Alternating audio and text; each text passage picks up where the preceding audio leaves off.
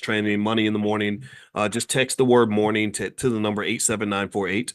Text morning to 87948. And also, I mentioned to you all that I created something new to go with money in the morning, and I call it Money in a Minute. And it's basically bite-sized financial lessons that you can get delivered directly to your cell phone every single morning, so that you can learn specific topics like stock options or whatever it is that you want to learn. And so the first Money in a Minute sequence is in the area of stock options. So if you'd like to sign up, the lifetime access fee is $299. But those of you that are in class can actually get lifetime access for 35% off. So I want to say it's maybe 230 or something. And you can share it with your whole family if you want to. So feel free to sign up. If you want to sign up, text the word Miami, Miami. That's money in a minute. So text the word Miami to the number 87948, and you can get access to Money in a Minute. And so what will happen is within 24 hours, you will start getting messages delivered to you that have 90-second videos that will give you some new concept within the area of stock options that you can watch each day that will make you stronger in that area. So feel free to take a look at that. All right. So anyway, I hope everybody's doing well. Let me know how your stock portfolios are doing. I hope that you're making an insane amount of money. I want you to be filthy, filthy rich. And what I'm going to do is I'm going to sort of break down what I'm seeing in the market, what I'm doing with my own portfolio, and also as we go along, I'll let you know about a stock that I plan to purchase that I'm just going to add to my portfolio that you can consider or take a look at if that is of interest to you. All right, so let's see who's in here. Give me a second here. I got all these screens up. I see you, Angela McKinney. Good morning, ma'am. And let's see who else is in here. I see. Let me hit the chat button so I can see everybody that's here. Elaine Johnson. Let's see. James Keller. Good morning, James from Philadelphia. Natasha, I love your beginners training to investing. It was so helpful, and I'm sharing it with family and friends. Yeah, absolutely. We did. I don't know if you're referring to the training we did on how to invest in the stock market. But everything, is each one teach one in the Black Business School. We do our financial education like soul food. This is like financial soul food, except it's healthy and won't kill you or give you diabetes or nothing. And basically, we want you to share it just like you would food, because knowledge is food. There's nothing better I can do for a loved one, I think, than to help them to become financially secure to avoid all of the problems that we run into when we have to deal with financial stress, financial anxiety. I know people who've been killed for $50. So to me, if somebody needs killing, you shouldn't kill them for $50. Make it at least 5,000 or something. I mean, I'm playing. Don't kill nobody. Don't go kill nobody. But seriously though, when you when you talk about economic desperation, you can see scenarios where people do desperate things because of money. And I just don't think that that should be our story. I don't think that has to be our narrative, right? Long term or short term. All right. So what I'm going to do is I'm going to pop in and look at some of your questions. And if you have a question, I only ask that you kind of keep it kind of tight and condensed so I can make sure I answer as many questions as possible. And then also in a second, I'll talk about the stock that I like for today that you can take a look at if you'd like. And also, let's see here, what else? Oh, and also if you're in the Black Stock Market program, you can log in, and I have a new set of stocks that I picked this week under what Dr. Boyce is buying. So for those of you that are in Prime or in the Black Stock Market program, the Prime members have free access as well. You can look it up there as well. All right. So in those who want to join Prime, where we generate income from selling stock options, feel free to go to drboyceprime.com. That's drboyceprime.com. All right. So let's see. I'm hopping in. I'm going to start answering questions here. All right. So the first question I see. Oh, there is no first question. Okay. So put your question in the Q&A section. That way I can see it. I thought I saw the chat and I thought those were a bunch of questions. Okay. So what I'll do is I'll start in the chat and then I'll work to the Q&A. So if you have a question, put your question inside the Q&A section so I'll see it. Natasha White says the May and June training for introduction to the stock market. Oh yeah, yeah, yeah. That was something we did, and it seemed to go really well. You guys really liked it. I always like to make sure that I'm giving you what you need, and I'm glad you guys enjoyed it a lot. And also we had our stock options summit in California, and I think at some point we'll just do a stock options summit online. So the stock options summit, we call that the SOS. Well, maybe the stock options summit online can be called the SOSO, the SOSO, right? So we're going to do it, not a SUSU, we're going to do a SOSO, where we're going to do some sort of stock options summit online where we'll spend the whole weekend going from A to Z with stock options. I'll talk you through it. I'll pull out the slides. We'll take a field trip. I'll break it down for you. And you know me, I always have the analogies and stuff because I think money is connected to life, and I want your regular life to help you understand your economics because they kind of go hand in hand. I'm not teaching you anything new. I'm only igniting the things that you've always known your whole entire life. All right, so let's see here. Okay, so the first question is, King May, Chipotle is down. What do you think? Chipotle is interesting because I saw where Chipotle was getting beat up online a little bit, with all these, I guess Keith Lee, the food critic, was talking about how little food they give, and apparently this guy's got a lot of weight in the food. It's crazy, and so after that happened, Chipotle ended up kind of getting blasted online pretty bad, where people were making fun of the fact that the food portions were not big enough.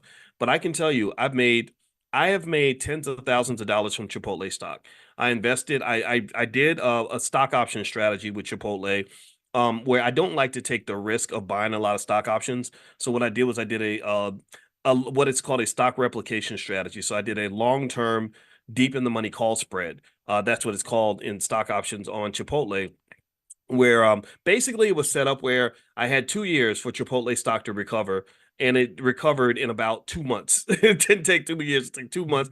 So basically, I just had this position, and it did really well. I did the same thing with Amazon. It worked really well. And Chipotle is just a strong company. And my belief is that when you invest in strong companies that have strong earnings and strong earnings growth, and you hold those companies for 5 years or more, it's very, very hard to lose. It's very, very hard to lose because these companies are going to survive and do well. Chipotle is one of those companies. So I think Chipotle is a solid investment. Although you can't predict things, I don't think this stink that's kind of on them now is going to last. They're just really good at adapting. They have great management. So do I think that it's a good price to buy? The fair price is 40, according to Robinhood, says Natasha. I don't think that's, let me see, what's the price of Chipotle? Um, Chipotle, Chipotle stock is trading at 61. Um, a lot of analysts really like it. I didn't see anything that says the fair price is $40. I don't think it's $40. I think it's higher than that, but I see that here. I see the research report says, now this is just Morningstar. So one thing you got to remember about analyst reports is that analysts in many cases are just wrong. Nobody really, just so in case you want to know, no one really knows the fair price of a stock. Nobody knows. I sat in the lab with the best financial scientists on the planet, with the best equipment, the best mathematical models at the highest levels, and seen people sit around and try to come up with the fair value of a stock. Nobody really knows exactly what the fair value is, and no one knows what the market is going to pick as the fair value of that stock. For example, Donald Trump's company is pretty worthless. That stock is worth about $1, maybe, if you want to be nice. It's trading right now probably in the 40s or something. Why? Nobody knows exactly. Can you really explain why human beings, do what they do? Humans be human and humans be human in, right? So basically we just the market just picks the value that it wants. What tends to happen though is that when the economy starts to crash or the market starts to collapse, you see stocks tend to gravitate back to their fair market value and the cream rises to the top. That's when you begin to scrutinize. The market becomes much more financially conscious. It's almost like at a party when everybody's drinking and getting high. Nobody's really paying attention to what's going on. Everybody's doing whatever they want to do. But after the party, when the police have arrived and the drugs have worn off, everyone's suddenly extremely aware of every little detail of their lives. And that's what a market crash, that's the visual I get when I see a stock market crash. The market becomes sober. So right now, with the market doing so well, the market's a little financially drunk. There are some stocks in there that are a little overpriced. The AI stocks are at the biggest risk of overpricing, although nobody knows for sure because everyone knows that AI is going to be this big, gigantic economic boom. That's no secret. That's no secret. Everyone knows AI is going to be a massive. What you don't know is you don't know who the winners are going to be in this new industry. You also don't know how massive it's going to be. You may think it's going to be mega massive, and it may not be mega massive. It may just be massive without the mega, right? Which would be a disappointment, which could lead to a correction, which feels like a crash. So effectively, you just don't know. So a lot of market growth has been collapsed into these magnificent seven stocks, the big tech stocks, the Nvidias, Apples, Microsoft, stuff like that. And there is a school of thought that says that it's at some point it's going to have to spread out. But then again, there's another school of thought that says maybe they really have the juice like that. Maybe their juice is that strong that they're going to just maintain this sort of market power for a long time. I doubt it. So to basically summarize with Chipotle. I'm looking at the report here on it. I'm a big fan of Chipotle. I'm sorry. I think the company has great management. They're run very well. The stock, it looks like it's gone down 5% this week, 1.3% this month. But year to date, it's up 34, 35%. In my view, if I wanted to approach a Chipotle, I would look at it as, okay, I like this company. That means I'm going to go ahead and marry this stock. And marrying the stock might mean I'm going to dollar cost average my way into this stock, which means that I'm going to consistently buy a certain number of shares every month or what every week and just keep doing that for the next 5 or 10 years. That means when the stock goes down, I'm buying a little bit more. When it goes up, I'm getting a little bit less. But either way, I'm in bed with Chipotle financially. That's where I'm going to use as my store of value. And remember, when you buy a stock, there are two things you want that stock to do. One is grow, right? You want your money to grow, but growth is not really the primary goal all the time. The primary goal is protecting your money, protecting your wealth, not collapsing. Just like in football, and when I was asking you all, like, what's the most important job of the quarterback? It's not to throw touchdowns. It's not to run the ball. It's not to throw passes or anything. The job of the quarterback, the first and most important job is to protect the ball. If you don't protect the ball, then nothing else matters. So Chipotle isn't just a great company, in my opinion, because of its growth potential. Chipotle is also a great company because I believe that the stock is not going to collapse on you as badly as some other stocks will if the market goes south. If the market goes south, a company like AMC is going to kill you. If the market collapses, a company like DJT, Donald Trump's media company, oh, that's going to make you cry. It's going to break your heart. But Chipotle, it's going to be pretty solid, I think. I mean, it could drop. Don't get me wrong. Any stock can drop, but it's probably going to make a comeback, and it's going to maintain a lot of fundamental value. Like there's a lot of meat on them bones, if you know what I mean. All right. So anyway, enough of that. Let's see here. Is Chipotle a good stock to do cover calls on? I don't think it is, Jonathan. I think there are better companies out there for sure. Errol, do you expect a market correction at some point this year? I really thought that there would be, Errol, and I think that there could be because the market's very fragile.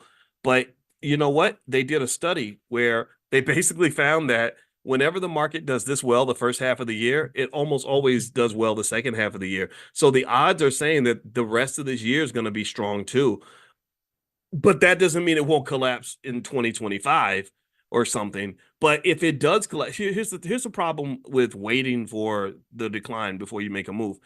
When you sit on the sidelines waiting, what happens is that you're missing all of the upward trajectory that occurs while you're waiting, right? So if let's say that I want to buy a stock and the price is $20, and I say, oh, I think it's gonna go down. I'm gonna wait till it gets cheaper. So then it goes to 22. And you're like, oh, I'm going to keep waiting. 24, you keep waiting. 26, you keep waiting. 28, 29, 30, 34, 35, 40, right? It hits 40, and you're like, I'm going to keep on waiting because I want this stock to go down. And then then it collapses, right? Then you have like the worst day ever, right? Then the stock drops from 40 to 33, right? That's a massive drop. But 33 is still higher than the 20 you could have bought it at 2 years ago. Do you understand what I'm saying? Yeah, you had a little bit of a win if you're not financially conscious. You have a recency effect. You think, oh, well, it went down from 40 to 33, so this stock is cheap now. But what you've forgotten is that stock also went from 20 up to 40, then down to 33. So you missed that whole climb. It's like relationships. You know what people, they have a breakup and they say, I'm never gonna date again. I'm gonna stay in my house and never date a man, date a woman, whatever, for the rest of my life. And then someone comes along and says, well, it's better to have loved and to have lost than it is to have never than to never have loved at all. I said it wrong, but you get the point, right? Well, what does that mean to me? What that means to me is like it's better to have invested in the stock and lost a little money than to have not invested at all or to have waited until the crash. If you wait until the crash, yeah, you're sure you're getting the stock cheaper, and you miss the overpricing of it, but you also miss the climb. You missed that whole climb from 20 all the way up to 40. Now maybe the last seven was garbage. The last seven kind of got taken away, but you had the previous 20 points of that stock that you missed out on. People do that in real estate all the time. I never understand that when people say, I'm not going to buy a house now because I'm going to wait for housing prices to go down. I need you to go look at any major area in the United States and look at the real estate market. And I want you to show me one decade where the real estate in that major city was cheaper 10 years later than it was 10 years before. You're not going to be able to find it. Real estate always goes up in price. And this is where, when we do our financial consciousness exercises in the morning, this is the kind of stuff I want you to be able to think about, because money consciousness is a very important part of money acquisition. If you can't acquire something and control something if you're not conscious of how it works. So part of financial consciousness is just knowing that, knowing little things like I remember seeing this news story from 1983 where they had some serious experts that were talking about how overpriced the San Diego housing market was. And they said, according to recent studies, the average home in San Diego costs $88,000. And they're like, oh my God, that's so insane. Who would ever buy a house for $88,000? And that looks ridiculous to us now. It's like a joke now. But some of your parents went and bought that house for 88,000 in 1983, and that house is worth $1 million today, or half a million. So don't get I wouldn't get caught up in trying to time things. If you want to invest in Chipotle, then I would consider investing in Chipotle. This is not investing advice, but if you overthink it, you're gonna mess it up. That's a part of consciousness too, is knowing when to kind of tone it down and not talk yourself out of doing what you need to do. All right. Okay. Let's see here. Natasha says also Ian Dunlap from Earn Your Leisure said that the price to get an Nvidia is 107 or 112. Your thoughts? You know what? I never met Ian, but I like him. And I'll tell you that the research says that trying to predict an individual stock price is kind of a fruitless exercise. It's widely done by market analysts all the time, and the reason it's done is because people believe it's possible. It intuitively seems like you should be able to just, someone says, "Oh, the stock price is too high," or "It's going to go down," or "It's going to go up." It's not so easy to do. It's not. In fact, there's a whole theory around this. They won a Nobel Prize on this, called the random walk hypothesis. And the random walk hypothesis basically says that stock prices move in a random walk, like a drunk person. Like a drunk person, his walk is random. You don't know if he's going to go left or right, forward or backward. You can't really predict individual stock prices like that. And also another thing that I can tell you as a person who's just kind of gone through all the math on how a stock price is formulated, nobody really knows what the true value of Nvidia is. That's the enigma of Nvidia. The price right now of Nvidia is 122.09. That price could either be incredibly high or it can be incredibly low. You will not know probably for another 5 or 10 years. Just like right now in 2024, we could look at prices in 2016. We could look at Apple and we could say, holy crap, in 2016, what was Apple trading in 2016? Let me see here. Apple, let's look up the history of Apple stock. Let's go on a little digital field trip here. Okay, Apple stock. Okay, Apple stock price. Okay, so let's pull this up. The price of Apple right now is $219. Okay, I've owned a substantial stake in Apple. I think I sold some of my Apple, not because I hate it, but because I wanted to do something else with my money. But anyway, so you look here and you see that Apple stock is trading for 219. Now, if I look a year to date, it's gone up by 18%. The last year has gone up 14%. Last 5 years, it's gone up 329%. So the last 5 years, so that means if you bought Apple in 2019, you could have got it for $50.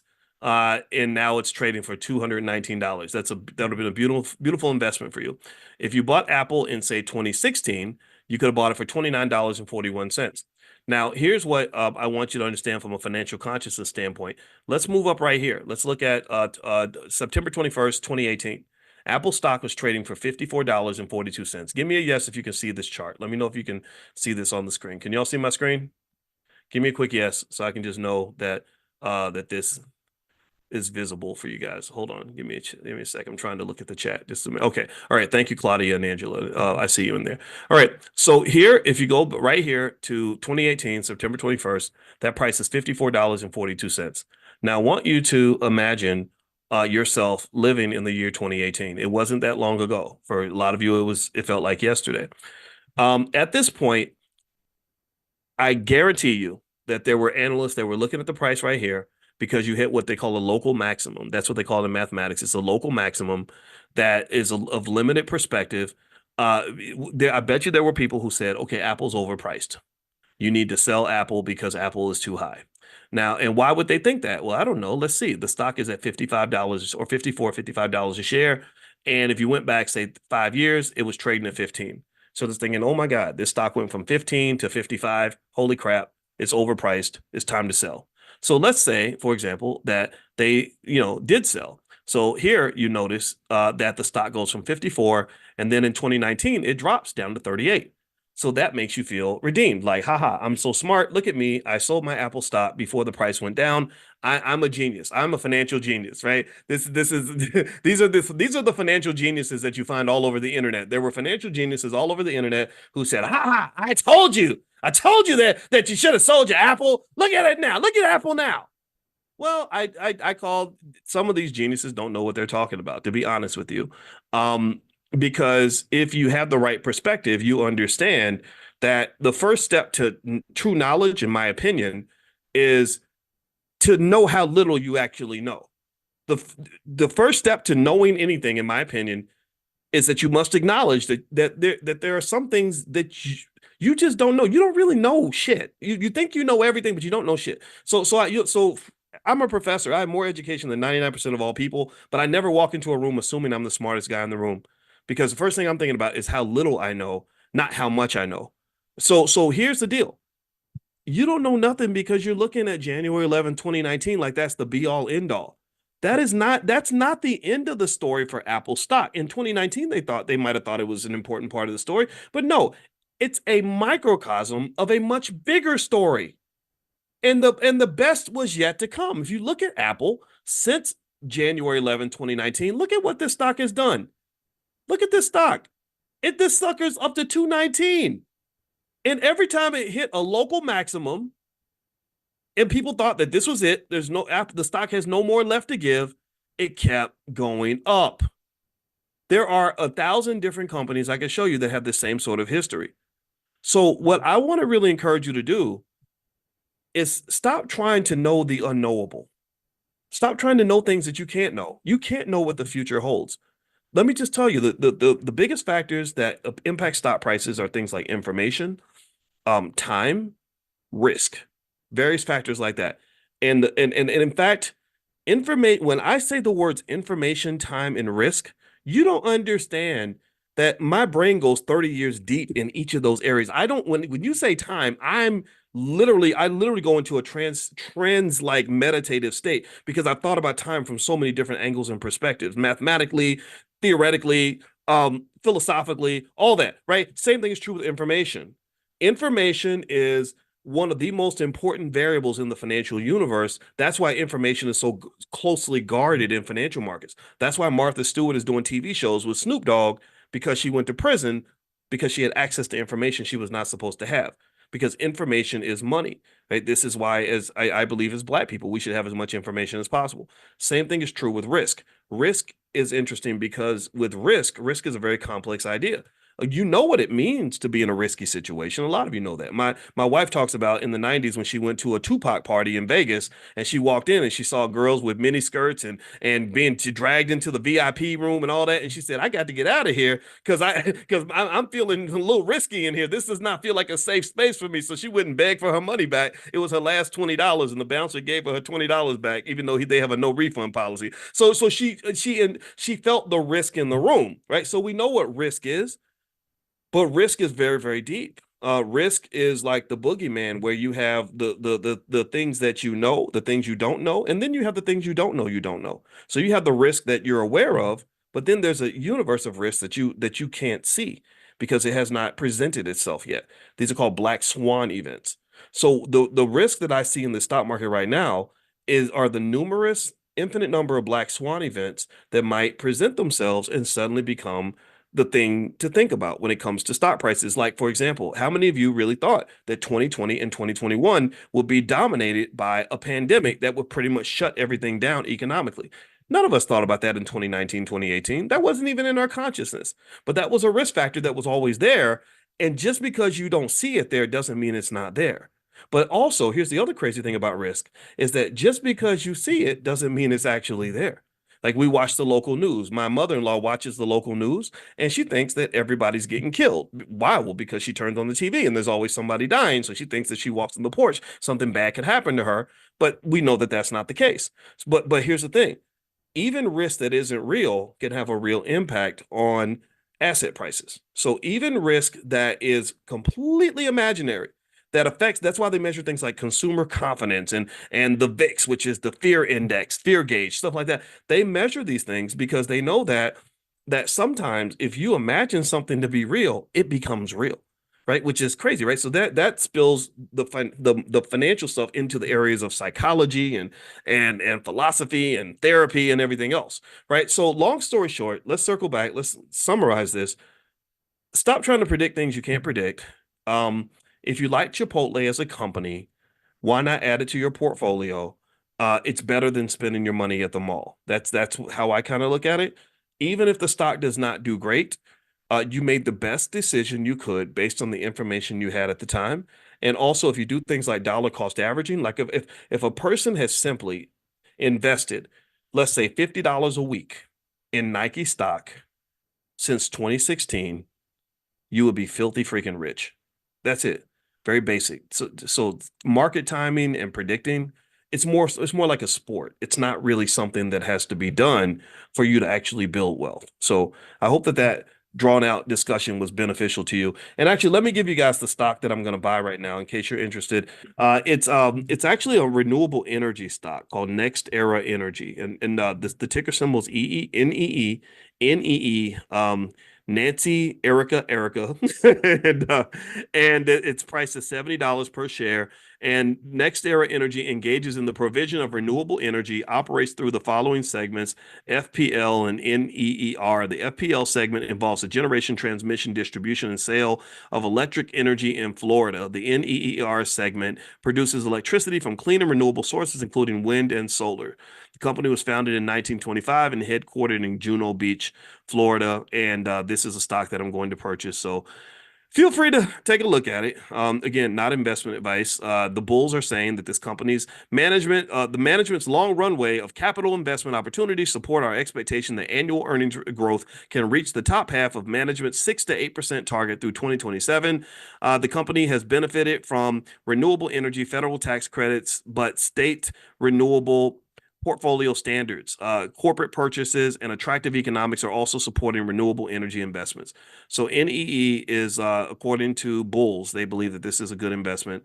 It's not the one that's gonna, the one stock ain't gonna get you out the hood. So make sure you're diversified. Diversification is important, but that's a stock I'm gonna look at. Not investing advice, just me sharing what I'm looking at. Okay. All right. So let me get to your questions again. All right. Claudia, Dr. Boyce, I'm in London, UK, signed up for Robinhood and Trading 212, trying to purchase shares in VOO. However, Robinhood does not support, and Trading 212 has S&P 500 ETFs. Is this the same as VOO? Yeah, yeah. There we go, Claudia. And shout out to Black London. I every time I think about Black people in London, I smile because y'all gave me so much love when I was there, and I haven't been there since 2017 to do an event. Well, actually, when I was there with my wife, I did do like kind of a pop-up event, and a lot of you came out. I appreciate that very much, and I just love y'all. I love London. I think Black Americans, we can learn a lot from what's happening in Black London because I saw a lot more stable families. I saw a lot of Black professionals that just really are doing amazing things, and I really think that you should be proud of that. So anyway, but yes, if you're investing in an S&P 500 index fund, that's very close to VOO. The $5 a day plan, which is, again, that's free. Blackwealthmasterplan.com is where you can go. Blackwealthmasterplan.com. It's very, very simple. And literally, if a person simply bought SPY or VOO and did that consistently and didn't sell the asset, your family will be rich in less than a generation. And also remember this, that I mentioned to you all, I used to talk about investing for your children, and that message resonated with a lot of you. I probably said it to 50 million people by now or something, but really I realized that the message could be refined in a way that allows us to be a little more selfish. So even if you're a parent who hates your kids, then this can work for you, because remember, wealth is it's an asset. It's a thing. It's this thing that can be used to achieve certain goals and to meet certain needs, similar to like a car. And so in our household right now, our biggest dilemma is we have two cars, but we got four grown-ups in the house, or two kids who think they grown, and then me and my wife, we really are grown-ups. And all four grown-ups want to use the two cars. Well, you know what? We share cars. When one of us isn't using the car, the other one is. And wealth is the same way. When you're investing for your children, you're really not just investing for them, you're investing for yourself. But I sat with a couple yesterday. We did a consultation, and it was a young couple. The father was 30. Well, not the father. They don't have kids yet, but the man was 33. His wife was 29. And I just, had so much fun talking to them about, the next 20 years, because I was 33 20 years ago, and I was just sharing everything I could share with him about that. And I said, you're gonna have kids, right? And they said, yeah. I said, okay. So yeah, so when you're investing now, you're investing for your kids, and time is your greatest asset. So the sooner you get started, the sooner you can build that wealth. If you give me enough time, I can make anybody into a millionaire. It's very easy to make anyone into a millionaire if they have time and consistency. Just like it's no different. It literally mathematically is no different from walking from one side of the city to the other. If you have enough time, it doesn't even matter if you're walking really slow. If you give yourself enough time, there is a certain amount of time that if you keep walking and you walk consistently in the right direction, you will have an accumulation where will have covered any distance that you can imagine.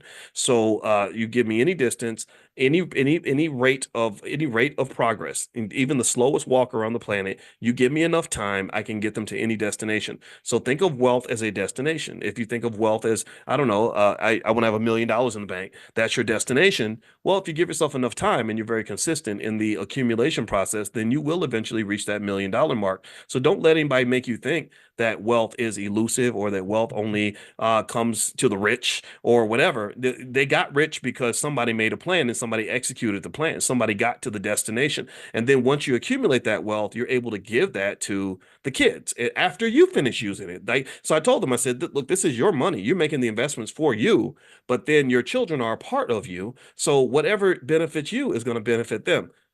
On the negative side, whatever harms you is going to harm them. If you're not healed and fixed and you're doing terrible things to yourself, then chances are you're going to be doing terrible things to your children. If you're making bad choices, then those bad choices will curse your children. So make the good choices, and then you can bless the kids, and they can have this wonderful life, and then their kids will have a wonderful life. And that's how wealth kind of gets created. Another reason that people don't build wealth tends to be either they don't believe they can do it, because the propaganda is that it's impossible unless you were born rich. They don't, or maybe that no one ever incorporates or instills either the discipline or the requirement that they build wealth. So, for example, it's very easy to build wealth. It would be really easy for me to build wealth for anybody in here if I was able to force you to do what I told you to do, right? Not that I would want to do that. I don't want to be a dictator, but if I had that power, to use it in a good way, I would force you. I would say, no, we're going to take 10% of your check and we're going to put this in the stock, or your stock portfolio every week, whether you like it or not.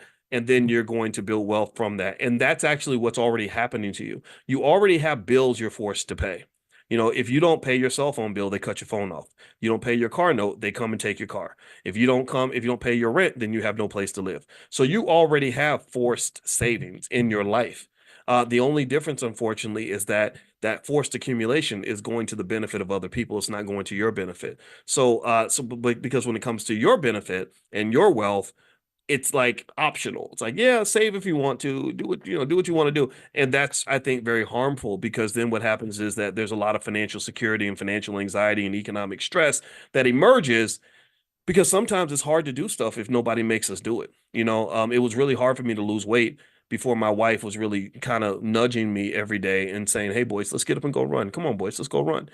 Before when I made the decision, I never did it, and that's why I kept getting fat. All right, so let me keep reading here. How can I give my 14-year-old grandson Chipotle stock? Zakia, I would buy it for myself, and then maybe you can tell your son that you're getting it for him, or and then when he gets old enough, let him get an investment account, and maybe you can buy him some shares through the account. I think that's the easiest approach. I mean, you can gift people stock and actually buy the stock certificate. I got to find a website. There used to be a website, I think it was called Gift to Stock or something, but I think it went out of business. But you could actually buy a stock certificate and have that given to somebody in your family. And if you want to do that, and there's nothing wrong with that, it's good maybe for illustrative purposes or to symbolic effect, things like that. But really, if your goal is just to make sure he has the benefit of owning the stock, I would just buy it for yourself and then just let him know I'm putting something aside that's going to be for you. But I would not I don't believe in giving kids a whole bunch of money. I think we've talked about that. I think the kids, unfortunately, they don't have the economic consciousness or the maturity nor the appreciation for how hard you had to work for that money. And if you ever want your money to disappear, just give it all to a kid. Um, do you have other energy ETFs like URA? Yes, I do, not Natika. I have URA, uranium. It's a uranium stock. Uranium is supposed to be in short supply. Most estimates, most experts predict that uranium is going to be a high demand asset in the near future. Sherelle, what do you think about the latest news regarding Maxion Technologies? I don't know anything about Maxion.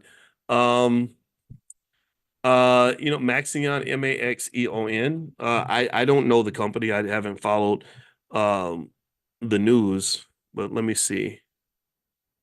Okay, so Maxion Solar. Oof, Lord Jesus. Ooh, Lord. Oh my goodness. Oh, oh Lord. Oh, oof. Oh, oh. I don't like what I'm seeing with this company. Maybe this could be kind of a long shot bet, like betting on that horse that has 80 to 1 odds or something and it may hit, but there's nothing about this company that tells me this is a healthy company. The stock has dropped in the last 5 years, the stock has dropped 99.44% in the last year. In fact, the last year it's dropped 99%. Whatever that is, and I can see they're losing money hand over fist. So they're probably struggling for cash. I know that they're suffering major net losses. There's no indication recently that things are getting better for the company. So this company is probably in danger of bankruptcy. And so if you want it, and then they're based in Singapore and so when you talk about foreign companies that are struggling financially, that's very risky. But then again, the stock's 18 cents. So if you're in a gambling mood, maybe you buy a few shares and just maybe if it goes from 17 cents to actually while I was talking, it went from 18 cents to 17 cents. That's how bad the stock is falling, it looks like.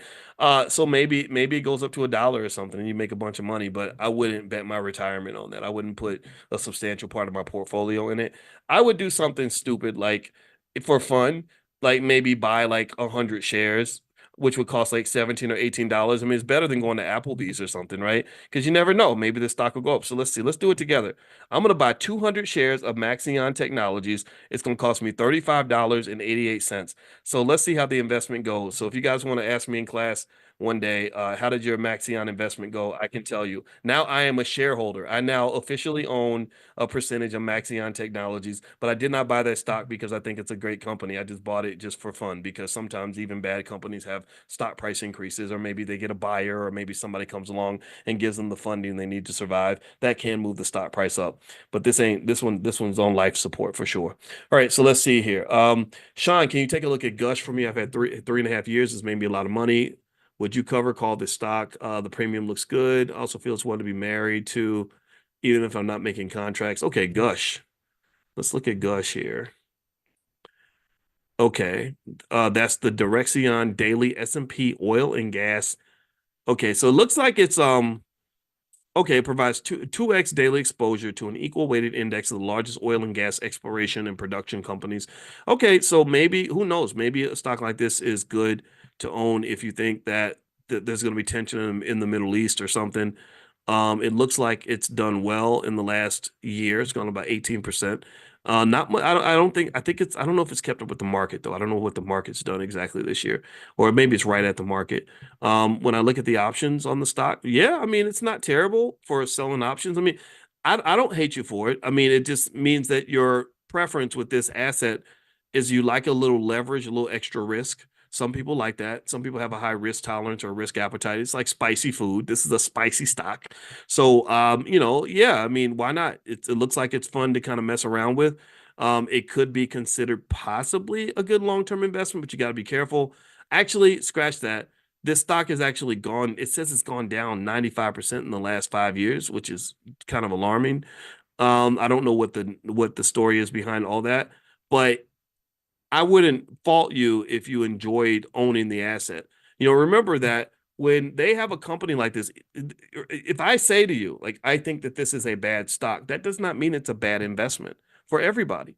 Because think about this, this stock has trading volume of 387,000 shares yesterday, I believe, which, and let's see, I don't know how many outstanding shares their average volume is 491,000.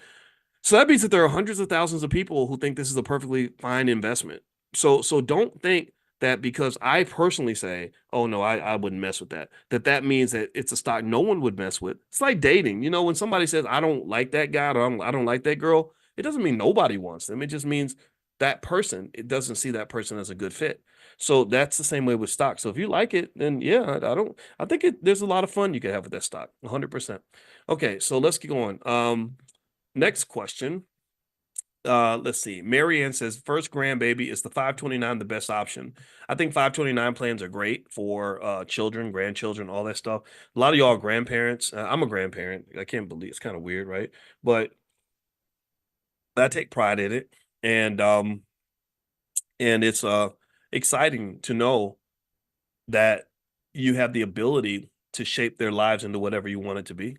You've got 50, 60 year head start on them, and their lives are just getting started. You know what's down the pike for them, if nobody prepares for them. And so I think that the ultimate sign of love is to, use some of those assets and start planting those seeds for them. If I have a 3-year-old grandchild, which I actually do, I know that I've got about 22 years or so before he really needs money and he's in a financially conscious situation. In 22 years, I can take a small amount of money and turn it into a very large amount of money. It's very easy to do. In the $5 a day plan, I was explaining that if you invested simply $5 a day in the S&P 500 and you give yourself 20 years for the money to grow, that kid's going to have over $100,000. And I can tell you what, $100,000, 20 years, 25 years from now won't be what $100,000 is now, but he'll appreciate that money. That money will still matter for him. And if 100,000 ain't enough, that's fine. Just do $10 a day. Then it goes to 200,000. Or maybe you do $20, maybe, or sorry, yeah, $20 a day, which makes it into 400,000. I bet $400,000 will be a lot of money in the year 2045. And the thing about it is, what's really sad is that there are millions of kids where nobody's doing that for them. Nobody's nobody's even thinking about the future because people can't think about the future. People are not very conscious. They're not imagining what life will be like in 2040 and 2050. I think about that all the time. I always do. And a lot of people just don't think about it. And then it gets here and then your kids are in the mud just like you were. They're struggling financially. They're all stressed out. It's only going to get worse. Inflation ain't never going away. Inflation does benefit the elite and it benefits those who own assets. That's why they'll never stop inflation because with inflation, they use inflation as an indicator of a growing economy. And so when they have a strong economy, it tends to boost inflation, and inflation is typically hand in hand with a strong economy. And the problem is that it's very strange because it's like we'll see the inflation and we'll say, wow, the economy's really taken off. And so we got to watch the inflation, but we know inflation tends to go hand in hand with a booming economy. But then workers' wages don't keep up with the rate of inflation. So there's like a little bit of wage suppression that occurs due to the fact that the elites who decide how much inflation we're going to have and all this other stuff, they're also the ones who don't necessarily work very hard to make sure that workers' wages and incomes keeps up with inflation. They don't care. They just say, hey, you know what? If you don't want to take the job for $20 an hour, we'll find a we'll bring in some Mexicans that'll do it at that price. That's the logic. So to me, the ultimate form of economic protection for yourself and your family is to invest in stocks and things like that, and stocks and real estate mostly, so that your wealth will keep up with the rate of inflation and will keep up with where the elites put their money. Congressmen, and I told you I don't like politicians that much because they're just a bunch of selfish bastards who do what's best for themselves. So I don't ask politicians to do what's best for me because I don't think they're going to do what's best for me unless it's already the best thing for themselves. What I do is say, okay, what are they doing? Where are they putting their money? Where are their economic interests? I'm going to get on the same boat as you because I know that you won't sink a boat that you're on, you selfish bastard. You understand? Like this idea of altruism and people just doing the right thing just because that doesn't typically happen very much in a capitalist society because I told you capitalism is a form of economic pimping. That's what it becomes in its worst form. And I just really think it's important to understand that. So anyway, let me keep going. Barbara is having a dividend stock a better strategy for an individual 65 and older to have passive income. I think the best form of passive income is selling stock options, but dividend stocks do exist. I created a list of dividend stocks that I put together. I'm going to try to see if I can find that list for you, and I'll put it in the chat so everybody can grab it. Or also maybe what I can do is I can text it out. Get on the text list, and you get on the text list for Money in the Morning, and I'll send it out to you guys. The way you get on the text list is text the word morning, MORNING, to 87948. Text morning to the number 87948, and I'll send that list of dividend stocks, and I'll also send you an invitation to join us for Money in the Morning, our financial consciousness training. All right, so let's see. Next question, and I'm gonna try to find that list and just put it in here too before we're done. I just have to go dig through all my stuff. All right, so let's see. Next question is not on my screen. Okay, here we go. What are your thoughts about GOVX? Okay, GOVX, GOVX, GOVX. That's GeoVax Labs. Okay. Okay, the company's had some trouble. This dropped by 93% in the last 5 years. They're losing money hand over fist. This is a company in distress. If you think that the company can survive, then maybe an investment just sort of is sort of a hope that perhaps this company will get out of whatever tough situation it's in. Pharmaceutical companies have all that jump risk I mentioned to you, all where the stock can really jump like crazy. We had a stock in class we were talking about, and the week after we talked about it, it went up an insane amount of money, and that was because it was a pharmaceutical company, and that's kind of what they do sometimes. But they can also go down by a lot of money too. So you don't want to ever assume that it's going to be one way or the other. It can be both. As long as you're ready to accept both, then that's okay. But if you get to the point where you think that market prices can only go up, then that's kind of where you're putting yourself at risk. All right, so let's see here. Next question is APLS. What are my thoughts on APLS? Let me look it up. Yeah, I remember us talking about that stock before. Applied Sciences, if I'm not mistaken. Okay. Apellis Pharmaceuticals. Apellis Pharmaceuticals. Okay. Let's see here. That's another company that's had some issues. The last year has gone down 60%. Um, the analysts seem to like it. They're losing money, but they're losing less than they were losing before. I don't think it would be a terrible risk or terrible investment to make if you're into pharmaceutical stuff, based on the caveats that I mentioned before. Let me see. I'm trying to find that list of dividend stocks. I can't find it right here, so I gotta go and dig it up because I don't know where I put it. All right, so let's see. Next question is from Natika. Okay, what do you think about Samsung Electronics? I think Samsung is a great company. I like Samsung. They compete with Apple. They're good at making money. I don't see anything wrong with that organization. I think it's just in terms of solid companies. A lot of times, if you're not sure about, sort of whether an investment's worthwhile, I think just sort of looking to see if that company is just a solid company can go a long way in terms of letting you know what to do over the next 5 or 10 years. Because while it's impossible to tell you what a particular stock is going to do in the next 2 months, 3 months, or whatever, it's not hard to tell you what a particular industry is going to do over the next, say, 10, 15, 20 years. Okay. So it's very easy. Stevie Wonder can see that AI is going to be the next big thing. AI is similar to what the internet was. In the year 2000, if you go back to what people were saying back then, every single person knew that the internet was going to be the absolute economic beast of our economy. What they did not know was which companies were going to dominate, or exactly how much money would be made from the internet. So a better investment in the internet in the year 2000 would not have been to go and invest in the best companies of that industry.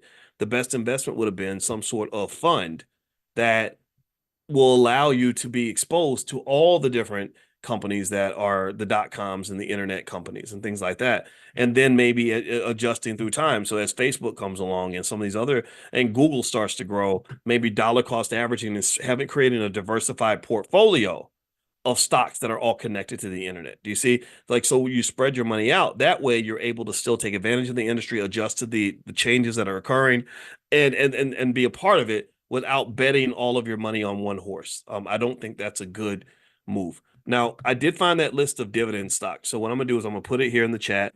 If you guys want to take a look at it, I jokingly called it my list of dividend monsters. So when you get to the page, you're going to literally see a bunch of little monsters, little financial monsters sitting at a table because I'm just goofy like that. In case you don't know, I do have a really goofy side. Like I surprise people sometimes because they come to my YouTube channel and I love to play video games sometimes.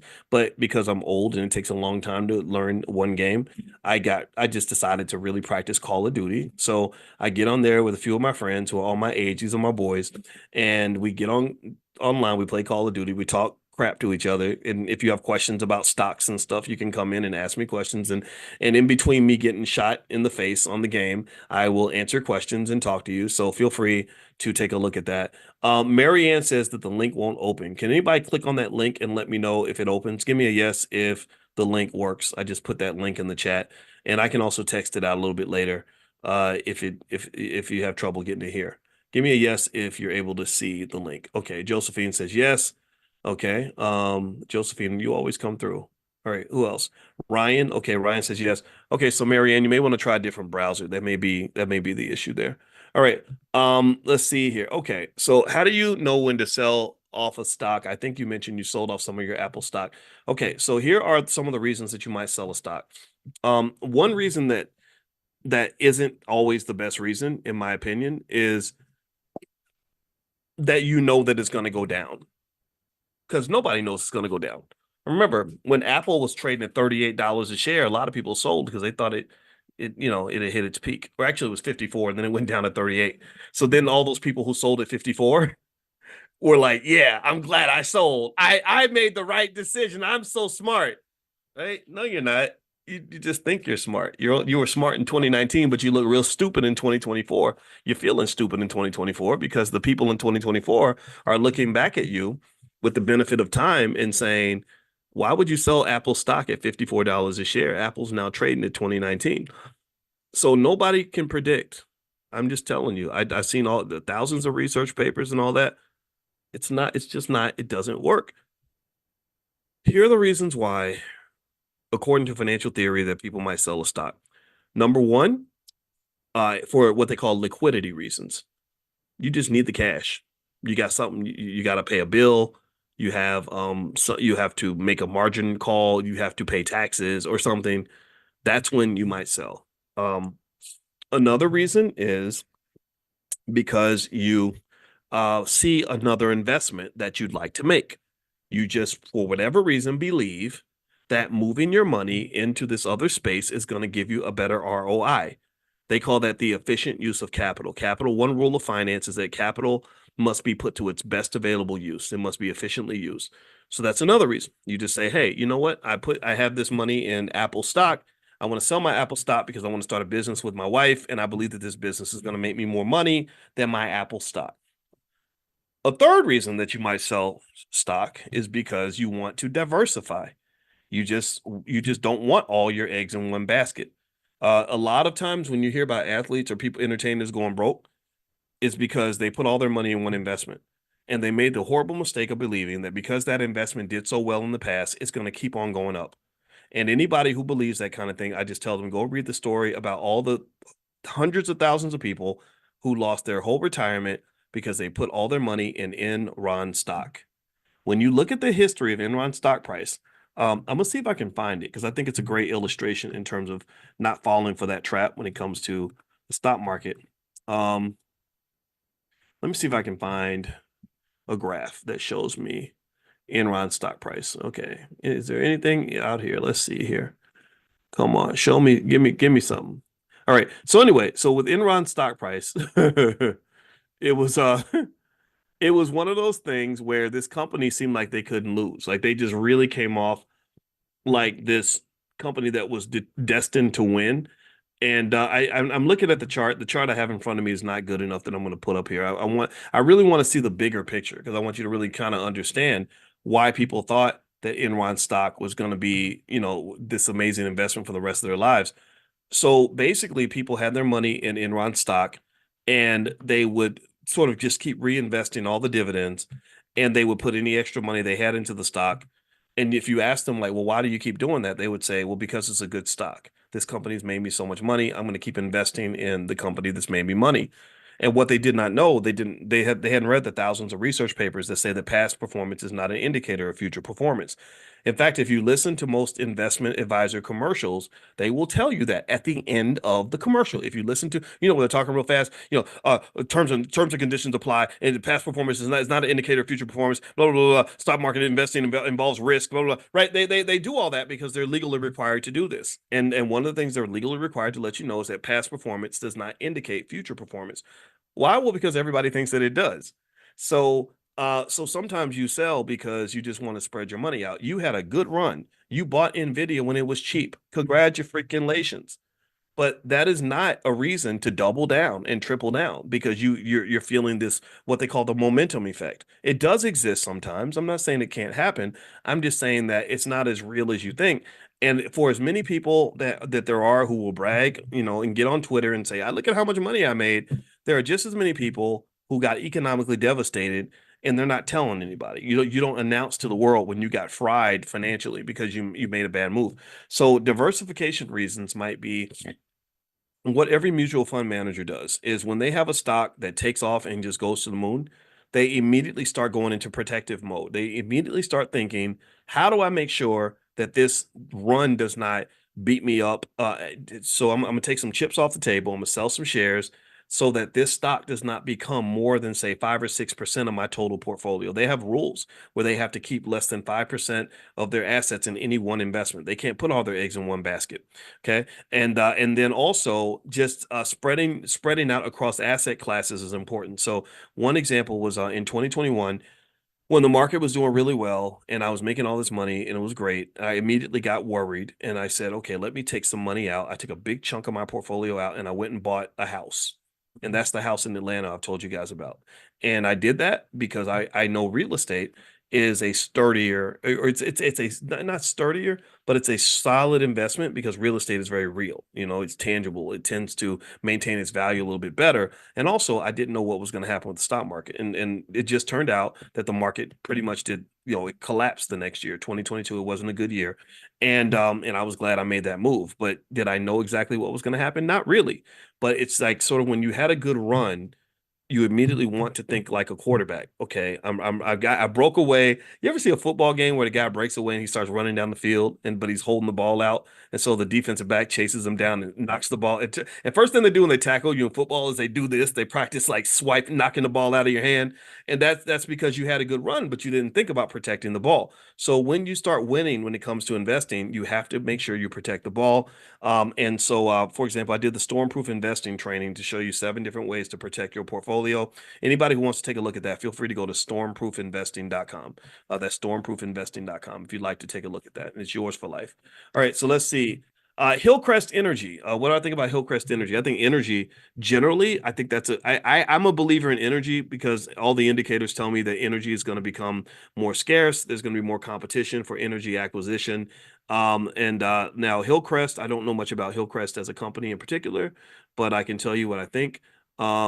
HLRFT. You know what? I don't think Hillcrest is on. It's not on Robinhood, and that's the only app I have open. So yeah, so if you log in at the blackstockmarketprogram.com and you want to leave that question for me, I can go look it up on my E-Trade account, but it's not on Robinhood. So it sounds like it's a stock that's not widely traded. I don't know if it's over the counter or pink sheet or something, but that to me is an indicator that maybe that's not a great place to put money. I believe that most of your money, stock market investing wise, in my opinion, not investing advice, but in my opinion, is that NASDAQ and NYSE are good places to be, and also S&P 500 stocks tend to be the best long term. Okay, a couple more questions I'm going to bounce out. Michael Ruff, good afternoon, Doc. How do you feel about Delta Airlines stock? You know what? I From what I saw, Delta, I remember seeing some reports about Delta and the airline industry. Airlines are just such a weird industry, but Delta seemed to stand out in terms of being better than the other airlines for a lot of reasons. Yeah, I think it was Delta. I believe it was Delta that was actually able to kind of make a profit and everybody else is kind of getting their butt kicked. I like Delta as a long-term investment. And I think right now it's cheap. It's gone down by about 9% this month. So yeah, I think it's a solid business from what I've read. I know that they have a lot of analysts that are very favorable on Delta. So I'm a big fan of Delta. Do you still hold SVV? SVV. Gosh, I don't remember what it is. Oh, Savers Value Village. I think I bought it because I like the options market but no, it wasn't the options. And no, I do own it. I think I own it. I think it's in my E-Trade account. I just don't remember all the stocks that I buy because I buy a bunch every week. So, but I do believe I mentioned that one and I was buying it as I was talking about it. And it looks like it's doing well. I'm looking at it now. I know it went up today. Let me see how. Oh, 8% this week. Okay. Oh, down 12%. Oh, down. Ooh. Okay, so this one hasn't done so well this year. Okay, let me take that back. Yeah. So if I own it, a lot of times I'll buy stuff and just sit it in there and let it sit for a while. So, and remember, even when a stock doesn't do what you want it to do, remember that's better than wasting the money. At least it's storing some of your value. So even if a stock doesn't go up the way you hope it will, by investing, you at least give yourself a chance to have your money grow. If you spend your money, it doesn't grow. Dead money doesn't grow into anything. All right. So last couple questions. Okay, you're asking. The Michael's asking about Neo. So let's look at Neo.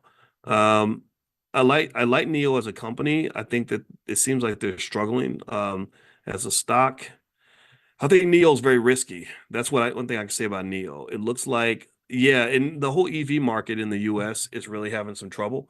So if you believe that Americans eventually are going to come around when it comes to EVs, then maybe Neo is a good place to put money because Neo will eventually emerge once the sentiment toward EVs improves.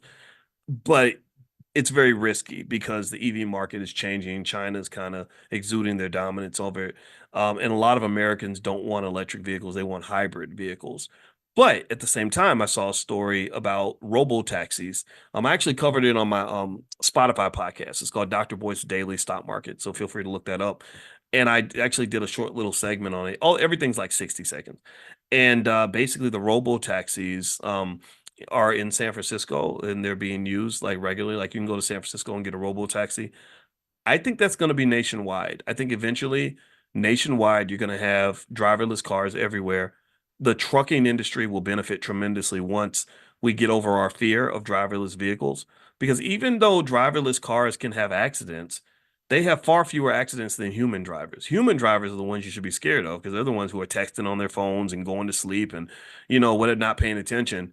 Driverless cars have so few accidents that when it does happen, it becomes national news. Like, what if it was national news every time a human had a car accident?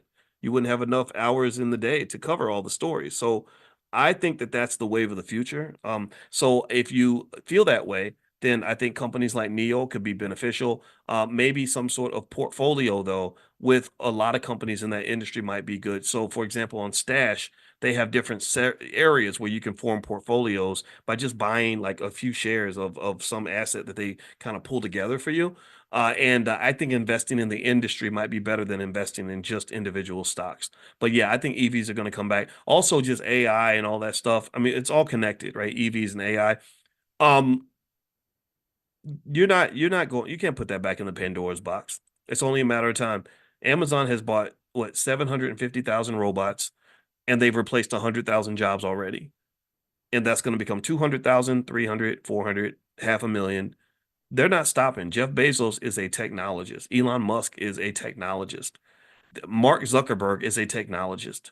These guys and their teams are on top of AI, and they're going to use AI every chance they get because all these men, every single one of these men, has been accused of workers' rights violations in one form or another. You know, Zuckerberg has been accused of misusing people's data, mistreating workers, and all this other stuff. Elon Musk is just a big old prick. He don't even like black people. He's a apartheid South African guy and who's all up into technology and AI. He fired 75% of the workers at Twitter when he took Twitter over. And then Jeff Bezos has been accused of abusing Amazon workers, where they say that they have to work so hard they don't have time to go to the bathroom. Remember that where the truckers were saying they had to pee in a bottle and all that stuff. They don't want to deal with all that. You know, these wealthy industrialists want to use robots and they want AI as soon as it's available, and the government is not going to stop them. If you notice, all of these people, almost all of them, I don't think Bezos was, but all these people were like brought before Congress and they had all these big hearings and nothing happened after the hearings. It was just like, okay, let's do the dog and pony show. Let's pretend like we're being tough on them. And then let's let them go do whatever they want. They didn't do anything. There was no follow-up to that.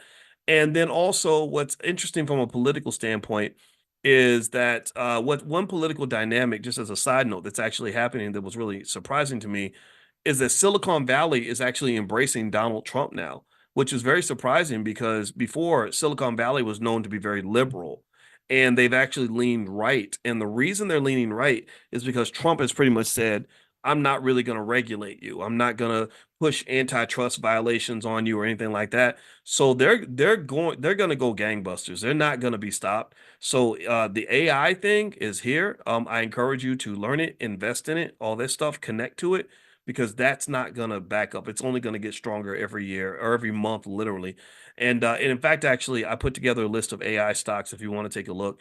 If you text the word stock to 87948, then you can get the list sent to you. A lot of you may already be on that list, but text the word stock to 87948. And also, as a companion to Money in the Morning, we're doing something called Money in a Minute, where every single day I send you a 90-second training on some topic related to stock options each morning to kind of help you learn it within the flow of your day. So if you're interested in that, just text the word Miami to 87948. Miami stands for Money in a Minute. So that's something that we're testing out in the Black Business School to make financial literacy more of a part of our daily flow. Like I want you thinking about this stuff every single day. That's how you become a financial expert, financial genius. All right. Last quick question. How do you feel about Boeing and Roblox? I don't like Boeing. God, Lord Jesus. They're just the problem with Boeing to me is in a normal world, let me look at Boeing stock. Okay, so Boeing stock in the last 3 months has gone down just only 2%. It's gone down 28% this year, 12% in the last year, 50% in the last 5 years. Um, all that would normally say that this stock is undervalued, possibly, that maybe the market just can't appreciate a great, airline production company. But Roblox, I'm sorry, I got Roblox in front of me. Boeing is so bad that they're almost acting like criminals right now. Like they're literally talking about prosecuting people because they're so bad at what they do. The only thing that's really kept Boeing in business to this point, in my opinion, is that they don't have anybody else that can do some of the jobs that they do. But I literally feared for those astronauts that were on a Boeing rocket ship going to the space station. I said, man, this whatever they're doing, their culture is so bad. There's something wrong with Boeing. And so, long story short, I wouldn't touch that company just because what I'm afraid of is not what they've done and what I've seen. What I'm afraid of is all the stuff I haven't seen. Like I'm really sitting here thinking I think it's like seeing a roach in your kitchen. If you see the roach in your kitchen, you know there's not one roach in your kitchen. You know that. Anybody, I don't know if anybody else had roaches in the house. If you didn't, then good for you. You were privileged. Roaches were like siblings to me. I had no fear of roaches. You just flick them off the sandwich and you keep on eating. And so if you come in the kitchen and you see one or two roaches in your kitchen, you know that ain't those are not the only two roaches, right? You kill the first two, you've got a whole family up in there somewhere that you got to find. So I feel like with Boeing, no, I feel like we've only seen two roaches in the kitchen. That's my point. So that's why I would not want to invest in Boeing stock because that information is the biggest driver of a stock price. So information is not just what you know, it's also what you don't know. And then it's also what you don't know. And so with Boeing, what we don't know is massive. What we do know is horrible. What we don't know is probably pretty massive. And what we don't know could be even worse than that. So I would not put my money there. Roblox, eh, you know, it hasn't done so well over the last 5 years, that's for sure. Um, the analysts kind of like it.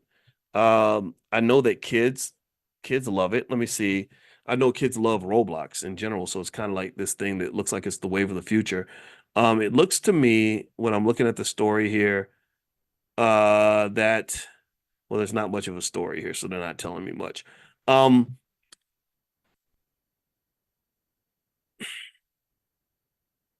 I don't have much of an opinion on Roblox. I wouldn't buy it myself, but I don't see it as something that if there are many places you could put your money, I will say this: there are better places to put it than Roblox. How about that? There are so many other companies that are better industries, have better management, where there's much more certainty. But if you have a special interest in this particular industry or you have an affinity for this stock, then there's nothing wrong with owning it. I think it's really okay to just look at a company and say, I want to be in that business and just aligning with that business. It's like if you want to be a hairstylist, sure, maybe you might know that maybe the hair salons are going out of style or something like that, but you just like it. You like the industry. You want to be in it. I think that's okay to invest in something because you like it. I really do. I don't think everything has to be about the money all the time. You don't want to put your money in places where you're going to lose money. But remember, one thing about stock prices is really important. When I was explaining to you all the random walk thing, how nobody can predict what a stock price is going to do. Well, one other thing about stock prices is that the price that you see is the right price at that time. The price that you see is the right price at that time. It's like when I think about my dating life, for example, and you might go back 20 years and say, "Boys, why were you dating this other person instead of dating your wife?" Well, because that was the right choice at the right time. I didn't know that I was going to be married to my wife. I didn't know who was going to be my wife. I just made the right choice, which felt right at the right time. Right. So basically, stock prices are the same way. If you ask me, do I think that Roblox is undervalued? The stock is lower. Do I think it's undervalued? I could speculate on that, but I'm speculating on nonsense. I'm speculating on something I don't know. Because remember, information is like you could think of information flow like a door. There's like a magic door where the information comes out, and when the information arrives, all the analysts put that information into the model and they say, oh, no, this is the new stock price based on this information. But most information about that company is behind the door of time. You don't know what black swan events are going to happen with Roblox in the next few years. You can make predictions, but all the predictions are part of the information that you have access to. Do you understand? The stock price that you see, this is I hope I don't get too deep with you guys on this, but the stock price that you see is really just this mathematical culmination of all available information out there about the stock, not just information about what has happened, but all information about what is expected to happen. They sat in the earnings call. They listened to the CEO. They listened to the projections. They made the speculations based on what the industry is going to do, what little kids are going to want 20 years from now, all these other things, right? They've looked at all these things, and based on all that available information, they come up with this stock price. They call that price discovery. But again, there are some things. There's some my one of my wife's favorite singers, and she's coming to Chicago, and I want to see anybody know Olita Adams. Olita's the best singer ever. I don't know why she's not famous. Everybody at the BET Awards was twerking. They should have had Alita up there. Alita would be better for the black community. And she has this song where she says, "Everything must change," right? And she says, the young become the old, mysteries do unfold. That's the way of time. I can't sing, but Olita can sing it better. But it's a great song. I used to listen to the song over and over again. The most beautiful song I've ever heard. Well, the thing about that is that's how stock prices kind of operate. That mysteries unfold because that's the way of time, right? As time goes by, more mysteries will unfold about what the true price will be, but you will only know the true price after all the events have happened. But based on where we are right now, if you look at the price of Roblox, the price that is there in the market is the best price estimate available based on all information that has been revealed. And as new information gets revealed, you see the price adjust. Like the price of Roblox probably changes every single day. That's because new information is being impounded every day. So when you ask me, do I think the price is going to go up? Do I think it's a good investment? I don't know. All I can say is that based on all available information, the price that you see is the right price.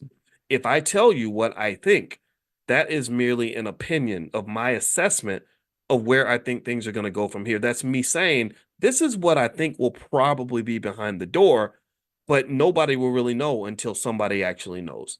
So that's I know that I don't want to be too philosophical on it, but that's kind of something I want you to understand because I can tell you 99% of the people I see talk about it online, they just get it wrong. But I understand why, because I studied this stuff 30 years. So it's a different kind of perception of how things work. But I want you to just understand that really when it comes to moving forward with your investing, the biggest mistake you can make when it comes to investing in the stock market is when you don't invest at all. If you allow what you don't know and the fear of the unknown to stop you from taking action, then you are making the mistake that has been proven over time to be the wrong decision. So I would say whatever you do, just do something. Wherever you invest, invest in something. Follow the basic rules. Diversify. Start with the S&P 500 companies, the VOOs and the SPYs if you want to be safe, and just be consistent with it. And I guarantee you'll be doing far better financially over time than 99% of your relatives who are too scared to make a move. So just don't be scared. Make a move. Invest. Plant your seeds. Something is going to grow. I can't tell you what it's going to be, but something will grow. One thing I can tell you is that if you don't plant anything, nothing will grow. Do you get what I'm saying? Let me know if you get what I'm saying. Okay. All right. So we're done for today. Thank you guys for hanging out with me. This is fun. We do the portfolio power play every Tuesday.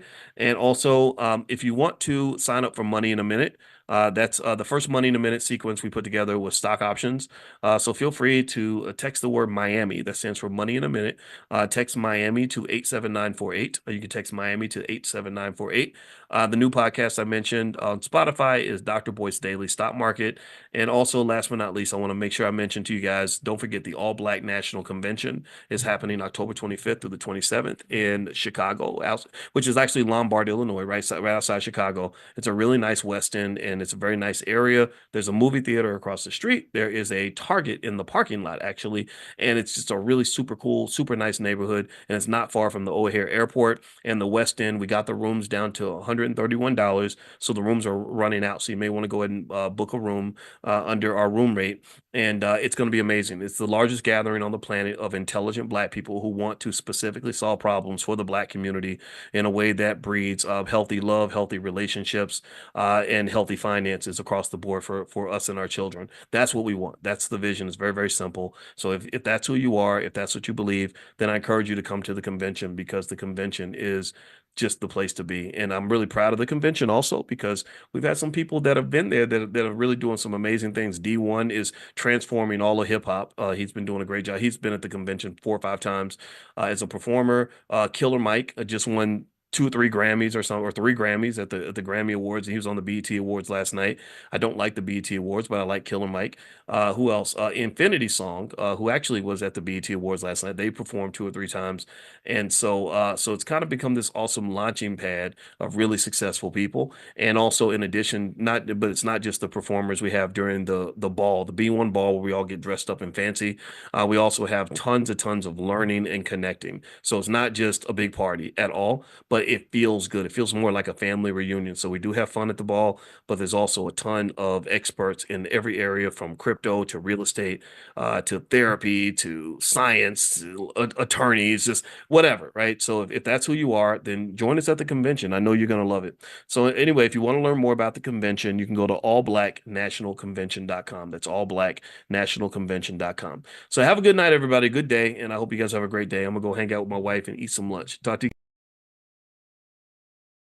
Wednesday. This is where we do the free Powernomics training every Wednesday night in the Black Business School. And the reason that Powernomics training is so important is because we know that money is power, and we know that we want to go get some. We want to have power so that others do not use their power over us. And also, for the last several years, we've been reading through every single one of Dr. Claude Anderson's books. because he's the GOAT in terms of individuals that have made tremendous contributions to our society and helped us to just learn the things we need to learn and be who we need to be. And so tonight we're going to do a couple of things. We're going to read in one of his books. His book is called The Black History Reader, and I'll let you guys know what page we're on in 1 second. And also, another thing we're going to do is we're going to talk about a little bit of a current event that I just saw that I thought would be worth analyzing, exploring, and breaking down. Because you know what I do? I do the Dr. Boyce Breakdown. In fact, I have a podcast on Spotify called the Dr. Boyce Breakdown, and literally there's stuff up there every single day. So if you have Spotify on your phone, and you support independent Black media, we would love to have your back. We would love to have you subscribe. And so feel free to look me up on Spotify, look up the Dr. Boyce Breakdown, or in the other podcast I have called Dr. Boyce Daily Stock Market. All right, so let me see who's in here. I want to say hi to some of y'all before we jump right into it. Hey, Lori Eubanks, I see you, Lori. Good to see you today. Thank you so much for coming in. Let's see. I see. I saw Karen. Oh, Kendall and Karen from New York. Good to see you. All right, I love this Bed-Stuy. Rodney Ward, San Francisco. Let's see. Landetz T. Jones. Is that right? I probably said it wrong, but good to see you. Sacramento in the house. I love Black Sacramento. I did an event in Sacramento about 7 years ago, and I never forgot how amazing that city was and just how awesome the Black folks were in Sacramento. DMV I see Rev Joe. That's all I see of your name. I don't see the rest there. Akila Hooker. Good to see you, Akila. Taquana Logan from East Rancho Dominguez, California.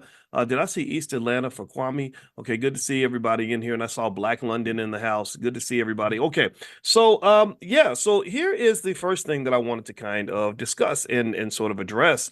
Did anybody else hear about this? Did anybody else hear that that BET is on the chopping block in terms of being sold by their parent massa, Paramount? Because BET is not a Black owned company. We know this, right? BET it's not Black entertainment television. It's white entertainment television in blackface. That's what that is.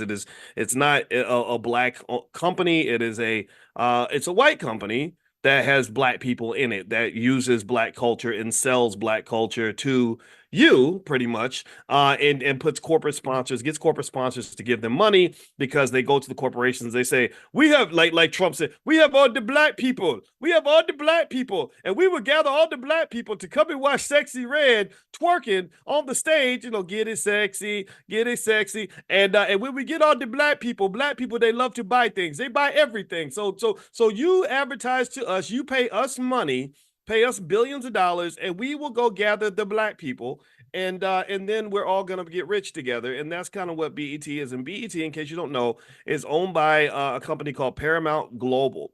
And for many years, Paramount Global was run by a family called the Redstone family. The patriarch of that family was a weirdo named Sumner Redstone. He was a funny guy. I don't know if I think he's dead. He might, but maybe he's alive. I don't want to kill him too quick. But I think he was like 92 and had like a 35-year-old girlfriend or something. So he was probably doing some old Diddy Hugh Hefner type stuff.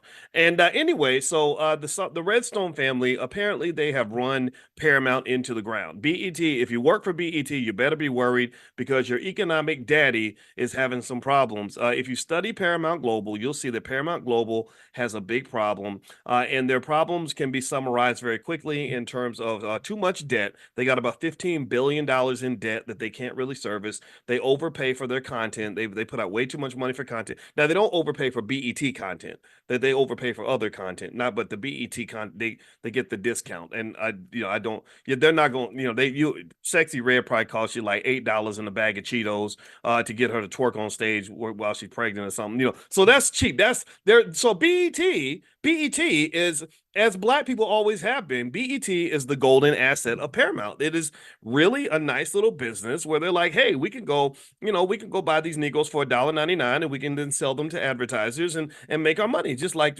we did in slavery. So it's something the rest on died in 2020. Thank you, Janet. I did not know that he was dead. I could not remember. I don't know the family that well. I know the basics.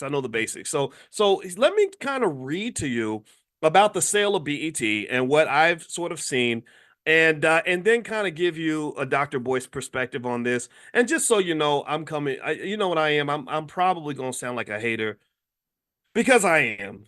I kind of am. I hate anybody who hates us. I just well I don't hate, you know what I mean? But I don't if when you hate us that much that you just want our children dead, you want our kids in prison, you want our people as ignorant as possible.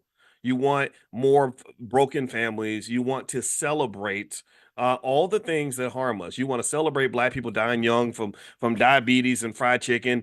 You want to celebrate mental illness. You want to celebrate busted, broken relationships. You want to celebrate economic despair. You want to celebrate poverty. You want to celebrate the lack of education.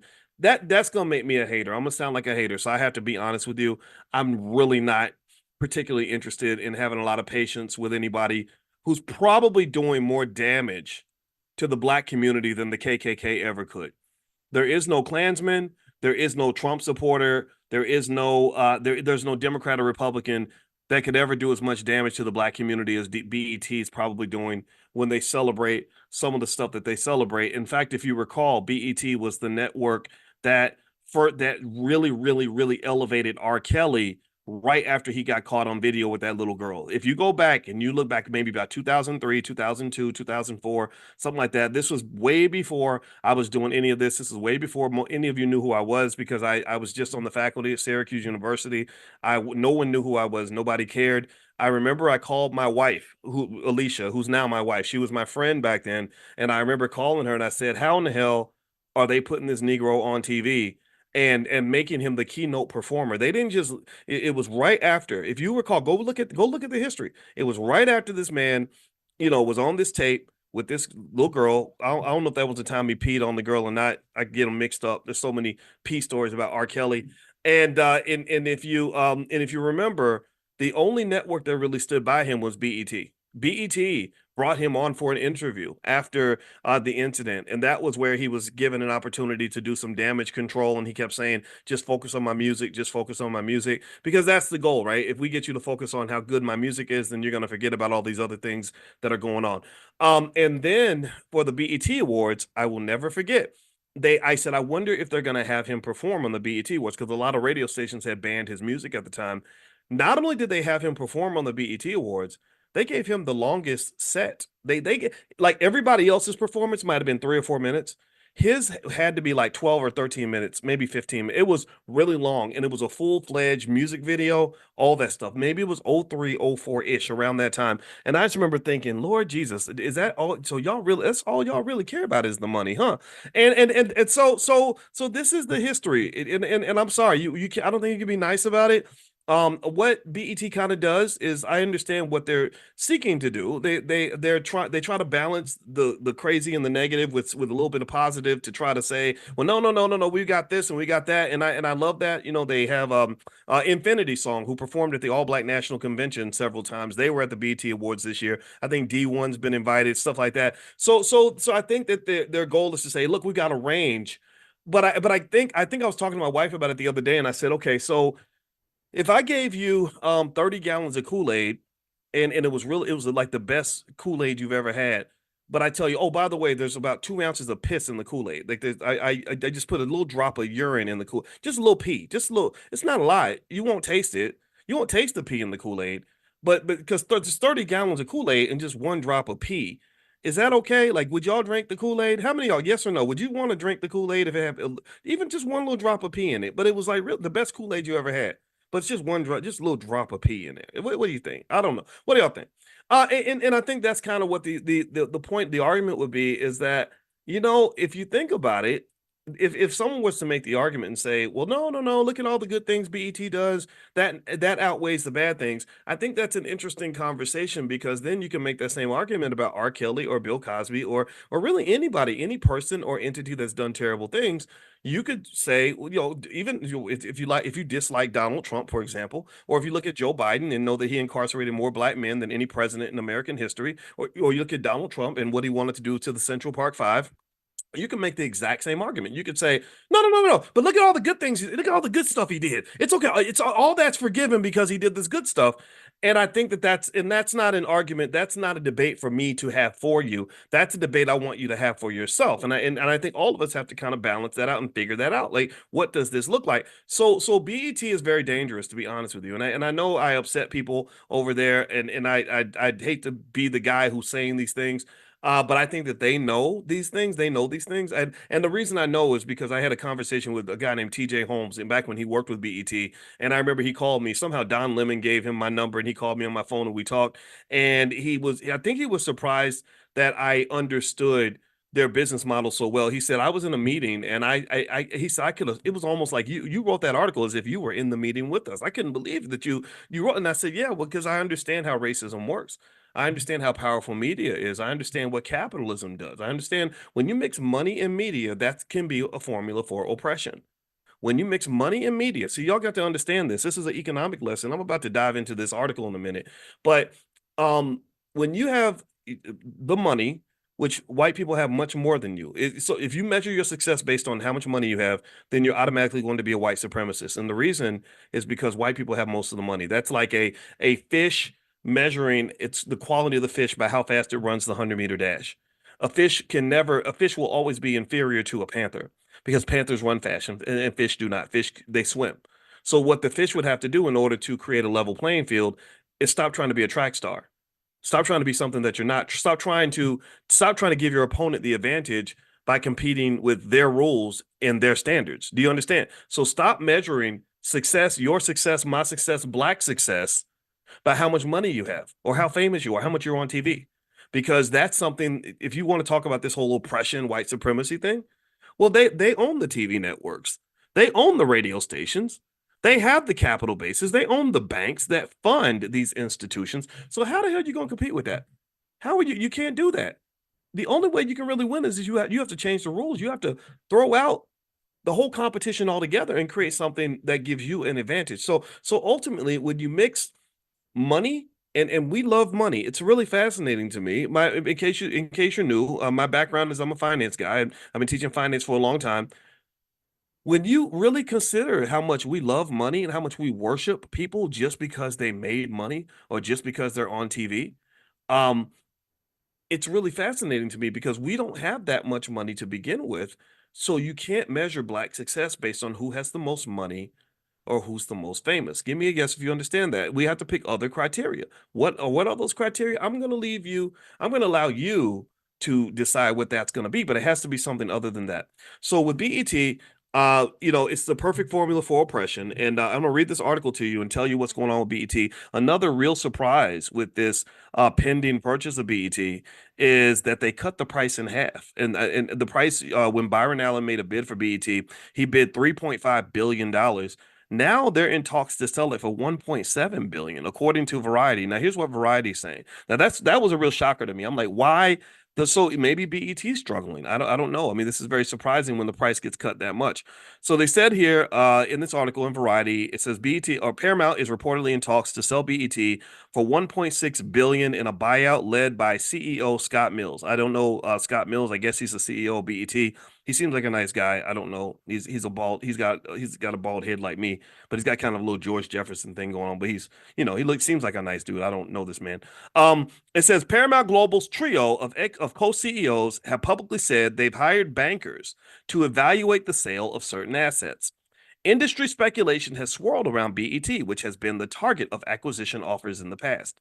Now, Paramount Global is engaged in exclusive discussions to sell BET in a deal valued at 1.6 to 1.7 billion to quote buyers that include end quote BET CEO Scott Mills and Chen Chu, founder of private equity firm CC Capital, Bloomberg reported, citing anonymous sources. The BET Media Group comprises the BET cable channel, VH1, and other networks, the BET Plus streaming service, and BET Studios. Reps for Paramount Global and CC Capital declined to comment. Shares of Paramount Global rose on the report of the renewed sales talks, closing up 5.7% for the day to $10.72. Interesting, right? The latest reported price range for BET is less than half of the 3.5 billion that media mogul Byron Allen extended to Paramount Global in late 2023. So let's think about this for a minute. Let's be conscious of time for a moment. What month is this and what year? This is what, July 2024. And just late 2023, you had a bid that was twice as high as what you're selling the company for now. What's happening? That just doesn't add up. It seems to me that Byron Allen was offering you 3.5 billion 7 or 8 months ago.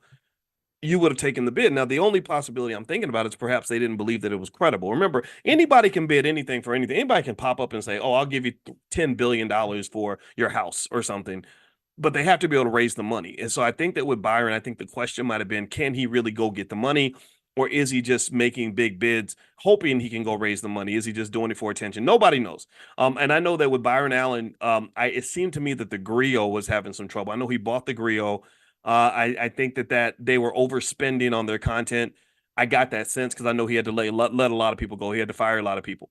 The media business is a tough business. So some other bidders were were Tyler Perry and Sean Diddy Combs. Can you imagine if they sold BET to Diddy? Wouldn't that be something else?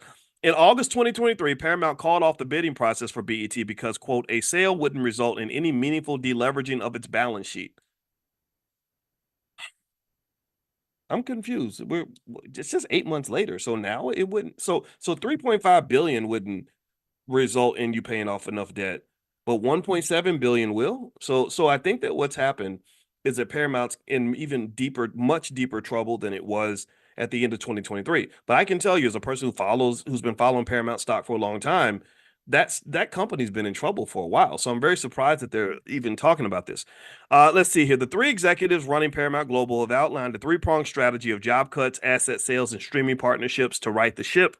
The company's going solo for now after controlling shareholder Sherry Redstone, who's the daughter of Sumner Redstone, nixed M&A talks with Skydance Media as those came down to the wire. The leadership trio, George Cheeks, president and CEO of CBS, Chris McCarthy, president and CEO of Showtime, MTV Entertainment Studios and Paramount Media Networks, and Brian Robbins, president and CEO of Paramount Pictures and Nickelodeon, were installed as co-CEOs after Bob Bakish's dismissal. Okay. Another prime asset Paramount Global is expected to shop around is the Paramount Pictures Studio. So basically, okay, here we go. Let me move on to they talk about Chris Mills, the guy that I mentioned. I think his name was Chris Mills, the CEO of BET. I hope I got Scott Mills. I'm sorry, Scott Mills. Um, let's see. They said here, speaking of the June 25th employee town hall, CBS's Cheek said the Paramount's co-CEOs are looking to sell certain Paramount-owned assets.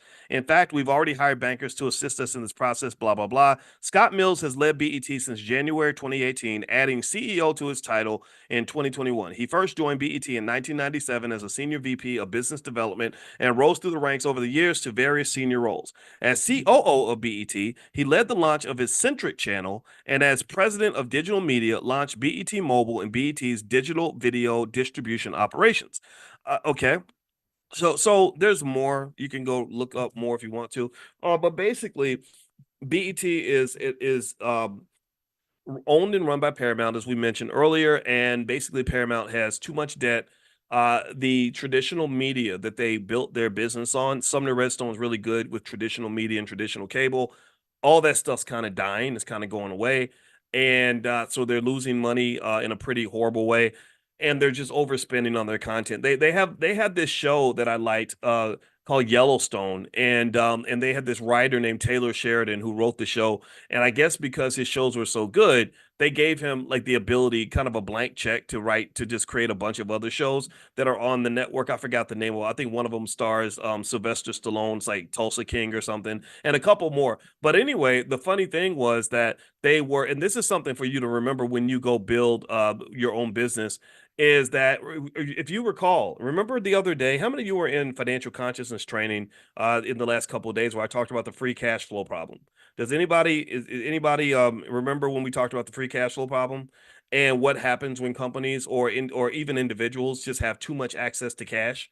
Well, what happens is you become less efficient, you become less financially conscious, you start to just make it rain, you start throwing around, you start becoming a rapper in the strip club, dropping $100 bills in stripper thongs, right? So basically, Taylor Sheridan, there was a deep Wall Street Journal analysis of Taylor Sheridan and the toxic financial relationship between Paramount and Taylor Sheridan, where basically they said that because Paramount Global had given this guy free range to do whatever the hell he wanted, he was creating amazing content, but he wasn't profitable anymore. This man was going around talking to other farmers, from what I understand. At least that's what the report insinuated. He was literally talking to his homeboys and saying, look, these people are suckers. These Hollywood suckers, they got all this money. You can rent your horses for $2,000 a day. You can use I use my property and they pay me $50,000 a day to use my land. He would fly in horse trainers from other states. When he would be in a state with plenty of horse trainers, but he would feel the need to fly his horse trainers in from Texas or whatever. So basically, they didn't sort of consider the fact that yes, you do have a hit. Yeah, you are making money, but you have to remember the most important rule of financial success. It is to live within your means. It is to spend less than what you make. I don't care if you make $1 trillion a year, if you spend more than you make, you're only digging yourself into a deeper and deeper financial hole. And so what happened with Paramount Global as a result, and this just gives you the backdrop. And I'm talking about this because BET is part of the community, and y'all people be out here thinking that it's a black owned company and it's not. Um but so the thing about Paramount that was interesting. So what happened was Taylor Sheridan, his shows were so good that they got a million new subscribers with Paramount. That's really good. They got a million new subscribers in a quarter. But that same quarter, I think they lost either $1 or $2 billion. They had $1 billion loss. While like literally the greatest period of growth in your company is a massive loss. And so keep that in mind. Be efficient with your money. Be efficient with your income. Conservatism is a culture.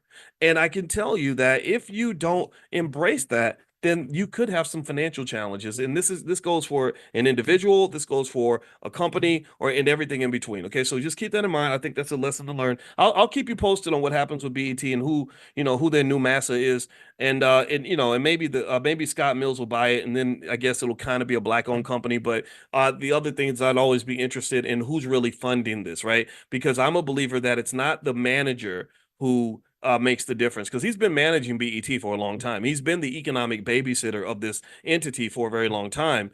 The real power is the person who's actually writing the checks. That's the person who, or the group who has the veto power. And the big problem you have with black media right now, here's the problem that you have.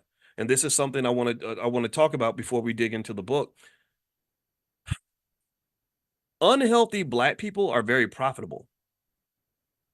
Vices and addictions are extremely profitable. Vices and addictions and unhealthy behavior are much more profitable than people living with intelligence, consciousness, and discipline. And what do I mean by that? It's much easier to sell black people fried chicken than it is to sell them health food. You actually have to care about them to get them to buy health food, because you're not going to make as much money. So if money is your only criteria, then you don't sell people things that are going to help them. You sell them their vice. You sell them the things that they want, not the things that they need. And that's the biggest problem that you have with BET, is that there is a part of the culture that has become quite accustomed to all of the cultural poisons that kill our young people at an early age. There's a part of the culture that really embraces the drugs because drugs are fun. I don't use drugs. I never popped a Molly before, but I bet I would like it. I ain't never hit the crack pipe. But if you'd say, well, how do you know crack is bad if you never tried it? Well, no, I know that if I tried, I would probably enjoy it. In fact, if I was to try it, I wouldn't be the man that I am right now. I'd be on here justifying crack use because I wouldn't want to give up that high. The reality is that when you talk about the problems that we have, we're very comfortable in the dysfunction. We're starting to celebrate the dysfunction. We celebrate it because what they do is they sprinkle money on top of it and they sprinkle fame on top of it. So you look at a young lady like a Krishan Rock. I don't know if you ever know, if you anybody, how many of y'all, I keep up with all the culture. Me and my wife do. I don't know, some of y'all I know don't keep up, but you need to look up Krishan Rock and Blueface. How many of y'all are familiar with Krishan Rock and Blueface? Anybody else? Because I watch the culture because I like to see, because in my book, The 10 Commandments of Black Economic Power, I talk about economics, but all I talk about is culture. What does a strong economic culture look like? And we don't have one, people. We just don't. We have a long way to go. Well, Krishan Rock and Blueface, to summarize it, they're kind of like the new version of it's imagine Bobby and Whitney at 25 years old, but also imagine that neither one of them have any talent. Like Bobby and Whitney could sing. Bobby could dance and jump around and sing and wiggle and all that. And Whitney had the most beautiful voice ever. She actually had to earn her way to fame. Krishan Rock and Blueface don't really have any talent like that. They're not that great. They're okay. I think Blueface made a song or two, but they're not that good. But they're similar to Bobby Whitney. They're just this train wreck in slow motion. Like you're watching these two young people literally kill themselves in public. And the reason it ends up seeming okay is because they've got lots of money and lots of fame, and they've got millions of Twitter followers and Instagram followers that will watch them destroy each other's lives. And Krishan had a baby that my wife is a therapist who can identify things like fetal alcohol syndrome by looking at the face of a child. And she was deeply concerned with Krishan's child because she knows that Krishan loves to party it up. They were at the BET Awards twerking and, pregnant women twerking and holding liquor bottles. And one of the things, for example, this is one of many things we could talk about, but I'm not going to go into all of it because I don't want to depress anybody. But do you understand that when you're promoting the city girl culture of all these young black women that are being told to go out and twerk and drink liquor all day and have sex with just anybody, fetal alcohol syndrome is literally one of the quiet epidemics that's occurring in the black community. If you look at the symptoms and the effects of fetal alcohol syndrome, you're talking about significant cognitive delays and significant behavioral problems of millions and millions of black children. I was shocked by how little alcohol the mother had to consume during her pregnancy for fetal alcohol syndrome to kick in. So think about this. You live in city girl life because you've been watching the BET Awards and Krishan Rock and Megan Thee Stallion told you that's how a young girl's supposed to live. You've been having sex. In case you don't know, sex results in pregnancy, and that means children are going to be born. For those who need a biology lesson, sometimes we forget. And so you're pregnant for maybe 4 weeks, but you don't know you're pregnant. So every week you're getting drunk and getting high every single week. Well, that is where the fetal alcohol syndrome comes from. And what many people, what nobody has talked about, I have not seen anybody on the internet address this at all, is that millions of young children, young black children, are getting fetal alcohol syndrome because you don't have to drink that much for that to really disrupt the brain of your child. I'm talking about significant neurological problems, like they're slow for the rest of their life and have behavioral problems for the rest of their life. So this is one of the many things that I think has to be addressed, right? Somebody has to talk about it. And when people talk about these things, you can't just say, well, you be hating. That can't be your response. Man, that's not hate, that's love. Now, the real hater are the people who celebrate this kind of stuff, who know what it leads to, who see the millions of black kids going to prison and getting killed and all this other stuff and think that that's okay. And so part of my job, in my opinion, is as a person who talks to you about money, is I need you to really understand money from a 360 standpoint, which means that money is good, it's nice, but it can destroy you or distract you and mislead you. Money can get you to heaven, but money can also be the devil. Money can be the devil shows up with a bag full of money. And unfortunately, I hate to say it, but BET has become kind of the devil of the black community. Everything that is harmful and destructive and terrible about being black tends to get celebrated in these spaces, and they dress it up with money and fame, and we think that that makes it okay. But even before people realized that Diddy was a predator, there were people who always said that, but there were many people who would have argued you down because they would have said, no, no, no, Diddy's one of the leaders of the black community. I mean, process this. Think about this for a moment. One of the biggest predators that in the media right now is a guy who 4 years ago was telling you who to vote for.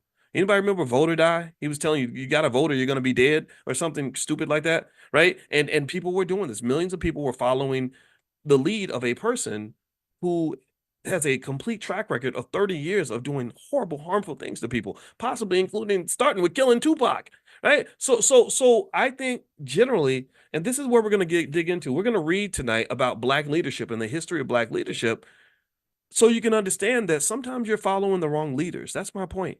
In fact, it's so dangerous to follow a black leader nowadays, in my opinion, that I don't really want you following any leader. I don't even want you follow. I don't want you following me. I'm just an advisor. I'm a person who's got a perspective. If you'll hear my perspective, then that's all I ask you to do. I'm not asking you to follow me because generally speaking, it is difficult for Black people on a mass scale to distribute a message that is going to be beneficial to all Black families. Most of the messages that are healthy are not going to make as much money as the unhealthy messages that are going to point you to more ignorance, drug abuse, and ratchetism. That's what makes the money. This Black intelligence stuff is not a big money maker. Okay. All right. So let me jump into the book. We're going to read tonight from Dr. Claude Anderson's book, The Black History Reader. We're going to go to page 158. Now, Dr. Claude Anderson, his books, I always have to mention his website. It's powernomics.com. So you can go to powernomics.com, get all of his books. These are the must-read books for every Black person in America that wants to do better. He's the modern-day Marcus Garvey. He's one of the greatest Black thinkers in the country, which is one of the reasons why he's seen as dangerous even by many HBCUs, because their bills are being paid by people who don't want to see the Black community gain too much power and influence. But if you read his book, Powernomics, it will transform you immediately. And I'm not here to say every entertainer is bad. I can tell you, Kanye West saw Powernomics. He immediately was affected by it. Ice Cube saw Powernomics, immediately influenced by it. Charlemagne the God, Tiffany Haddish, people like that. A lot of celebrities, even Diddy flew Dr. Anderson into his office because he has so much respect for Powernomics. So some of this, so what's going on, in my opinion, is that there are people who know that something's wrong. They just can't put their finger on it. Like they're just not sure. They're like, okay, something ain't right here. It's like you're playing a game and somehow the other team keeps winning. Somehow Massa always he ends up with all the money, all the power, and all the positive outcomes belong to him. And you always end up in last place. And you can't figure out. And every time you say, wait, this game seems rigged, he has you brainwashed. He's been educating you and grooming you, right? So he can exploit you, right? He just like a groomer would groom. He's been grooming you through the educational system to buy into a set of ideas where all of the disparities can be explained away. And so you walk away concluding a bunch of nonsense like, oh, well, the reason that white people have all the money is because white people just work harder than Black people. And the way to fix those problems is we all got to go vote for our favorite white man, either the old arrogant narcissist or the old guy who can't remember his kids' names right now. Like that's the guy. That's what we do, and that's going to get us where we need to get to. And so to some extent, the reason that Dr. Anderson is dangerous is because he's encouraging you to wake up. And really, I will tell you, my position is very simple. I'm not really telling you to do what I tell you to do. I'm not telling you to do what I believe you should do. I'm telling you to do what's going to be best for you. And I want you to study that. I want you to figure this out. And again, it goes back to very simple things: health, wealth, and relationships. What does it mean for Black people to be physically and mentally healthy? There wasn't much on the BET Awards that led to physical or mental health. None of that. There's nothing about a pregnant woman twerking and holding a liquor bottle that says anything about a young lady having a positive, wonderful life. It speaks that she's going to be abused, assaulted. She's going to be depressed, and fatherless for her children. Her children are going to be unhappy. There's going to be a lot of poverty. There's going to be a lot of despair. What's healthy about that? What's physically and mentally healthy about any of that? The second area is relationships. We need families. We lost our families. Who's getting our families back? What is it when you watch the BET Awards? What about the BET Awards on any level, in my view, is pro family? There's nothing. I mean, if you're highlighting the sexy reddish, type stuff, there's nothing about that that's pro family. Nothing. There's nothing about that that speaks of responsible planning of when you have a child and who you have a child with. All that's promoted typically is very irresponsible, very sloppy sex. I'm going to go sleep with whoever I want. STDs are very, very high because a lot of people fall into this culture. And also, broken families are very high. A lot of people don't even have the training of what's required to even have a healthy relationship with another human being that is necessary to provide a protective space for a child. So, when a child is not protected by a father, that increases the probability that he ends up getting molested, or that he ends up in the street, or that something bad happens to him, or ends up in prison. And then you go down the third area. What does it mean for Black wealth to actually go up? There's nothing that I've seen rappers really do that's improved or increased Black wealth in the Black community at all. Nothing. And then when you turn to the politicians, all they do is they offer you jobs working for white people. So those are the two options you get. You either get a rapper who brags about how much money he has, but ain't putting nothing in your pocket, or you get a politician who says, here, come work for me, Negro. I'll give you a job. I'll help you in your desperate situation. Well, who's giving you the long-term plan that's going to really allow you to have the peace of financial security? Who's really giving you the solutions that are going to allow you to actually prosper instead of just survive? Who's doing that? There's nothing in mainstream media, or very little in mainstream media, that I see that is really sort of doing these things that's really going to get the Black community where we need to be. Not only are we being given the wrong medicine, we're being given no medicine, and we're given a bunch of poison disguised as medicine. So that's what I believe. That's my 2 cents. All right, so let me start reading here. And by the way, if you're not on the text list to get invited to Powernomics training on Wednesday, just pull out your phone, text the word greatness, GREATNESS, greatness to 87948. Text greatness to 87948. And also, we have my book is The 10 Commandments of Black Economic Power. You can get a copy at drboycebooks.com. Use the code word book club and get 30% off everything in the store. So feel free to go to drboycebooks.com and you can check that out. All right. So here's what Dr. Anderson reveals on page 58 of the Black History Reader that was really fascinating to me. Did you know that Black leadership changed their position on immigration around the 1960s? Did you know that they actually had a completely different policy on immigration before the civil rights movement? And basically, whoever was controlling them pretty much got them to pivot and shift in a different direction. I don't know if y'all know this, but let me read this to you. I'm going to tell you, this is what Dr. Anderson says. I literally have not read this yet, so I'll be as surprised as you when I get to whatever he says. So he says here, Black leaders and activists unilaterally expressed opposition to the nation's open door policy on immigration throughout the 19th century. These conscious Black leaders expressed concern that immigrants were reinforcing the subordination of the native Black population, as well as usurping the access of Blacks to rights, privileges, employment, education, and wealth building opportunities. The negative impact of immigrants worsened after the Civil War when millions entered the country. After slavery, there was a labor shortage, and one would have logically expected the former slaves. Think about this. You have a labor shortage.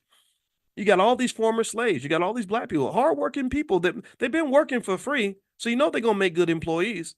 They've been working for free. So here on page 159 of the Black History Reader, Dr. Anderson is telling you that whatever you learned in school was a bunch of BS. So listen to this. The negative impact of immigrants worsened after the Civil War when millions entered the country.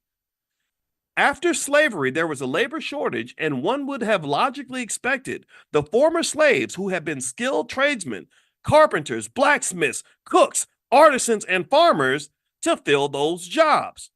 But the country recruited and imported European immigrants instead. The pattern was just beginning. For more than a century, Black leaders had struggled and challenged the white power structure to close the nation's immigrant doors. So they were asking them to shut the doors. They were like, look, you got your workers here. We got you. We can do this. But they were like, no. Rather than working with you, we're going to go get some people from England. That's what he's saying here. So it says, for more than a century, Black leaders had struggled and challenged the white power structure to close the nation's immigrant doors. In his famous 1895 Atlanta Expo speech, Booker T. Washington pleaded with white industrialists, businessmen, and politicians not to look to European immigrants to develop skills and work in their businesses, but to instead look to native Blacks. How about that? Washington also pointed out that many already had the skills, attitudes, and experiences to meld into the mainstream society. W.E.B. Du Bois was against immigration and spoke frequently about the downside for Blacks of 40 million white immigrants coming into the country, doing the jobs of former slaves and being automatically elevated into an overseen white management class. How many of you have ever heard this before? How many of you have ever heard this anywhere?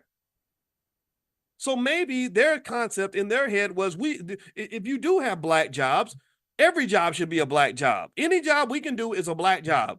A Black man can fill that job. So I believe that you have to own the companies and all that for sure, but you can't, Booker T. Washington, that was a great man. George Washington Carver, W.E.B. all these individuals were people who said, yeah, well, some of us want these Black jobs. We don't want to have fathers and mothers that are unemployed. We want to have opportunities to make money and to go to work like everybody else. We're already very hardworking people. So stop bringing in outside recruits to replace us. But now, years later, we support wide open. A lot of us just support wide open doors and don't even know why. Only reason you support it is because Joe Biden told you to support it. That's it. That's the only reason you support it.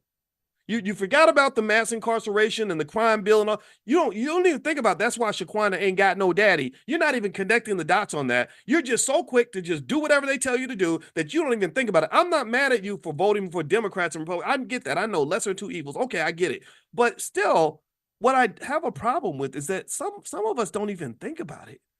Some of us don't even come to our own conclusion. We just say, okay, what you want me to do? What you want us to do? And that's my problem. That's my problem is that you're not even processing the information. You're not even thinking like, well, what's best for me? You've told me what's best for you, but I need to make sure that what's best for you is also best for me. That's the problem that I have. That's the, and that was really the whole crux of why I just really got really annoyed when I would get calls, when I was at AOL Black Voices 12 years, 14 years ago, whatever, and I would get calls from the Obama administration. At first I thought it was kind of cool. It's interesting. It's like, oh wow, okay, President Obama, I'd love to help. But Lord, when I got on the phone, all they were literally trying to do was get me to do what they told me to do. And I was like, who do you think I am? I mean, I'm not fit for slavery. I don't do that. And this happens a lot with Black elite people. I'm gonna be honest. That was the gist of the conversation I had with Kanye West. As we get on the phone, he's like, "I want you to do this and do that and do that." And I text my friend. I said, "Does this guy think I work for him?" He doesn't. I don't work for nobody. The things that matter to you don't matter to me, bro. I don't care that you got a million little Asian kids to buy your ugly ass shoes. Those things are overpriced and ugly. You will never. I wouldn't wear them for free. So what makes you think I'm gonna bow to any of this? Like we're obviously playing different games with different rules. This makes no sense to me. So again, what you have in America, generally speaking, is you have a class. You do have that elite class that is very quick to sort of expect that the masses will simply do what they're told. And the unfortunate reality is that they're almost always right. They're almost always correct. The studies show that most people, because they're not sure who they are, they're too scared to be different. They don't want to be seen as radical and dangerous and all that. They just go right along with whatever's cool, whatever's hip, whatever's popular. I can't, that's not healthy. That's not good. So let me keep reading here. So according to Dr. Claude Anderson, and by the way, if anybody asks what page we're on, if somebody in the chat could just tell them so that I don't have to say, I'm gonna say it like a couple of times, but then I see sometimes, then even if I say it 3 times, someone will say, what page are we on again? Just tell them if they ask. If y'all could help me out with that, I'd appreciate it because that's gonna trigger my ADHD and y'all know how I get. All right, so let's pop in page 159, the Black History Reader. So Dr. Anderson mentions Booker T. Washington, W.E.B. Du Bois were very much against wide open borders. Let's see here. When the Black Civil Rights Movement commenced in the late 1950s, the new Black leadership dismissed or ignored the opinions of their predecessors. One can only speculate as to the reasons. Perhaps they did not have the foresight to fully understand the politics of displacement that was occurring, that they were being replaced. Or maybe they were unknowledgeable about this nation's immigration history, where Black people used to have a much larger percentage of the population. Or maybe they wanted to demonstrate altruism, or they simply preferred to ignore or forget history and go along to get along as much as they could. Whatever the reasons, the new Black leadership switched from the anti immigration stance of their predecessors to being pro immigration. While the reason for the change of position is not clear, it is clear that they made the switch without fully understanding that providing unearned rights and benefits to people who are from other countries chasing the American dream caused native Black Americans to be neglected, disadvantaged, and rendered invisible in all respects. The old anti-Black, the old Black anti-immigration fighters must be turning over in their graves. Black civil rights organizations and politicians began to presume alliances with newly arriving immigrants. They began to presume that anybody who comes into the country is automatically going to be unified with the Black community. And I want to ask y'all a question. Give me a yes or no. How many of y'all think that the majority of people that come in from other countries are just, vehemently pro-Black? How many of you believe that everybody who comes from, say, I don't know, south of the border is going to just line up and show up at the reparations rally and and just really make sure that y'all are good? Anybody believe that nonsense? Yeah, yeah. so maybe they're making us into Boo Boo the Fool. And I say Boo Boo the Fool because, almost like the little kid, the kid who rode the little bus to school, who thought that people were his friends when really they weren't. So you think that the bully is your friend when really he just beats you up and takes your lunch money every day, or you think that every time he makes a joke and him and his friends are laughing at you, you think that you're laughing together, so you start laughing too, and the kid starts laughing too. Like the slow. So maybe we're like the slow kids on the little bus. Maybe we're the ones who, and no offense if anybody in here rode the little bus, or if you got a relative, I'm not making fun of those people because I think that they're actually smarter than us in certain areas. But really, you think about that. There sometimes you don't know when the joke is on you. Sometimes you don't know when people are laughing with you versus when they're laughing at you. And I think that we, to some extent, fall for the rope a dope because many of us get our political habits from people who just told us what to do and what to say and what to believe. We didn't actually form those beliefs on our own. And that's very, very dangerous because propaganda is real, manipulation is real. This does happen. So let me keep going here. So here's what else Dr. Anderson says on page 160 of the Black History Reader. He says civil rights organizations and politicians began to presume that there were alliances with newly arriving people from other countries. I'm gonna try not to say the word immigrant too much, just because I don't want to trigger algorithms, because again, there's censorship out here. Those alliances, especially with the Latino community, did not and do not exist. The Latino community firmly denies that such alliances exist, and it takes little analysis to determine that any alliances Black leaders presume are one-sided. Again, like the little kid on the little bus. You think they're laughing with you, they're laughing at you. Black leaders even support policies that benefit immigrant groups at the expense of Black people. Many Black leaders, for instance, support increased immigration, but immigrant groups such as Hispanics, Asians, and Arabs do not commit to or give support to any Black issues. There is no reciprocity, and immigrant advocate groups not only do not represent the interests of Blacks, the very purpose of their advocacy is in outright opposition to Black interests. Why is it that after all these years, leading Blacks cannot recognize circumstances that are harmful to their own people?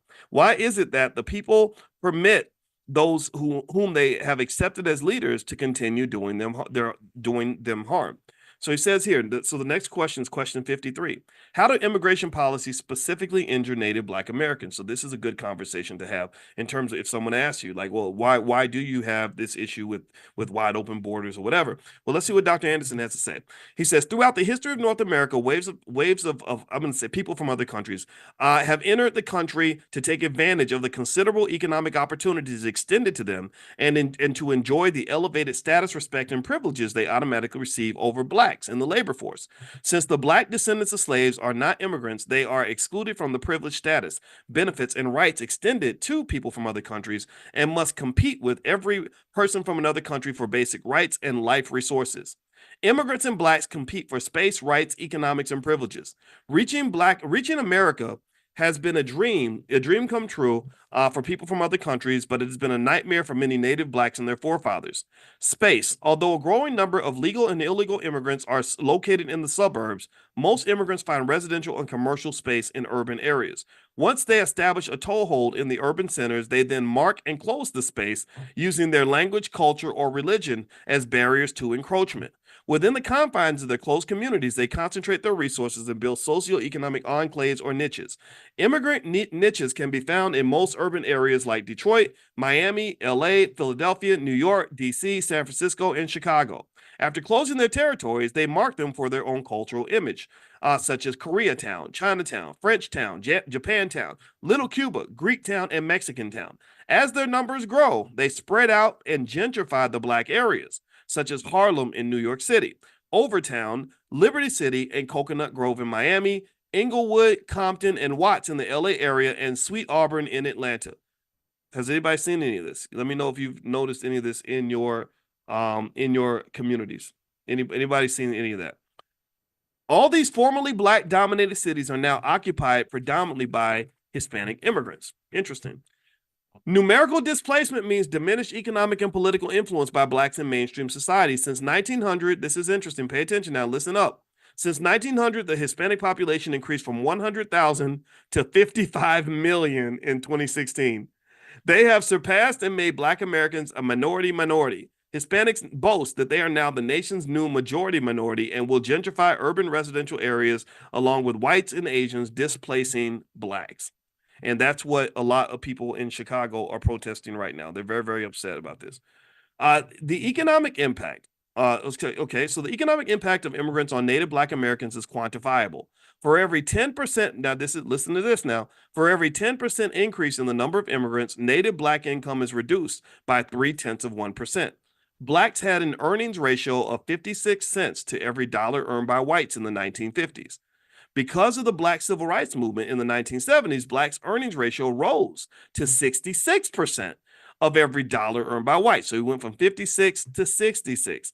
However, between 1970 and 1990, there was a 300% increase in the number of legal and illegal Asians and Hispanics that entered the country, and the ratio of Blacks' earnings to white earnings dropped from 66% to 57%, where it was nearly 40 years earlier. So in 40 years, no progress in that earnings gap. Give me a yes if you follow that, if you understand what I said there. So what he's basically saying is that you are making progress when you have policies like affirmative action that was specifically designed to close the racial wealth gap, specifically designed to address grievances that were grievances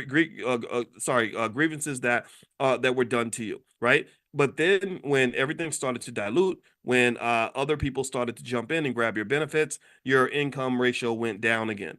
So this is what he's saying here. In short, the 9-point economic gains due to the Black Civil Rights Movement were wiped out by the 300% increase in immigration population that occurred between 1970 and 1990. Employment, whether the job and this is where we talk about black jobs, whether the job categories are skilled or unskilled, this nation has a long history of displacing blacks to make employment opportunities for other people. According to a U.S. Department of Commerce survey conducted in 1865, over 100,000 of the nation's 120,000 skilled artisans were Black Americans newly freed from slavery. What? Damn. Did y'all hear that? Let me read it again. This is interesting. According to a U.S. Department of Commerce survey conducted in 1865, over 100,000 of the nation's 120,000 skilled artisans were Black Americans newly freed from slavery. This is when we had trade, y'all. This is when we had skill. Let's pause for a moment and reflect on. Let's do an economic consciousness exercise. Are our kids coming out with skill now? Coming out of high school? Are the majority of our children coming out of school knowing how to do anything? Knowing how to, I don't know, paint things, build things, carpenters, bricklayers, plumbers, electricians, welders, are they getting any of these trades coming out of school? I mean, I'm gonna just tell you like this, in my opinion, we should be ashamed of ourselves. We really should be ashamed. We should be absolutely ashamed that that people 100 years ago had more skill than we have right now with our bougie asses, our high tech, internet having asses, all these opportunities we supposedly have, all this progress we claim to have made, but our children have less skill than the children had 100 years ago. That's downright shameful. I'm very sorry. That's downright shameful. So anyway, let me keep going here. All right. So let's see here. During the same time that 100,000 of the 120,000 skilled artisans were Black Americans right after slavery, during the same time, 55 to 65% of all Southern farmers were Black and former slaves. Instead of Lincoln's administration mainstreaming the 5 million former slaves, he and his administration chose to enact immigration reform that attracted 26 million Europeans into the country to replace Black farmers and artisans. Initially, newly arriving immigrants replaced Northern Native Blacks in the lowest paying and dirtiest jobs. Later waves of immigrants replaced Native Blacks in the South as well as the North in skilled trades, artisan crafts, and agricultural-based occupations. For those who would argue that immigrants did not displace Black Americans in jobs and employment opportunities, why are so many of the jobs that Blacks used to hold in hotels, retail sales, restaurants, airports, trash collection, banks, and other local businesses and all levels of government now staffed by Hispanics, Arabs, and other ethnic groups? Many Blacks were displaced by immigrants in business and public offices because they could not speak Spanish or other languages. The actual hidden or structural unemployment rate for Black Americans is nearly 50%. According to a report from the Center for Immigration Studies, matters were made worse between 2006 and 2016 when approximately 50% of all new jobs went to Hispanics. Where's the economic justice for Black Americans? And the scary, interesting part about this is that he's talking about 2016. He's not even, he doesn't, when he wrote this, he didn't even know about the wide open borders we have right now. He didn't know that we were bringing in 2 million people a month or something crazy like that. Just wide open, literally people climbing through the fence. Like that's very interesting. And what that speaks to is that the future is coming and it does not look bright if your goal is to sort of live off this integrationist dream of sort of like getting the same jobs that your parents would have gotten. I don't think the future looks good for that. I think that specific skills, specific wealth building strategies, specific economic survival methods are absolutely essential for anybody that wants to survive this new economy. And I haven't even talked about AI. AI, if we have, I don't know, 50 million immigrants that come through a fence in the southern border, well, AI is like bringing in a billion new immigrants. Like AI is everywhere. AI is going to be all over the place. So you really have to adjust to this new economy. And if you just simply, live as a sheep and do what you're told and just follow whatever they're telling you to do, you're probably going to get displaced. We're already being replaced when it comes to voting and stuff like that. I'm convinced of that. I think that the whole idea that a lot of Black people aren't automatically voting blue no matter who is leading them to say, okay, well, we got to get new voters to replace Black people, especially Black men. You've got these troublesome Black men out here who are questioning Democratic Party politics. So we're just going to get rid of them. We're just going to deal with something that's easier to deal with. And so that's happening on the political front. I think on the economic front, it's incredibly important to have a strategy. So the solution is wealth building. The solution is twofold. One, in the Black Business School, for example, we believe every Black child should learn how to start a business before the age of 12. Someone should be buying stock from them from the time that they're born. And also, every child should know the difference between ownership and renting. Also, in addition to that, skilled trades are incredibly important. College degrees are nice, but having either a skilled trade or a capital base is typically better. And what I mean by a capital base is just a set of resources that allows you to generate the income that you need in order to pay your bills or to survive financially. I don't think it's very, very safe to send your children into an economy that has proven itself to be racist and has proven itself to marginalize Black people for the last 150 years and just sort of say good luck. I wish you the best. I don't think that they're going to be safe in that situation. So that's a solution. The solutions are out there. I personally think we need infrastructure building, we need investment. Job seeking, chasing down those few little Black jobs that they decide they want to give you is not going to get you to where you want to be, typically. Okay, so let's keep going here. It certainly is not a solution for 40 million people. All right, so let's read here. We're on page 163 of the Black History Reader, which you can find at powernomics.com. It says the U.S. Supreme Court's Brown versus Board of Education decision was supposed to have corrected damages inflicted on Black students for more than 400 years of zero schools and poor schools. But before any major educational improvements could be made, the immigration reforms of 1965 brought in a massive influx of immigrant minority children, quote unquote minority children, who began to compete with native Black children for resources. There are no constitutional mandates to giving newly arriving immigrant children legal or illegal, accompanied or unaccompanied educational advantages over Blacks. Prevailing policies and laws, however, give immigrants preferential treatment over Blacks. Another area is affirmative action. Affirmative action programs were originally designed to correct injustices to one race of people, Blacks, by another race of people, whites, and to eliminate the legacies of slavery and Jim Crow segregation. Today, affirmative action programs have been converted into preference programs for immigrants, though most categories of immigrants are white and have never been negatively impacted by the racism and racial conditions that caused these programs to be necessary. This error can be traced to the Immigration and Reform Control Act of 1986, which effectively required employers to treat immigrants exactly like native-born citizens. Since nearly 90% of all immigrants are classified as white on their immigration records and driver's licenses, why aren't immigrants treated like whites and excluded from affirmative action programs? Why are they categorized with Blacks only in the instance of affirmative action? So they don't live the whole Black experience, but when it comes time to benefit from being Black, everybody wants to be Black. But when it's time to really be black and to deal with the struggles of being black, everybody walks out of the room. So he says here, putting apples and oranges in the same categories set up a situation where immigrants of any race displace blacks from the very programs designed to help them. It is not possible to justify including Hispanics, Arabs, Asians, and other immigrants and women who are a majority in affirmative action programs. Yet in 2016, black civil rights leaders, elected officials at the highest levels, and other members of the black overclass publicly supported immigration reform and granting citizenship to 12 to 20 million illegal immigrants that had entered the country since 1990. The black overclass agreed with those who wanted to reach out and invite even millions more immigrants. Our federal and state governments may have reasons to support increased immigration, but they have a moral obligation to avoid and correct the devastating harm it causes Native Black Americans.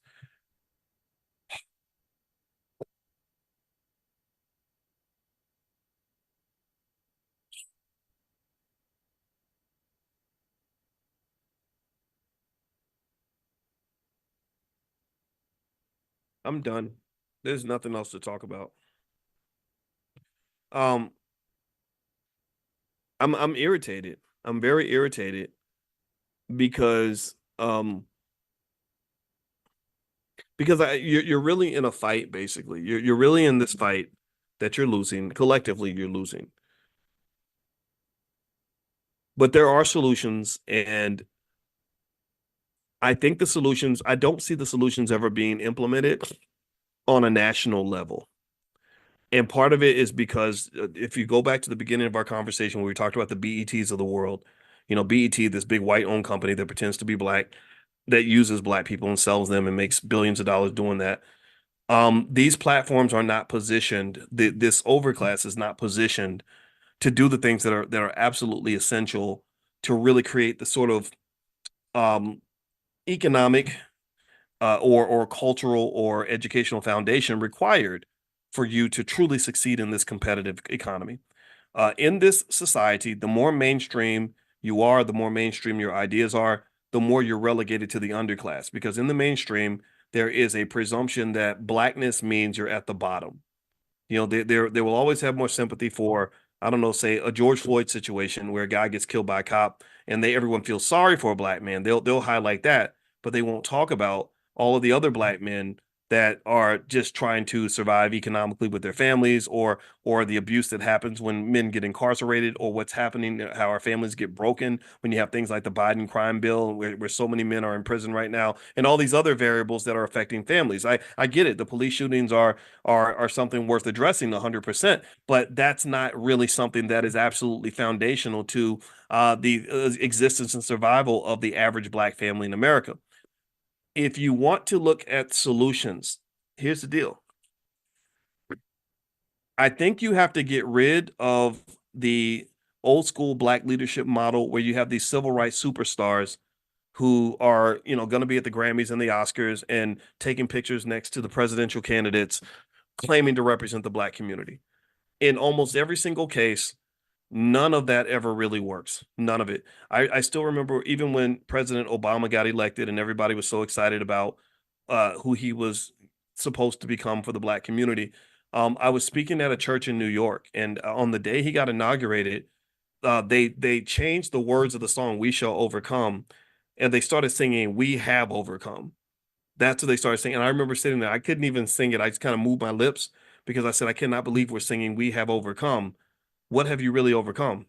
Barack overcame a lot for sure. He's president. He should be proud of that. I'm very happy for him. But you ain't overcame nothing. Like what are you getting excited about?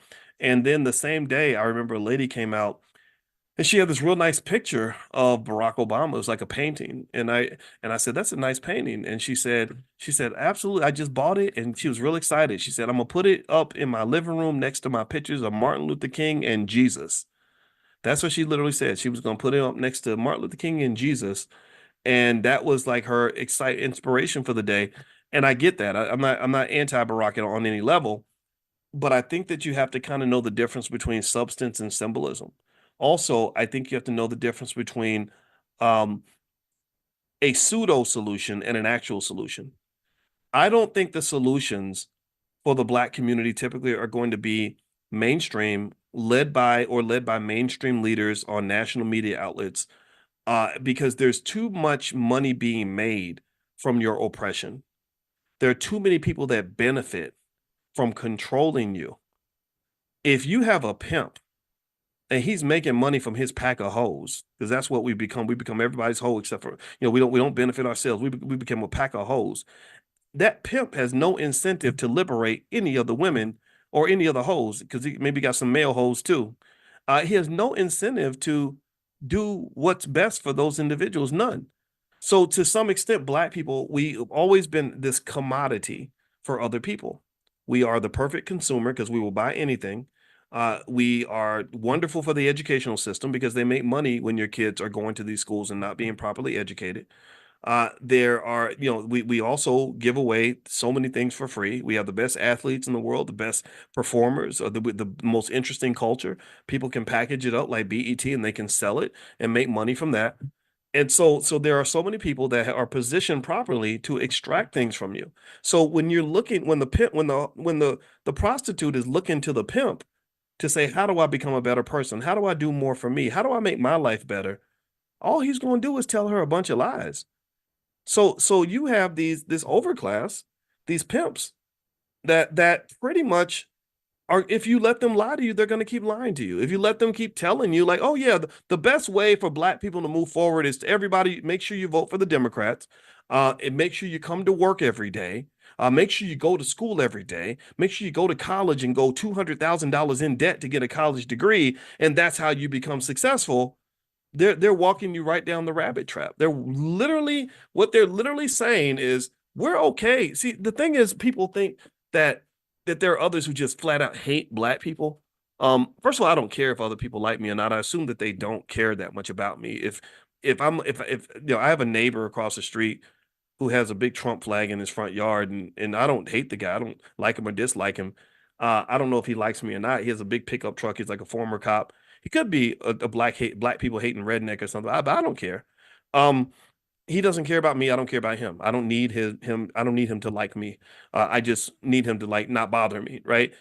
So I don't know if there are all these people in the world that just sit around and think how I can, how do I hate Black people today? I don't know if there are people out there like that. Maybe there are a few, but I don't think that there are lots of people like that per se.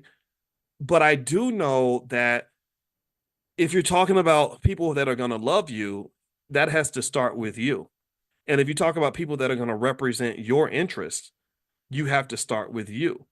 And so similar to that prostitute who, everywhere she turns, the pimp is always there explaining the world to her. She's going to have to get her validation from somewhere other than the pimp. She's going to have to get her advice from somewhere other than the individual who has a direct incentive to exploit her. Do you understand what I'm saying? So this whole system's designed to benefit from you, to extract things from you. That's just how it's built. So in order for you to find your solution, you're gonna kind of have to wiggle out of that. You're gonna have to spend some time alone and really look at your life, look at your family, look at your situation, look at your goals, and come up internally with the solutions that are gonna liberate you and get you to where you want to go. And you have to know that some of those solutions are gonna cause you to lose favor with your master. If I go, for example, when I started saying to Black people, look, I don't think you have to vote for Democrats or Republicans. I think you should do what's best for you. A lot of people got real mad at me. And I was like, why are you mad at me? They're like, because you're telling Black people not to vote. I said, I never told Black people not to vote. You're telling Black people to become Trump supporters. I never told Black people to become Trump supporters. I told them to do what's best for themselves. Why is that such a threat to you? Why is that so bad for you? Well, oh, I get it, because you have a direct interest and you benefit directly from the control and the management of Black people. So you don't really have leaders. Leaders are people that lead you to a better life. Leaders are people who improve your situation. You don't have leaders, you have managers. Managers are people whose job it is to keep you in a nice little collective bucket so they can serve you up to the next person that wants to exploit you. They can pass you around. Like Diddy did with some of his victims. Shout out to poor Justin Bieber. I wonder if that's what happened to him. I'm not gonna say one way or the other, but that poor guy, he's been through something, right? So really, the thing is, I think we have to know the difference between people that want to serve the Black community versus those who want to sell the Black community. That's what you have. So in every election, you have these political bosses who go into the office typically of the Democrats and sometimes the Republicans too, and they say, I can deliver black votes. How much you gonna pay me to deliver black people? And then their job is to deliver. And if they don't deliver, then their bosses say, I'm not going to compensate you because you didn't deliver black people the way you're supposed to. Just like a farmer delivering chickens to KFC. You are a commodity. You are a commodity. And I could keep going to other analogies, but I'm not going to keep on dragging this on and on. But I want you to really understand that. So, in order for, if you have a prostitute who wants to do what's best for himself or herself, she cannot go to the pimp to get guidance or advice on any level. If you are a chicken and on a farm and all your friends are being fattened up so they can be sold to KFC, you can't go to the farmer and say, what should I do next with my life? What does it mean for me to be a good person? You can't do that. You have to figure that out internally and know that at some point, your interests and the farmer's interests are going to just be different. So your interest, so when you start to become economically independent, an economically independent black community or an economically independent black family is at the very least a family where that family benefits as much or more from its own labor, skills, and resources and intellectual capital than anybody else, right? So economically independent, let's draw a picture of that. What does that look like? Well, if I've got a family and there are five of us in the family and we all work 40 hours a week, and traditionally we all go out and we find some white guy to work for. You go work for Ford, you go work for GM, you go work for Walgreens or whatever. We're all giving our 40 hours a week to this broader system that's owned and controlled by other people. So we're pouring into the wealth of other people. And then after we get all our money, we go shopping to pour into the wealth of the people who own the mall. And then after that, we also pay the landlord. So we're pouring into the landlord's wealth. So you're draining yourself by making sure that everyone else is good, making sure that everyone else is well taken care of, because they've trained you to believe that that's what you do in order to be a good citizen. Well, an economically independent family, in my opinion, if you want a direct solution, is a family that says, how do we sort of shift the system a little bit where those benefits, at least a portion of those benefits, are coming to us too? How do I create a win-win with this economy instead of the win-lose that we were raised on? See, you were raised on a win-lose in this economy. And the win-lose means this. It means that you have millions of people in the black community who work hard every day, went to school, who have been very responsible, law-abiding citizens who have not broken any laws, raised their families properly, worked their butts off for 40 or 50 years, and are dying with a negative net worth, and somehow you feel screwed and you don't know why. You're trying to figure out, you're like, something isn't right, and I just don't know. Like, how is it that I did everything the way I was supposed to do it, but everybody was winning except for me? Well, that's because you got to really go back and question the assumptions of the game that you're playing. You have to sort of figure out, like, what does that look like for me to pour 40 hours of labor into something that's going to benefit me and the people that I care about, as opposed to pouring 40 hours into something that's not going to give me any benefits? What does it look like for me to spend money on a product that's where the part of that money is going to accrue to either myself or people that are in my space, versus me spending money in a place where those financial benefits aren't coming back at all? Do you understand? You have to think about these things. Critical thinking is essential for anybody that wants to deal with all this. You are going into, in my view, the most complicated economy and society that we've ever had. We've never had an economy, for sure, in American history that's more complicated than the one you're entering into now. You've got illegal immigration over here. You've got corrupt politicians and the failing government over there. You've got artificial intelligence back there. You're going to have to think. You're really going to have to think. And to me, what does that mean? Well, that heightens the importance of little things like the family meeting. Maybe we sit down together as a family and say, how are we going to help each other out? How are we going to make sure everybody in here is good? I've got an extra X number of hours per week that I'm going to put toward one of my goals. How do I do it in a way where I'm winning and you're winning? What partnerships can we come up with that allow us to bring our energy together, as opposed to dividing and diluting our energy by all of us just going out here chasing the black job? Right? Do you understand? That's what we all do that. A lot of us traditionally, we just do that. It's like, you got three siblings, all of you are hardworking, smart people, but all of y'all are running off trying to go get some degree and go work for some white man somewhere when you could be working with each other. What is it about white folks in creating businesses and institutions that makes us believe that they're the only ones who can do it? Asian people do it, Arab people do it, Jewish people do it, white people do it. We can do it too. And we are doing it, by the way. So shout out to those of you who are trying. And I just want you to understand that you're gonna fail. It's not gonna be perfect. It's not going to always make sense. It's going to be hard, but it's better than the other version of hard, which is where you work your butt off for 50 years and then you die broke, or you die with a net worth that is much lower than what it should be, or you find out that the people that you've been pouring into your whole life are all getting rich. Every time you're making that car note payment, the car dealer's getting rich. You pay your rent, the landlord's getting rich. You go to work, your boss is getting rich. What about you? Where are you getting rich in this process? And if you can't see where you're getting rich, where you're at least getting a piece of the benefits of all the things that God has blessed you with, then that means you're playing the wrong game, partner. You in the wrong system. You got to fix it, buddy. You got to look around, elevate your consciousness. Consciousness is critical. So again, I want to reiterate, I am not here telling you what to do. When I talk like this, I know that there are people who get mad at me and they think that I'm out here just misleading people and all. I'm not telling you nothing about what you need to do next.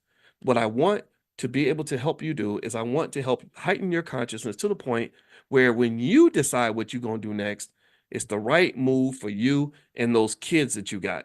It's the right move for your family. I think every parent, some of y'all in here are parents like me. I'm a parent, and my number one goal as a parent is to make sure my kids, I'm not raising no goddamn slaves. I'm not. I'm not raising, I'm not raising anybody's servant. I'm just not doing that. I want them, maybe they can serve humanity or something, do good things in the world. I want that, but I'm not raising, I don't want children that were raised under me to go out into the world and be miserable, broke, struggling, selling stuff that they shouldn't be selling just to go pay the rent. I don't want them in that situation. So I think, just something as basic as like loving yourself and loving your kids means that maybe it's worth sort of reconsidering the things that you were told, because a lot of things that they tell you are just wrong. And here's the thing about, and this is the last point I'm gonna make on this about capitalism, the dark side of capitalism, is that they're not just doing this to black people. They're not just doing this to you. They're doing this to everybody. The capitalist system, it harms pretty much everybody, right? Anybody that's in the working class is pretty much getting screwed in America right now. I want to make that clear. So you're not the only ones, but it tends to happen worse to black people because we are so vulnerable. Do you understand? So effectively, when you're in that situation, I think it's important to at least start the conversation by realizing we don't have any friends, we don't have any true allies, because if you were really an ally, you'd be fighting for us to get that 14 trillion in reparations. But from what I understand about money and power, people don't give those things away easily. So I hope that this discussion was beneficial to you. That's what I'm seeing. I thank God for Dr. Claude Anderson for explaining the truth behind the historical immigration policies and what that does to us. I'm not telling you that you have to agree with him. Maybe he's wrong about things. I'm not going to say that he's right about everything, but this is another perspective for you to consider. Okay. All right. So anyway, I'm going to let you guys go. Tomorrow morning, we're going to meet for a financial consciousness training. If you want to join us, we meet every morning at 10 a.m. Eastern. It's 100% free to join the live session. So if you want to get an invite, you can text the word morning, MORNING, to 87948. Text morning to 87948. And also, if you live in another country and you can't text the word morning, just go to drboyceelevate.com. That's drboyceelevate.com. I'll send you an invitation, and we're going to meet tomorrow morning because I want your economic consciousness on 10. That when you have that heightened awareness, you just understand things better and you can get more out of life that you want without sort of hoping that somebody eventually gives you things that people just don't give away. Nobody gives away money and power. You got to learn how to take it. All right. So let's see. Where can you hear the recording? Well, this particular recording, I am streaming on my YouTube channel, which is drboycetv.com. If you want all of the trainings that we've done in this class, we've probably done 200 or 300 by now. You can actually go to drboycebookclub.com, or I think Amani's in the chat. Maybe Amani, if you have the link, you can share the link where if you want to just go get them all and you can share them with your family. There we go. Amani put the link in the chat.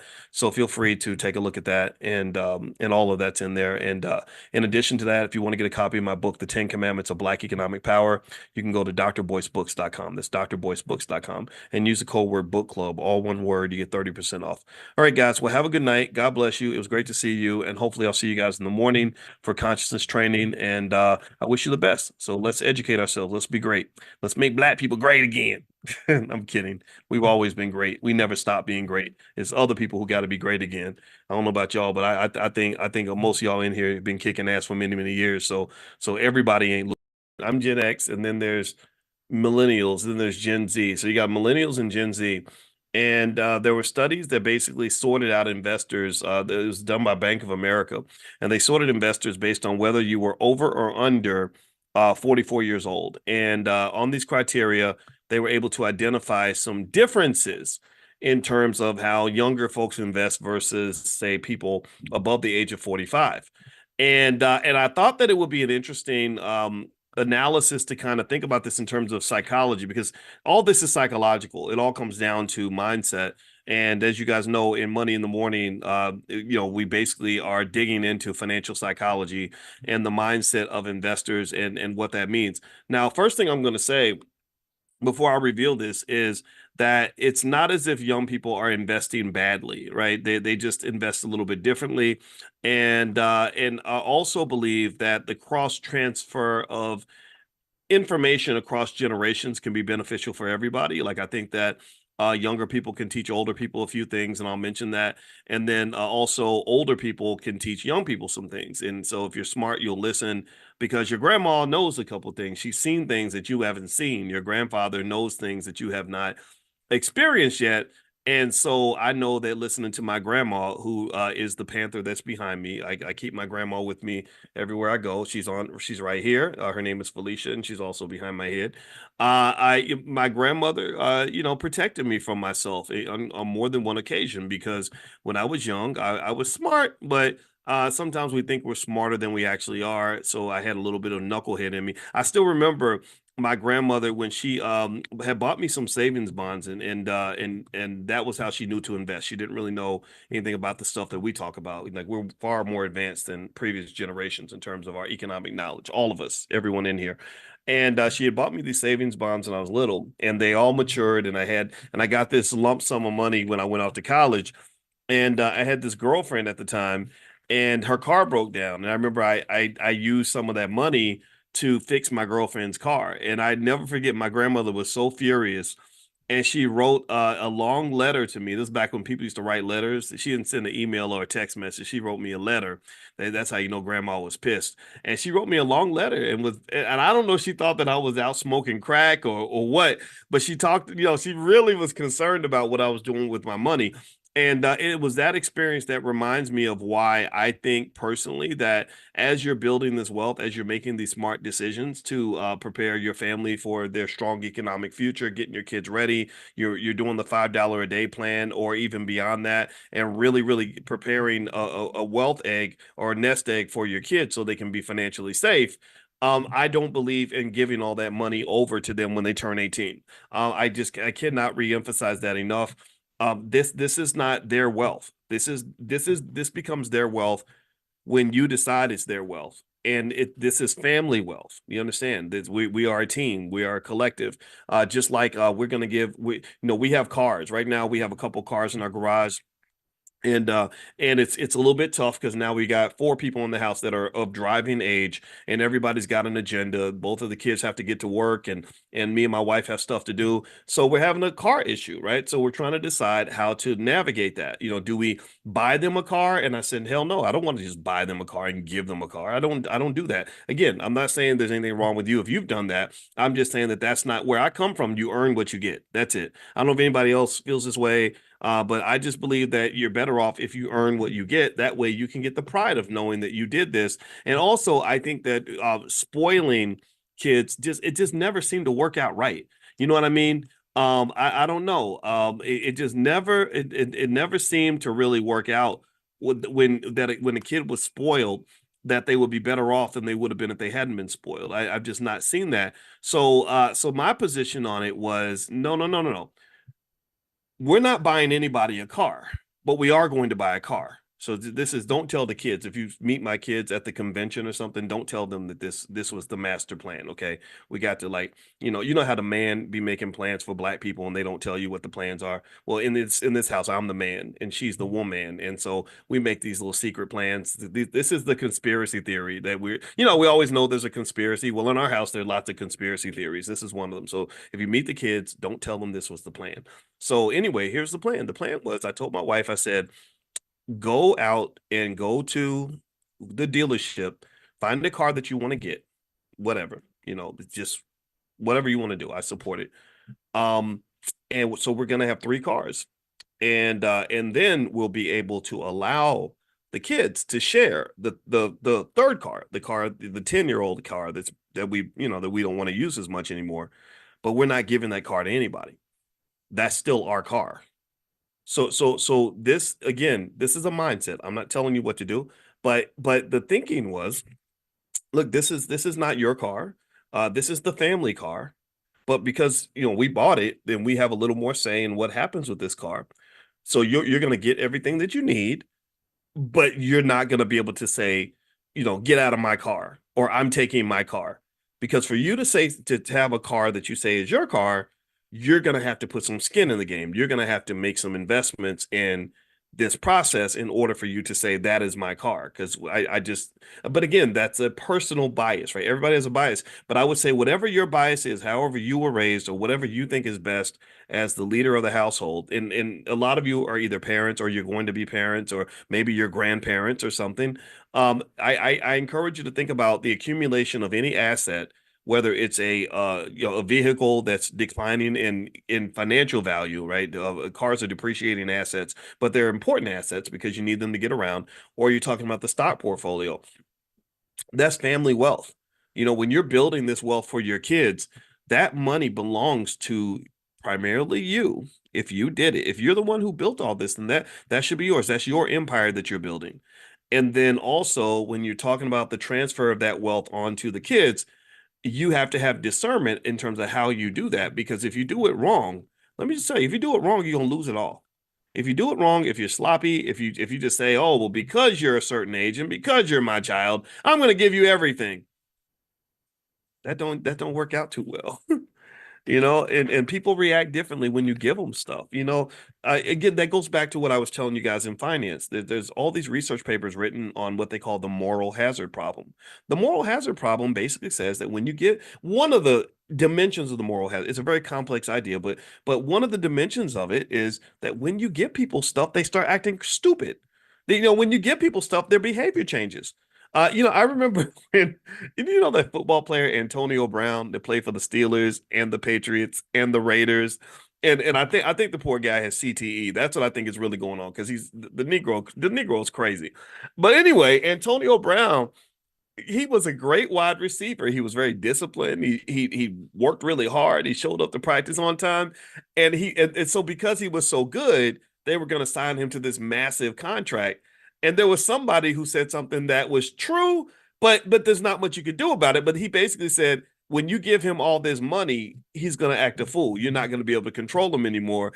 And he was actually right. When Antonio Brown got his money, his behavior no longer made any sense. Now, I personally think that brain damage thing is really big with the football players. So when I see them commit a crazy crime, like there was one guy, Kellen Winslow Jr., I think, who went to prison because he was literally sexually assaulting like old ladies, like 75, 80 years old. That just seems kind of weird. I'm not saying that any type of assault is okay. It's never okay, but it was just weird. It made me think something's got to be going on with his brain. And Aaron Hernandez, who played the same position as Kellen Winslow Jr., who definitely was confirmed to have tremendous amounts of brain damage, was just going to the club and killing people. Like, and it didn't make, and it was weird. They didn't even consider him a suspect, because they were like, why would a guy who just won a Super Bowl murder somebody? That didn't make, but it turned out that he had significant mental illness that came from all those hits to the head. So anyway, with that being said, though, just circling back to moral hazard,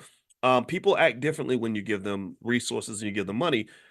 Especially true. That's especially true when you talk about your kids. So when you're talking about how to kind of deal with your children, and just sort of what what way to sort of distribute the assets, I think it's important to really think it through carefully, because if you don't, you're going to lose everything.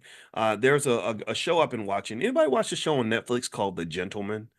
Anybody watch it? It's got one of my favorite actors, Giancarlo Esposito, one of the best actors out here.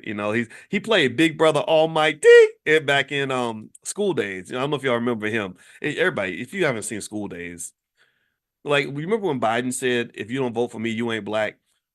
If you ain't watched School Days, I'm gonna have to check your black card, because that movie's a classic. We know it is. But anyway, if you're young, then that's your excuse. So go watch School Days. You'll love it. So anyway, Giancarlo Esposito is in this show called The Gentleman. And it's about this. It starts with this guy who inherits this massive estate and all this wealth from his father, who was the Duke of something or whatever. And they called him my Your Grace or my Lord and all this other British crap.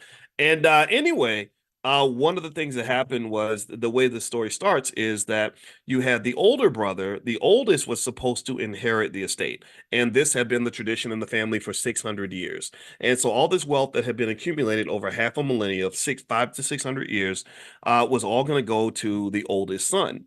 And the problem was that the oldest son is an idiot and a drug addict who makes terrible decisions. So the father skipped the oldest son and passed all the wealth down to his second son, who was the one that was the most responsible, because he knew his second son wasn't going to mess up the family estate. And so this is what this whole show's about. It's all about money and choices and everything else. And all those things are deeply connected. And so as you're building your empire and preparing what to do with it, and managing risk. We've talked about risk management. I did that whole training with you guys called Stormproof Investing, and we talked about diversification and the use of stock options to protect your portfolio. But the biggest protector in terms of risk is just making good decisions, and then making the good decision to put your wealth in the hands of people who are going to make good decisions, who are going to who are skilled at three major things. There are three major skills that make you into a wealthy person. One is the ability to acquire wealth. Two is the ability to preserve wealth. Three is the ability to grow the wealth. So really, it's simple. I would almost call it the football player analogy. And let me explain. I like analogies because it helps us understand that I'm telling you nothing new. Everything that we talk about, you already know these things. Well, if you think about it, what makes a great football team? Well, if you have the ability to get the ball, to acquire the ball, which means you got a good defense. Your defense can get fumbles and sacks and interceptions. Two, you can protect the ball. The quarterback does not fumble. They don't make mistakes. And then you can grow your score. You can get the ball down the field because you have a great offense. If you have those three things, do you understand? Tell me if you get this analogy. If you can acquire the ball, protect the ball, and get the ball down the field, then you will win Super Bowls. So to win Super Bowls in your life, in the game of economics, the very competitive game of Powernomics that exists all throughout this world, the game of capitalism, then pick up those three skills and you're going to win. And then you only give the ball to people who also have those skills, right? So if I've got a child who does not preserve wealth, then why would I give all my assets to that person who's just going to be a leaky bucket, who's going to lose everything? And this is what that whole show's about. The Gentleman. There's so many shows. If you watch, there's so many shows you watch that are really straight economic lessons. There's so many shows you watch. Every time you watch a show where money is discussed and there's a money problem, or people are doing crazy stuff because they need to get money, that's a financial lesson. There's so many different shows I could point out on Netflix right now where money pops up everywhere in these conversations. And this is where you learn it. This is your training ground. All right. So let me dig into some of this study. This is what I kind of wanted to hit on today. And by the way, if you want to copy my book, The 10 Commandments of Black Economic Power, or our financial flashcards for kids, we're halfway through the summer. It's not too late for you to give them something that's going to last for the rest of their life. You can go to drboycebooks.com, and there's a discount code, book club, the word book club. If you use a code book club, you can get 30% off anything in the store. So it's drboycebooks.com. Also, make sure you get on the text list for Money in the Morning. If you want to join the private Zoom for free, or get a notification. A lot of you just got a notification from me. Just text the word morning, MORNING, to the number 87948. Text morning to 87948. All right. So here are a few things that are going on. Basically, a Bank of America study found that young people under the age of 44 are more likely to choose investments that differ from those that are over the age of 44. People over the age of 44 are more likely to lean on the traditional investments, top three being stocks, real estate, and then emerging markets, right? So stocks, the stock market's number one, then real estate, and then if you want to go further, maybe emerging markets, meaning like third world countries. There are funds you can invest in that will let you, benefit from other countries. I made a list for you guys of funds you can invest in to make money in India, Africa. I made a list for Africa. I'll text that out to you guys again if you'd like to see it, or you can email support at theblackbusinessschool.com and they can give you access to that. I don't have it in front of me now. Either way, if that were the case, I'd give it to you now. That's kind of what people do over the age of 44, right? So, and it makes sense. The stock market is the number one wealth builder in America. Those who don't participate in the stock market don't tend to build very much wealth. Also, real estate is very, very powerful. Real estate is a great way to have literally a real asset, something you can actually touch, something that's very tangible. So shout out to everybody who owns real estate. I think real estate's fine. I don't personally enjoy being a landlord. I think I've talked to you guys about that. So I choose to make my money by selling stock options and all that to get my income. But still, real estate is fine. And then also emerging markets are nice because emerging markets can give you that excess return because you're investing in these small countries that may grow very, very quickly. Now, um, here's the thing. The truth though is that younger people, typically every generation, they do something different from what their parents did. And a lot of the decision in terms of what they choose to do is informed by their experience, right? So, a person that's under the age of 45, they've grown up with a lot of technology, so they're very comfortable with technology. Younger people tend to be more comfortable with risk because they have a longer time horizon for investment, but then also they are comfortable with risk because sometimes it's because they haven't gone through certain experiences. My grandmother went through the Great Depression, so she was very, very risk averse, very risk conscious. People like Warren Buffett, they saw the effects of the Great Depression, so they're always thinking about the downside. They're thinking about what could go wrong. Whereas if you're a young person and you've only seen the market boom, you've only seen low interest rate regimes, which is what we had going all the way back to 2010, where you could just go borrow money and amazing things will happen after that, then a person like that is more likely to take on leverage and debt and kind of just gunsling a little bit, right? Because they haven't really gone through. In fact, the last 20 years, 25 years or so, you really haven't seen too many major economic calamities. You did have the decline in 07, 08, which was pretty bad for the real estate market. But for the most part, young people haven't really gone through like some sort of like significant economic hell in terms of the stock market, in terms of watching your portfolio go, just drop 60% right before your eyes.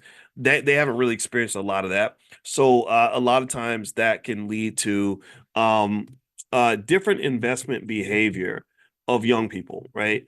And so here's what they found in the study that young people do when it comes to investing. They said that young people they tend to allocate toward real estate at the top of the list, crypto and private equity. That was what Bank of America mentioned in particular. Real estate, crypto, and private equity, as opposed to stocks being at the top of the list. Private equity might be, in some cases, just, your own business or investing in other people's businesses or some of these websites where you can put money in and they can, like I think Fundrise does that, where you're raising money for startups and stuff like that. And what's actually driving a lot of this is that also younger people tend to have a little less patience when it comes to wealth building. They sort of, especially on social media, where there's a lot of incentive or a lot of what's the word? A lot of flashiness in terms of people showing you how much money they made and how they made it quickly.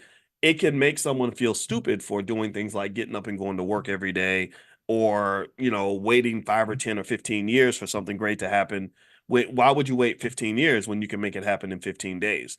And so the lure of the fast money a lot of times can drive certain investments that are extremely risky. And then also they mentioned that younger people have an interest in various kinds of collectibles like watches and classic cars and stuff like that, or even sneakers. And all that's fine, right? Again, I'm not here to tell you that those things are bad. I think that what is interesting though to me is that you should know that there's something that everybody can learn from each generation, and generally speaking, things like crypto are incredibly risky, probably riskier than people can recognize. And they said that some of the reasons that younger people are more likely to deviate toward things like crypto is a lack of trust, a lack of trust in the government. You hear a lot of people talk online about how the dollar is gonna collapse and the whole economy is gonna go to shit and everybody's gonna lose everything, or the government is manipulating you in this way or that way. And I'm not saying those things aren't true. I'm not gonna say that America, I do, I really completely agree with you that America is a country where there are conspiracy theories. There are people in the elite class that make certain decisions that affect the working class that are unfair. I've mentioned to you a few factors. For example, I think they've completely screwed a lot of people when it comes to student loans. So you have a lot of disillusioned people who say, "Wait a minute, I went into debt to go to college so I can do everything right, and here I got all this debt and I'm stuck and I'm not making the money I expected to make." Like all that's real and all that's by design. We've talked about that. But at the same time, though, I think that if this lack of trust causes you to throw the baby out with the bathwater, then that's not good for you, right? If you are just sort of like for example, if you believe that the stock market is a complete Ponzi scheme and you don't participate, well, then guess what? You're missing out on the chance to make money alongside Microsoft, Apple, Nvidia, and the greatest companies on earth. And so really, I think that a balanced approach is more appropriate, where you say, yeah, they're probably doing what's best for themselves. Yeah, the elites are going to be elites. Yeah, they're probably making plans and conspiracies for them to benefit themselves. But that does not mean that I still can't participate in this economy and do well. Also, younger people tend to be more tech savvy. They're more comfortable with technology, which is why things like crypto can be appealing, as opposed to older people who don't trust crypto. I've heard older people talk about crypto like it's just fake money and it's complete garbage. And I think that that's an inappropriate approach, because typically a lot of times the people that will say things like that are people that they know a lot about investing, but they don't know a lot about crypto. Do you understand? Like, so they'll know a lot about stocks and real estate and business. So that gives them their credibility. But then they won't take the time to really try to understand what's really happening with crypto. Like, what is it? Like, what's really going on here? And I think that that's a little bit problematic and disingenuous. It's almost like somebody who won a Super Bowl who then tells you that tennis is crap, or a pickleball is garbage, right? So if I am a guy who won a Super Bowl, I don't know who's a guy. I'm trying to think. I can't name any Super Bowl winners right now. I don't know. Shannon Sharp. I'm Shannon Sharp, and I won a Super Bowl in football. Um, but and then pickleball comes along, and I say, well, pickleball's a stupid sport, but I know nothing about the sport. If I say pickleball will never take off, nobody likes pickleball, it's dumb. What credibility do I have to really say that? Right? If my credibility is that I won a Super Bowl, well, that's not appropriate credibility. That's not accurate in terms of that's not my area of expertise. Do you understand? So a lot of times people that criticize crypto the most, I've noticed, are people who haven't taken the time to really understand it, participate in it, invest in it. Why would you if you think it's stupid, if you think it's garbage, if you made that assessment from the very beginning? So one of the things I can say that was with crypto, in order for me to critique it, I felt like I needed to understand it. So to understand it, I read a couple books about it and did a lot of research, talked to a lot of people, looked into a lot of stuff. I'm still not an expert on it, but I know a lot more than I did. And if you were to ask me, do I think crypto is garbage? I'd say yes. And if you ask me, do I think crypto is a great investment? I would say yes.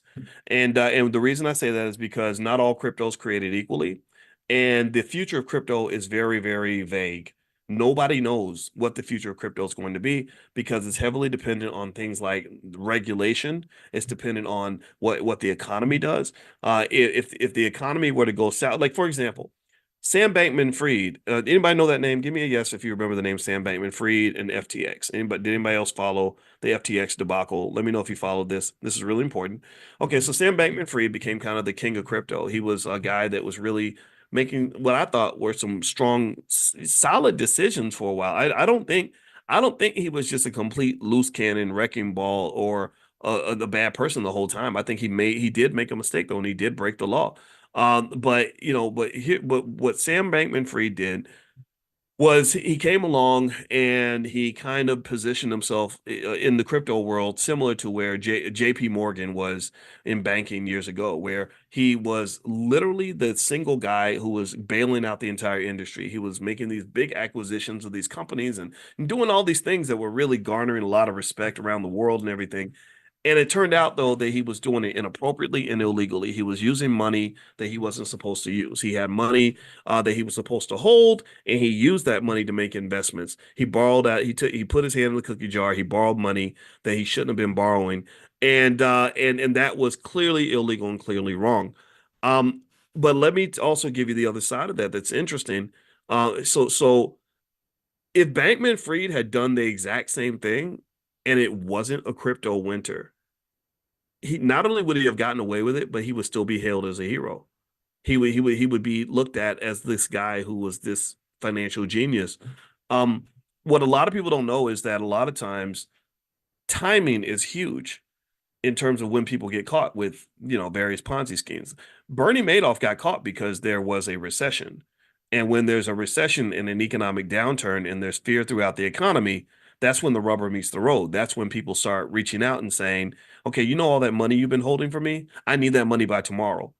And if you don't have the money, like if the money is out there somewhere, if you've got it planted somewhere in an investment where the paper loss is extreme, then you're going to pretty much get caught with your pants down. But maybe if they had called you a month later, you would have had the money. Do you understand?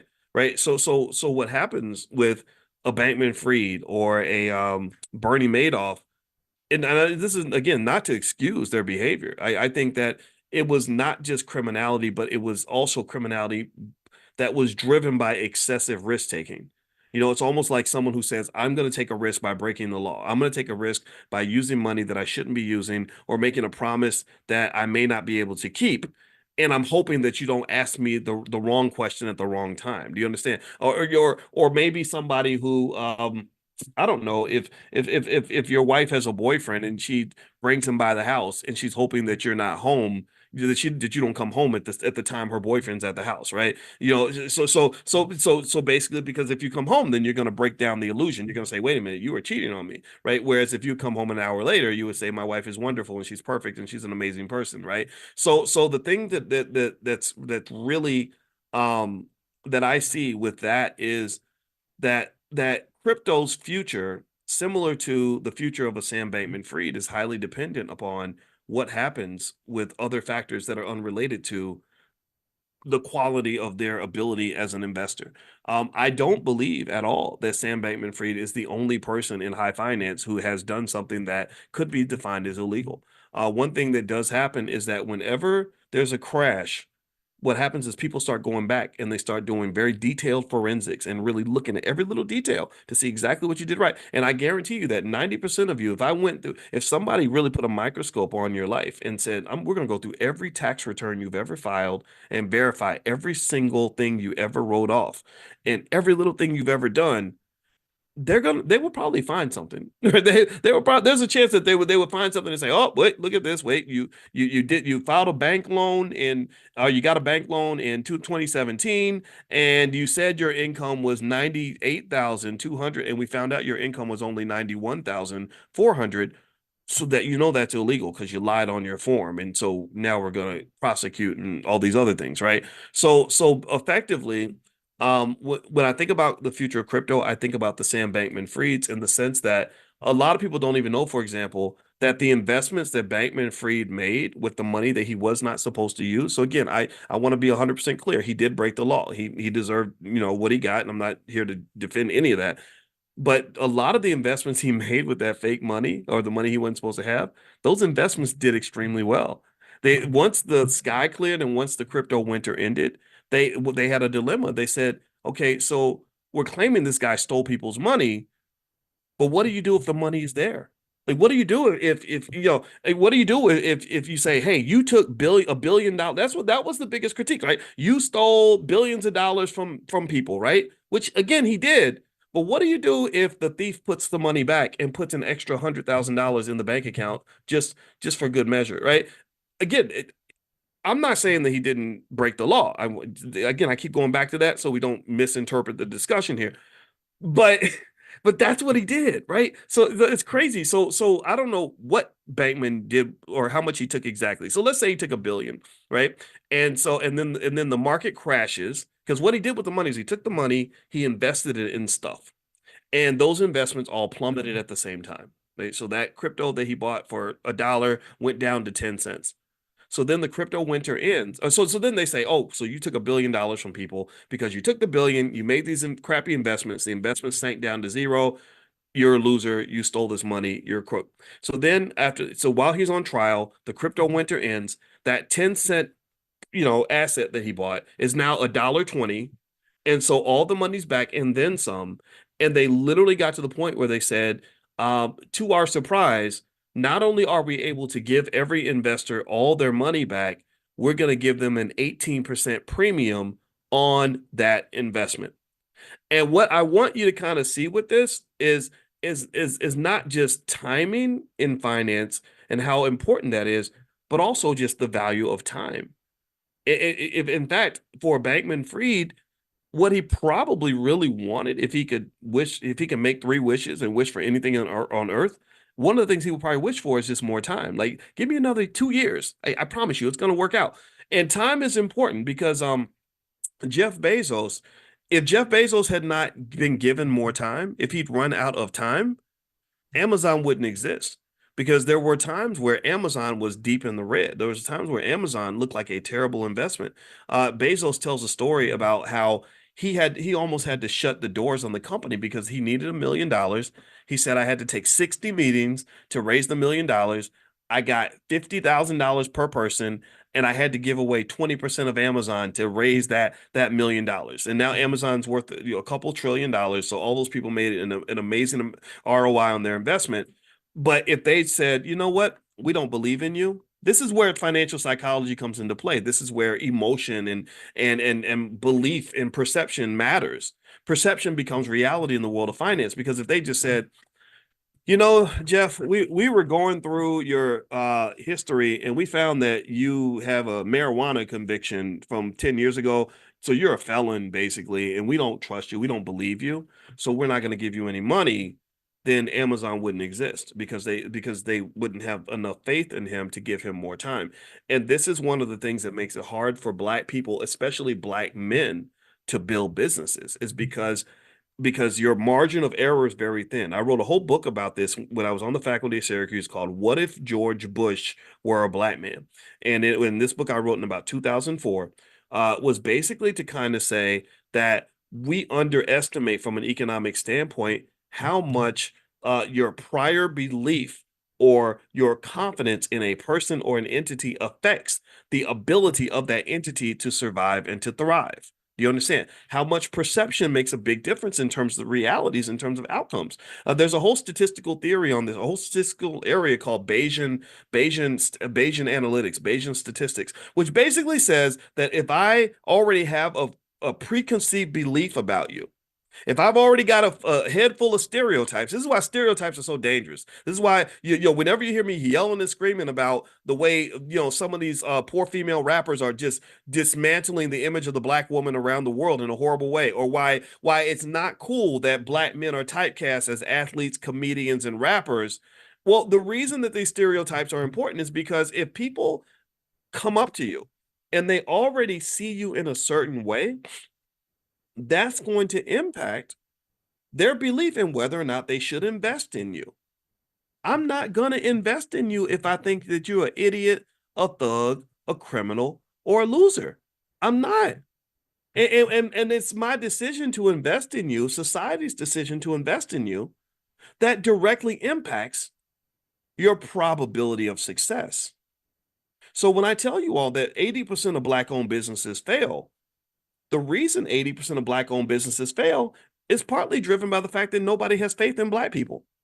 Nobody believes that that black man's going to be smart enough to do what Jeff Bezos did. If he ain't got the million, ain't nobody going to give him the million. They're going to say, oh, well, yeah, he's a black guy. And those black guys, all they do is make babies and rap and play basketball and whatever, right? They go to the strip club. They don't sit in the office and grind 14 hours a day to do what's necessary to make a company successful. They're loud and flashy, and if we were investing in him to go and become the next P Diddy, we'd invest in that. But we're not going to invest in him trying to become the next Jeff Bezos, because black guys just don't do that.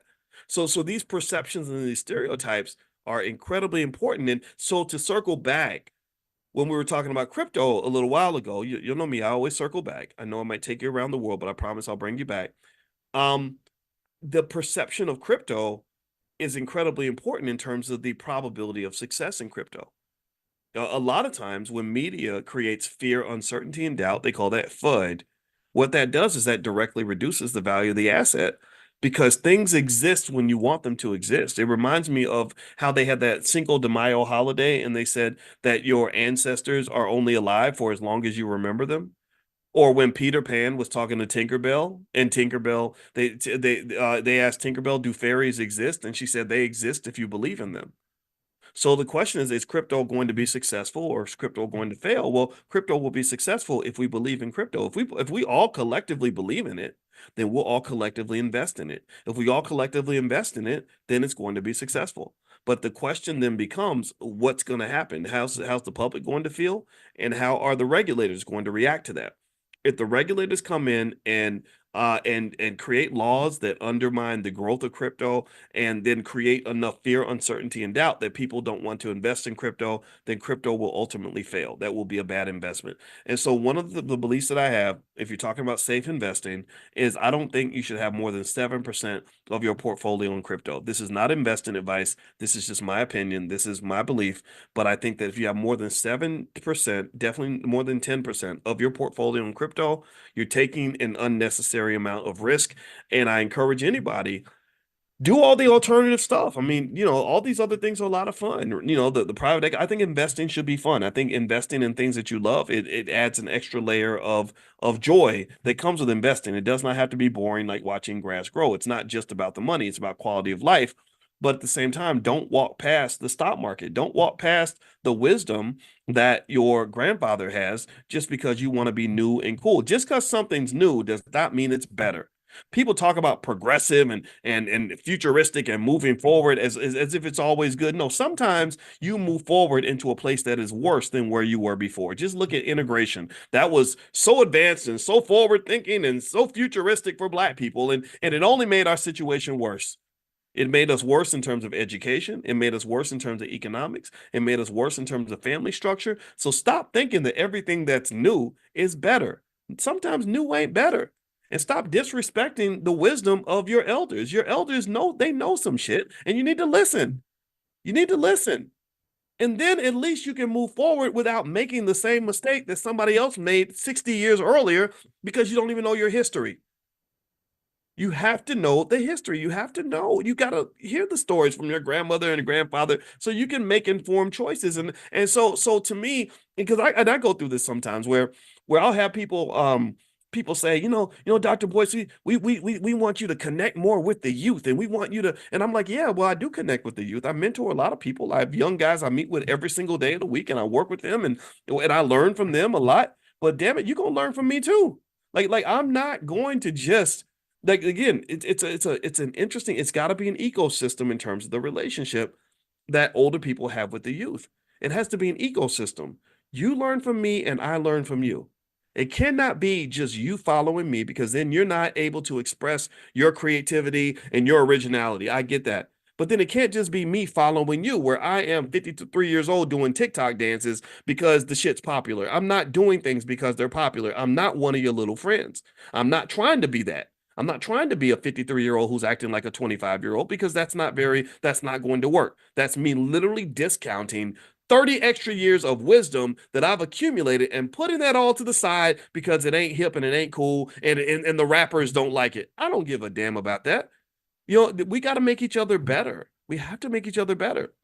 So I would say, for sure, based on, if you want a conclusion from today's conversation, Every young person needs to be invested. Every single young person who wants to have money, you better invest. Stop thinking that that job ain't going to do it for you. That is not going to give you financial security. That's not going to put you where you want to be. You have to invest in something. You have to sacrifice for the future if you want to have a future. The also secondly, when you talk about investing, there are basic rules you can follow. Diversification is really important.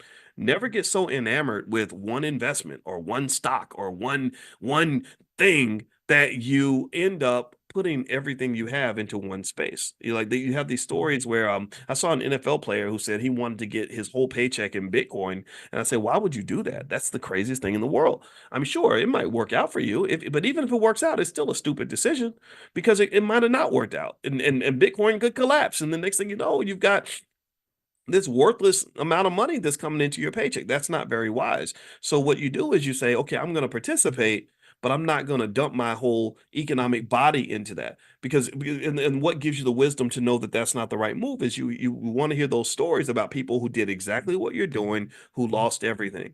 When you're investing, you really don't want to be in a position where you're going to lose everything if something goes wrong.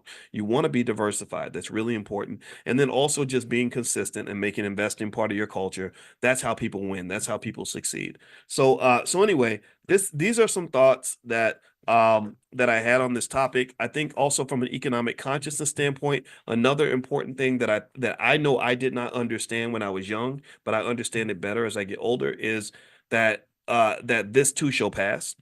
Sometimes we can get so caught up in a moment where like you ever see pictures of somebody like from the 70s where literally the dude in the picture was like the coolest, hippest guy in 1974. Like he literally, maybe he looked like Bootsy Collins or something from I don't know, it wasn't Earth, Wind and Fire. It was the P Funk. Like you ever see those P Funk dudes and how they dressed? Like let me find a pic. I gotta find a picture. It was the craziest thing. Let me see if I can find. Hold on. Let me see. All right. Um, Let me see if I can find one. And just so you know, I love P Funk, and I also love the greatest group of all time was Earth, Wind, and Fire. Like Earth, Wind, and Fire is the greatest. I met the guy who was one of the guys from Earth, Wind, and Fire, the one that played the guitar, that had the big hair. I met him in Los Angeles, and I was going up to get his autograph, and it was kind of cool. Like he was signing all these autographs with all these people, and he saw me in the crowd, and he just stopped, and he said, brother, he said, I watch you every day. And that was kind of cool. That was like my clout moment because all the Hollywood people were like, "Who is this guy? Why is he paying attention to him?" But so I'm kind of like an acquired taste. Some people love what I do. Some people don't know who the hell I am and don't care, and I don't blame them. All right, so here's so if you look at like a picture like this, right? To me, when I see like a P-funkish kind of picture, or I see like the Funkadelic or whatever, or I see my dad's old pictures where he's got the big hat and the fur coat and like stuff that looked really cool in the 70s.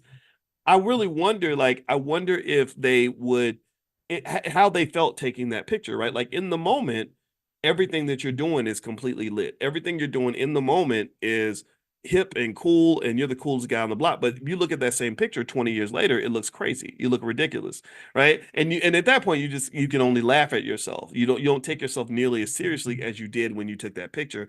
And I kind of think about that when it comes to what's trendy with investing. A lot of times I think when we're young, we get caught in a trend, and you think that that trend is going to last forever. Like you really think that what you're doing right now is going to be the best move for you forever. Like literally I'm overcommitting to the moment. That's what I'm getting at. That's what I want to and I think that overcommitment to the moment is a type of immaturity that we grow out of.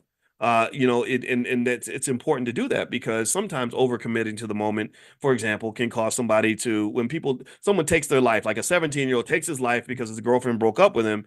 That's overcommitting to the moment because he doesn't realize that he's got the rest of his life to live. And 5 years from now, he won't even care about this girl anymore. But in that moment, it seems like that moment is forever. That moment's going to last a lifetime. I feel the same way about when my mother was pregnant with me when she was 17. They told her, well, it'll be easy for you if you just terminate the pregnancy. And my mother was like, no, this baby's going to grow up. He's got a whole life ahead of him.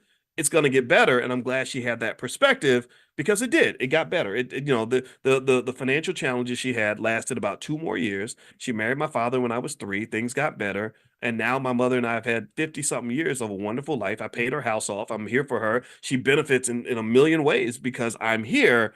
But if she had only been trapped in the moment, she would have never had any of that. The whole 50 something years of our existence together would disappear. Do you understand? So a lot of times I think that with financial consciousness, one aspect of consciousness is knowing that there's more to your life than what's in front of you. That's my point, right? There's more to life than what you're seeing right now in this particular place.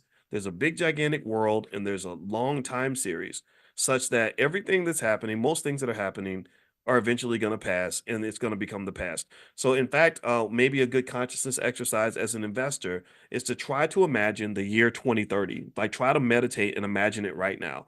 And then think about how you kind of look at the year 2030, right? It seems like it's futuristic, it's way off out there. Nobody's really talking about 2030 in the year 2024. Nobody's talking about 2035, right? But if you go out to 2030, what's interesting to me is that 2030 is to 2024 what 2024 was to 2018. Do you see? And 2018 was just yesterday. Most of you probably remember 2018 like it just happened. And so think about this. Imagine if in 2018 you'd invested to prepare for 2024.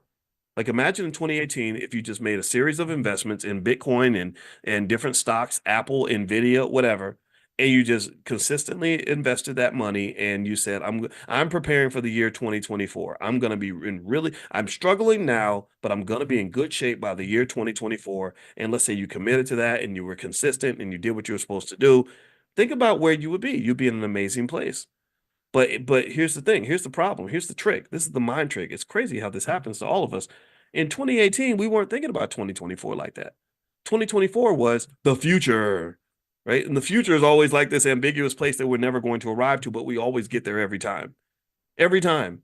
I assume a lot of you are old enough to remember. Any of y'all remember when even the year 2000 seemed like it was way off in the future?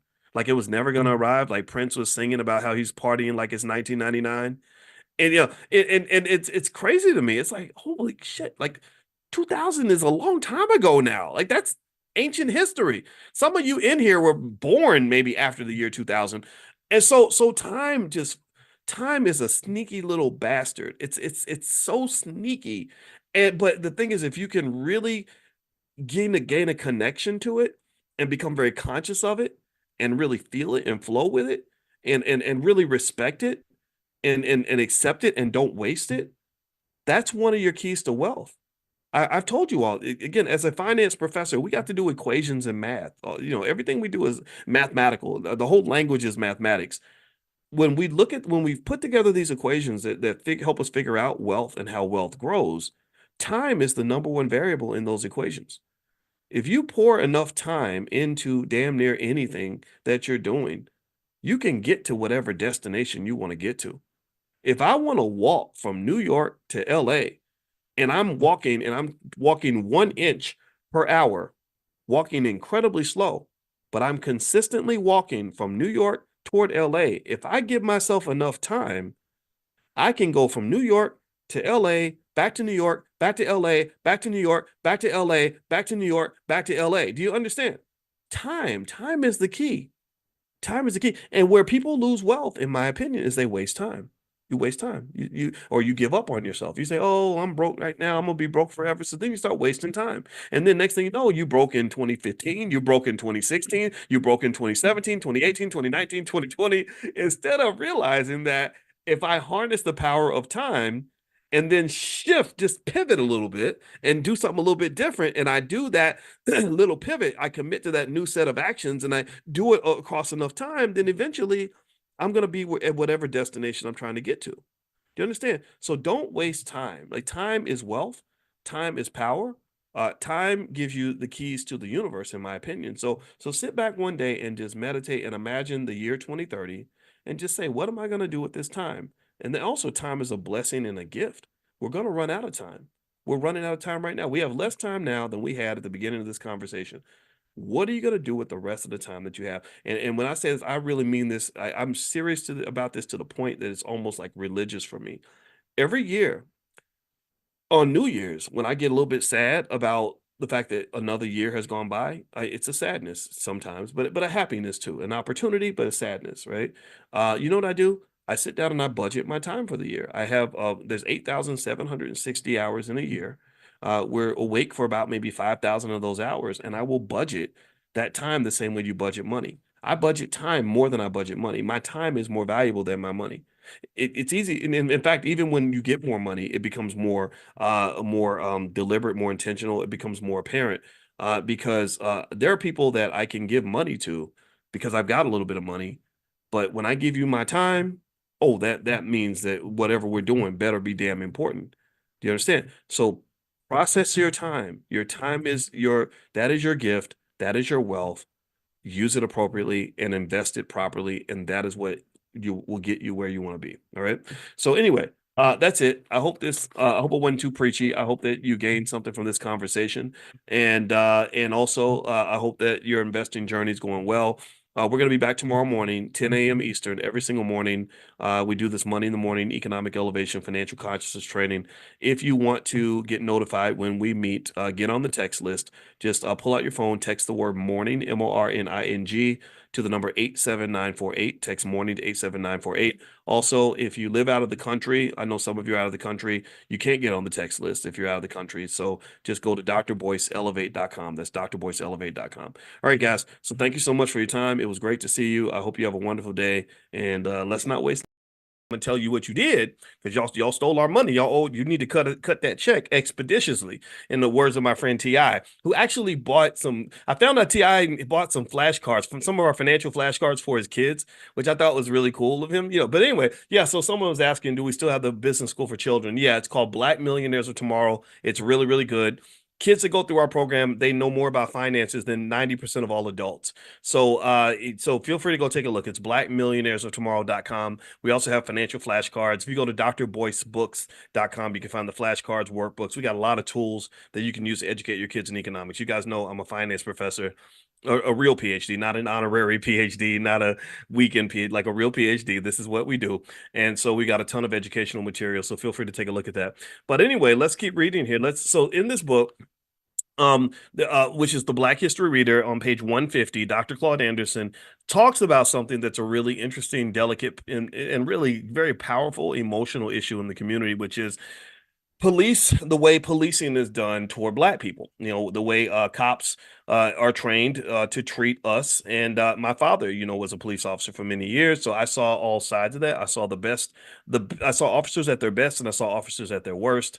The racism is 100% real. And I was explained. A guy did explain to me that the historic job of police officers is to protect the rich from the poor and the white from the black. And so, especially back in the day, if you were Black and you were in a special session or excuse me, special section of the city, you would be stopped just because you were there, right? All these things are very, very real. We know the history here. Now, here's what Dr. Anderson says. He says there is a pattern to this. There's a historical precedent of this, and understanding this can help us understand what's happening now. So let's read this. He says here, question 49 on page 150 of the Black History Reader. He says, why is the pattern of Black men killed by white law enforcement personnel so acceptable and so entrenched in society? He says, for centuries, America has been a killing field for young Black men, especially by white law enforcement. Although a long historical pattern of incidents in recent years, incidents in recent years have been troubling. In nearly every instance, courts and juries allowed those who profile, beat, or kill young Black men to go unpunished. Why? Because the underclass status of Blacks, which caused them to have unique historical experiences, is codified in this nation's revered founding documents. The Constitution of the United States and the Bill of Rights declare America a land of exceptionalism, the cradle of democracy, and a nation that values immigrants. Blacks were exceptional too. They were they were the nation's only non-immigrants. They were valued only as human property, entitled to be treated just like field animals. This lack of respect for a black man's life, rights, and contributions became infused into the nation's national spirit and codified into the legal and political infrastructure. America's perception of black men was framed by the U.S. the U.S. Supreme Court's infamous 1857 Dred Scott decision. A black slave declared that he was free because he had visited a temporarily lived in a free state. The Supreme Court ruled, however, that, quote, a black man has no rights which a white man is bound to respect. This infamous ruling, never reversed in over 150 years, has been locked into the culture and collective American psyche and passed down from generation to generation of ethnic whites. The first lesson immigrants learn when they come to this country is that they are prized and valued over native Black Americans. This prevailing attitude impacts every aspect of how our political and law enforcement systems view and treat Blacks. This nation's public policies of benign neglect and political correctness further depreciated the value and rights of Black Americans. Those policies were constructed to kill off the Black civil rights movement of the 1960s and to make all forms of Blackness invisible. The policy of benign neglect, this is where they neglect you and just kind of ignore you, and rather than say directly addressing you, just no attention, no interest, just you're just there. This policy of benign neglect took the focus off of Blacks and over the course of the next half century morphed into political correctness and diversity, policies that do not distinguish or aid Blacks. The views of law enforcement and society in general carry the legacies of slavery, Jim Crow semi-slavery, and the Dred Scott decision. Having relinquished the few concrete gains made during the civil rights movement, Blacks have slid back into a powerless underclass status. Blacks, however, should not be treated as guests in America. This nation was founded on the blood, sweat, and labor of millions of Blacks who were denied their very humanity and the fruits of their labor. The newly fabricated class groups, especially immigrants, inherit unearned benefits, respect, and rights to which Blacks were entitled but never received. The larger society adds further insult to injury when it participates in public dialogue that gives the false impression that all people and groups have contributed equally to the development of this nation. This is a convenient myth. The racial problems between law enforcement and Black men will not abate until this nation addresses the exceptional history and achievements of Black Americans. Police power is freely exercised against Black men who are perceived as obsolete and powerless to do little more than march or riot. The larger society has a responsibility to resolve the long-standing dehumanization of Blacks that is contained in the foundation documents and to erase the emanating legal precedents. The tension between law enforcement and Blacks will never abate as long as whites own and control 98% of all the nation's wealth. 98% of all the nation's wealth, income, businesses, land, privileges, and all levels of government. The Dred Scott decision must be considered in any serious efforts to analyze the relationship between Blacks and law enforcement. Calls for healing, no matter how sincere, will not correct the problem. Understanding the historical context, however, will be a better beginning point. At least both groups would understand the importance of reversing the holding of Dred Scott and the contribution of the U.S. Constitution to the problem. So, according to Dr. Anderson, it seems that he's saying that the Dred Scott decision, in which they clearly stated that a Black man has no rights that a white man is bound to respect, that basically a white man is not expected to respect any of the rights of a Black man, and that decision was never reversed. So this is the America. Welcome to America. This is the country that you live in. I'm Gen X, and then there's millennials, and then there's Gen Z. So you got millennials and Gen Z. And there were studies that basically sorted out investors. That was done by Bank of America, and they sorted investors based on whether you were over or under 44 years old. And on these criteria, they were able to identify some differences in terms of how younger folks invest versus, say, people above the age of 45. And I thought that it would be an interesting analysis to kind of think about this in terms of psychology, because all this is psychological. It all comes down to mindset. And as you guys know, in Money in the Morning, we basically are digging into financial psychology and the mindset of investors and what that means. Now, first thing I'm going to say before I reveal this is that it's not as if young people are investing badly, right? They just invest a little bit differently, and I also believe that the cross transfer of information across generations can be beneficial for everybody. Like I think that younger people can teach older people a few things, and I'll mention that. And then also older people can teach young people some things. And so if you're smart, you'll listen because your grandma knows a couple things. She's seen things that you haven't seen. Your grandfather knows things that you have not experienced yet. And so I know that listening to my grandma, who is the panther that's behind me, I keep my grandma with me everywhere I go. She's right here. Her name is Felicia, and she's also behind my head. My grandmother, protected me from myself on more than one occasion because when I was young, I was smart, but sometimes we think we're smarter than we actually are. So I had a little bit of knucklehead in me. I still remember my grandmother when she had bought me some savings bonds and that was how she knew to invest. She didn't really know anything about the stuff that we talk about. Like we're far more advanced than previous generations in terms of our economic knowledge. All of us, everyone in here. And she had bought me these savings bonds when I was little, and they all matured. And I got this lump sum of money when I went off to college. And I had this girlfriend at the time, and her car broke down. And I remember I used some of that money to fix my girlfriend's car. And I never forget, my grandmother was so furious, and she wrote a long letter to me. This is back when people used to write letters. She didn't send an email or a text message. She wrote me a letter. That's how you know grandma was pissed. And she wrote me a long letter and I don't know if she thought that I was out smoking crack or what, but she talked, she really was concerned about what I was doing with my money. And it was that experience that reminds me of why I think personally that as you're building this wealth, as you're making these smart decisions to prepare your family for their strong economic future, getting your kids ready, you're doing the $5 a day plan or even beyond that, and really, really preparing a wealth egg or a nest egg for your kids so they can be financially safe. I don't believe in giving all that money over to them when they turn 18. I cannot reemphasize that enough. This is not their wealth. This becomes their wealth when you decide it's their wealth. And this is family wealth. You understand? We are a team. We are a collective.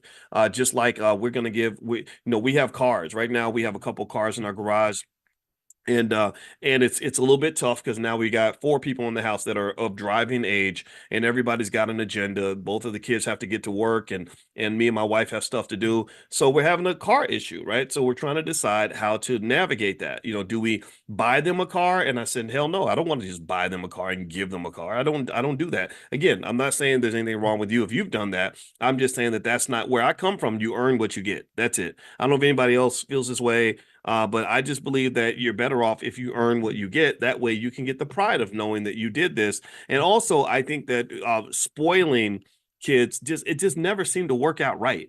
You know what I mean? I don't know. It just never never seemed to really work out when a kid was spoiled, that they would be better off than they would have been if they hadn't been spoiled. I've just not seen that. So my position on it was no, no, no, no, no, we're not buying anybody a car, but we are going to buy a car. So this is, don't tell the kids. If you meet my kids at the convention or something, don't tell them that this was the master plan. Okay, we got to, like, you know how the man be making plans for black people and they don't tell you what the plans are. Well, in this house, I'm the man and she's the woman, and so we make these little secret plans. This is the conspiracy theory that we always know there's a conspiracy. Well, in our house, there are lots of conspiracy theories. This is one of them. So if you meet the kids, don't tell them this was the plan. So anyway, here's the plan. The plan was, I told my wife, I said, go out and go to the dealership, find a car that you want to get, whatever, just whatever you want to do. I support it. Um, and so we're gonna have three cars, and then we'll be able to allow the kids to share the third car, the 10-year-old car that we don't want to use as much anymore, but we're not giving that car to anybody. That's still our car. So this, again, this is a mindset. I'm not telling you what to do, but the thinking was, look, this is not your car. This is the family car.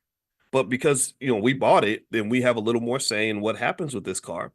So you're gonna get everything that you need, but you're not gonna be able to say, get out of my car, or I'm taking my car. Because for you to say to have a car that you say is your car, you're gonna have to put some skin in the game. You're gonna have to make some investments in this process in order for you to say that is my car. Because I just, but again, that's a personal bias, right? Everybody has a bias. But I would say whatever your bias is, however you were raised, or whatever you think is best as the leader of the household, and a lot of you are either parents or you're going to be parents, or maybe your grandparents or something. I encourage you to think about the accumulation of any asset, whether it's a vehicle that's declining in financial value, right? Cars are depreciating assets, but they're important assets because you need them to get around. Or you're talking about the stock portfolio. That's family wealth. When you're building this wealth for your kids, that money belongs to primarily you. If you did it, if you're the one who built all this, then that should be yours. That's your empire that you're building. And then also, when you're talking about the transfer of that wealth onto the kids, you have to have discernment in terms of how you do that. Because if you do it wrong, let me just say, if you do it wrong, you're gonna lose it all. If you do it wrong, if you're sloppy, if you just say, "Oh, well, because you're a certain age and because you're my child, I'm gonna give you everything," that don't work out too well. And people react differently when you give them stuff. Again, that goes back to what I was telling you guys in finance. There's all these research papers written on what they call the moral hazard problem. The moral hazard problem basically says that when you get one of the dimensions of the moral hazard, it's a very complex idea, but one of the dimensions of it is that when you give people stuff, they start acting stupid. When you give people stuff, their behavior changes. I remember when that football player Antonio Brown that played for the Steelers and the Patriots and the Raiders. And I think the poor guy has CTE. That's what I think is really going on because he's the Negro. The Negro is crazy. But anyway, Antonio Brown, he was a great wide receiver. He was very disciplined. He worked really hard. He showed up to practice on time, and so because he was so good, they were going to sign him to this massive contract. And there was somebody who said something that was true, but there's not much you could do about it. But he basically said, when you give him all this money, he's going to act a fool. You're not going to be able to control him anymore. And he was actually right. When Antonio Brown got his money, he just his behavior no longer made any sense. Now, I personally think that brain damage thing is really big with the football players. So when I see them commit a crazy crime, like there was one guy, Kellen Winslow Jr., I think, who went to prison because he was literally sexually assaulting like old ladies, like 75, 80 years old. That just seems kind of weird. I'm not saying that any type of assault is okay. It's never okay, but it was just weird. It made me think something's got to be going on with his brain. And Aaron Hernandez, who played the same position as Kellen Winslow Jr., who definitely was confirmed to have tremendous amounts of brain damage, was just going to the club and killing people. Like, and it didn't make and it was weird. They didn't even consider him a suspect because they were like, why would a guy who just won a Super Bowl murder somebody? That doesn't make but it turned out that he had significant mental illness that came from all those hits to the head. So anyway, with that being said, though, just circling back to moral hazard, people act differently when you give them resources and you give them money. Especially true. That's especially true when you talk about your kids. So when you're talking about how to kind of deal with your children and just sort of what way to sort of distribute the assets, I think it's important to really think it through carefully because if you don't, you're going to lose everything. There's a show I've been watching. Anybody watch the show on Netflix called The Gentleman? Anybody watch it? It's got one of my favorite actors, Giancarlo Esposito, one of the best actors out here. He played Big Brother Almighty back in School Days. I don't know if y'all remember him. Everybody, if you haven't seen School Days, like remember when Biden said, "If you don't vote for me, you ain't black." If you ain't watched School Days, I'm gonna have to check your black card because that movie's a classic. We know it is. But anyway, if you're young, then that's your excuse. So go watch School Days. You'll love it. So anyway, Giancarlo Esposito is in this show called The Gentleman, and it's about this it starts with this guy who inherits this massive estate and all this wealth from his father, who was the duke of something or whatever, and they called him my your grace or my lord and all this other British crap. And anyway, one of the things that happened was the way the story starts is that you had the older brother. The oldest was supposed to inherit the estate, and this had been the tradition in the family for 600 years. And so all this wealth that had been accumulated over half a millennia, 5 to 600 years, was all going to go to the oldest son. And the problem was that the oldest son is an idiot and a drug addict who makes terrible decisions. So the father skipped the oldest son and passed all the wealth down to his second son, who was the one that was the most responsible because he knew his second son wasn't going to mess up the family estate. And so this is what this whole show's about. It's all about money and choices and everything else. And all those things are deeply connected. And so as you're building your empire and preparing what to do with it, and managing risk. We've talked about risk management. I did that whole training with you guys called Stormproof Investing, and we talked about diversification and the use of stock options to protect your portfolio. But the biggest protector in terms of risk is just making good decisions and then making the good decision to put your wealth in the hands of people who are going to make good decisions, who are going to who are skilled at three major things. There are three major skills that make you into a wealthy person. One is the ability to acquire wealth. Two is the ability to preserve wealth. Three is the ability to grow the wealth. So really, it's simple. I would almost call it the football player analogy. And let me explain. I like analogies because it helps us understand that I'm telling you nothing new. Everything that we talk about, you already know these things. Well, if you think about it, what makes a great football team? Well, if you have the ability to get the ball, to acquire the ball, which means you got a good defense. Your defense can get fumbles and sacks and interceptions. Two, you can protect the ball. The quarterback does not fumble. They don't make mistakes. And then you can grow your score. You can get the ball down the field because you have a great offense. If you have those three things, do you understand? Tell me if you get this analogy. If you can acquire the ball, protect the ball, and get the ball down the field, then you will win Super Bowls. So to win Super Bowls in your life, in the game of economics, the very competitive game of Powernomics that exists all throughout this world, the game of capitalism, then pick up those three skills and you're going to win. And then you only give the ball to people who also have those skills, right? So if I've got a child who does not preserve wealth, then why would I give all my assets to that person who's just going to be a leaky bucket, who's going to lose everything?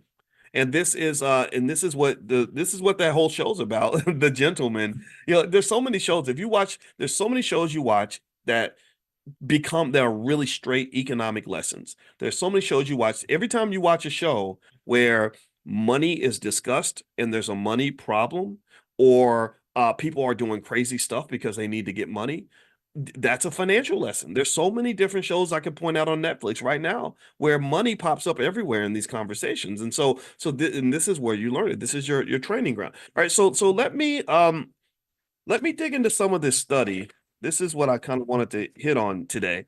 And by the way, if you want to copy my book, The 10 Commandments of Black Economic Power, or our financial flashcards for kids, we're halfway through the summer. It's not too late for you to give them something that's going to last for the rest of their life. You can go to drboycebooks.com, and there's a discount code, book club, the word book club. If you use a code book club, you can get 30% off anything in the store. So it's drboycebooks.com. Also, make sure you get on the text list for Money in the Morning. If you want to join the private Zoom for free, or get a notification. A lot of you just got a notification from me. Just text the word morning, MORNING, to the number 87948. Text morning to 87948. All right. So here are a few things that are going on. Basically, a Bank of America study found that young people under the age of 44 are more likely to choose investments that differ from those that are over the age of 44. People over the age of 44 are more likely to lean on the traditional investments, top three being stocks, real estate, and then emerging markets, right? So stocks, the stock market's number one, then real estate, and then if you want to go further, maybe emerging markets, meaning like third world countries. There are funds you can invest in that will let you, benefit from other countries. I made a list for you guys of funds you can invest in to make money in India, Africa. I made a list for Africa. I'll text that out to you guys again if you'd like to see it, or you can email support@theblackbusinessschool.com and they can give you access to that. I don't have it in front of me now. Either way, if that were the case, I'd give it to you now. That's kind of what people do over the age of 44, right? So, and it makes sense. The stock market is the number one wealth builder in America. Those who don't participate in the stock market don't tend to build very much wealth. Also, real estate is very, very powerful. Real estate is a great way to have literally a real asset, something you can actually touch, something that's very tangible. So shout out to everybody who owns real estate. I think real estate's fine. I don't personally enjoy being a landlord. I think I've talked to you guys about that. So I choose to make my money by selling stock options and all that to get my income. But still, real estate is fine. And then also emerging markets are nice because emerging markets can give you that excess return because you're investing in these small countries that may grow very, very quickly. Now, um, here's the thing. The truth though is that younger people, typically every generation, they do something different from what their parents did. And a lot of the decision in terms of what they choose to do is informed by their experience, right? So, a person that's under the age of 45, they've grown up with a lot of technology, so they're very comfortable with technology. Younger people tend to be more comfortable with risk because they have a longer time horizon for investment, but then also they are comfortable with risk because sometimes it's because they haven't gone through certain experiences. My grandmother went through the Great Depression, so she was very, very risk averse, very risk conscious. People like Warren Buffett, they saw the effects of the Great Depression, so they're always thinking about the downside. They're thinking about what could go wrong. Whereas if you're a young person and you've only seen the market boom, you've only seen low interest rate regimes, which is what we had going all the way back to 2010, where you could just go borrow money and amazing things will happen after that, then a person like that is more likely to take on leverage and debt and kind of just gunsling a little bit, right? Because they haven't really gone through. In fact, the last 20 years, 25 years or so, you really haven't seen too many major economic calamities. You did have the decline in 07, 08, which was pretty bad for the real estate market. But for the most part, young people haven't really gone through like some sort of like significant economic hell in terms of the stock market, in terms of watching your portfolio go, just drop 60% right before your eyes. They haven't really experienced a lot of that. So a lot of times that can lead to um, different investment behavior of young people, right?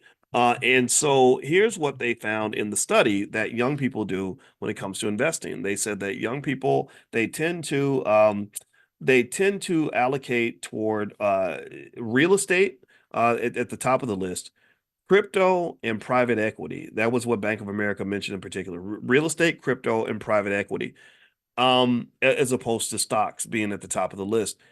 Private equity might be, in some cases, just, your own business or investing in other people's businesses or some of these websites where you can put money in and they can, like I think Fundrise does that, where you're raising money for startups and stuff like that. And what's actually driving a lot of this is that also younger people tend to have a little less patience when it comes to wealth building. They sort of, especially on social media where there's a lot of incentive or a lot of what's the word? A lot of flashiness in terms of people showing you how much money they made and how they made it quickly. It can make someone feel stupid for doing things like getting up and going to work every day or, waiting 5 or 10 or 15 years for something great to happen. Why would you wait 15 years when you can make it happen in 15 days? And so the lure of the fast money a lot of times can drive certain investments that are extremely risky. And then also they mentioned that younger people have an interest in various kinds of collectibles like watches and classic cars and stuff like that, or even sneakers. And all that's fine, right? Again, I'm not here to tell you that those things are bad. I think that what is interesting though to me is that you should know that there's something that everybody can learn from each generation, and generally speaking, things like crypto are incredibly risky, probably riskier than people can recognize.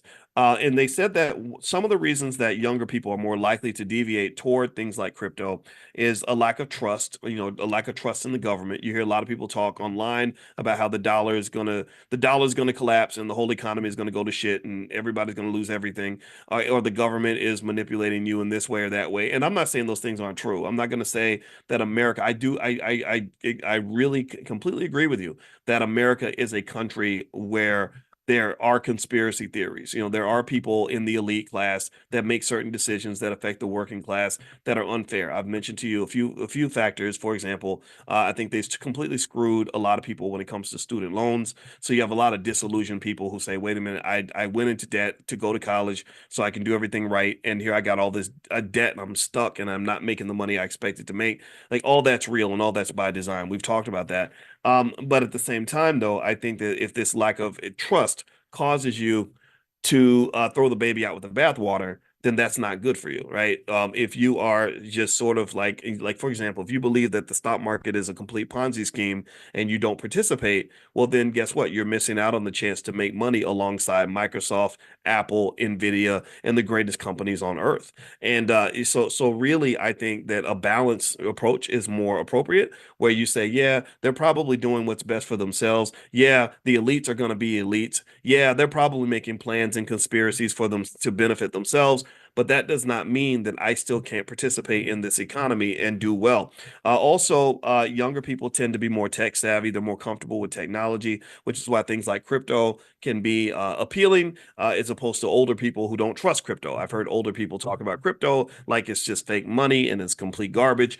And I think that that's an inappropriate approach, because typically a lot of times the people that will say things like that are people that they know a lot about investing, but they don't know a lot about crypto. You understand? Like, so they'll know a lot about stocks and real estate and business. So that gives them their credibility. But then they won't take the time to really try to understand what's really happening with crypto. Like, what is it? Like, what's really going on here? And I think that that's a little bit problematic and disingenuous. It's almost like somebody who won a Super Bowl who then tells you that tennis is crap, or a pickleball is garbage, right? So if I am a guy who won a Super Bowl, I don't know who's a guy. I'm trying to think. I can't name any Super Bowl winners right now. I don't know. Shannon Sharp. I'm Shannon Sharp, and I won a Super Bowl in football. Um, but and then pickleball comes along, and I say, well, pickleball's a stupid sport, but I know nothing about the sport. If I say pickleball will never take off, nobody likes pickleball, it's dumb. What credibility do I have to really say that? Right? If my credibility is that I won a Super Bowl, well, that's not appropriate credibility. That's not accurate in terms of that's not my area of expertise. Do you understand? So a lot of times people that criticize crypto the most, I've noticed, are people who haven't taken the time to really understand it, participate in it, invest in it. Why would you if you think it's stupid, if you think it's garbage, if you made that assessment from the very beginning? So one of the things I can say that was with crypto, in order for me to critique it, I felt like I needed to understand it. So to understand it, I read a couple books about it and did a lot of research, talked to a lot of people, looked into a lot of stuff. I'm still not an expert on it, but I know a lot more than I did. And if you were to ask me, do I think crypto is garbage? I'd say yes. And if you ask me, do I think crypto is a great investment? I would say yes. And the reason I say that is because not all crypto is created equally, and the future of crypto is very, very vague. Nobody knows what the future of crypto is going to be, because it's heavily dependent on things like regulation. It's dependent on what the economy does. If the economy were to go south, like for example, Sam Bankman-Fried. Anybody know that name? Give me a yes if you remember the name Sam Bankman-Fried and FTX. Did anybody else follow the FTX debacle? Let me know if you followed this. This is really important. Okay, so Sam Bankman-Fried became kind of the king of crypto. He was a guy that was really making what I thought were some strong, solid decisions for a while. I don't think he was just a complete loose cannon wrecking ball, or a bad person the whole time. I think he did make a mistake though, and he did break the law. But what Sam Bankman-Fried did was he came along and he kind of positioned himself in the crypto world similar to where JP Morgan was in banking years ago, where he was literally the single guy who was bailing out the entire industry. He was making these big acquisitions of these companies and doing all these things that were really garnering a lot of respect around the world and everything. And it turned out, though, that he was doing it inappropriately and illegally. He was using money that he wasn't supposed to use. He had money that he was supposed to hold, and he used that money to make investments. He borrowed out. He put his hand in the cookie jar. He borrowed money that he shouldn't have been borrowing, and that was clearly illegal and clearly wrong. Um, but let me also give you the other side of that. That's interesting. So if Bankman Fried had done the exact same thing, and it wasn't a crypto winter, he not only would he have gotten away with it, but he would still be hailed as a hero. He would be looked at as this guy who was this financial genius. Um, what a lot of people don't know is that a lot of times timing is huge in terms of when people get caught with, various Ponzi schemes. Bernie Madoff got caught because there was a recession. And when there's a recession and an economic downturn and there's fear throughout the economy, that's when the rubber meets the road. That's when people start reaching out and saying, okay, you know all that money you've been holding for me? I need that money by tomorrow.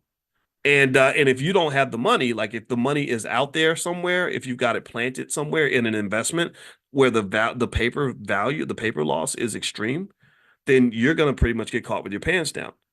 But maybe if they had called you a month later, you would have had the money. Do you understand? Right? So what happens with a Bankman Fried or a Bernie Madoff, and this is again not to excuse their behavior. I think that it was not just criminality, but it was also criminality that was driven by excessive risk taking.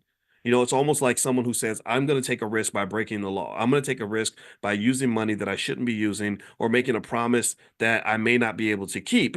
And I'm hoping that you don't ask me the wrong question at the wrong time. Do you understand? Or maybe somebody who I don't know if your wife has a boyfriend and she brings him by the house and she's hoping that you're not home, that you don't come home at the time her boyfriend's at the house, right? You know, so basically, because if you come home, then you're going to break down the illusion. You're going to say, wait a minute, you were cheating on me, right? Whereas if you come home an hour later, you would say, my wife is wonderful and she's perfect and she's an amazing person, right? So the thing that's really that I see with that is that crypto's future, similar to the future of a Sam Bankman-Fried, is highly dependent upon what happens with other factors that are unrelated to the quality of their ability as an investor.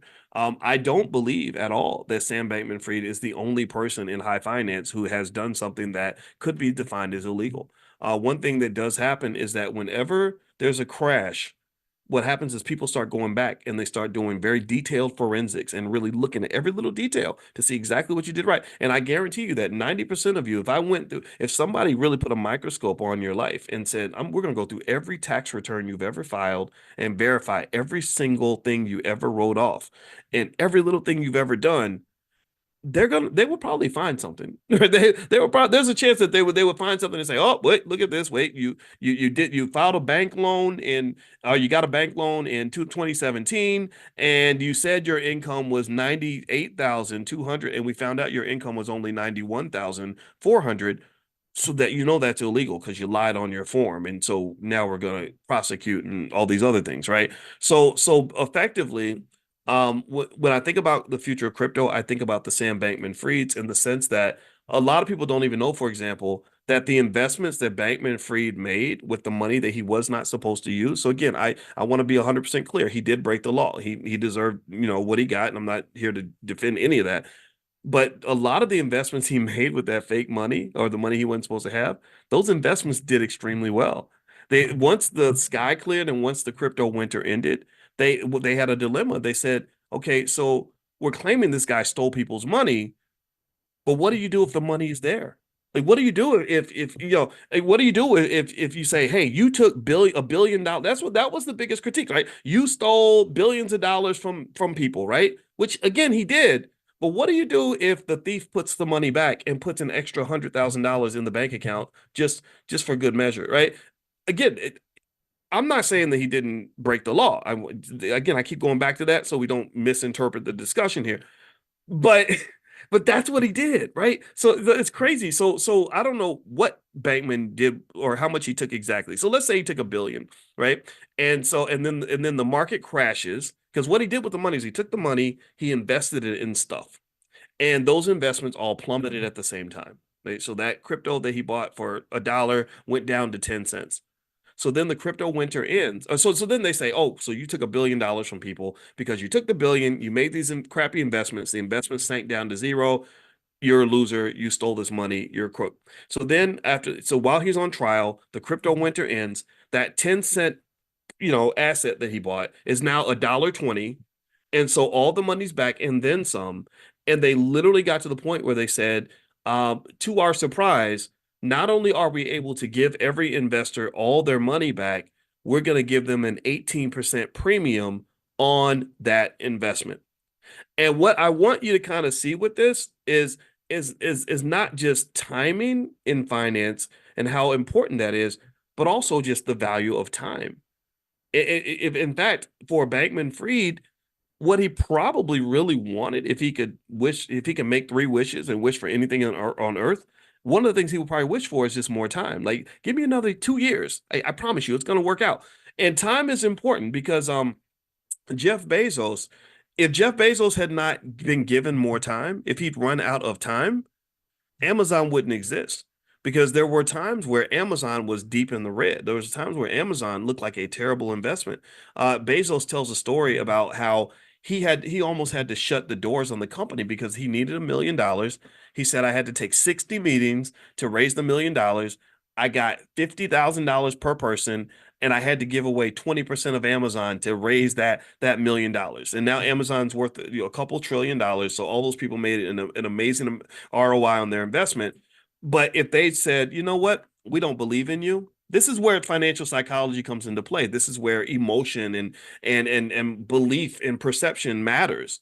Perception becomes reality in the world of finance, because if they just said, Jeff, we were going through your history, and we found that you have a marijuana conviction from 10 years ago. So you're a felon, basically, and we don't trust you. We don't believe you. So we're not going to give you any money. Then Amazon wouldn't exist, because they wouldn't have enough faith in him to give him more time. And this is one of the things that makes it hard for Black people, especially Black men, to build businesses, is because your margin of error is very thin. I wrote a whole book about this when I was on the faculty of Syracuse, called What If George Bush Were a Black Man?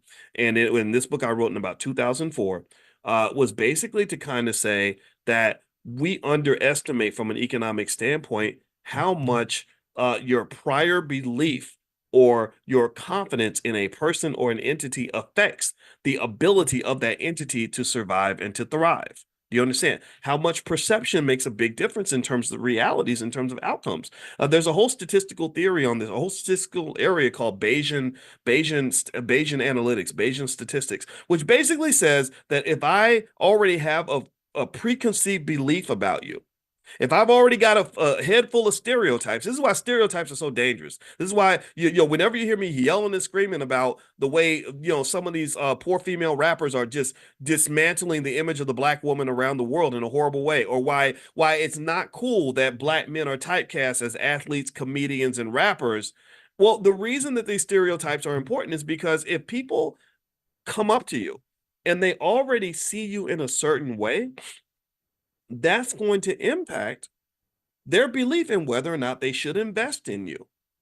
I'm not going to invest in you if I think that you're an idiot, a thug, a criminal, or a loser. I'm not. And it's my decision to invest in you, society's decision to invest in you, that directly impacts your probability of success. So when I tell you all that 80% of Black owned businesses fail, the reason 80% of Black owned businesses fail is partly driven by the fact that nobody has faith in Black people.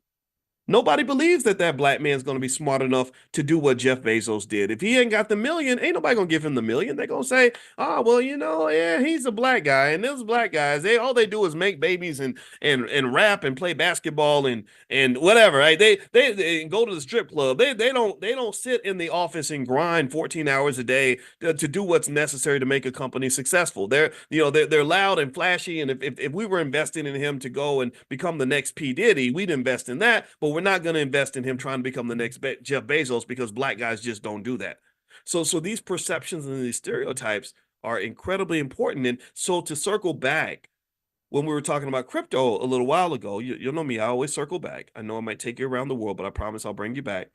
Um, the perception of crypto is incredibly important in terms of the probability of success in crypto.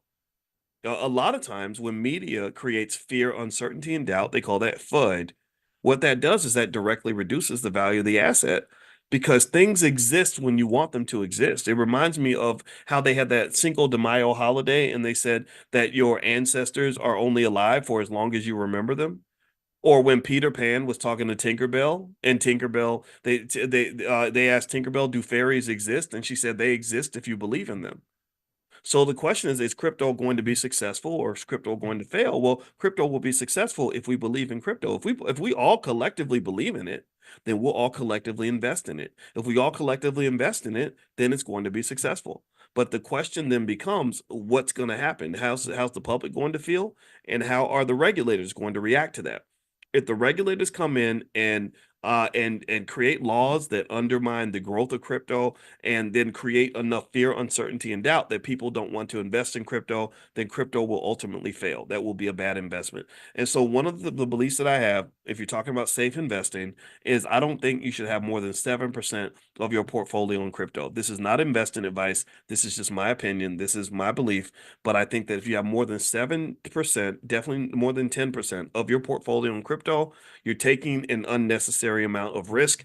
And I encourage anybody, do all the alternative stuff. I mean, all these other things are a lot of fun. The private, I think investing should be fun. I think investing in things that you love, it adds an extra layer of joy that comes with investing. It does not have to be boring like watching grass grow. It's not just about the money, it's about quality of life. But at the same time, don't walk past the stock market. Don't walk past the wisdom that your grandfather has just because you want to be new and cool. Just because something's new does not mean it's better. People talk about progressive and futuristic and moving forward as if it's always good. No, sometimes you move forward into a place that is worse than where you were before. Just look at integration. That was so advanced and so forward thinking and so futuristic for Black people, and it only made our situation worse. It made us worse in terms of education. It made us worse in terms of economics. It made us worse in terms of family structure. So stop thinking that everything that's new is better. Sometimes new ain't better. And stop disrespecting the wisdom of your elders. Your elders know, they know some shit, and you need to listen. You need to listen. And then at least you can move forward without making the same mistake that somebody else made 60 years earlier because you don't even know your history. You have to know the history. You have to know. You got to hear the stories from your grandmother and grandfather so you can make informed choices. And so to me, because I go through this sometimes where I'll have people say, Dr. Boyce, we want you to connect more with the youth, and we want you to, and I'm like, yeah, well, I do connect with the youth. I mentor a lot of people. I have young guys I meet with every single day of the week, and I work with them, and I learn from them a lot. But damn it, you're gonna learn from me too. Like I'm not going to just, like, again, it's an interesting, it's got to be an ecosystem in terms of the relationship that older people have with the youth. It has to be an ecosystem. You learn from me and I learn from you. It cannot be just you following me, because then you're not able to express your creativity and your originality. I get that. But then it can't just be me following you, where I am 53 years old doing TikTok dances because the shit's popular. I'm not doing things because they're popular. I'm not one of your little friends. I'm not trying to be that. I'm not trying to be a 53-year-old who's acting like a 25-year-old, because that's not going to work. That's me literally discounting 30 extra years of wisdom that I've accumulated and putting that all to the side because it ain't hip and it ain't cool, and the rappers don't like it. I don't give a damn about that. We got to make each other better. We have to make each other better. So I would say, for sure, based on, if you want a conclusion from today's conversation, every young person needs to be invested. Every single young person who wants to have money, you better invest. Stop thinking that job ain't going to do it for you. That is not going to give you financial security. That's not going to put you where you want to be. You have to invest in something. You have to sacrifice for the future if you want to have a future. Secondly, when you talk about investing, there are basic rules you can follow. Diversification is really important. Never get so enamored with one investment or one stock or one thing that you end up putting everything you have into one space. You have these stories where I saw an NFL player who said he wanted to get his whole paycheck in Bitcoin, and I said, why would you do that? That's the craziest thing in the world. I'm sure it might work out for you, but even if it works out, it's still a stupid decision, because it might have not worked out, and Bitcoin could collapse, and the next thing you know, you've got this worthless amount of money that's coming into your paycheck. That's not very wise. So what you do is you say, okay, I'm going to participate, but I'm not going to dump my whole economic body into that, and what gives you the wisdom to know that that's not the right move is you want to hear those stories about people who did exactly what you're doing, who lost everything. When you're investing, you really don't want to be in a position where you're going to lose everything if something goes wrong. You want to be diversified. That's really important. And then also just being consistent and making investing part of your culture. That's how people win. That's how people succeed. So anyway, these are some thoughts that I had on this topic. I think also from an economic consciousness standpoint, another important thing that I know I did not understand when I was young, but I understand it better as I get older, is that this too shall pass. Sometimes we can get so caught up in a moment where, like you ever see pictures of somebody like from the 70s where literally the dude in the picture was like the coolest, hippest guy in 1974. Like he literally, maybe he looked like Bootsy Collins or something from I don't know, it wasn't Earth, Wind and Fire. It was the P Funk. Like you ever see those P Funk dudes and how they dressed? Like, let me find a pic. I gotta find a picture. It was the craziest thing. Let me see if I can find. Hold on. Let me see. All right. Um, Let me see if I can find one. And just so you know, I love P Funk, and I also love the greatest group of all time was Earth, Wind and Fire. Like Earth, Wind and Fire is the greatest. I met the guy who was one of the guys from Earth, Wind and Fire, the one that played the guitar, that had the big hair. I met him in Los Angeles, and I was going up to get his autograph, and it was kind of cool. Like he was signing all these autographs with all these people, and he saw me in the crowd, and he just stopped, and he said, brother, he said, I watch you every day. And that was kind of cool. That was like my clout moment because all the Hollywood people were like, "Who is this guy? Why is he paying attention to him?" But so I'm kind of like an acquired taste. Some people love what I do. Some people don't know who the hell I am and don't care, and I don't blame them. All right, so here's so if you look at like a picture like this, right? To me, when I see like a P-funkish kind of picture, or I see like the Funkadelic or whatever, or I see my dad's old pictures where he's got the big hat and the fur coat and what like stuff that looked really cool in the 70s. I really wonder, like, I wonder if they would, how they felt taking that picture, right? Like in the moment, everything that you're doing is completely lit. Everything you're doing in the moment is hip and cool, and you're the coolest guy on the block. But you look at that same picture 20 years later, it looks crazy. You look ridiculous, right? And at that point, you can only laugh at yourself. You don't take yourself nearly as seriously as you did when you took that picture. And I kind of think about that when it comes to what's trendy with investing. A lot of times I think when we're young, we get caught in a trend and you think that that trend is going to last forever. Like you really think that what you're doing right now is going to be the best move for you forever. Like literally I'm overcommitting to the moment. That's what I'm getting at. That's what I want to kind of, and I think that overcommitment to the moment is a type of immaturity that we grow out of. And that's it's important to do that because sometimes overcommitting to the moment, for example, can cause somebody to, when someone takes their life, like a 17-year-old takes his life because his girlfriend broke up with him. That's overcommitting to the moment because he doesn't realize that he's got the rest of his life to live. And 5 years from now, he won't even care about this girl anymore. But in that moment, it seems like that moment is forever. That moment's going to last a lifetime. I feel the same way about when my mother was pregnant with me when she was 17. They told her, well, it'll be easy for you if you just terminate the pregnancy. And my mother was like, no, this baby's going to grow up. He's got a whole life ahead of him. It's going to get better. And I'm glad she had that perspective because it did. It got better. The financial challenges she had lasted about 2 more years. She married my father when I was 3. Things got better. And now my mother and I have had 50 something years of a wonderful life. I paid her house off. I'm here for her. She benefits in a million ways because I'm here.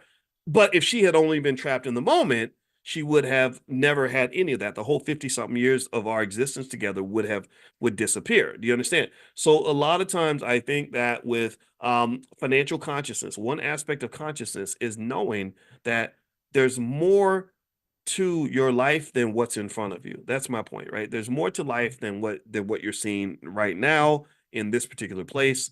There's a big gigantic world and there's a long time series such that everything that's happening, most things that are happening are eventually going to pass and it's going to become the past. So in fact, maybe a good consciousness exercise as an investor is to try to imagine the year 2030. Like try to meditate and imagine it right now. And then think about how you kind of look at the year 2030, right? It seems like it's futuristic, it's way off out there. Nobody's really talking about 2030 in the year 2024. Nobody's talking about 2035, right? But if you go out to 2030, what's interesting to me is that 2030 is to 2024 what 2024 was to 2018. Do you see? And 2018 was just yesterday. Most of you probably remember 2018 like it just happened. And so imagine if, think about this. Imagine if in 2018 you'd invested to prepare for 2024. Like imagine in 2018 if you just made a series of investments in Bitcoin and different stocks, Apple, Nvidia, whatever, and you just consistently invested that money and you said I'm preparing for the year 2024. I'm going to be in really I'm struggling now, but I'm going to be in good shape by the year 2024. And let's say you committed to that and you were consistent and you did what you were supposed to do. Think about where you would be. You'd be in an amazing place. But here's the thing. Here's the problem. Here's the trick. This is the mind trick. It's crazy how this happens to all of us. In 2018, we weren't thinking about 2024 like that. 2024 was the future, right? And the future is always like this ambiguous place that we're never going to arrive to, but we always get there every time. Every time. I assume a lot of you are old enough to remember. Any of y'all remember when even the year 2000 seemed like it was way off in the future? Like it was never going to arrive. Like Prince was singing about how he's partying like it's 1999.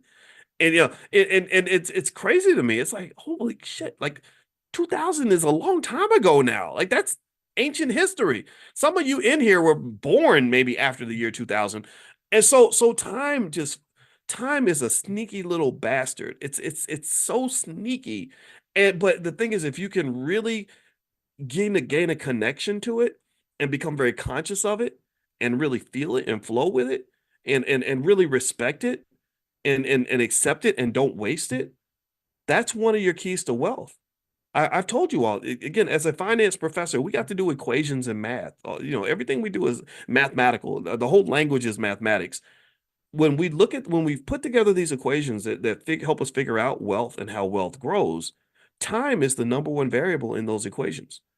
If you pour enough time into damn near anything that you're doing, you can get to whatever destination you want to get to.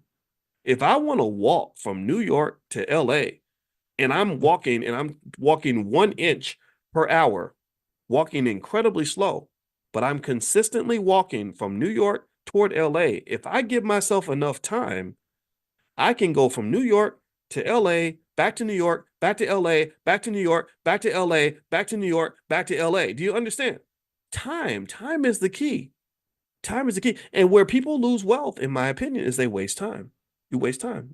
Or you give up on yourself. You say, "Oh, I'm broke right now. I'm gonna be broke forever." So then you start wasting time. And then next thing you know, you broke in 2015, you broke in 2016, you broke in 2017, 2018, 2019, 2020. Instead of realizing that if I harness the power of time and then just pivot a little bit and do something a little bit different, and I do that little pivot, I commit to that new set of actions and I do it across enough time, then eventually I'm going to be at whatever destination I'm trying to get to. Do you understand? So don't waste time. Like time is wealth, time is power.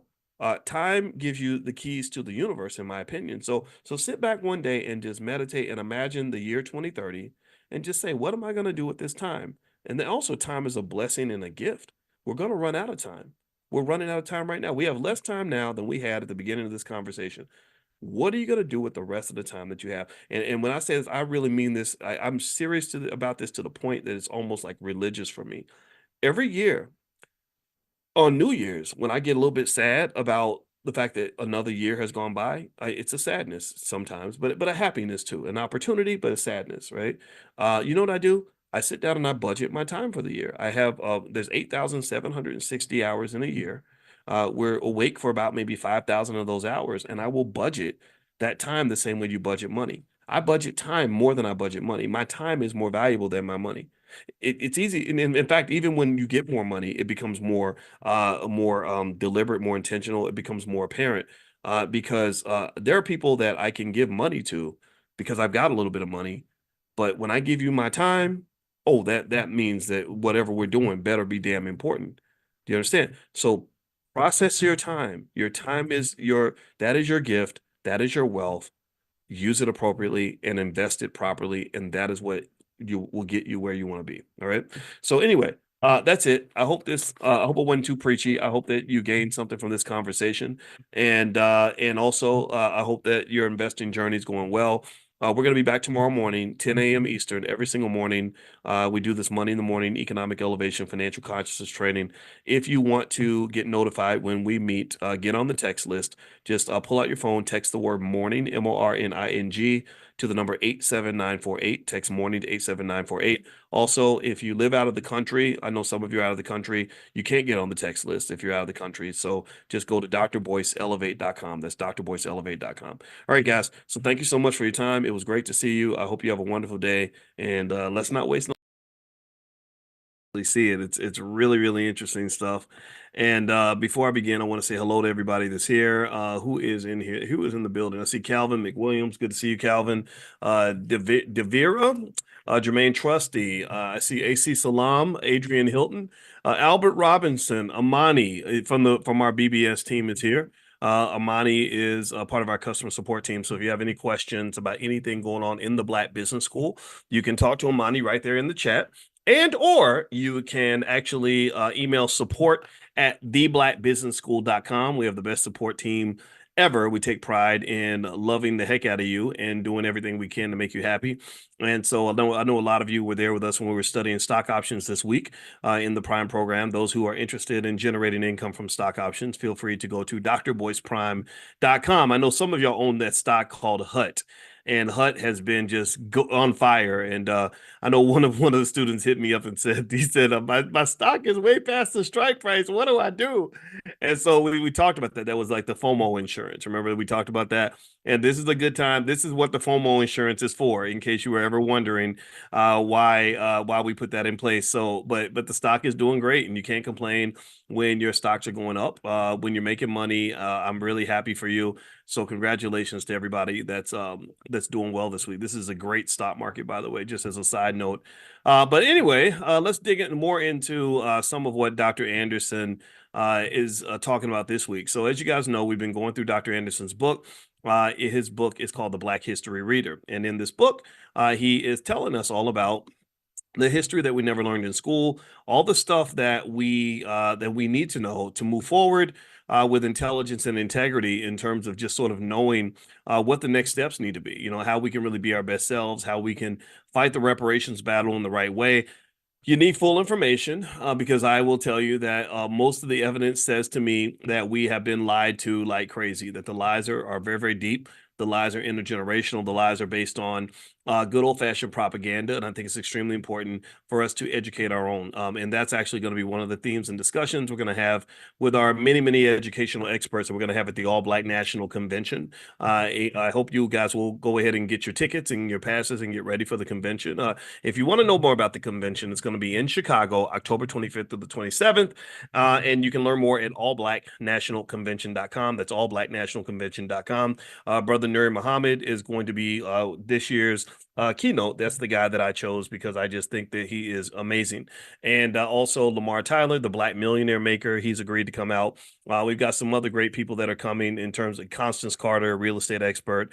Just so many great people that are going to be there that can really help you enhance your life. Educational experts, relationship experts. My wife, Dr. Alicia Watkins, is going to do a healing having event for those of you that want to heal. If you want to go into a space with her, she's got a partner named Lachelle. I don't have Lachelle's last name, but Lachelle is very good at the whole Reiki. She's a Reiki healer. So as I mentioned to you all, undiagnosed, untreated trauma is one of our biggest problems in the community. So we've got trauma experts that can help you heal. We've got a Fitbrit who's a fitness expert that can help you. You know, we're going to have workout sessions in the morning. Those of you that are in the mastermind, we're going to have a private VIP session for you guys. Also, those of you that are in the Prime program, we're going to have a gathering for the Prime members. So to participate in all of that, I see some of you are asking about it. Just go to allblacknationalconvention.com, get your ticket, and also the discounted hotel rooms are going to run out very soon. So you should probably get on the website, get your discounted room. It's at the Westin, so it's very nice and classy, but not too expensive, right? So like in 2021, it was an amazing convention in Orlando. It was right after the pandemic, kind of still in the middle of it a little bit. And it was really nice, very glamorous and luxurious and beautiful. But I kind of felt like it kind of went a little too far to that end. And so when some of you reached out, I heard you, and when you said that you'd like something that's more affordable for families. So we wanted to sort of find that middle range, nothing dusty, but nothing snobby, right? And so this Westin hotel is very, very nice and comfortable, and the rates, the rooms are about 130, and we are well designed for kids and everything else. So we're going to cover everything: economics, real estate, crypto. We got crypto experts coming. We've got people that are experts in, again, health and education, relationships, family, all kinds of stuff, because we believe we should be learning from ourselves and from each other. So if you'd like to join us, just go to allblacknationalconvention.com. Half of the tickets, almost all the tickets, I say about 60% of the tickets are sold. So you can kind of make that of that as you wish. I don't think there'll be tickets at the door. Because we're not trying to have a blowout convention. I don't want thousands of people there. I kind of want the right people there. They have the right attitude, so we can keep the right energy. So feel free to go to allblacknationalconvention.com. All right, so here is where we are in Dr. Claude Anderson's book. Dr. Anderson wrote a book called The Black History Reader, and you can get a copy of this book at Powernomics.com. Every black child in America, every black person in America should read this book. Every white person in America needs to read it, but they may not want to read it. But you know what? Hey, it's okay, because this is Black history, the Black History Reader, not the White History Reader. And so, by the way, I want to mention to everybody that just because we love Black history and love Black people, give me a yes if you understand that means I don't sit around here talking about how much I can't stand white folks. Now, I'm gonna be honest about you. I'm gonna tell you what you did, because y'all stole our money. You need to cut that check expeditiously, in the words of my friend Ti, who actually bought some. I found out Ti bought some flashcards, from some of our financial flashcards, for his kids, which I thought was really cool of him. But anyway, yeah. So someone was asking, do we still have the business school for children? Yeah, it's called Black Millionaires of Tomorrow. It's really, really good. Kids that go through our program, they know more about finances than 90% of all adults. So feel free to go take a look. It's blackmillionairesoftomorrow.com. We also have financial flashcards. If you go to drboycebooks.com, you can find the flashcards, workbooks. We got a lot of tools that you can use to educate your kids in economics. You guys know I'm a finance professor, a real PhD, not an honorary PhD, not a weekend PhD, like a real PhD. This is what we do. And so we got a ton of educational material. So feel free to take a look at that. But anyway, let's keep reading here. So in this book, which is the Black History Reader, on page 150, Dr. Claude Anderson talks about something that's a really interesting, delicate, and really very powerful emotional issue in the community, which is the way policing is done toward black people. The way cops are trained to treat us. And my father, was a police officer for many years, so I saw all sides of that. I saw I saw officers at their best, and I saw officers at their worst. The racism is 100% real. And I was explained, a guy did explain to me that the historic job of police officers is to protect the rich from the poor and the white from the black. And so, especially back in the day, if you were black and you were in a special session, or special section of the city, you would be stopped just because you were there, right? All these things are very, very real. We know the history here. Now, here's what Dr. Anderson says. He says there is a pattern to this. There's a historical precedent of this, and understanding this can help us understand what's happening now. So let's read this. He says here, question 49 on page 150 of the Black History Reader. He says, why is the pattern of black men killed by white law enforcement personnel so acceptable and so entrenched in society? He says, for centuries, America has been a killing field for young black men, especially by white law enforcement. Although a long historical pattern, incidents in recent years have been troubling. In nearly every instance, courts and juries allowed those who profile, beat, or kill young black men to go unpunished. Why? Because the underclass status of blacks, which caused them to have unique historical experiences, is codified in this nation's revered founding documents. The Constitution of the United States and the Bill of Rights declare America a land of exceptionalism, the cradle of democracy, and a nation that values immigrants. Blacks were exceptional too. They were the nation's only non-immigrants. They were valued only as human property, entitled to be treated just like field animals.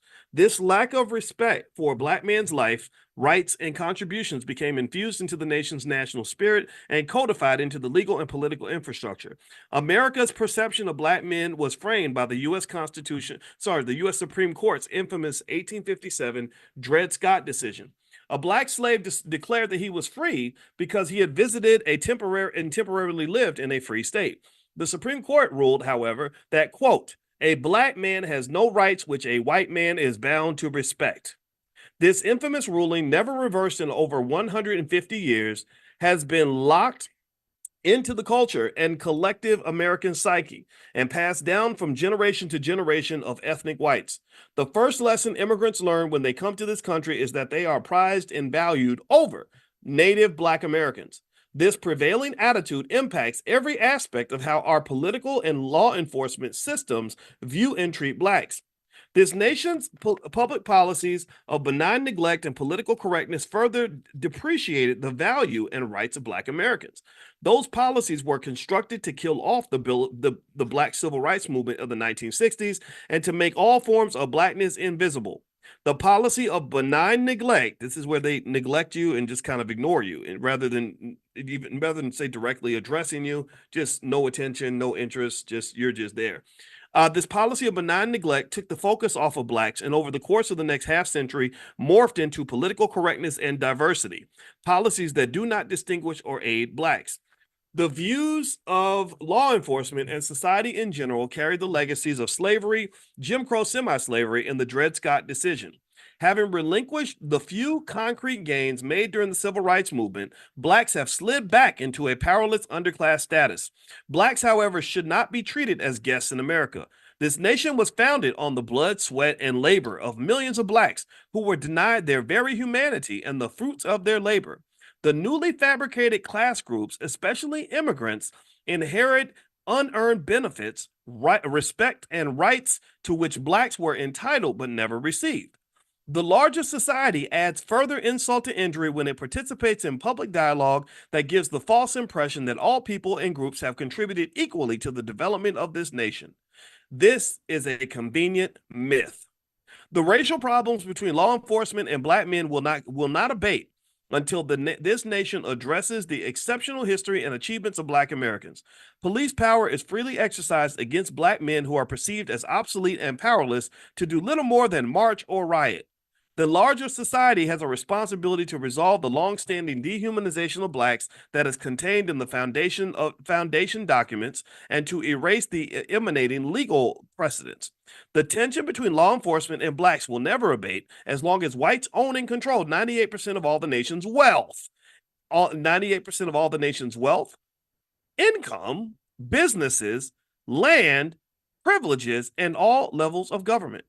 The Dred Scott decision must be considered in any serious efforts to analyze the relationship between Blacks and law enforcement. Calls for healing, no matter how sincere, will not correct the problem. Understanding the historical context, however, will be a better beginning point. At least both groups would understand the importance of reversing the holding of Dred Scott and the contribution of the U.S. Constitution to the problem. So, according to Dr. Anderson, it seems that he's saying that the Dred Scott decision, in which they clearly stated that a Black man has no rights that a white man is bound to respect, that basically a white man is not expected to respect any of the rights of a Black man, and that decision was never reversed. So this is the America. Welcome to America. This is the country that you live in, where we are seen as not quite animals, but not quite human, kind of in that middle space, that 3/5 of a person kind of thing. And this does come out when you talk about policing. And I do know that it is interesting that I can find a ton of Black neighborhoods with nothing but white police officers, but I can't find many white neighborhoods with nothing but Black police officers. Also, I can find a ton of schools that are full of Black children that are run by mostly white teachers, but I can't find many schools with lots of white children that are run by mostly Black teachers. So to some extent, some of this disrespect is connected to this idea of a certain segment of society being seen as an overseer class, that their job is to basically be the parent and we're the child. They're the bus driver, we're riding the bus. They own the bus, they drive the bus, they decide where the bus is going to go, and we're just sort of sitting there because the more passengers they have on the bus, the more money that they make. So when they put your children in that school, they make money because your child's coming to school. That's why they want your child at school, not because they care about them. They want them there because because they get paid based on these children. So to some extent, you kind of become like a commodity. I always make that comparison with a KFC chicken. The more chickens I have, the more chickens I can sell. So you are to some extent a commodity. Until you take control of that commodity and see the value of that commodity, then it's always going to continue to happen. So effectively, Dr. Anderson seems to believe that the abuse by police is directly connected to ownership and control of this country. And so this is one of the reasons why ownership has to be an incredibly important value that we have in the community. Because if you look at police killings and everything else, and if you were to sort it out by, say, I don't know, economic status and educational status and stuff like that, you'd probably notice some variation. You'd notice that they know who they can pick on and they know who they can't mess with. And so ultimately, I think that these things are definitely connected. But it's hard to have the conversation because people think that you're being elitist by saying that we should own things and control things, and then that will make us less vulnerable. But the reality is that that is 100% true. So don't let them talk you into being vulnerable. Like, who do you trust? Why do you trust someone who has proven that they do not have your best interests at heart? Why would you trust those individuals to protect you and to keep you safe? I don't get that. I don't understand that. So that's what Dr. Anderson's saying. So he says basically there's a history of this kind of treatment, and this is something that is probably not going to go away anytime soon. We're going to have to change that. All right. So here is question number 50. Let's move forward to question 50. This is page 153 of the Black History Reader by Dr. Claude Anderson. The book is at powernomics.com if you want to get a copy. And also, those of you who are not on the text list, where I notify you guys every Wednesday night at 8:30 when we meet and we read Dr. Anderson's books, I can send you, just text the word greatness to 87948, all one word. Text the word greatness to 87948, and you'll get a notification when we meet for class next time. All right. So he talks about immigration. This is interesting. Immigration and naturalization. He says, why are the doors open? The doors of immigration open to Hispanics, but closed for Haitians? I don't know. Let's see, Dr. Anderson, what's going on here? He says the primary reasons immigrants from Haiti are treated differently than Hispanics are skin color and the country's historical role in the development of the Western world. The welcome mats for immigrants have always been based on a ranking order of skin color, ethnicity, and country of origin. Hispanics, whether in Europe or America, have always been classified as whites speaking Spanish, therefore entitled to preferential immigration into the U.S. from any country of origin. For Haitians and other persons of African descent, the welcome mat did not exist, except as slaves. So if you come over as a slave, then they're happy to have you. The bias against Haitian immigrants and refugees has a deep-seated historical element that caused great fear in whites in the U.S. For Haiti was the world's first free black nation in the entire Western Hemisphere. It's the first nation where the slaves fought back and won. When black slaves in Haiti successfully revolted against their French slaveholders, they became a free, independent nation, the first and only instance where slaves were ever able to break free and establish their own independent nation. No other black nation on earth had ever rebelled and overthrown their white colonial powers. The slave revolt in Haiti hit America hard.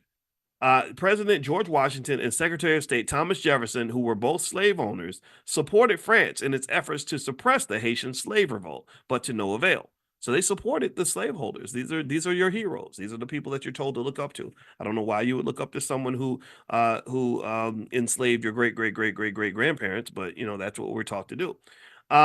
It is remarkable that black Haitians defeated Napoleon Bonaparte's army, which was France's most effective military force. They also defeated the military forces of England and Spain.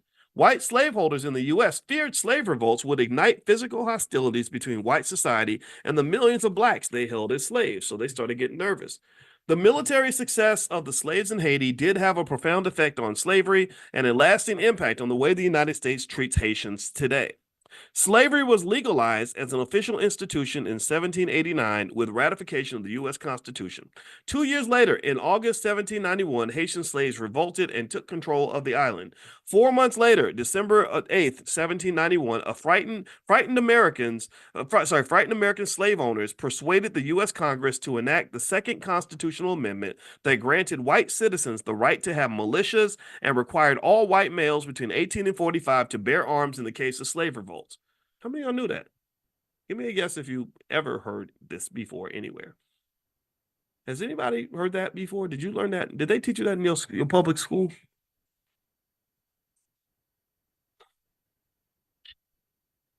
I didn't learn it. They didn't tell me that. That's interesting, right? So according to Dr. Anderson, a lot of these Second Amendment rights are driven by this fear of black people, it sounds like. Um, so let me read that again. This is really interesting. So 2 years later, in August 1791, Haitian slaves revolt. So let me go back. Slavery was legalized as an official institution in 1789 with the ratification of the U.S. Constitution. 2 years later, in 1791, Haitian slaves revolted and took control of the island. So we ratified slavery, we put in the Constitution, and then the Haitians revolt 2 years later. 4 months after that, in December 1791, frightened American slave owners persuaded the U.S. Congress to enact the Second Constitutional Amendment. So the Second Amendment, according to Dr. Anderson and his book, The Black History Reader, which everyone should own, get extra copies. We need to support this man because he did this for us. Um, he's saying that the Second Amendment, all these Second Amendment rights, literally came right out of a fear of controlling black people. That is quite fascinating. So let's keep reading. So he says, so frightened slave owners persuaded the U.S. Congress to enact the Second Constitutional Amendment that granted white citizens the right to have militias and required all white males between 18 and 45 to bear arms in case of a slave revolt. So they started getting nervous. They said, oh my gosh, one day these people are going to realize that we aren't their friends. The fear of possible slave revolts was omnipresent and triggered southern states to organize militias. So they put together militias because they were so afraid that we were going to wake up. There were a few slave revolts in the U.S., but none of them succeeded. The key point in this historical recitation is that the fear generated by the successful Haitian revolt produced a hate and fear in whites toward Haitians. Haiti paid a high price for its military successes. The country was reviled, feared by all white nations of the world precisely for its successful slave revolts, and Haiti was therefore isolated and crushed into deep poverty. The difference between the treatment of Hispanics and the treatment of Haitians seeking citizenship in America reflects racism and the lasting memories of the astounding victories of the Western Hemisphere by the poor, almost defenseless dark people in the most isolated nation in the Americas. The punishment to Haiti for its military achievements and the embarrassment that it inflicted on world power superpowers is incorporated into America's enduring international policy. For instance, the 1823 Monroe Doctrine defined any intervention by external powers in the politics of the Americas as a potentially hostile act against the U.S. This prohibits Haiti from getting much foreign political aid from other countries. They cannot help themselves, and the U.S. will not allow others to help them. As recently as May 2017, the Washington Post reported that President Donald Trump's administration was treating Haitians in this country differently from other immigrants. To decide whether Haitians here in temporary protected status should be allowed to stay in the U.S., the administration is taking the unusual step of seeking data on criminal backgrounds and Haitian use of welfare benefits. Hmm. Ooh, and that hits funny knowing that they just having a free for all down at the border right now, and everybody and their mama's coming over here. That's interesting. I'll tell you what was really fascinating to me was when I talked to two Latino women. One was Puerto Rican, and another one was from another country. I don't know. And somebody and I think someone had made the suggestion, yeah, Dr. Boyce, you should get your book translated into Spanish. This was years ago, maybe 7, 8 years ago. And she talked to the other lady and she said, well, we need to talk to Boyce about the fact that Hispanic people are really racist. And that was, and I kind of knew it, but I kind of asked her about that. She said, yeah, she said there's a difference between white and black. And it's a myth that because they're from south of the border, that they're somehow in this alliance with black people. If you go down, when I would go, and some of you have been south of the border, but I'll tell you what my experience was. Most of the countries I went to in South America or even Central America and all that, pretty much you would see the areas where it would be all white, nothing but white people, just white people speaking Spanish. And the black people would always be like over in some other neighborhood. Like they would be on the black side of town. And if you saw a black person on the white side of town, it was usually somebody who was working for a white person. It's like a Spanish plantation, basically. That's kind of the feeling, the vibe that I got. And so maybe because we were Americans, we didn't feel it quite as much. But then again, though, I'm not good at picking up on whether or not somebody likes me or not because I don't give a shit. So basically, it's like maybe they didn't like me. Maybe they looked at me and said, you know, that Negra, blah blah blah blah.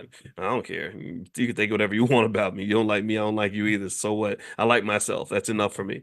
All right. So let me keep going here. All right. So here. The first naturalization law of 1790 permitted wait, let me make sure. Okay, the first naturalization law of 1790 permitted immigration only by Europeans. So this is how America went from being I want to say 30 or 40% black to being like 13% and dropping. It's dropping. It's dropping a lot because the policies. I mean, you know what's happening right now, right? We're importing all the voters so they can replace black people because black people are starting to wake up.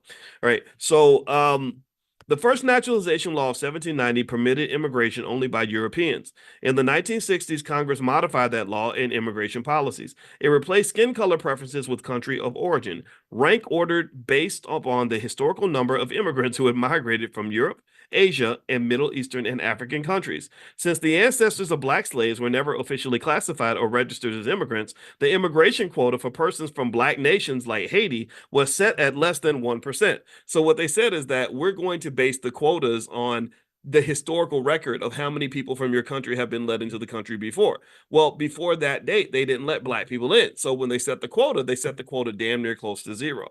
So this really did something in terms of really watering down the population. Okay, so let's keep going here. Civil rights leaders who had started making the shift from black to minority, people of color, and other euphemisms went along with the change in immigration law from European white to country of origin. The civil rights leaders did not have the support of sophisticated think tanks and were unable to foresee the devastating impact the new immigration policies would have on native blacks. The new immigration policy gave preferences to persons from Mexico and poor Central and South American countries seeking political asylum rather than economic opportunities. Using the new immigration focus in the 1960s, the John F. Kennedy administration initially initiated and approved a Cuban refugee program, which opened the floodgates to millions of Cubans who obtained citizenship in America for political as well as economic opportunities. Nearly 100% of Cuban refugees were classified as white. Are y'all hearing that? Nearly 100% were so they were importing white people. That's what he's saying here.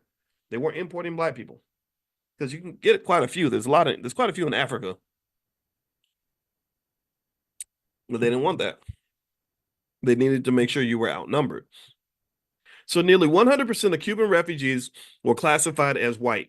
Only a few dark or black Cubans entered the United States. So even when they brought Cubans over, they didn't want the black Cubans, they want the white ones.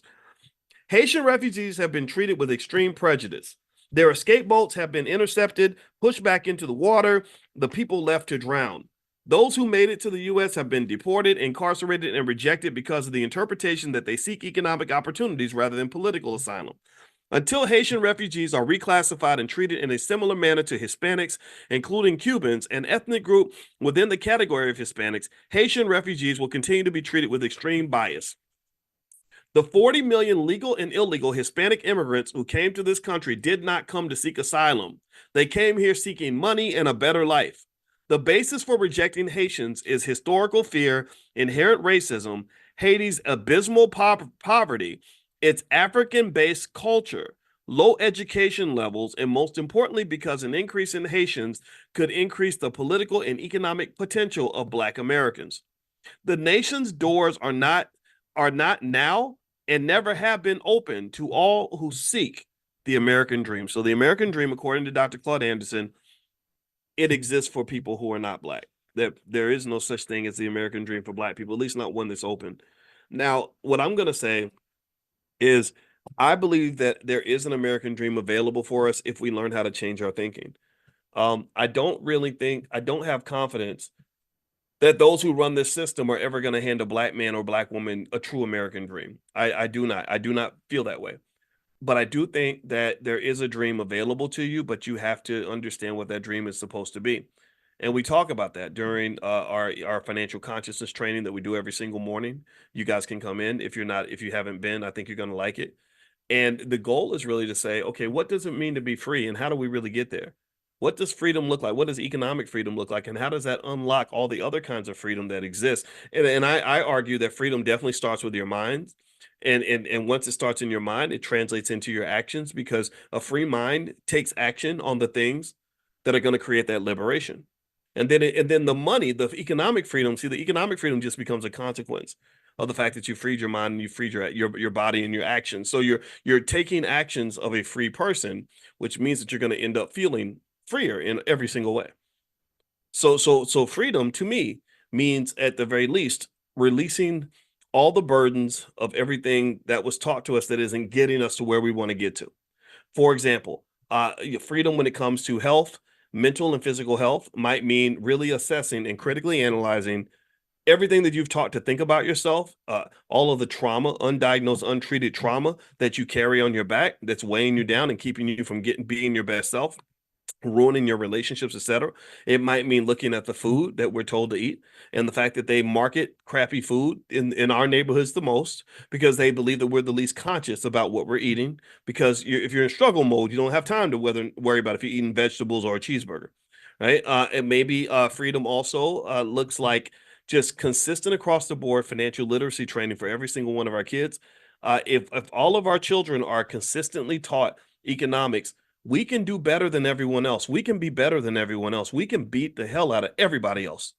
I don't think that it's a matter of trying to catch up. All these gaps, like we want equality and closing these racial wealth gaps and all that. I don't want to close no gap. I want to kick your ass. I want to win. I don't want to tie for fifth place. I want to get first place. I believe our kids can get first place. And I know for a fact, we know for a fact that when our kids focus on anything that they do, they always dominate. That's what our people, whenever we just dig into, so we get into tennis, we're taking over tennis. We go start playing golf, we take over golf, right? Whatever it is, whatever we put our mind to, we can take that over. So why not take over the game of economics? We already agree that money matters. We already know how important money is. So if money matters and money's important, then why are you wasting your time on so many things that don't matter? Why are we wasting our kids' time on so many things that are unimportant when we're neglecting the things that are important? So this to me, these are consciousness questions that you want to ask yourself, so you really know how to confront this nonsense. Look, what Dr. Anderson has explained to us in these two chapters, which is very depressing, is that they just don't like you. They never liked you. They want to shoot your son because there's a history to that. It's like, yeah, he's black. We gonna make sure that we gonna make sure our fofo gonna make sure all his kids don't grow. That's the mindset. They don't want to see your son grow old. They don't want to see you living a safe, healthy, happy life. And if something tragic happens to you, no one's gonna really care unless you care about yourself. And then also he's saying that historically, and I've known this actually, but I'm glad he articulated it so well. When you talk about immigration policy has never been to the benefit of black people. So the idea that we are taught to support just anything that they want to do in terms of immigration is incredibly flawed thinking. It is incredibly flawed thinking. We can't sit here and just say, "Oh yeah, well that if so and so, if our favorite politician says it's okay, or if so-called black leaders, which really are Negro managers, if the Negro managers say it's okay, then we're going to go along with it." No, I'm not going along with anything Al Sharpton says because I know he's getting paid. I know that man. I know that man's making money from this. I'm not saying you can't be a Democrat or Republican. You can do whatever you want, but I'm saying most of the so-called black leaders are not they're not really thinking about you first. They're thinking about themselves first, and then they're thinking about their bosses first. They're thinking about who's paying the bills first. Okay, so ultimately this is the dilemma we face. The good news is that we have smart people in our community. We have lots and lots of scholars, thinkers, teachers, activists, parents, bricklayers, carpenters, business people, experts in all categories that can help us solve these issues. And I don't think you have to solve all the world's problems at once. Sure, it would be nice if we had $100 billion to work with, but you start with what you've got and you make the most of what you have. You preserve those resources and target them in the right way. One of the biggest resources you have is your mind and your time, right? And then if you're focused and you spend your time and your mind is focused on the problems that matter, and everybody's sort of chipping in and fixing something, whatever that looks like, then guess what? You get positive outcomes from that. Good things can occur. So let me you know what I'm going to do? I'm going to read one more section from Dr. Anderson's book. And by the way, I know some of you were asking about, we did that session this week on how to invest in the stock market. I know some of you could not make it, but Amani is in the chat. If you want to get the recording or you want to join the Black Stock Market Program, I think Amani, if can you get the code if somebody wants to join at that 82% discount for everybody that's in the book club? If you want to still get that discount, you can. It's 82% off now and forever, right? So the monthly fee for my stock market program is $89. I think it drops is like $16. And the code, I think it expired yesterday, but we can extend it for another day. So just talk to Amani in the chat and she can take care of you. Or you can also email support@theblackbusinessschool.com and they can help you out. And then another thing too is that if you want to get a copy of my book, The 10 Commandments of Black Economic Power, or our financial flashcards or workbooks for children or anything, feel free to go to drboycebooks.com and use the code word book club, and that'll take 30% off anything in the store. So use the code word book club, all one word, drboycebooks.com. All right, so what Dr. Anderson asks here on page 156 of the Black History Reader is question 51. Is America now or has it ever been a colorblind society? That's a trick question. He says, America is not a colorblind society, nor has it ever been. It has always been color conscious and color specific, even before it existed as a formal entity. High-minded talks about color blindedness and individual merit, maintains the racial status quo, and reinforces the historical pattern of race-based exclusion. Reverend Dr. Martin Luther King Jr. mistakenly thought the Constitution was colorblind, when in fact it was very color specific. The drafters knew they were consigning blacks to be property, equal to field animals. They intentionally denied blacks the fruits of their labor, education, votes, and personal movement. So when King and the civil rights movement pushed for a colorblind society, it was lofty rhetoric that they could not have imagined how those words would be used against their cause. Conservative social forces captured the concept of colorblind equality, watch this now, and perverted the meaning to take color out of race. This well-meaning but unwise rhetorical phrase gave whites a tool to destroy corrective efforts for blacks. You know how they always say we don't want to discriminate, so that's why we're not going to pay you reparations because that will be racist, right? That's what he's talking about. The color-specific Articles of Confederation and the U.S. Constitution were designed to be the nation's first affirmative action plan for the specific purpose of enriching, empowering, and valuing white skin by distributing to them nearly 100% of the nation's wealth, land, and privileges. The second purpose of the founding documents was to control, exploit, and subordinate all who did not possess white skin. As the nation's need for free labor and later cheap labor increased, a ranking order of skin color preference emerged and institutionalized itself in the social fabric of the society and its immigration policies. The intentional allocation of everything of value into the hands of whites created racial inequality, which was used to justify separating whites from blacks in all things. Colorblind rhetoric allowed whites implausible deniability for responsibility for the socioeconomic conditions of Black America. Skin color was at the heart of the 1896 case of Homer A. Plessy, a light-skinned black man who believed he had the right to sit in the white section of a rail car, but was ordered to move to the black section. Plessy's response was to file a major lawsuit, Plessy versus Ferguson, a case that eventually worked its way to the U.S. Supreme Court. The responsibility of the Supreme Court is to uphold the U.S. Constitution. Therefore, it has always functioned as the guardian of the racial status quo in America. The court carried out its charge and ruled against Plessy, saying he lacked the required skin color qualifications to sit in the privileged and best seats on the train. This Supreme Court decision further institutionalized racism and legally marked the beginning of Jim Crow segregation laws. Justice John Marshall Harlan, the only dissenter, he's the dissenter now, maybe he's an ally. Maybe some of them are out there. I don't know. The only dissenter wrote the minority position in the court's ruling. He argued that the U.S. Constitution ought to be colorblind based upon the 13th and 14th Amendments of the Constitution. That was the first use of the term colorblind in the law. Justice Harlan was ignored, and mainstream society was racially segregated by law for another 50 years. Affirmative action skin color preferences and privileges were maintained for whites. During that time period, those with white skin continued to own and have access to the best communities, schools, food, housing, medical services, clothing, employment opportunities, and control of the government. With the Black Civil Rights Movement of the 1960s came a demand from Black citizens for whites to share and redistribute some of their ill-gotten privileges, preferences, and resources. Blacks wanted an affirmative action plan to restore the damages done to Black people. Like Justice Harlan, they wanted a colorblind society that did not consciously exclude and abuse Blacks based on skin color. Instead, they wanted whites to recognize Black skin in a positive way and redistribute resources to them based upon a skin color preference. Conservatives were not to be outsmarted. They went back to the original social construct of the founding documents and flipped the script on Blacks. Whites began to champion the words of Dr. King's dream of Blacks being, quote, judged by the content of their character rather than the color of their skin, end quote. Anybody remember that quote? Anybody remember that? Judged by the content of their character rather than the color of their skin. Conservatives pretended that society was already colorblind and that it would be a travesty to show preference to Black skin. Some Blacks mounted a weak dissent, but as a group, they were outmaneuvered.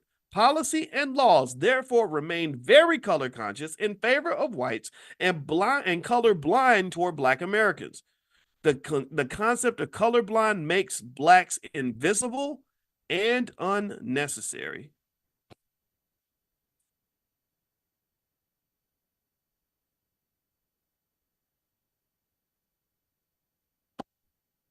I'm tired. I'm exhausted. I'm depressed. If I smoked weed, I'd probably be like lighting one up right now. I just don't smoke. So I think I'm gonna go watch Netflix with my wife.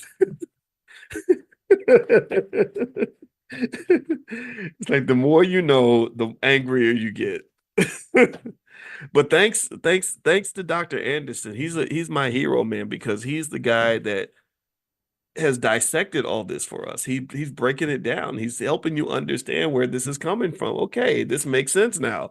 You know, these court cases and putting it into context. I heard about Plessy versus Ferguson and all that, but I didn't know how it connected to this. Right? What he's doing is he's building, he's using history to create those building blocks to build the world that you live in. The world that you live in was built by history. So when you understand the building blocks and the DNA of the institution within which you stand, then you understand that institution much better than you would otherwise. If you just dropped in the middle of it, your consciousness is very flat. You don't understand why things are the way they are, how they got to be this way, how white people got all the wealth. You know, and the people will lie all day and just make you believe that they got everything because they were smarter than us, they were harder working, they didn't do bad things, they didn't break the law. And we know none of that is true. And obviously, reparations is an appropriate solution to this issue. It's a very important political issue that I'm certainly committed to. But I also think that there are other methods through which we can actually achieve what we're looking for. And I think really figuring out what you're looking for is really what's important. And so I encourage you to go back to the basics, go back to the basics of what it means for you and your people that you love, you and your people, you and yours, to have a good life. What does that look like? You know, we talk about how being Black can be so hard and just what the challenges are. And yes, the challenges are real. We know that they're hard. But what does it look like for a Black man or Black woman to have a quality life? And so if you want to know what the central focus of the All Black National Convention is for this year, our theme, in fact, is that you are your own Black leader. That basically the Black leadership is not, you know, some guy, you know, on TV. It's not some super Negro who's standing up in front of everybody in the pulpit. It's not some politician. You are your own Black leader. You are the person that can lead yourself and the people you love to the life that you expect to have. And I would focus on those three key areas: health, wealth, and relationships. What does it mean to be physically and mentally healthy as a Black person? Well, it means healing. It means thinking about what you eat. Maybe it means basic things like exercising. That's why I talked to you guys about the exercise I did that morning, hoping that maybe I can inspire you a little bit, you know.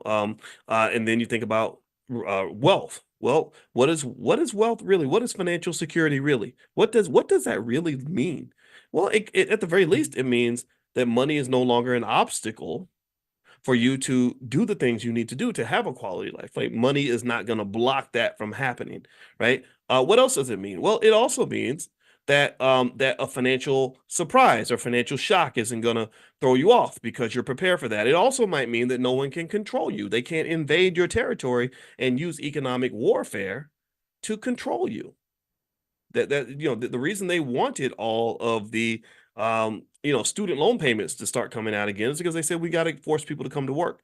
If they're under a lot of debt and they have to pay the student loans, then they got to come to work. They said stop sending them money, stop giving them money so that they'll have to come to work, right? So economic warfare to me means that somebody is using economic power over you to control your behavior. If I can get you intergenerationally out of that curse right there, then you're doing an amazing feat for your children and grandchildren and for yourself.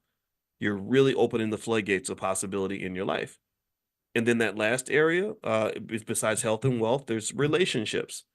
What does that mean for a black man and a black woman to have a great relationship where they can build together? What does that mean for two black men to resolve a conflict without wanting to beat each other up?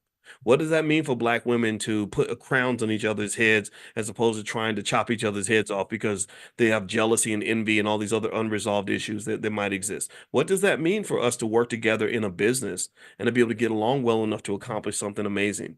What does that look like? Do you understand? So all these are the problems that we're solving. This space is a sacred think tank. This is a space where we're sitting here and we're talking together and we're saying, okay, how do we solve this problem? What's the solution? How do we make this right? And so I think that through that kind of effort, we can give ourselves a propulsion system that will be far stronger than any reparations check ever would be. I'm not saying that I don't support it. I want reparations as much as a lot of you do. I'm in 100% agreement that we deserve reparations. I would fight for that all day, but I just don't have faith in those people. I don't have faith in them to do the right thing. I don't have faith in politicians. I don't have faith in.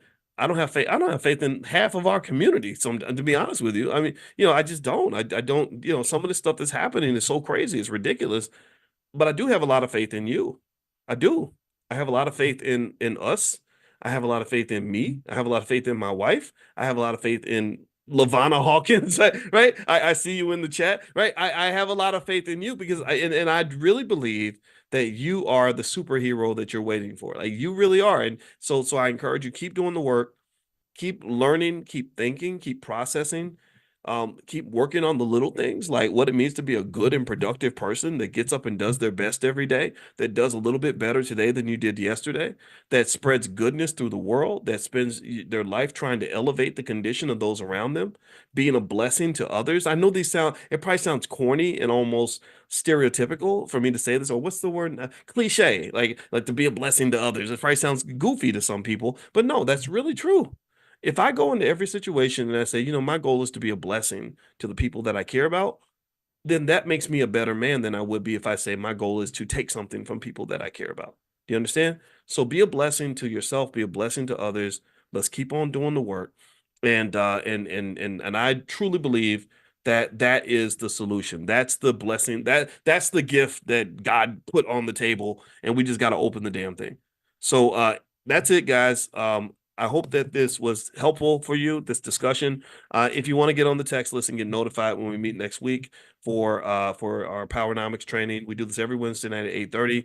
You can text the word greatness to 87948. Text greatness to 87948. Also, if you want to know about the All Black National Convention, it's going to be Chicago, Illinois, October 25th through the 27th. So feel free to go to allblacknationalconvention.com. We're going to have all kinds of experts and panels on everything from education to family to stock market investing, real estate investing, how to buy land in Africa. Someone's gonna do a session on that. We got experts in everything. It's an amazing space. It's the largest gathering of intelligent Black people in history anywhere ever. And also it is completely independent. So this is no corporate sponsorship. This is not Black leadership brought to you by McDonald's. This is not brought to you by the Democrat or the Republican parties. This is something that we're funding ourselves and we've created ourselves, and it's damn good. And the solutions are proper and powerful, and they get things done. So have a good day, everybody. I'll see you soon. And welcome. So good to see you. I hope you all are doing well. I hope you're having a great day. Welcome to Money in the Morning, aka Financial Consciousness Training, aka Economic Elevation. This is where I teach you the art of economic elevation every day by encouraging you to become financially conscious, because a lot of people want money, but they don't understand how to get it. They don't understand how money works. They don't understand what it means to be aware of money.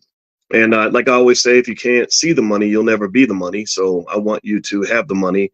And so that's what we talk about every morning. So just a reminder, in case you're new, this is what we do. And the goal is to do this every single day, 7 days a week, because we are forming habits. Habit formation is a critically important part of any wealth building process. If you have the right habits, then you can win. And I really just want us to win. So good morning, AC Salam. I see you in there. Who else is in here? I see Mandla and Kosi.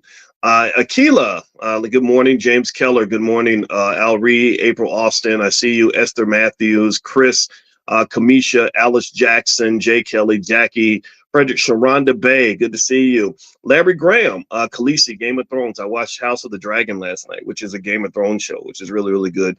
So let me know, give me a quick yes if you can hear me. Let me know you can hear me okay.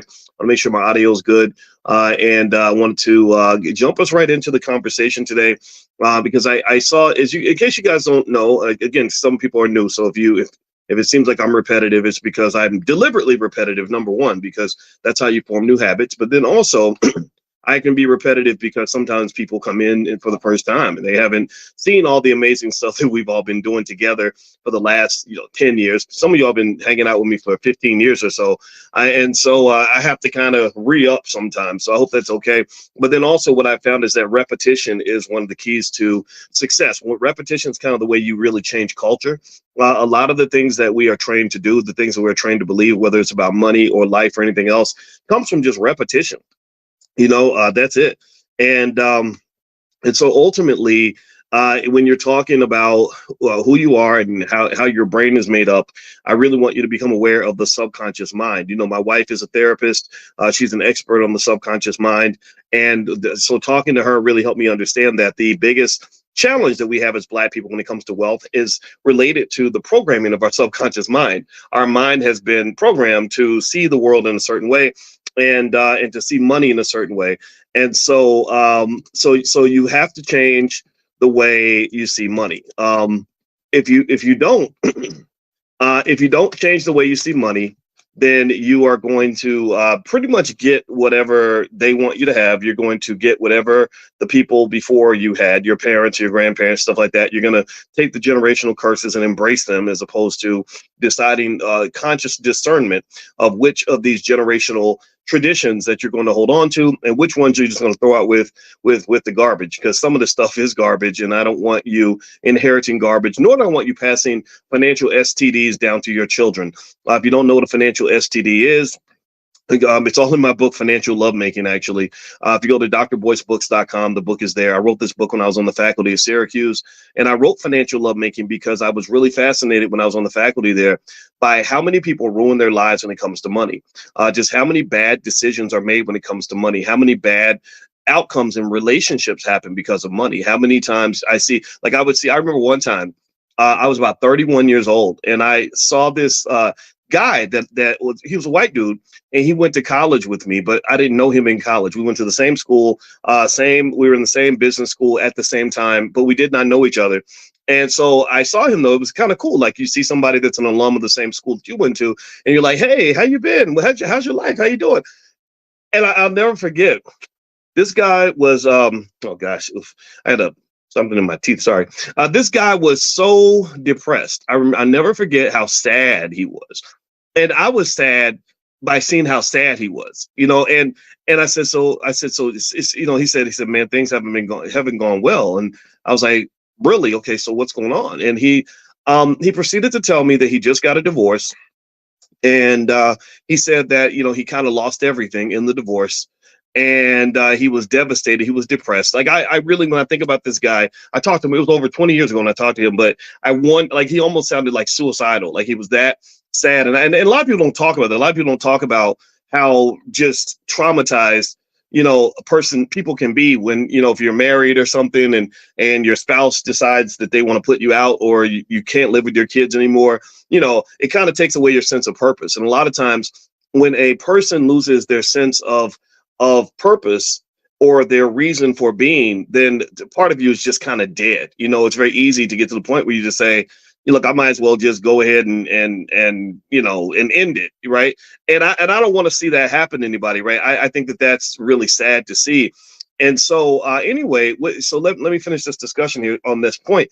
So the poor guy, is telling me about what happened to him and how bad the divorce was and how he felt like he got taken to the cleaners in the divorce and stuff like that.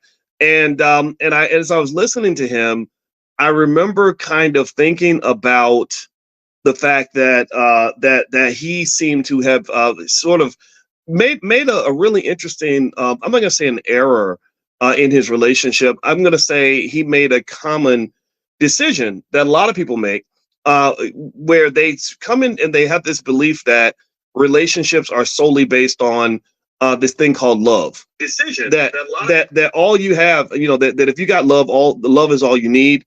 And I'm not going to say that love is not important, but I kind of feel like love is nice, but love is a little bit better when love is accompanied by this thing called common sense. And typically those two do not go hand in hand. Typically when love is in the building, common sense goes out the window. And because there's something weird that happens. And I was so fascinated with relationships and love and how people act so crazy when they fall in love. Give me a yes. Who's ever been crazy in love or ever looked back and didn't understand what you did or why, or look back and said, what was I thinking? Like, why did I trust that person? Or why did I let that person have the keys to my car? And, why, what was going on? And so I was going through that myself. I was 20, about maybe late 20s. I started to think back on that and say, gosh, why does love turn me into a crackhead? Like, what is going on here? Like, why do my personality changes? This is nuts. And so long story short, here's what, I concluded is that basically love is it's God's little trick, honestly, where your brain gets filled up with all these really powerful hormones and chemicals that cause you to the dopamine rush is so strong that you just aren't rational, you're not logical. You're just literally, it's literally like somebody injecting a drug in your veins every single day for at least the first 6 to 9 months, and sometimes longer. The first 6 months is really powerful. I remember a specific chemical called phenylethylamine. Phenylethylamine. I haven't seen it in too many other contexts, but I think it's related to dopamine. I got to go really do some research on it. And literally, they just said that you're just not rational. You're not logical. They even said, if you end a relationship and then you start another one and then you say, oh, we should get married because, we love you. They said, don't do that because you're just reacting because the first kiss was so great or the sex is good or you're just excited about this new person and you're going to make a bad decision. So long story short, when you talk about this mix between love and money, it becomes a very dangerous mix, almost like mixing prescription drugs and alcohol. When you're mixing the two, you got to do it really carefully. And because if you do it wrong, it can be really bad. So in light of maybe in honor of that poor guy who was financially devastated after his divorce, I thought that I would share something else that I saw this morning that got me thinking. So I put this, and I put the post up on my Instagram. My Instagram is Dr. Boyce Finance, and I need y'all to follow me at Dr. Boyce Finance because I had a big Instagram page with 600,000 people, and Mark Zuckerberg's people just decided to take it down. I have no idea. It made me sad, but that's life. You just rebuild and you keep on moving. But in case you're wondering where I'm at on Instagram, it's Dr. Boyce Finance. And to prepare for next time they take me down, which it's going to happen. It always does. I have another backup page called Dr. Boyce Money. So if you go to Dr. Boyce Money and Dr. Boyce Finance, you can follow me there. And on this post, there's basically a guy kind of warning other men. He says, newsflash, you'll never be the man in a house that is owned by a woman. You're just there for the bills. And in the post, which again, it's on my Instagram, it pictures this guy. He's sitting there. For some reason, he has no shirt on, and he has his suitcases next to him, and he's sitting outside with no shirt, looking sad and reflective, like something happened, and he got put out or something, and he's sad and devastated about his relationship. And so I thought about this and I said, okay, so this to me is, and I don't like stuff that contributes to what I call the gender wars. The gender wars are pretty intense right now in some segments of the community. You have a lot of hurt people that hurt people by saying hurtful things about other people. So you got men who just complain. They get on the internet and they complain about women all day. And then you got women who complain about men all day. And I'm not a person that believes you solve a problem by complaining about it. Again, remember, I'm a mathematician, and I've never run into a mathematics problem that you ever solve by complaining or whining about it, or getting angry at the chalkboard because the problem was too hard. I just come from a space where you solve the problem, right? So I don't understand the complaining culture, but so I say that we embrace the problem solving culture. So here's what I'm saying. I'm going to break this down. This is our financial consciousness exercise for today. So there's the one side where the guy's saying, if you're there just paying the bills and she owns the house, you're not the man of the house. You're just there to pay the bills. Okay, I hear that, right? You feel like you're an accessory. You're not really getting much benefit from your contribution. Okay, that's fine. But then the other side of that I've seen is um, examples where a woman was in a relationship with a man for a very long time, made significant contributions to the man, and did not get financial benefit from that, did not get ownership or control of anything during that time. I remember when I was a kid, I had a friend whose mother wanted to take her own life, and because and she was one of those interesting. I used to be really fascinated when I would go visit my white friends, because their parents would just, they were so open about stuff. They would just tell you stuff that you don't tell kids. In my house, my parents didn't tell me grown folks' business. They just didn't do that. But this lady she told us all her business. And I was like 16 or 17 thinking, I don't really need to know all the problems of a 38-year-old. Who does that? But you know, maybe that's just me. Maybe that was just my family. That, like my parents, they never argued in front of us or anything, right? And I'm glad that they didn't, because I didn't want to hear about the problems of 35 and 40-year-olds when I was a teenager. So just keep that in mind. Some of y'all be fighting in front of the kids and all that. Don't do that. It's hard enough to be a kid. But this lady would tell me all her business. And one thing that I remember her telling me was that her husband, she met her husband in college. He was going to be a dentist. And because he was going to be a dentist, she felt like that was the reason why she didn't have to finish school. This is back in the day where you went to college just to get a man, right? Or some women did, not all women. A lot of black women didn't do that, but that happens, right? So she marries this guy, and they live happily ever after for about 22 years. And they live the exact life she thought they were going to live. They get a big house. They live in a nice suburb. They have boats, and they take trips, and they live in the fine life. But then when they get in their 40s, I guess he got restless, and he starts to have an affair with his 23-year-old assistant secretary or something. And eventually he leaves with this lady and decides he wants to be with the young girl. And so he trades in the 40 for 220s, I guess. I don't know. And anyway, so eventually what happens is that she says, I was stuck. I was paying, or he was paying all these bills. Our kids were in private school. The mortgage was sky high. She said my resume was dusty because I hadn't worked in 20 years. I didn't know how to make money. And so she said that she was so devastated that that's what led her to feel like she had to take her own life. And that story it never left me. It always stuck with me. And it was my first introduction to how various financial and career decisions can really put us in a tough spot. And it's not so much that she made a bad choice. Because in my view, she made the choice to trust the person she loved. I don't think that's a terrible choice. I don't think that makes you a stupid person. I don't think that that's bad. I just think that sometimes things change, right? And in finance, and actually, before I move on, I want to ask everybody: can y'all hear me? Give me a yes if you can hear me, because I see a couple of you are mentioning audio challenges. Are y'all able to hear me? Okay, I see a lot of yeses. James, Ferran, Gabe. Okay, all right. So thank you for saying yeah. For those who can't hear as well as you'd like, maybe hit the reset button or turn your volume up or reboot or something like that, or maybe it's your Wi-Fi. I apologize. I wish I could come in your living room and talk to you directly, but I can't. So I just want to double check that.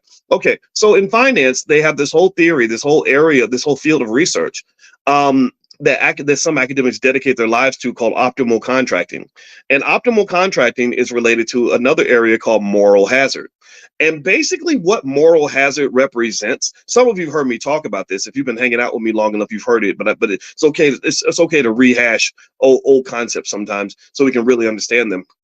A moral hazard basically is the risk that things are going to change. That's it.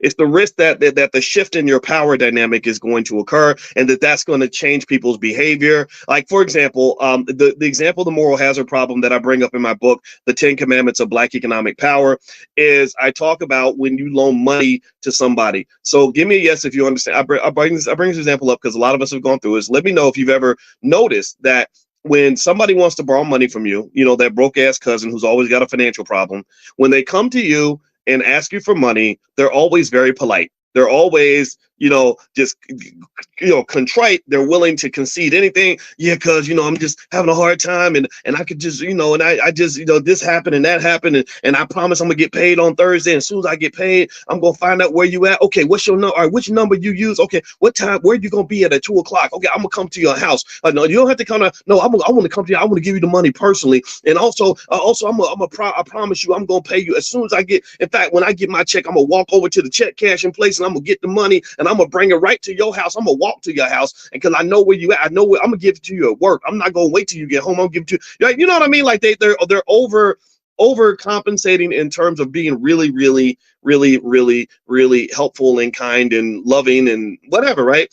And then when they're waiting for you to decide if you're going to give them the money, they pick up the phone on the first ring, right? I've gone through this. I go through this all the time. Take it from me as a guy who always has people asking me for money.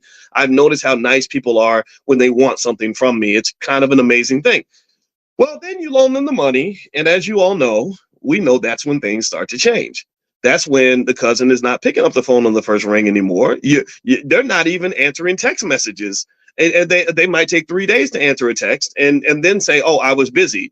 I'm like, "You're too busy to look at your phone. You did not," because it takes I can look at my phone right now and see a text message and respond. Like it don't take that long to respond to it. It don't take 72 hours to respond to a text.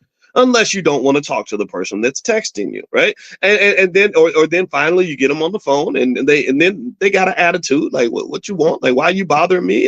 And then they give you excuses. And when you don't accept the excuses, when you say, "Hey, look, we made an agreement. You told me you were going to pay me Tuesday. You were going to come to my job. You were going to deliver the money in cash to my desk, and that didn't happen. Like, what's going on?" And what you don't really realize is that typically when people are always having financial problems, when you loan money to somebody who's always got a financial problem, you're pretty much making a bad loan. That's what you're doing. When you loan money to people who've always got an issue, and if you're somehow deluded into believing that they have this string of issues because they just have all this bad luck that no one else seems to have, that's you're kind of lying to yourself. Like a lot of times we want to believe oh, if we just give Pookie a chance, things will turn around for him, and somebody just gave him an opportunity, or if this hadn't happened to him.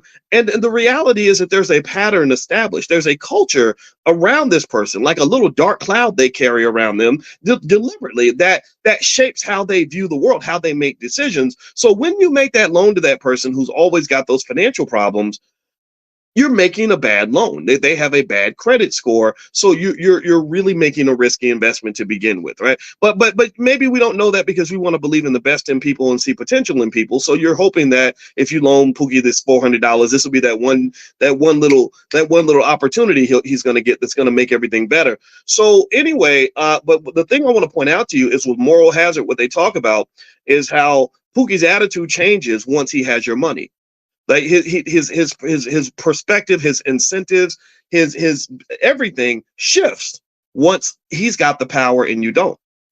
Possession is 9/10 of the law. He got your money. He doesn't really need to answer the phone on the first ring. He doesn't have to be nice to you. He doesn't need to do anything for you because now he's got your money. And again, because he's a bad decision maker to begin with, he doesn't even process the fact that now that he's messed up his relationship with you, you're never going to loan him money again, because people who make those consistent mistakes are not very financially conscious. Conscious people see the long view. They see the long-term implications of their behavior, whereas Pookie may not see that. Pookie might be thinking about his next hit. He might be thinking about the moment, right? He's into instant gratification. Do you understand? So moral hazard is connected to that. So with that said, moral hazard is a big problem in finance. This does not just happen with you and your cousin Pookie. This happens with banks. There's whole research papers written about how banks loan money to, for example, third world countries. They loaned a lot of money to Latin American countries before they had what they called the peso problem, and I won't go into that. But they loaned all this money to these Latin American banks, and basically, when the banks had the money and then they had some financial problems, the moral hazard issue came up. The banks were like, "Well, we got your money, so you either have to take 5 cents on the dollar on your bonds, or you'll get nothing. If you don't take what we give you, then you'll have nothing." And so suddenly the person that was powerless before is in a position of power. And this happens also in marriage. Marriage, I don't care what anybody says, marriage and even relationships in general are so much deeper than just romantic love. They're so much deeper than just, I think she's pretty, I want to lay down with you, or I want to live in the same house with you, I want to have kids with you. And there's so many other dynamics that apply. I mean, marriage itself is a legal contract. That's what that is. It's a business deal for the most part.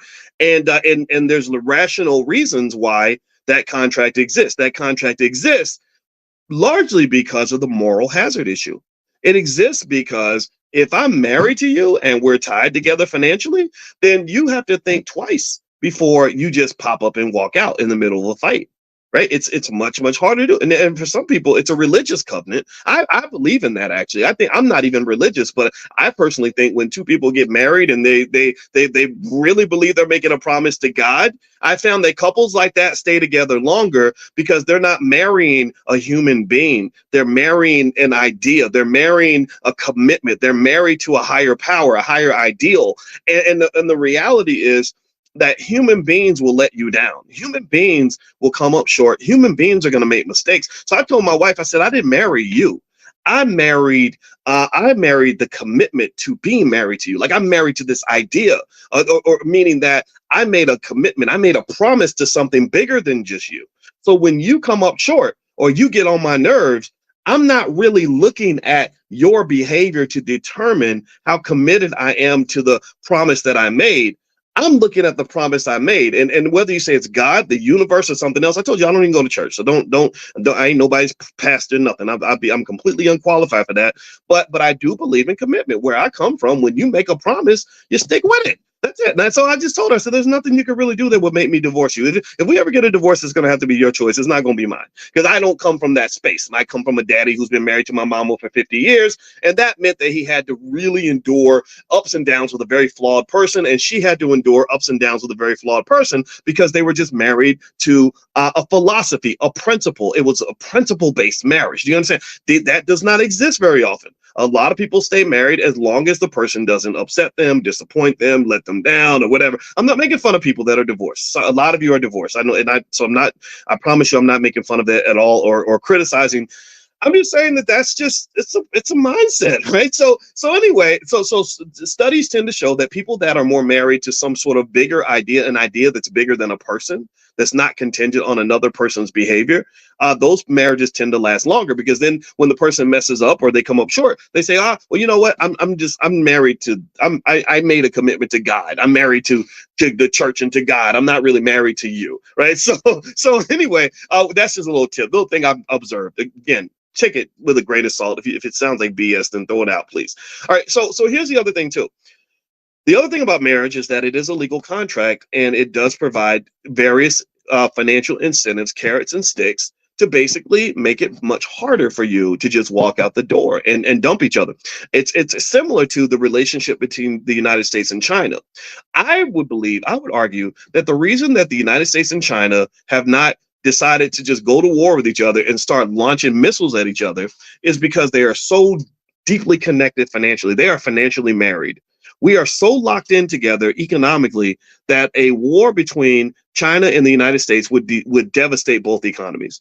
It would hurt them more than it hurts us, but it would still hurt us too, because we're greedy as hell. America is a capitalist society, and we kind of worship money in this country. It's unfortunate. I don't agree with it. That's not my style at all, but that's kind of what you're dealing with. So that marriage, it has some uses. It kind of has some logic behind it, and it's not crazy. Now, here's the thing, though. not everybody wants to get married. Or why? Well, because, number one, like the poor guy I saw who was so depressed, I thought he was going to take his own life.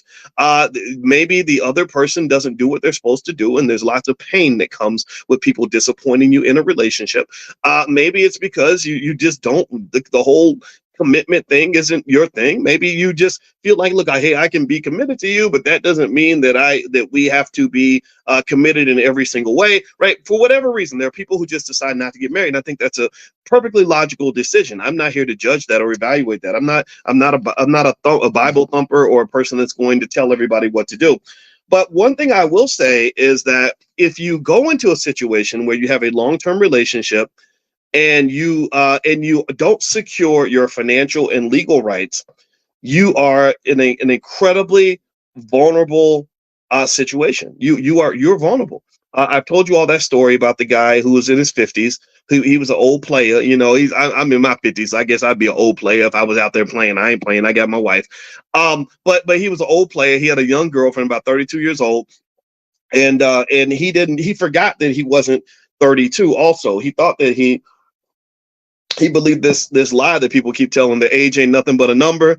Well, if age ain't nothing but a number, it's a very important number, because every time I try to get up, I watched the Olympic trials this weekend and I saw Noah Lyles run 9.8 seconds in the 100-meter dash. And in my head, for a moment, I imagined myself as a 19-year-old or a 20-year-old running. I didn't run 9.8 seconds, but I can imagine myself sprinting. But then you try to do it and then you pull a hamstring just thinking about it. Like, I literally would just think about running and I would pull a hamstring. I didn't even have to get off the couch. I pulled a ham. How the hell are you going to pull your hamstring while you're sitting on the couch? But anyway, so life has a way of reminding you that you're not a kid anymore, and but then sometimes we don't want to accept that. So he's 50 something years old. He's got the 32-year-old girlfriend, maybe 30, something like that. The girlfriend is the same age as his daughter, so as you might expect, the daughter ain't too happy with none of that. The daughter hates the girl, but she can't say nothing because she doesn't have any rights to tell her dad what to do. So her dad and this lady have this relationship, and it's a good relationship. Whatever reason, two grown people deciding to be together, ain't nothing wrong with that, in my opinion. So he treats her well, she treats him well. She lives with him, he pays all the bills, and then he just has a stroke. Suddenly, the universe reminds him that no, you're as much as you think that age is just a number, we're going to show you how important that number is. So he has a stroke, like a lot of black men in their 50s. The 50s are kind of that heart attack stroke age. So again, I just want to go. I had to acknowledge I'm 53. So part of the reason I come in here every day and do my absolute best with you guys is because I don't know how much longer I'm gonna be here. I mean, I've never been scared to die. I'm not scared to die. And the only thing I'm afraid of is living for nothing. If I was living for nothing, that's scarier than death. So death does not scare me, and it's a reality. But hopefully, I'll be with you for the next 80 years. I don't know. But anyway, so he has a stroke. And then he goes into a coma. And while he's in a coma, the girlfriend and his mother, who's living with the girlfriend, are scrambling to figure out how to pay the bills, because the problem was they secured no legal rights. They had no rights to go into the bank and get the money out. He had control of all the money.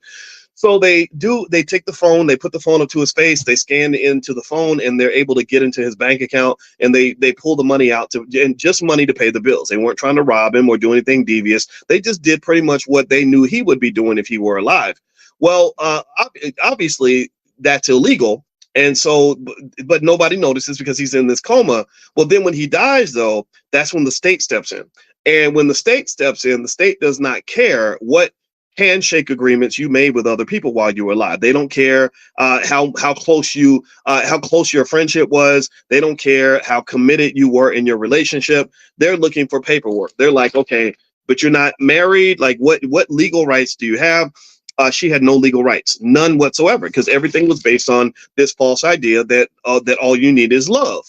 They have plenty of love, but she cannot take a big bowl of love to the courtroom and say, Your Honor, here's my love bowl that shows how much this man cared about me, and this gave me the right to go in his bank account and take $30,000 out. That does not work. So all the legal rights, everything, all the assets, naturally, by virtue of the state, went to the daughter. The daughter is the one who hated the girlfriend, so the daughter finally gets all the power. Moral hazard, more things change, moral hazard. So moral hazard pops in The daughter gets all the money, and the daughter has all the power because now her daddy's in heaven, so her daddy doesn't need his assets anymore. So she's the sole beneficiary. So she goes in and just starts wreaking holy hell on everything. She goes in, she gets the girl evicted. She finds out that he took the money out of the account, and she goes to try to get her arrested. Right. So literally, the problem is that when you have these relationships where you say, well, we don't really need a piece of paper. Oh, marriage is, baby, oh, baby, marriage ain't nothing but a piece of paper, baby. Ain't nothing but a piece of paper. I don't need no piece of paper to tell me that I love you. Well, you need some kind of a piece of paper, maybe not a marriage certificate. Right? I'm not saying everybody needs to get married, but if you love each other, you should probably care about each other enough to secure to give each other security. Like you should, like, if I really care about you, like I told my daughter, I said, it's easy for me to care about you while I'm here, while I'm alive, because I can do things. I said, but what I want to do is I want to show you that I care about you from the grave. I want to protect you from the grave. So because my life is short, life is fleeting. I'm gonna be dead one day. We're all gonna die. So making plans for just possibilities, I think it should be a critical part of our thinking. That's an incredibly important part of economic consciousness, is to realize that the only constant in life is change. The only thing that's constant in your life is that things are going to change. Shout out to Olita Adams. Remember that song? Everything must change. Y'all know that song? If you haven't heard it, it's one of the most beautiful songs ever. And I heard that song when I was 19, and I remember listening to it, and it made me cry because I thought about the fact that everything around me was going to change. I called my parents and I said, I just want you to know right now how much I love you. And then my dad's like, what's wrong with him? I said, I'm having a moment because I just heard this song. I'm like, oh my God, everything's going to change. The young become the old, and mysteries do unfold. Right. And so everything must change. Everything's going to change. Everything about, like, right now, we're sitting together, we're talking. This is not going to be the state of the world forever. This is going to last about another 30 minutes until we all adjourn and go about our day. So everything must change. Everything will change. So a big important part of economic consciousness is only giving a certain amount of energy to observing what's in front of you. You want to have mindfulness and understand what's in front of you, what's happening right now. That's mindfulness. That's a type of consciousness where I can be with you in the moment in a very meaningful and deep way. That's an important part of consciousness there. That's almost like a type of meditation. So mindfulness is very important. But then after you practice mindfulness of the situation that you're in, you have to also practice mindfulness of the fact that there is a big, vast unknown called the future that you're also going to have to find some way to plan and prepare for.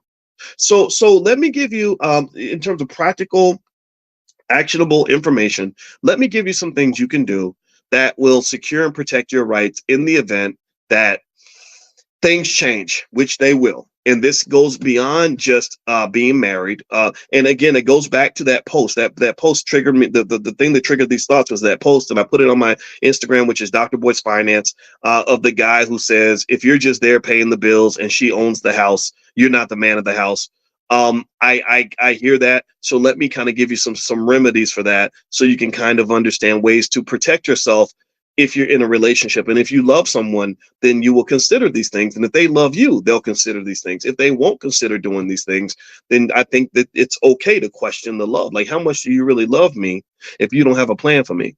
Hey, like, do you really love me if you're going to leave me just asked out in case something happens? You get out. Every time you get in that car, you might not ever come home. Do y'all understand how serious this is? My Uncle Charles, he died a tragic, horrible death, in my opinion. Let me tell you how horrible my Uncle Charles's death was. It was just like, literally, you talk about just God's irony. It's like, it was like, whoa, how did this happen? I get a text message from my father out of the blue in 2019 saying Uncle Charles was in a car wreck and he died. Now, again, my father is the military / police commander, so he just kind of says it. He just gives you the, straight no chaser, right? But then I find out the details. Let me tell you the details. Crazy. There's so many weird ironies here that I can't even remember them all. But so he and my aunt Janice had just bought a new house. And that was the day he died was the day that they were going to move into their new house. He called, and also that day was their wedding anniversary. And also the day after was her birthday. So he calls his wife, where they're about to come home, move into the new house, go out to dinner for the wedding anniversary, and celebrate her birthday the next day. And he gets killed in a car crash on the way home. True story. I'm not making this up. In addition to that, the day that he gets killed was the birthday of his mother. She was already in heaven. We call her Mama. Mama, in case you don't know, Mama is Felicia, my grandmother. We named our panther in the Black Business School after my grandmother. That panther's name is Felicia. I keep this panther with me. She's right here. She's right behind me. Every time you see me with that panther, just know that's me carrying my grandmother with me, because she's the first person that taught me about financial literacy and investing, about money and wealth. She wasn't very educated when it came to money, but she had those grandma principles, those sturdy principles of financial responsibility that really is all that you need. But anyway, I'll tell you more about my grandmother at some point. Some of y'all have heard the story. The rest of you, I'll bring it up again. But literally, that I said, this is so crazy that this is the day that he dies. Like, this is one of the dirtiest tricks that God could play on anybody. It's his mother's birthday. His wife's birthday is the next day, their wedding anniversary, and they were literally packing that night to move to the new house. And I just, so these things happen. You got to prepare. But let me tell you about my Uncle Charles.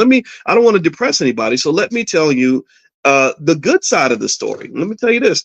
A few years earlier, I had gone to Applebee's with my Uncle Charles, and we were sitting there in Applebee's, and this was 10 years earlier. I was probably in my mid-30s. I was on the faculty at Syracuse, and he was late 40s, almost 50. And he was asking me about financial stuff, right? And the reason he was asking me was because he was financially devastated. His credit score had was like in the toilet. He had just lost a bunch of money. I think something happened with a lawsuit or something, and he was really sad because he was starting all over again financially.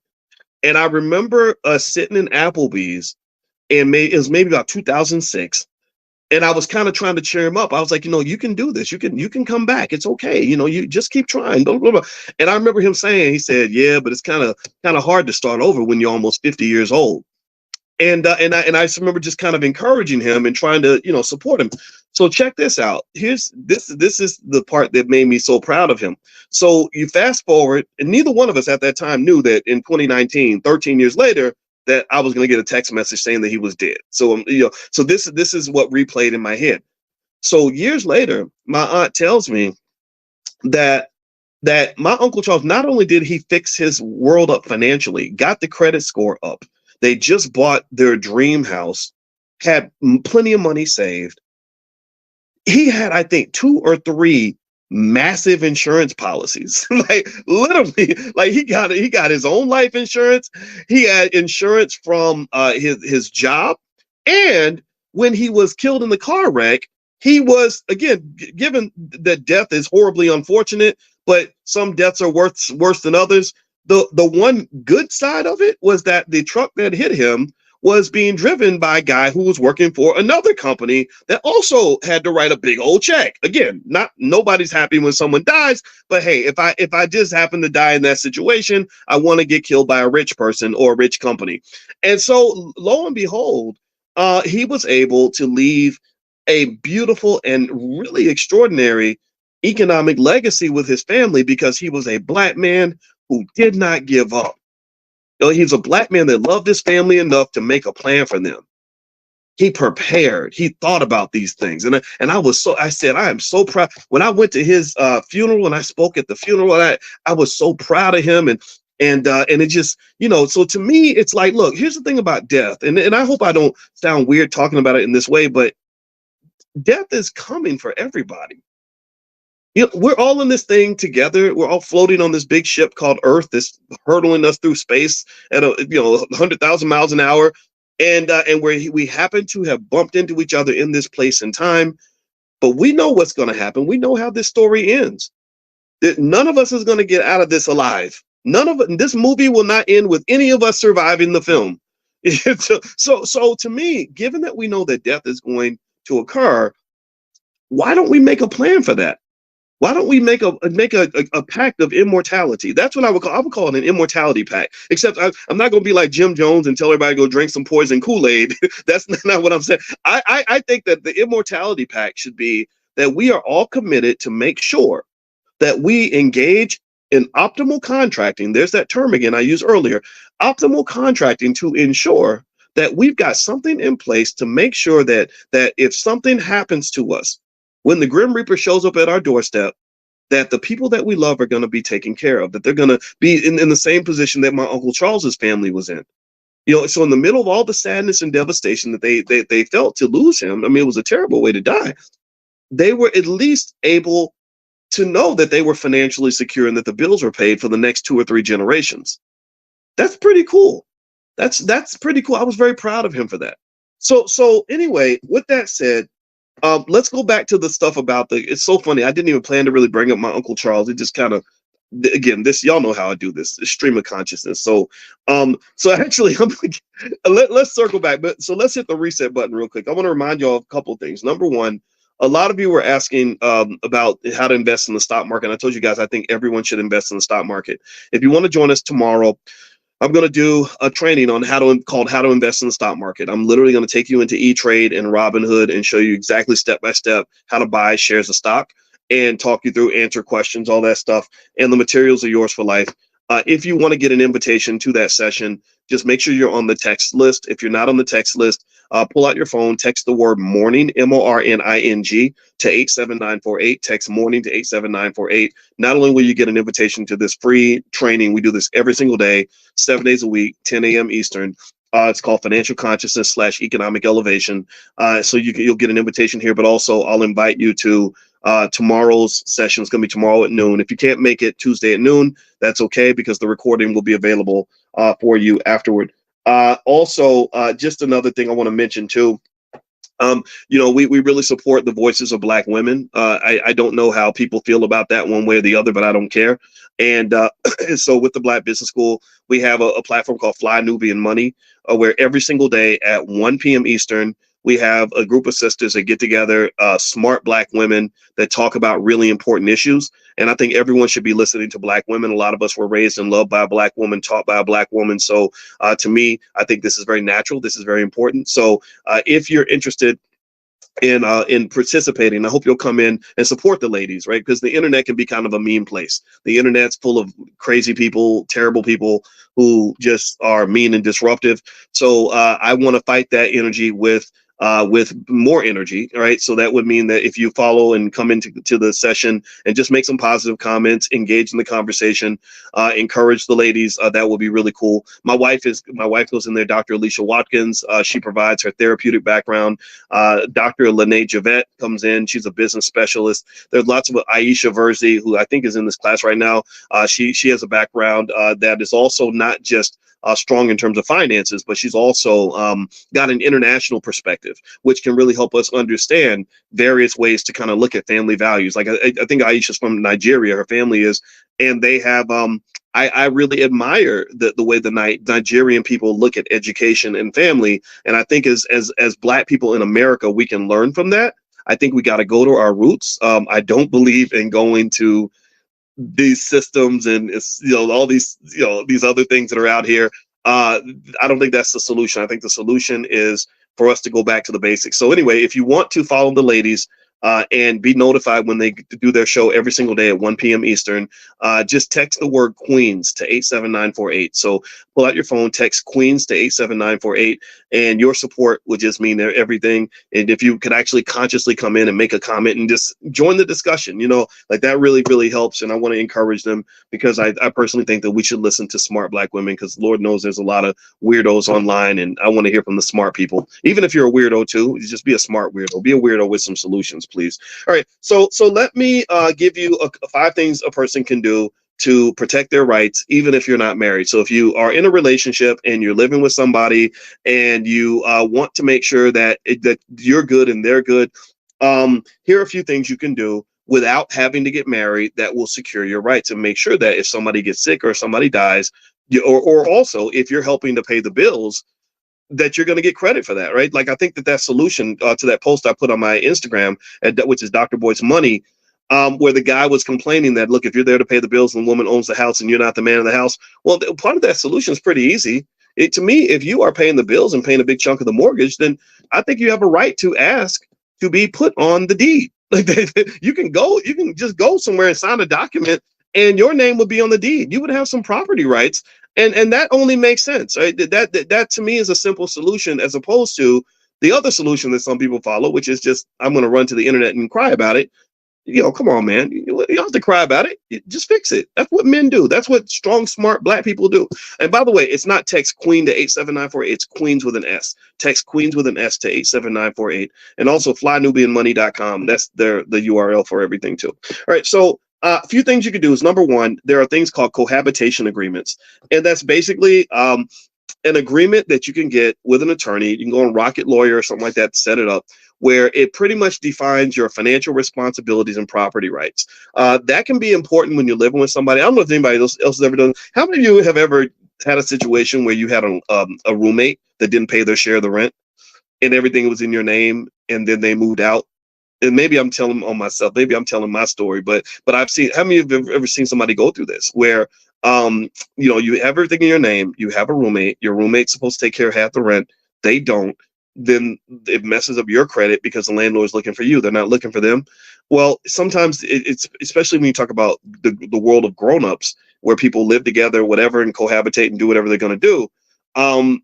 It's important to consider having an agreement in place to ensure that everything is clear, that everyone knows what they're supposed to do financially, and everybody knows what they actually own, so that if the relationship dissolves, you can say, that's mine according to the agreement. This is mine according to the agreement. I deserve half of this or a piece of that or whatever. I think and those are simple contracts you can do, again, either with a lawyer or even on a Rocket Lawyer or something. Also, there's something called joint tenancy, where you hold property jointly so that the ownership transfers to the surviving partner. So if you and I have joint tenancy on a property, that means that I can secure something that says that if you die, I'm not going to get evicted. I'm not going to end up homeless. And I think that that's important to consider. I've just seen cases where people even forget to take stuff out of their ex's name, or their ex-wife or ex-husband, and then they die because no one thinks they're going to die. Everyone thinks we're going to live forever. And then next thing you know, this ex that you hate is coming in and claiming ownership of all your stuff. Like, that's terrible. Like, why would you put your partner through that? There's also something called power of attorney. Now, with a power of attorney, you basically are signing a document that gives this other person the rights to make certain financial and medical decisions in the event that you cannot do that.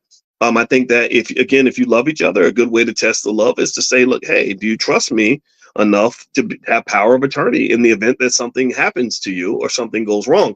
If they don't, then maybe that warrants a further conversation. You can also list each other as beneficiaries on your insurance policies, retirement accounts, and bank accounts. If you go to your bank and you say, I need to put this person's name down as the person who can access my account in the event that I die, you can do that. And the thing about it is, the same thing is true for your brokerage accounts, all that stuff. And the reason that would be important to me is because, think about it like this. Go back to the example of the guy I told you about who's in his 50s, who had the young girlfriend, and he's paying all the bills and all the rent. Her biggest problem was, oh crap, he died on Thursday. The rent is due next Tuesday. How am I going to get money next Tuesday if he's not here?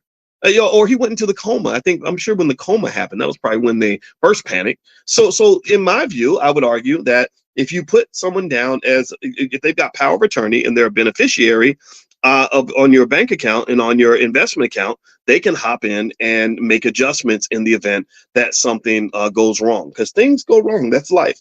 Also, you got this thing, you've probably heard about this, called a will. And in your will, you can just make it real clear. You have to state. See, here's the thing. I'm just say it like this.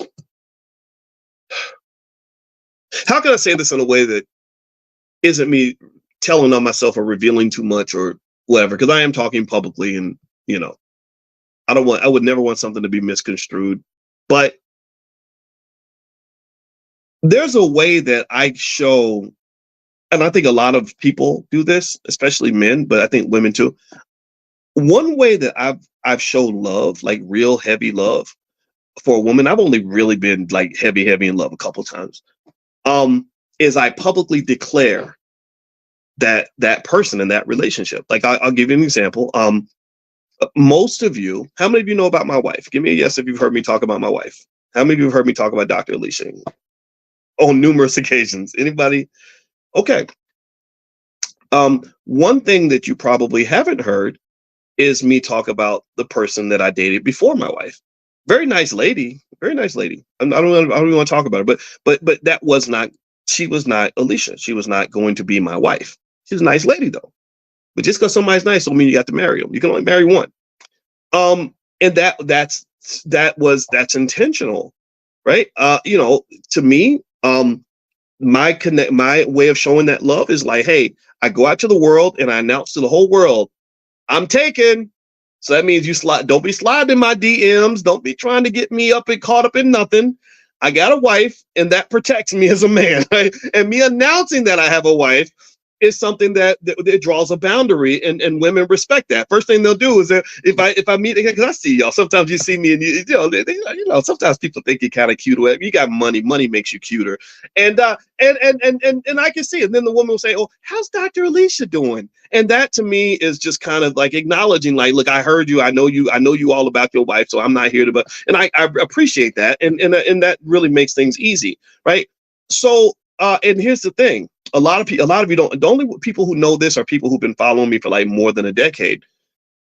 Back in 2007, I don't know if y'all know this, but this was not the first time I was going to get married. I actually got engaged in 2007. And again, an amazing lady, wonderful lady, and would never say anything negative about her. We just didn't get married for personal reasons.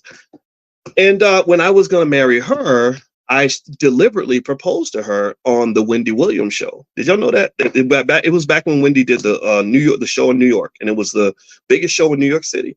And I said, I love this woman so much that I need the whole world to know, not only that I love her, but that she is that I am taken. That this is, and Wendy's show with all these women, and at that time my stock was rising. I knew I was getting out there and whatever, and I was like, I'm going to go out here and I'm going to tell everybody how awesome this woman is and how much I'm happy to be married to her. And so here's my point. I think that to me, these preparations, kind of designating people, putting things in writing on some level, is a form of love that shows, like, look, I'm declaring my love for you. I may not have to declare it through a marriage certificate. I'm not saying that that's for everybody. And look at the divorce rate. The divorce rate's incredibly high. Obviously, marriage ain't for everybody, but some sort of public declaration that is real, that is concrete, that will last and persist after you're gone.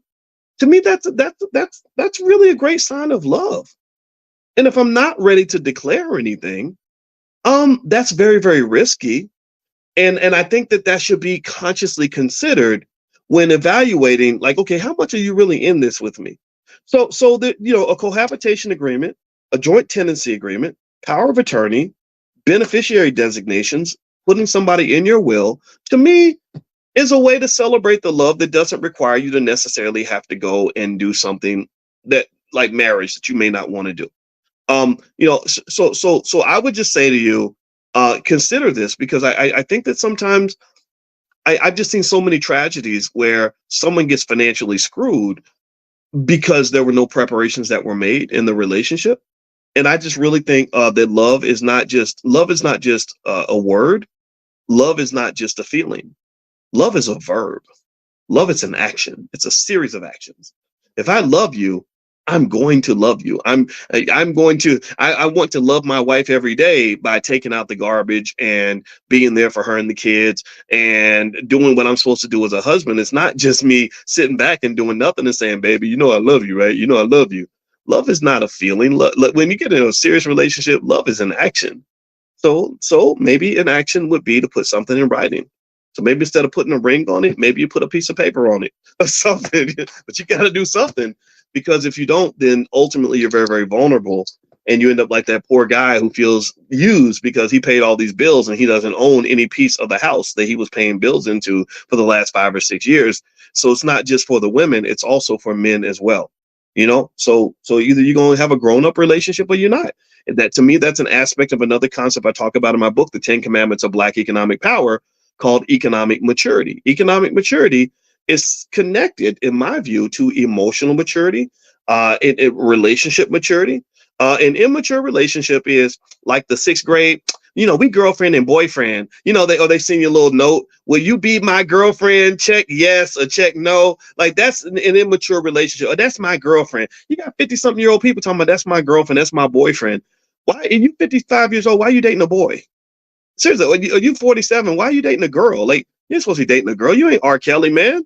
Like, you're not supposed to be dating a girl. You're not supposed to have a girlfriend. You're supposed to have that's my woman. That's my lady. It's not your girlfriend. Come on. Like, that's weird. That's weird language, to be honest with you. I know everybody says it, but still. So to me, part of financial maturity, emotional maturity, relationship maturity means, okay, maybe we're not going to get married, but let's have a mature relationship. A mature relationship is something that can be documented, that's going to have to be recognized by the state, because I'm signing documents that are declaring this relationship to be legitimate. Do you understand? Give me a yes if this is making sense. Let me know if you get what I'm saying here. I'm not giving you relationship advice at all. I'm just giving you like what I might call financial lovemaking tips. Financial lovemaking means that money and love are linked, whether we like it or not. We want to act like love and money ain't got nothing to do with each other, and that's the most ridiculous thing a person can say. Money is everywhere. Like I told you, when I started making more money, I became more handsome, and that's because there's a million years of biology that says that women are more attracted to men that have resources.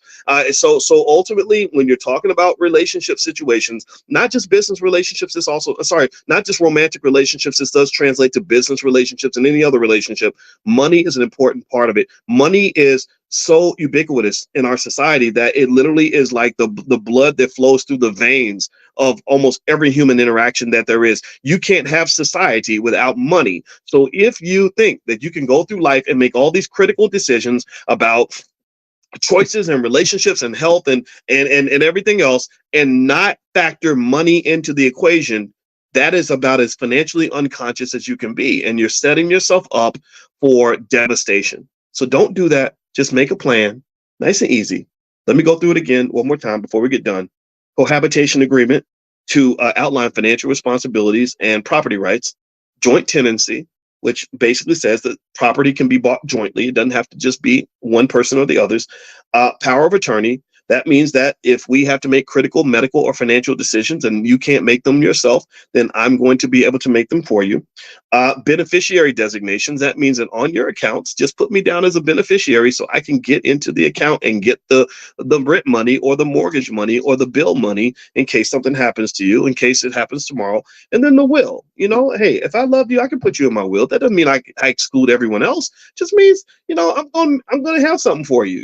If I'm gone, I'm going to be here in the afterlife, not just today. Okay. All right. So anyway, all right. So before we go, really quickly, I know a lot of you, when we were talking about doing the companion to Money in the Morning, I called it Money in a Minute, where I was going to basically just set something up where you can learn topics by having them just sort of sent to you via text message. I'm almost done with one of the first installments. I'll let you guys know the two popular topics that you guys mentioned that you wanted to learn about in detail were stock options and estate planning. So those are going to be the two things that we're going to put out. We'll put out stock options first, then we're going to do estate planning, where you can learn estate planning concepts, literally getting like a 90-second lesson sent to you via text every day, or you can just log in and watch them all at once if that's what you want to do. I'll keep you guys posted on that. Number two, tomorrow I'm doing that special event at noon Eastern, called How to Invest in the Stock Market. I really, really want, again, I don't require you to, there's no cost to be in this class. You only have to pay attention. But I really, really want you, everyone in here, this is the one favor I'm asking you, is I really want everyone in here to be a consistent investor in the stock market on some level. I don't care if it's 2 nickels a week. I want you to participate in the stock market. So tomorrow I'm doing the training session, How to Invest in the Stock Market. I'll walk you through the process, everything else. So you can get in. There is a fee to join, and everything's yours for life. You can bring your whole family. or you can do a $1 trial in the Black Stock Market program. I'll send you a link to do the trial later on today. Make sure you're on the text list. The text list, to be on the text list, text the word morning to 87948. If you text morning to the number 87948, I will send that to you. Also, if you can't get on the text list, just send an email to support@theblackbusinessschool.com. I know some of you are international, and so if you email support@theblackbusinessschool.com, they can help you. And then last but not least, the ladies at Fly Nubian Money are going to, Dr. Alicia, Dr. Lene, etc., are going to be live at 1 p.m. today, and they're live every single day. And they tend to cover topics that relate to the financial side of Black life. Sometimes it's love and money. Sometimes it's politics and money, whatever. But the topics are really interesting. And so if you'd like to join in and participate in that discussion, you can get on that text list. Just text the word Queens, QUEENS, to 87948. Text Queens to 87948, and that's because the platform's called Fly Nubian Queen, and Fly Nubian Money is a segment of Fly Nubian Queen. All right, guys. So have a great day. God bless you. Thank you so much for hanging out. I will see you all tomorrow morning at 10 a.m. Eastern, and I hope you have a great day. And I love you. I'll see you soon. Take care. Bye bye.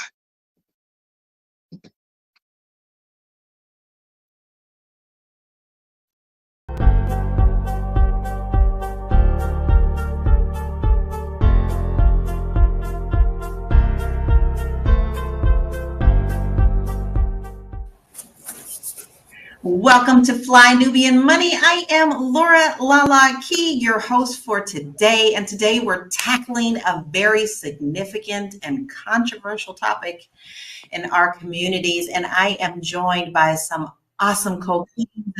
If you want to know what this controversial thing is, we're going to be talking about baby mama culture.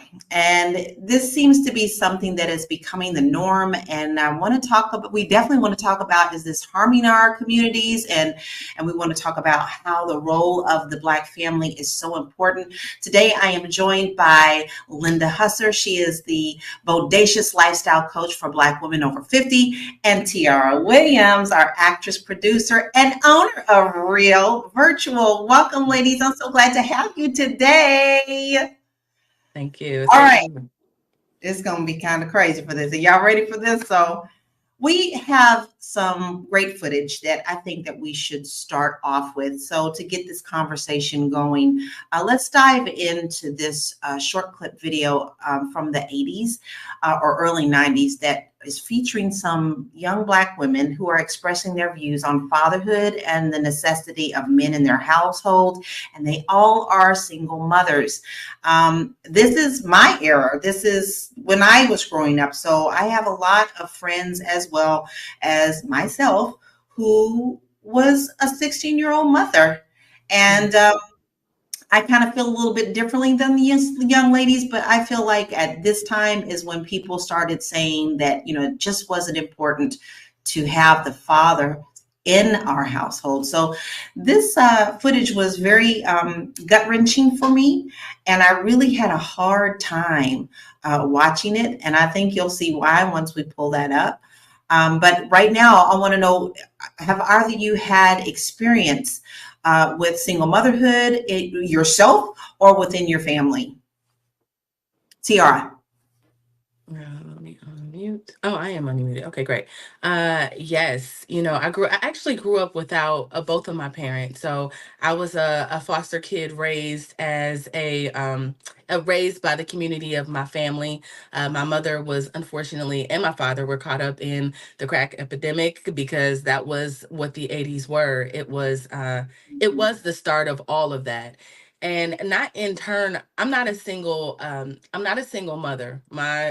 My child's father is very active, but I am a single woman. So we're not together, but we co-parent wonderfully.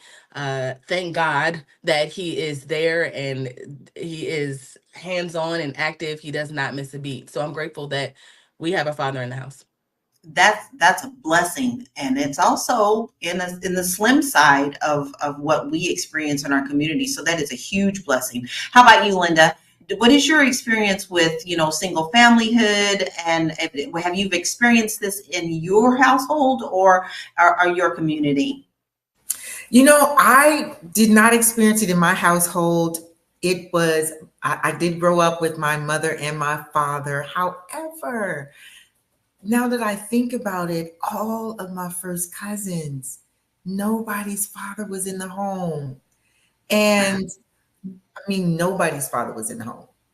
It is amazing. And so I really, now that I'm thinking about it, we were the only married family in my family. Out of all my first cousins, I'm thinking nobody was married. And so I feel that it's important, even if your father isn't in the home per se, like what Tiara said, which I thought was really beautiful. She said she's not a single mother, but she's single. Girl, that's a t-shirt right there.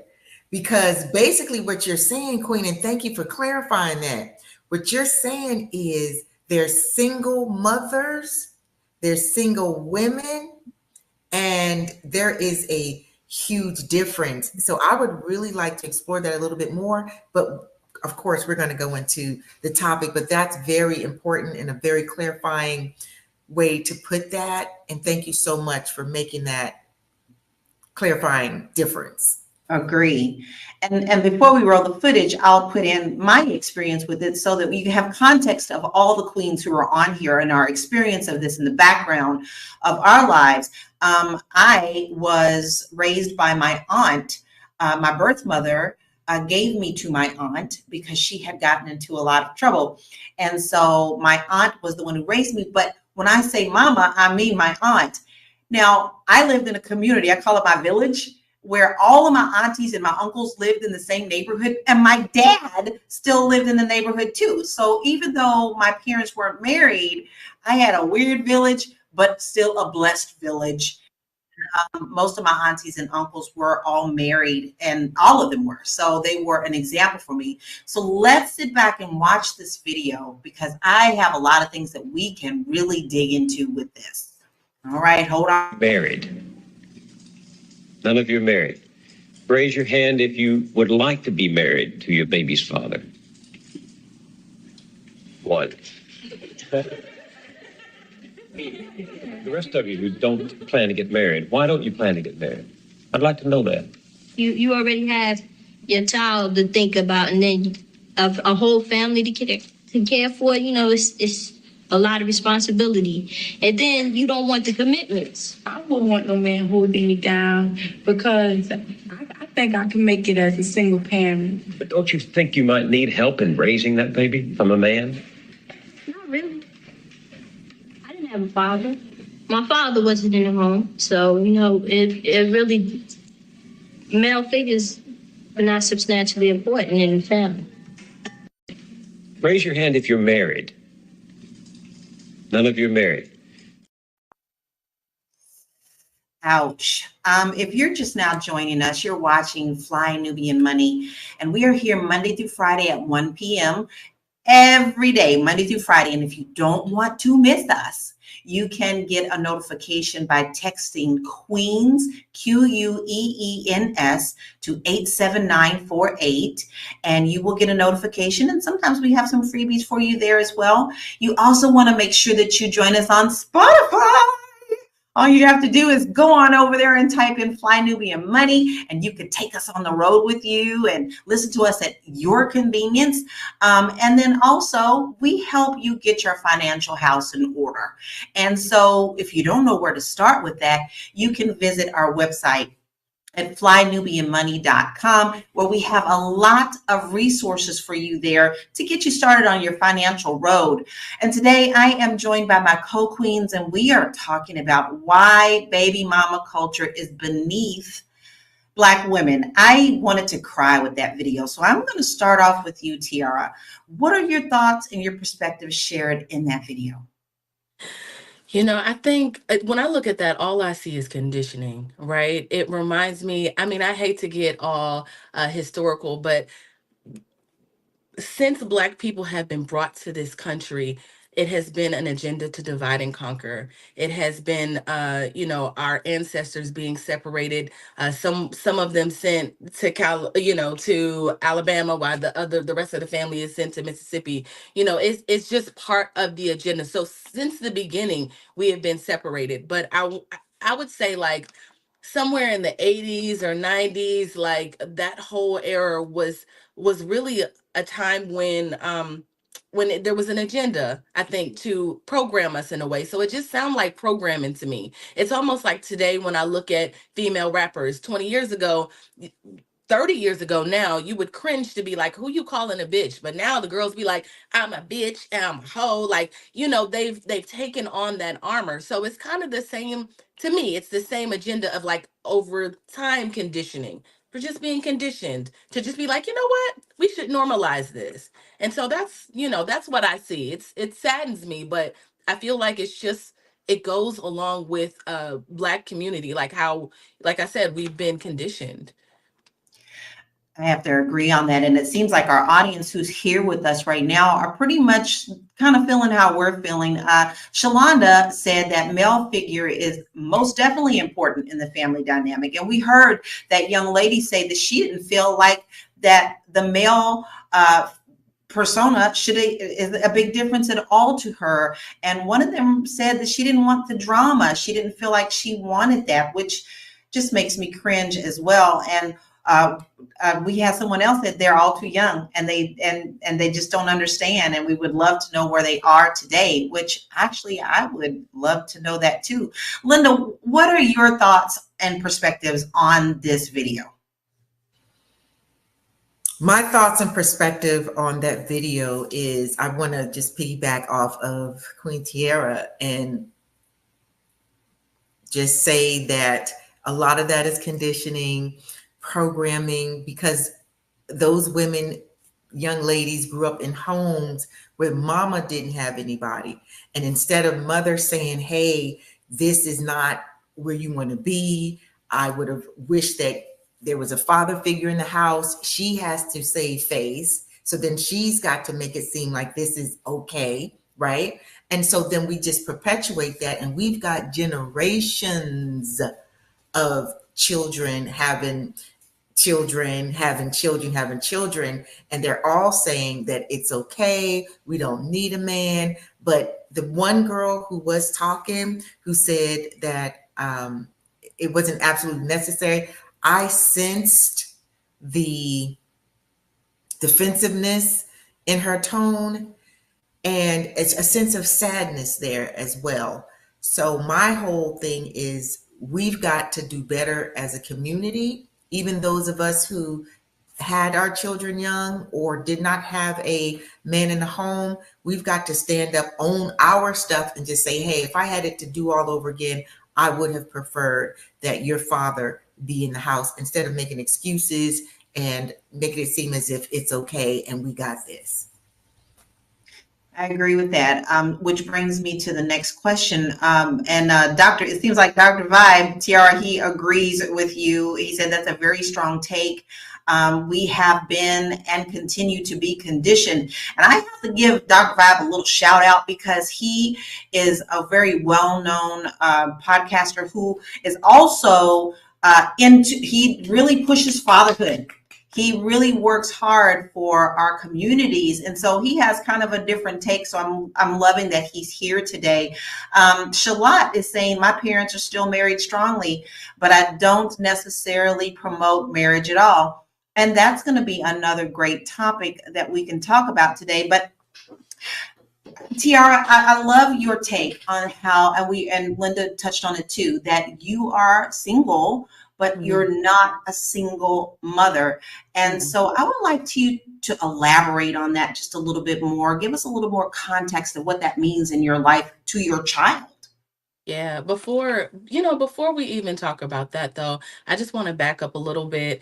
We have to think about, just to piggyback off of what Queen Linda said, we just have to think about what the Black man has had to endure this whole time. You can't talk about today and what's happening in today's culture without reaching back. It's like, I know people want us to forget about our history, but it's so hard to do when, Black men were put, where our mass incarceration, when crack hit every season, I feel like there's something, right?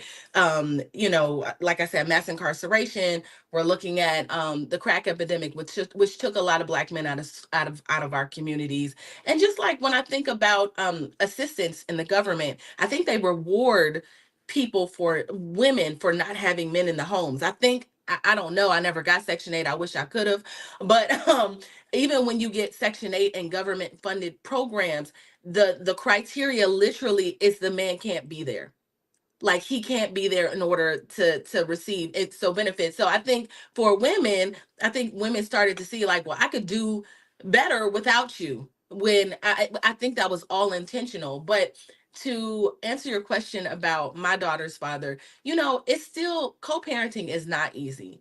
And if I'm being honest, if in my 20s I could have figured out how to, because of my background and kind of the way I grew up, um it kind of affected the way I related to men in my relationships, right? Growing up without parents, you just don't, I still needed to work on me, right?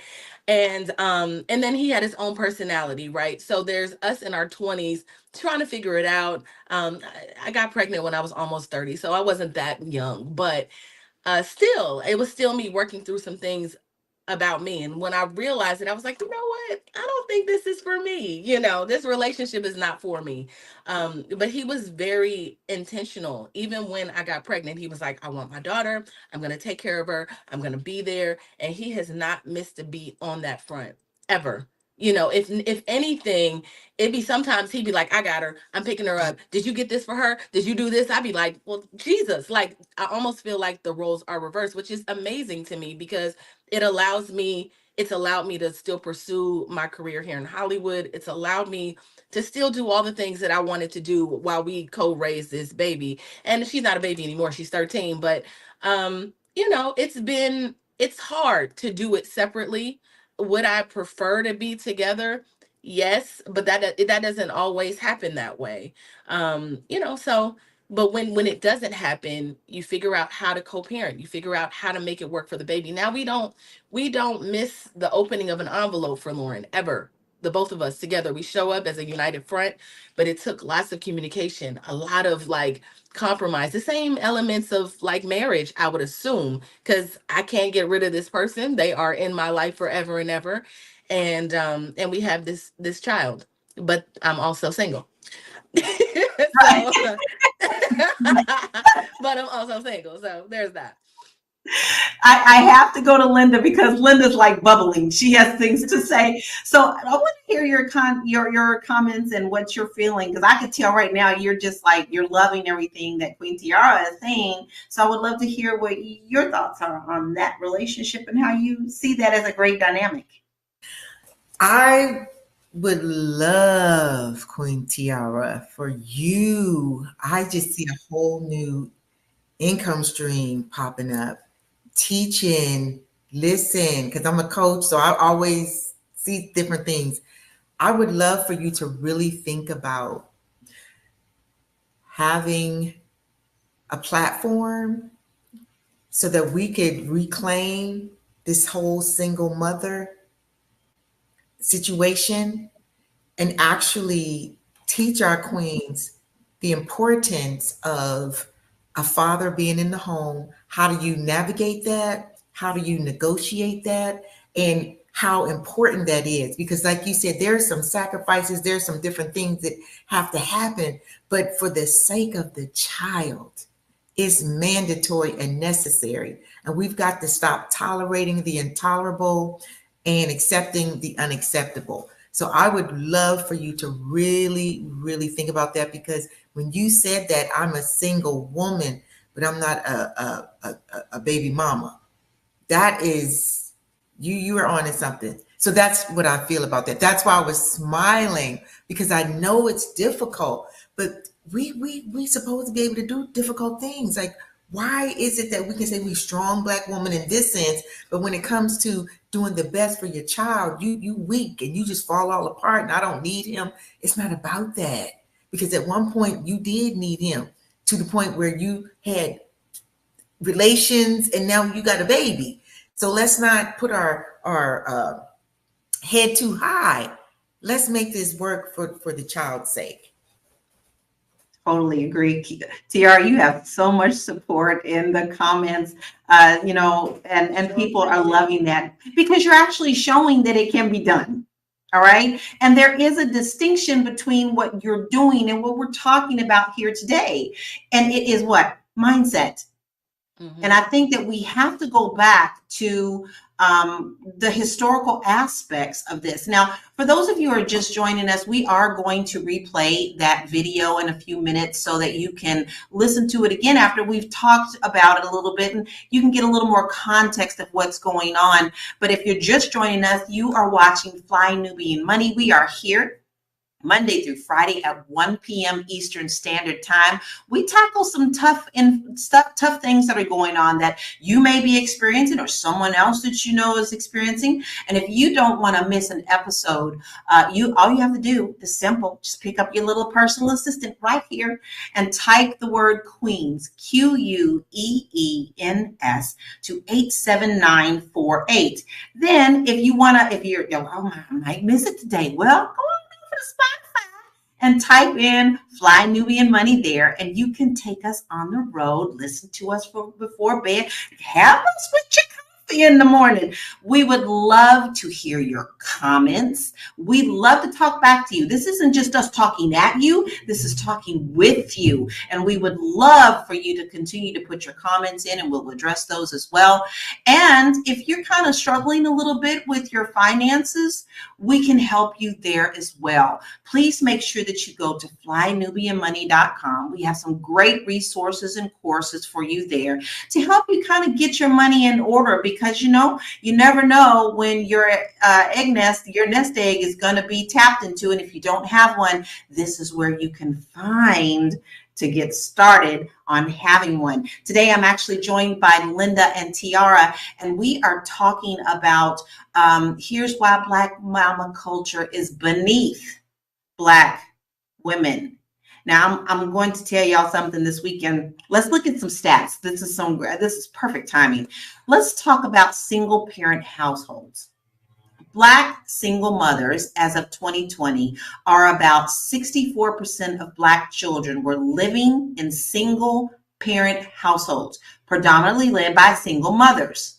Now, Black single fathers, while less common, single fathers also make up a notably portion of single parent households in the Black community. And approximately 4% of Black children lived with their Black fathers, their single Black fathers. I actually have several cousins that are raising their young daughters as single fathers. And I see this, and they work hard too. But the poverty rates, and I'm going to talk about the economical impact of this. The poverty rates are this. Single mother households, particularly those led by Black women, have higher poverty rates compared to households led by married couples. Nearly 30% of Black single mother families live below the poverty line. All right, this is kind of scary. But let's move on to talk about the behavioral and emotional effects on our children. Let's look at some of the behavior issues. Children from single parent households may experience higher levels of behavior issues. Research indicates that these children are more likely to exhibit signs of aggression, anxiety, and depression. And how about the emotional part? Let's not forget, we are body, mind, and spirit. So the absence of a father figure can affect the children's emotional development, leading to difficulties in forming healthy relationships later on in life. Now, let's go back to that video. After looking at these stats, I want you to really listen to these young ladies again, because as Linda said, I also feel that a couple of these girls are coming from a place of hurt. So Married. None of you are married. Raise your hand if you would like to be married to your baby's father. One. The rest of you who don't plan to get married, why don't you plan to get married? I'd like to know that. You already have your child to think about, and then a whole family to care for. You know, it's a lot of responsibility, and then you don't want the commitments. I wouldn't want no man holding me down because I think I can make it as a single parent. But don't you think you might need help in raising that baby from a man? Not really.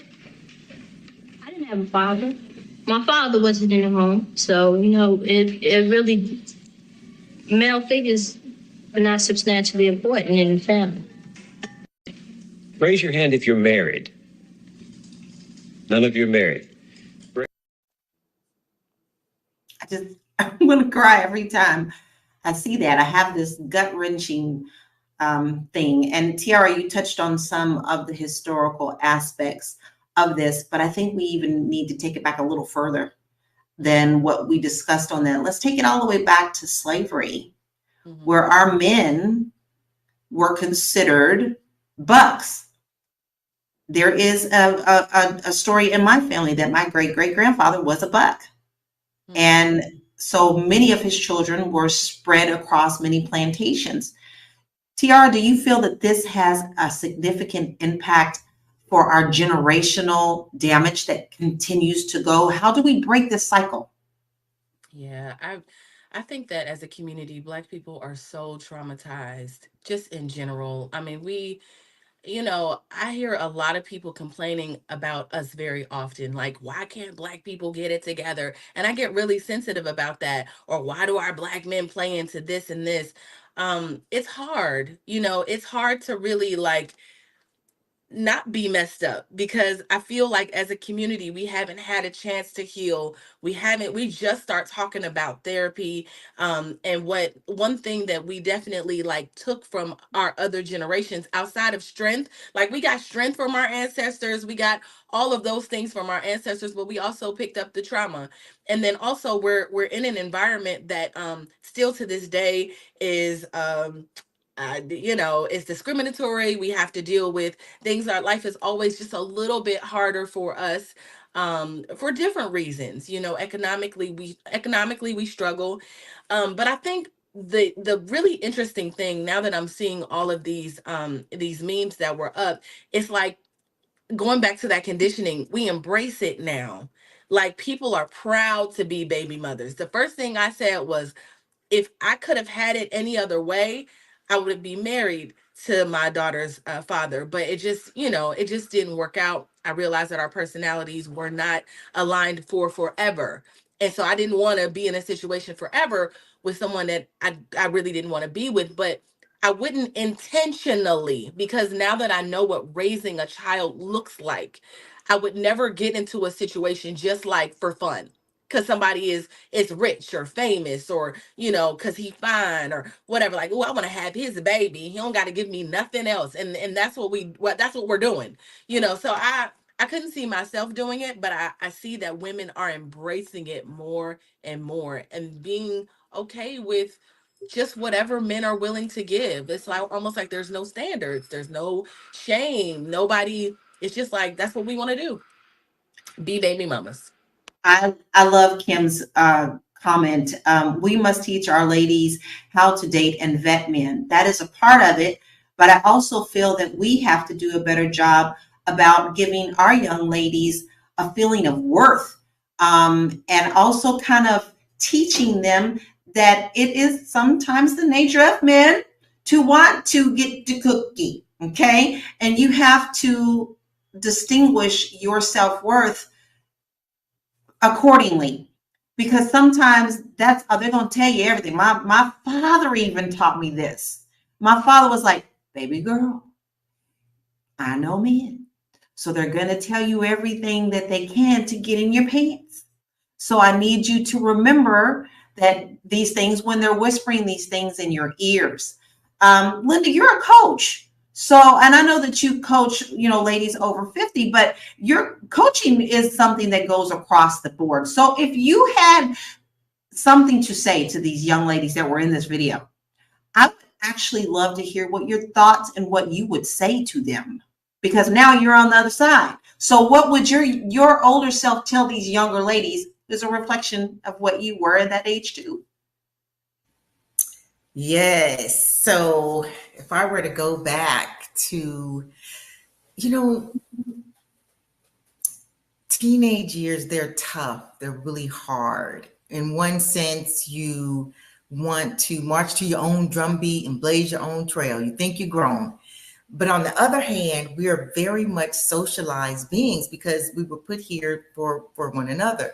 So you have to decide early on, are you going to be a donkey or are you going to be a unicorn?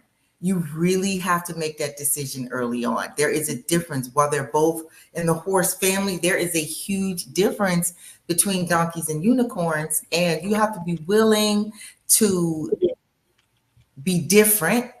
You have to be willing to be a disruptor. You have to be willing sometimes to even go it alone. Maybe you're not going to be the most popular girl in the world, but maybe you find a couple unicorns and the three of you become the three musketeers. You have to be willing to make some radical decisions early on in your life, because the choices that we make when we're young, fortunately or unfortunately, depending on what side of the coin you are, they follow you throughout the rest of your life. So I would also want to talk to the mothers of these children, because one of the things that's also happening is children are having children.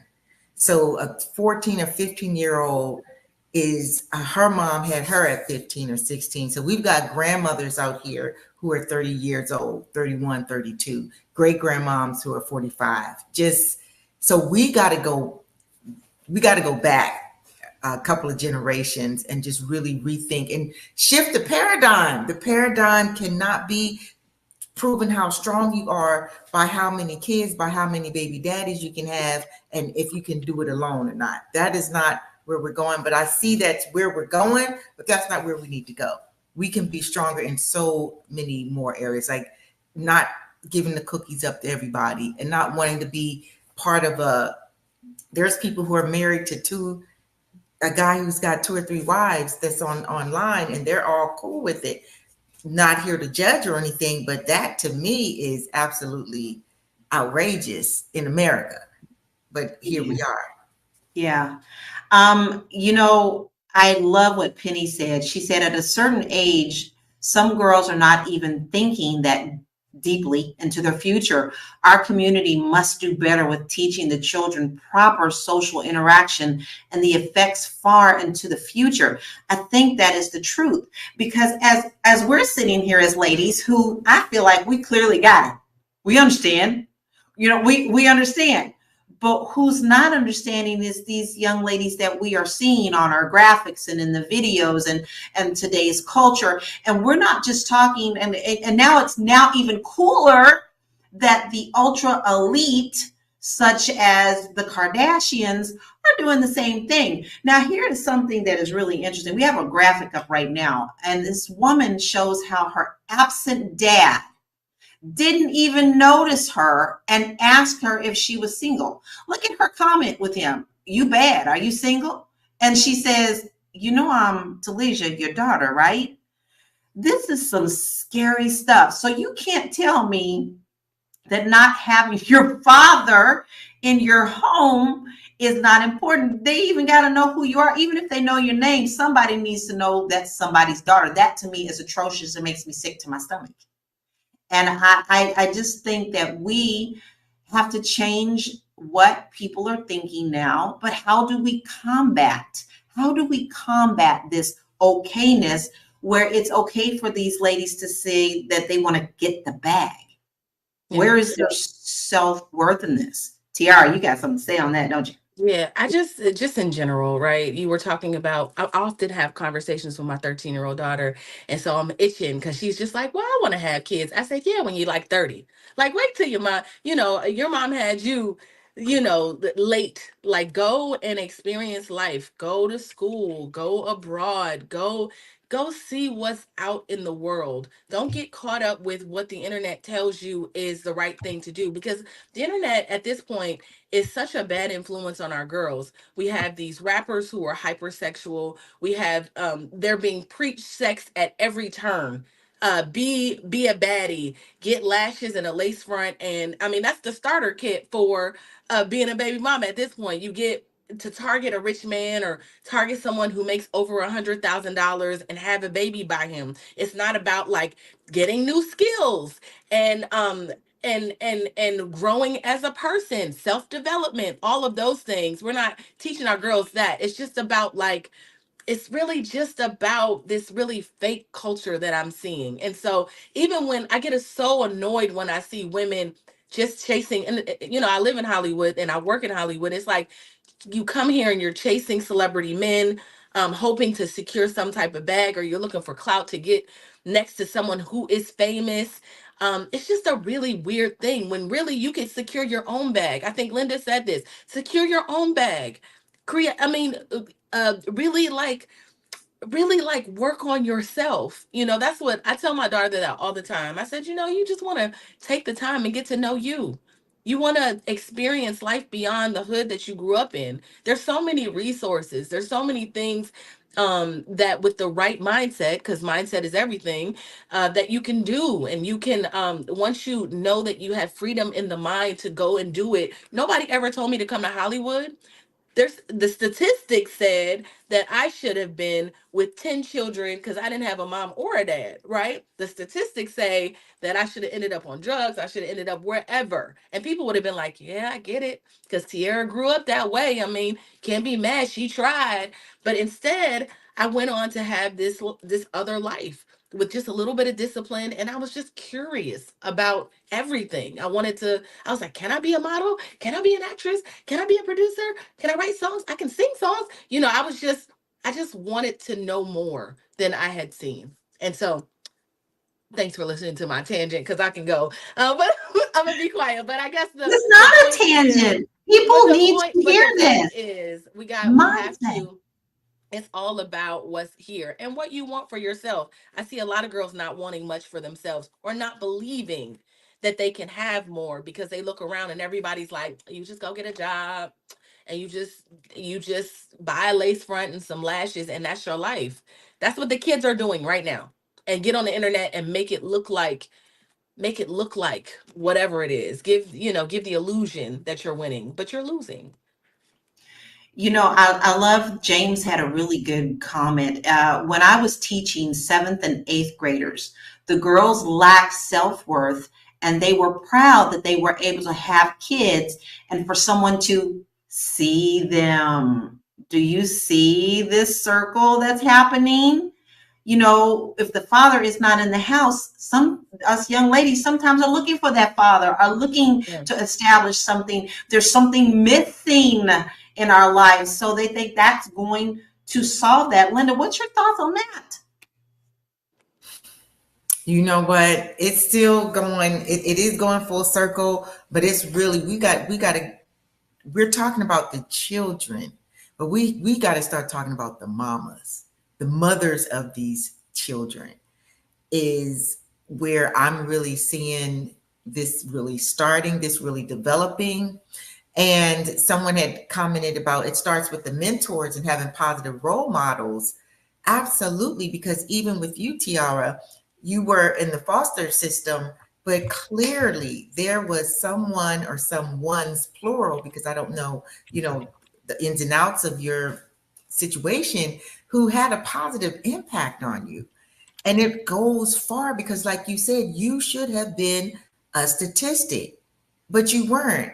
And I'm sure you had some high hopes and some tenacity and some all of that for yourself. But I'd be willing to bet my bottom dollar that there were also some people who were telling you some things like, maybe they didn't break it all the way down and say, even though you're in the system, that you don't have to just be a statistic. They may not have said it exactly like that, but somebody was in your ear in order for you to become the person that you are today. And so while we're talking about the baby's mamas, we need to be talking about the mothers of these young women too, because we got to break the cycle, because it is a circle. And we really need to have that conversation. Who are the mothers of these baby mamas? And sometimes the mothers, the mothers' mothers, the mothers' mothers. That goes back so far. If you're just joining us, you are watching Fly Nubian Money. We are here Monday through Friday at 1 p.m. Eastern Standard Time. We tackle some really good stuff, and we talk about some hot topics of the day and generational curses. How do we change them? What do we do? You don't want to miss an episode, because we talk about everything that is relevant to our communities. So in order for you not to miss an episode, all you have to do is to text the word Queens, QUEENS, to 87948. Now, all right, shucks, you missed us. All right, well, you don't have to miss us. All you got to do is go on over to Spotify. And type in Fly Nubian Money and take us on the road with you. Have a glass of wine, have a glass of coffee, and talk back to us. We love it. But one thing that I don't always ask you to do, and I'm going to ask you to do this today for us, is to please make sure that you share this out. This information is so important to our community. Get the conversation started in your households, in your communities as well. And let's start putting our heads together on how we can change this thing. Now, if you need some help in the financial department, you always can go to our website, flynubianmoney.com, where we have plenty of resources for you there and courses to help you get your financial house in order. Now, in my research on this, I pulled up a couple of things on YouTube that I thought was very valid. And I wanted to see if anybody else was talking the way we feel about this. And I found several people who feel the same way, who are trying to teach the generation this is not good. But I really love this young lady that we're getting ready to bring up, where she actually talks about, and she's the younger generation, on why she feels being baby mama is not wise. So I would love to pull that up so that you can hear what she has to say. And then let's get into what her thoughts are about. At the end of the day, how is this man going to show up for your kid? A lot of the times, the reason why baby mamas are called baby mamas is because you don't really hear anything about the baby daddy. It's the baby mama doing all the work. Like I said, you chose to have unprotected sex, therefore this is your responsibility. So of course, with me now being a transfer student, but also, you know, majoring, almost graduating from the U in African American and African studies and history, a lot of things literally stem and root in racism. When looking back at the archives that I went to during my history seminar, a lot of the history archives that I chose to look at because of the topics that we were able to choose from was abortion. And I specifically chose that because I wanted to see what it was like for women back then who had to deal with having their bodies controlled. And the one thing that stuck out to me the most was the way in which Black women were treated when it came to abortions. Abortions, especially pre-Roe v. Wade, were very, very taboo. Only the rich white woman could afford them. And they would also be very hush-hush, very secretive on who was performing them, but they were only accessible to rich white women. And so within reading the archives, a lot of the times I was saying these women were having these children because not only were birth control and other sexual education not given to the Black community, but also they would be forced to have these children and then forced to go on welfare because they wouldn't be able to afford having a child. So then it was also like, with them not being able to have access to abortion, obviously unsafe abortions became a thing. And there was even this woman who mainly performed abortions, and she was kind of known. Ouch. That goes root deep. And it goes right back to what Tiara talked about. We have to look at the history of this and how poverty, they love to keep certain communities in poverty so that they can continue their agenda. And we can go into a whole nother show about that. But my question is, how as the community, how as our being the auntie, the sister, you know, the godmother, how, Tiara, can our communities change this up and start instilling the difference into our young ladies? I think somebody already mentioned it. I think somebody already mentioned like self-worth Okay. I think somebody already mentioned self-worth, and let me pause that. Somebody already mentioned self-worth, and I think something that's really important in our house, and I still consider myself and my daughter's father a unit, because we are a unit. We made a unit. We have a child, like we have to kind of move in that way. But the way that what I noticed is, even going through her teenage years, I saw somebody mentions like seventh and eighth grade, like girls lacked esteem. We've dealt with that right now. Like, we've dealt, even having two parents that love on her consistently. She still is just going through puberty. She's trying to find her own way, and trying to figure out who she is. And in that, she's made a lot of mistakes. And then there's pressure of the internet. Although I don't let her get on the internet, she still does it in school. So there's that. There's just all of these other things that we have to kind of like block and shield her from, and figure out what we want to allow her to be exposed to. And so I thank God that her father is there, because there's a lot of things that I just don't get to.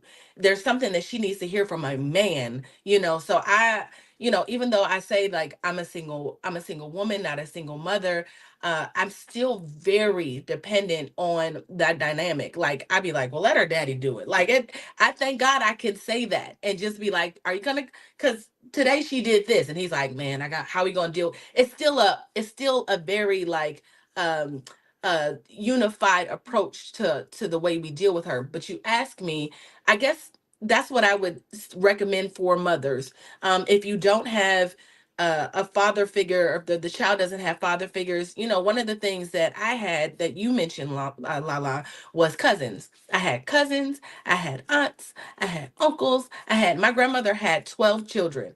So all of her boys were at the house, and all the girls were like in the world, and I got to just kind of like have that, where my uncles taught me how to fight. My uncles taught me how to, if it was like, don't be scared of that girl, go outside and fight her, I'd be like, I don't want to fight, or whatever it was, whatever the thing was. It was whatever season I was growing in, there was always someone there to kind of step in and say, this is the way to do this.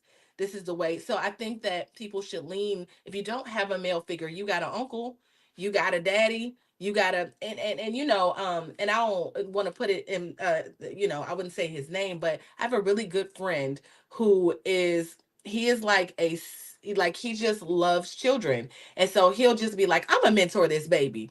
They could be my daughter, they could be my son, and he just takes them on, and he really takes care of them and invests in them. And I respect him so much for that. I respect that he looks at them literally like they're his children. They are his children. Those are his kids since he was young, but he just makes it a point to just like see a child and like just take them under the wing. So there are still people in the community that are like that. And there's still, I think, people around that would do it. We just have to seek out those influences and really just start to look at our community around us. But Lala, a problem with that may be that we don't see each other as community anymore. We don't see community anymore. Like, you don't look at we had next door neighbors. The next door neighbors would press my hair. The other lady on the other side would do other things, but we don't necessarily walk down the street and say, no, that's like that's your neighbor. That's your, distant auntie. I used to feel like that when I was younger, that there was a community. I think that that right there is our answer. We got to get back to community. We have some slides up now that are talking about the economic impact. So we talked about the community impact, but we also cannot leave here without talking about the economical impact. So poverty rates in single mother households, particularly those led by Black women, have higher poverty rates compared to households led by married couples. And nearly 30% of Black single mother families live below the poverty line. I think this also goes back to the video that we looked at as well, too. Effects on families and the communities, social support systems. This is so important. This is our community. Single parents frequently rely on extended family networks and community resources for support. However, the availability and quality of these support systems can vary widely. And then how about the role models of these? We talked about this, our uncles, our aunts. The absence of fathers in many Black households highlights the importance of a positive male role model and mentorship programs to provide guidance and support to young men and women. So once again, we're getting back to how important it's just, we're focusing on the young ladies, but how do we also mentor the young men and our sons and our nephews? Because as we're the aunties and the godmothers and, you know, the sisters, we need to hold them accountable as well. So these are things that we have to foster to show them that money is not always everything, but self-worth comes much higher than that. Everything else can come below that, which was going to lead me back to this. When I was doing this research, I had no idea that there was this thing called push presents. I was like, what is that? You know, I'm like, am I showing my age? It's where these young the young couples, the ladies who want the bag, are taking all of these pictures with the baby daddies, calling them that. The baby daddies giving them big presents for being baby's mamas, and it's everything except the paper and the commitment of a relationship.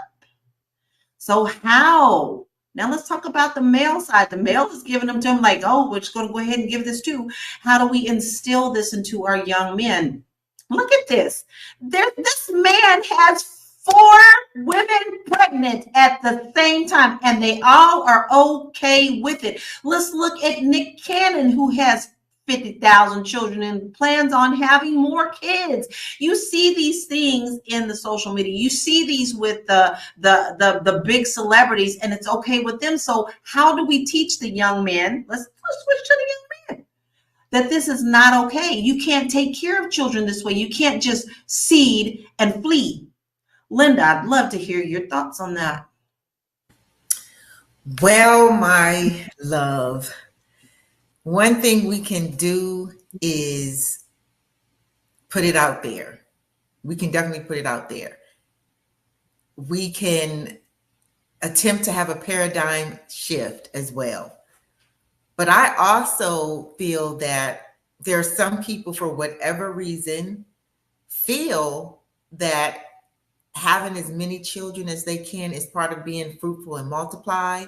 You're going to always have somebody who's going to find a way to justify what they do. If we were to speak on Nick Cannon, that's his whole process is, well, I can afford to take care of them. But children need more than money. They need time, right? So there is no way that he's given equal. How many children is it now? 19, 15, 14? There's no way that he's given all those children equal time. However, I still, and y'all can beat me up, it's all good, bring it. Chat, I still put most of the onus on the mothers because you carry the child. Because you can choose to abort the baby. You don't have to have the child. So at the end of the day, I believe the mother still has more skin in the game than the man, because the man cannot carry a baby as of yet. We haven't gotten that technology together yet. And so that's just my take on it. I'm still going to put it back on the mother, because we do carry the children if that's what we choose to do. And of course, me being me, I just wanted to throw a monkey wrench in the conversation and get some juicy dialogue going on. Well, I think you're right in that. But we also have women ourselves. We're caretakers. We're built to be that way. We have the extra emotional thing that goes with it. And connection with men physically is also a way that we express love. So I think we're getting into a different dynamic on how we as women express love. And sometimes, in some cases, these ladies are having these babies because they feel like the man is going to stay around. Tiara, I heard you say, Lala, I don't want to skip over you. Yeah. I understand what Linda is saying, but in that same vein, like I said earlier, I think like you condition people to be like we talked about conditioning in a negative way, I think you can condition and train people in the opposite direction, right? We can have these, maybe if our culture wasn't so hypersexual, everything wasn't about having sex with women and the pursuit of women and leaving them, and just kind of the messages that we're sending to men, the messages that we're sending to our young men, saying like it's okay to live this lifestyle. It's okay to, I mean, look at what the rappers tell us. Like, right, a lot of times men are looking to these public figures like Lil Wayne and Nick Cannon and whoever else to tell them how to be a man, right? Because they have money, they have swag, they have all the girls, and that's what it looks like to,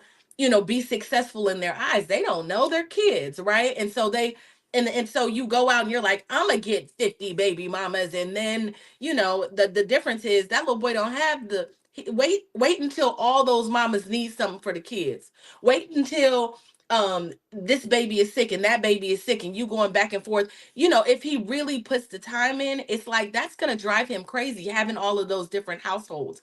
You already have like 4 or 5 different broken households that you can't live in, like you said, 100% of the time. What I've learned is that children need time. Children need time. They need to be told things over and over again. That conditioning doesn't come in one day, once a week, one weekend. It doesn't come that way. You have to spend time with a child to really rear them. And so I would just say, on the flip side, instead of blaming women, and just saying like, oh, if you don't want to have the baby, abort them. I think that everybody needs just, conditioning. If you're looking and seeing like baby mama culture is cool and not being commitment is one of the best things that you can do for your life. It gives you direction. It puts you on a path. You can build if you can commit. There's all these amazing things that can come from commitment, and we never talk about that. Commitment is also hard, right? It's also a very hard thing that you got to stay, regardless if you happy, you sad, you got to be committed to a thing, and whatever that thing is. And for whatever reason, that's not what we hear in this culture. We're not taught to, really commit. We watch videos for 2 minutes, but if it's 10 minutes, you might not commit to it. You can't commit to a 20-minute video. A lot of people left because their attention spans are low. How you gonna raise kids with a short attention span? So I think it's just important that instead of blaming, we just kind of change the messages and the things that we are feeding one another online. If you are tempted to say something outlandish or give somebody bad advice, because everybody has an opinion on the internet, just don't give it. If it comes to like you sharing all your 25 kids and saying, yeah, this is how I live my life, don't share it. Just go live your life. Shh. So that is that's just don't say it. Don't share it. We don't care. I love it. I love it. But you're right, Tiara. This world they teach us in social media, hey, don't keep that video over a minute because you're not going to be able to keep everybody's attention. That's true. But we also, what you said, you have to nurture. So check this out. Nick Cannon, Father's Day, said his Father's Day gift was that his children could all come and talk to him on Father's Day and get advice. I'm sorry, that's not nurturing. Mariah Carey has actually even come out and said he don't see them that much. As a matter of fact, I don't need him. See, here we go. We're back to the cycle. At least they were married. And yes, and then he went crazy. I don't know what's going on with all them babies. I just can't. I can't. First of all, I can't even believe that this hour has gone by so fast. Mm-hmm. We have really tapped into something that has deep, deep, deep roots. There's so many aspects to this that we can continue to get into. But before we close this out, I just want to remind you that you are definitely watching one of the best shows around, Fly Nubian Money. We are here Monday through Friday at 1 p.m. Eastern Standard Time. And we tackle some tough topics. And if you don't want to miss an episode, you want to text the word Queens, QUEENS, to 87948. As simple as that. And then if you want to get your financial house in order, and you want to get some courses and you just don't even know where to start, you can make sure that you head on over to our website at flynubianmoney.com. Now, if you have missed an episode, you can always go back and check us out on Spotify, and you can just look up our name there, Fly Nubian Money, and you'll be able to take us with you on the road. I agree with Kim. Kim's comment is we need to further discuss this. This is like a mini series that we need to dig into, because I think what we do need to get back to is community, and how do we do that to get these young ladies mindset a little different. So I'm going to throw it to you, Linda, first. I would love to hear your final comments on this, because I know we have so much more to talk about this, but what are your comments about this today, and how can people reach you? Well, my comments on this today is that you don't have to be a baby mama because you are single. You can still co-parent with the father of your child. You can still have a dignified relationship with the father of your child. You could still have a radical love for your child and still be single and include the man in your life. I am Linda S. Husser, also known as the Bodacious Lifestyle Coach for Black women over 50, and I can be reached on all social media platforms under Linda S. Husser, and speak2linda.com for a free 30-minute Ignite Your Life session. Love it. So make sure you guys go over and check out Linda. She has some really good stuff, and you can be bodacious too. Tiara, I would love to hear your final comments, and where can we find you? Oh, there's so many things I want to say. If it's a wrap up of black women are listen, the name of the title was baby mama cult, like why that is beneath us, right? Why baby mama culture is beneath Black women. It is, right? I feel like we are worth more. We are queens. We are deserving of men who are stable and there for us and there with us and going through the process and taking care of us. And I think we're deserving of all of that. Right. And so I would encourage women before they lay down and have babies with a young man that you don't know or that you've only known for a little bit, take that opportunity to vet him. Make sure. I mean, I knew before I had a baby with my child's father, I knew what kind of man he was. I knew that 20 years later, we would look up and he would still be right there. So make sure that you find someone who will be there with you, so they don't leave you with all of the worried about how you're going to pay for this, and that, leaving you in financial ruin and financial poverty. I think to raise a kid in this economy is somewhere around $600,000 at the last time I checked in a lifetime. If you don't have $600,000 by yourself to take care of a baby, just consider maybe like making sure that you have a partner. And so my name is Tiara Williams. I'm also known as Miss Black Hollywood. I'm at Miss Black Hollywood. That's MSBLACK Hollywood across all platforms. And then I'm also an entrepreneur. You can reach me at realvirtual.net if you are an entrepreneur that wants to, you're ready to start a business and you need creative coaching or you need help getting started. We can help you at Real Virtual. That's REEL virtual.net. And as you can see, my co-queens are pretty powerful. I don't think we have any problems with self-worth here. And I am Laura Key. I am Laura Lala Key. I'm an international real estate agent, and you can reach me at bit.ly/Laura Key info. My take is this: as a mother who was a mother at 16 years old, I could not have possibly done it without my village. And because my village supported me, they also let me know that this was not something that should be repeated. And so from that experience, they helped me to get to the next level and see that it wasn't the end of the world, but they also made it a point where I still could have a father figure in my life as well as my sons. I'm grateful for my husband. He's been around since I was 14 years ago. He's one of my friends. We weren't dated at the time. He was one of my friends who actually came to see me at the hospital. So he's been in my son's life from day one. And that's who my son considers as a father. I am so glad that you all joined us here today. This is a very important topic, and I think we have been told that this needs to be a part 2. So you want to make sure that you definitely tune into us. You have been watching Fly Nubian Money. Money, ching, ching. And we help you to escalate and uplift yourself when it comes to money matters. And we talk about tough topics. And if you just now catching us, you missed the show, but you always can go back and watch the replay. We love to hear all of your comments afterwards. We're here Monday through Friday, 1 p.m. Eastern Standard Time. And you also can check us out on Spotify. Just type in Fly Nubian Money so that you can listen to us wherever you go.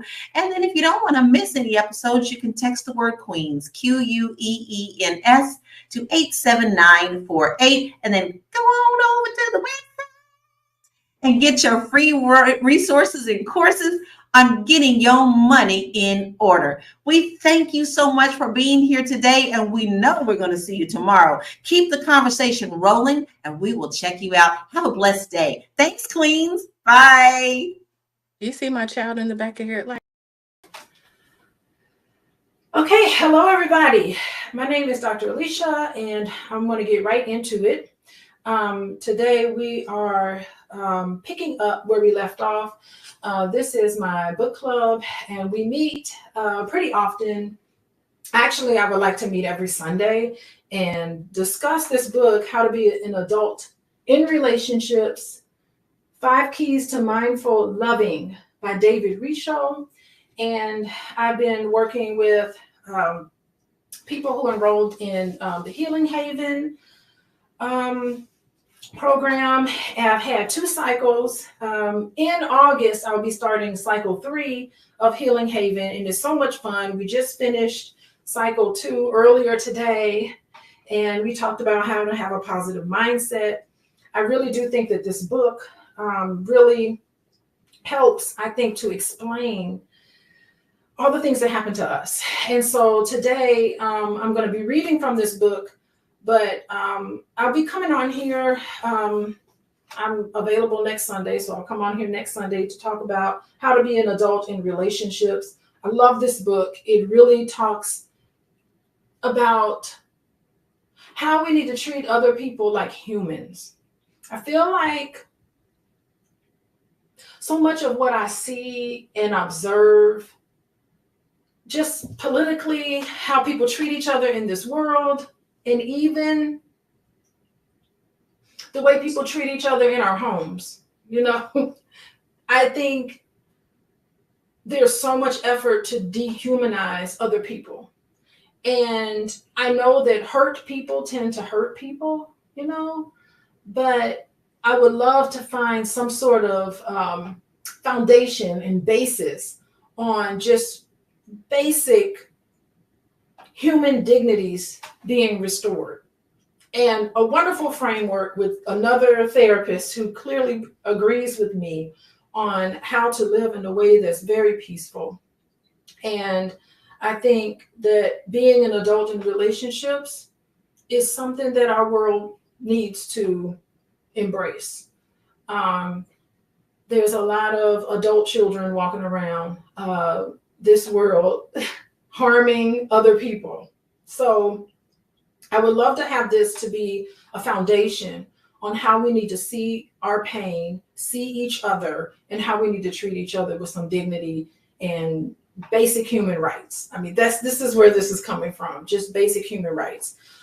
We have been covering this book for quite some time, and this is my first time actually recording these conversations. So anyway, today we're going to talk about, on page 18, we're going to talk about, and we still haven't even gotten into the chapters of this book. This is really just kind of the epilogue. It's chapter 1, how it all began. We haven't even gotten to the meat of it. And the last time we met, we did talk about how to live the life of a Buddha. You know, how to live a life of being mindful, of experiencing things in the way where instead of reacting to things from the gut, saying things from the gut out your mouth. Have y'all ever done that? I have. I've been, when I'm not in my mindful space, anything that comes to my gut, I have no filter. I'll just like, I'll just blurt it out.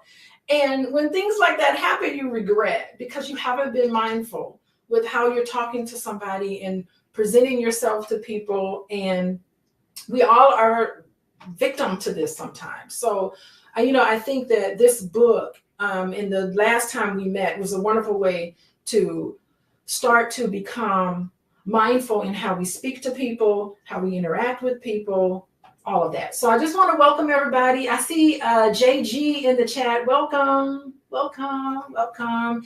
And if you're here today and you're just joining us, one more time, I just want to say we are covering how to be an adult in relationships.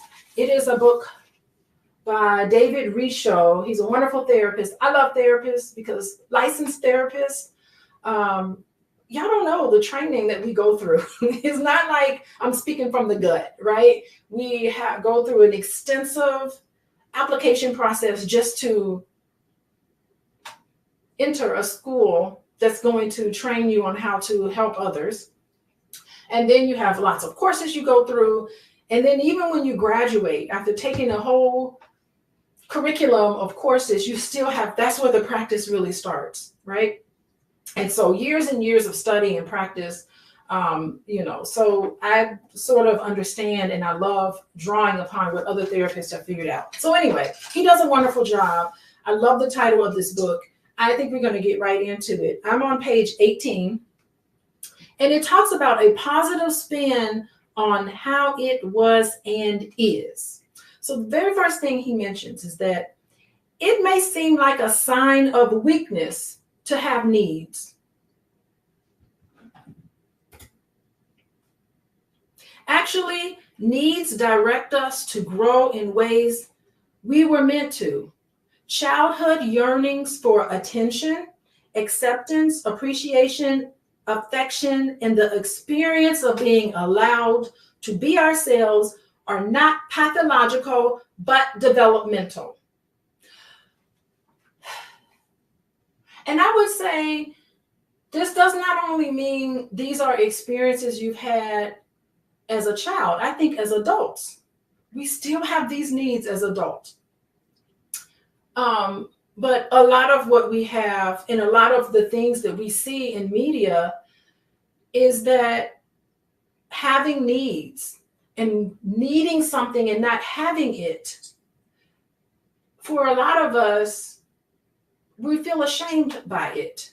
Like there's something wrong with us because I have a need, an emotional need. It could be a physical need. It could be a materialistic need. Whatever needs that we have as children and as adults as well, there's always some shame just by having this need.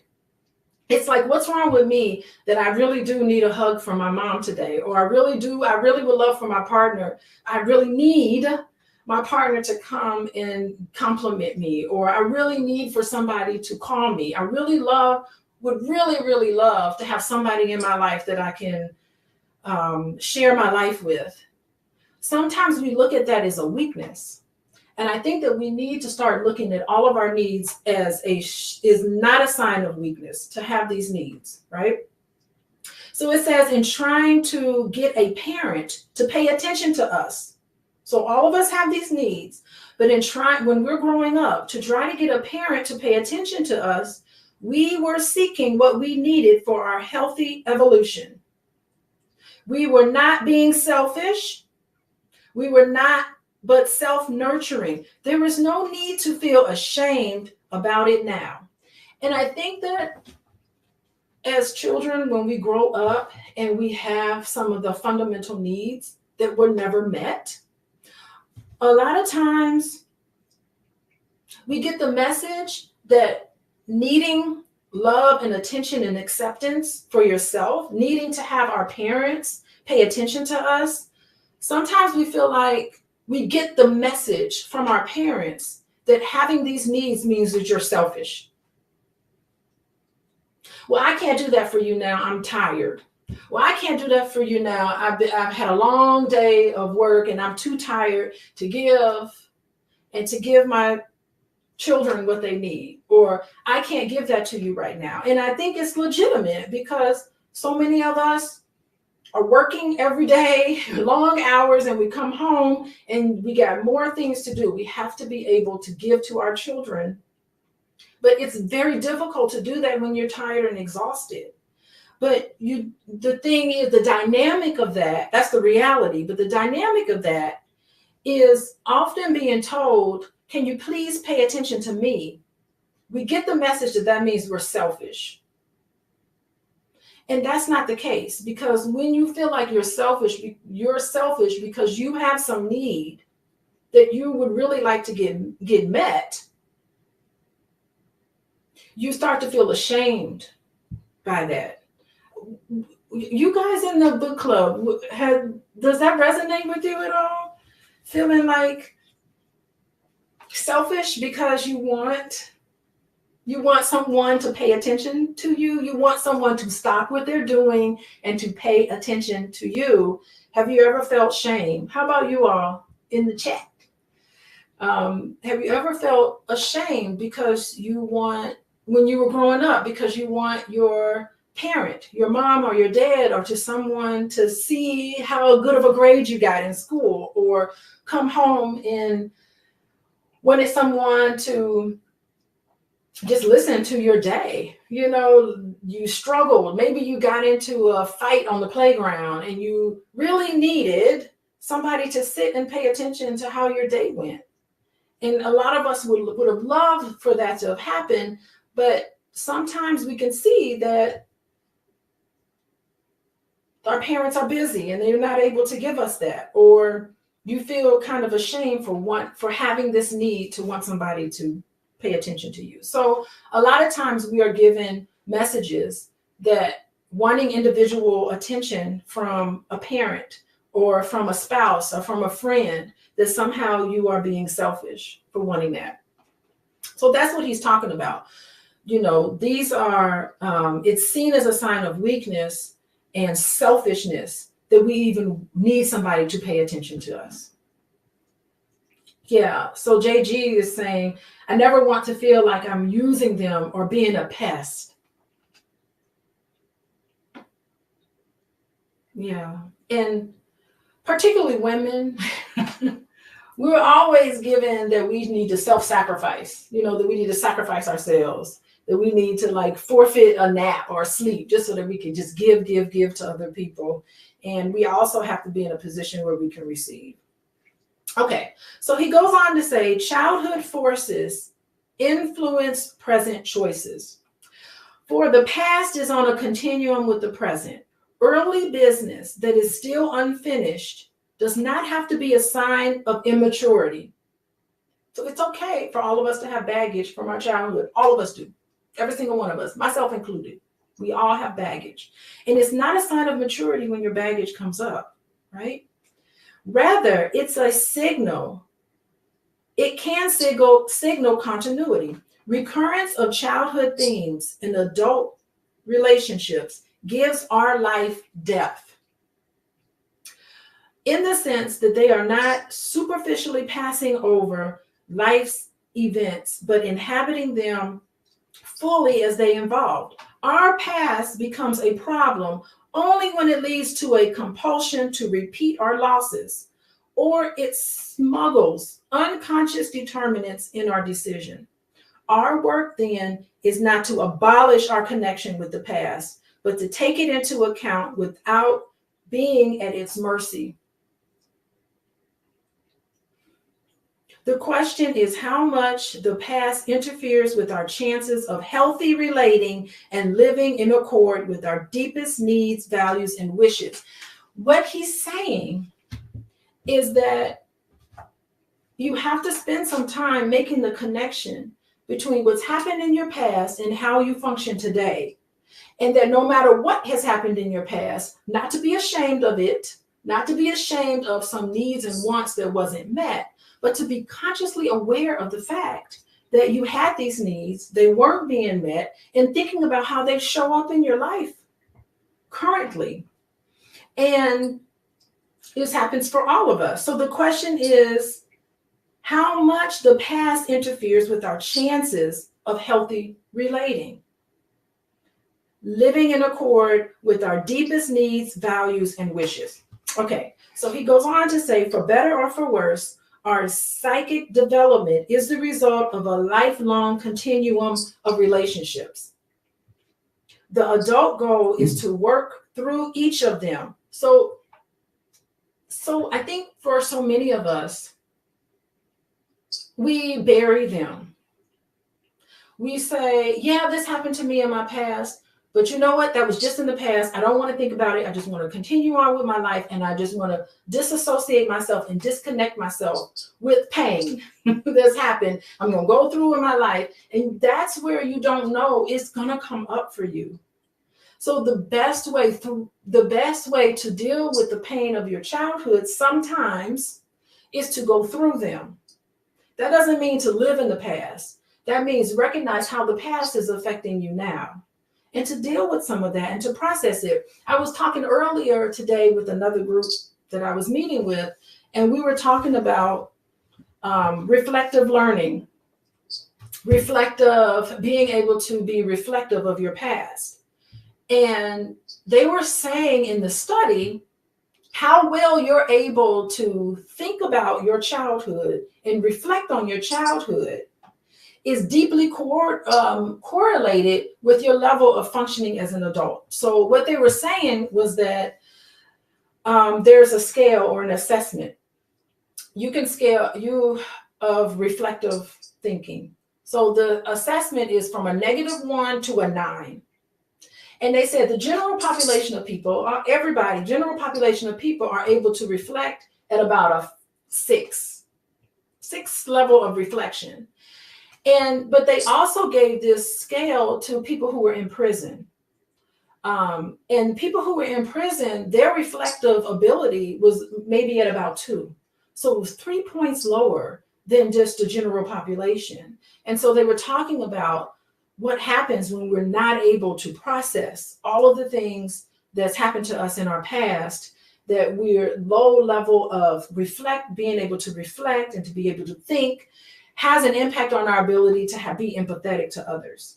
So it's not that you've been traumatized by all the things that have happened to you in your past. That's not important. It's things that have happened to you that were problematic. It's your ability to be able to think about those things and to be able to, why would my parents do that? Why would my teachers do that? What happened that this person did this? When you're able to kind of come up with a reason, why your parents did it. You know what? I think my mom, she was really cranky sometimes because I do remember her mother treating her this way. It's just being able to be empathetic and understand others has a lot to do with how we're able to function as an adult. So that's just an example of like how we do need to kind of deal with this and confront this because it helps us. Also, people who have depression, their reflective ability was more at like a 3 or a 3.5, where the general population is almost at a 6. But the good thing about this study was that going into therapy, having a place to just talk about some of the things that's happened to you in your past really does help you to become an adult in relationships, because you have this place where you've been able to have a reflective functioning, which increases your ability to have empathy.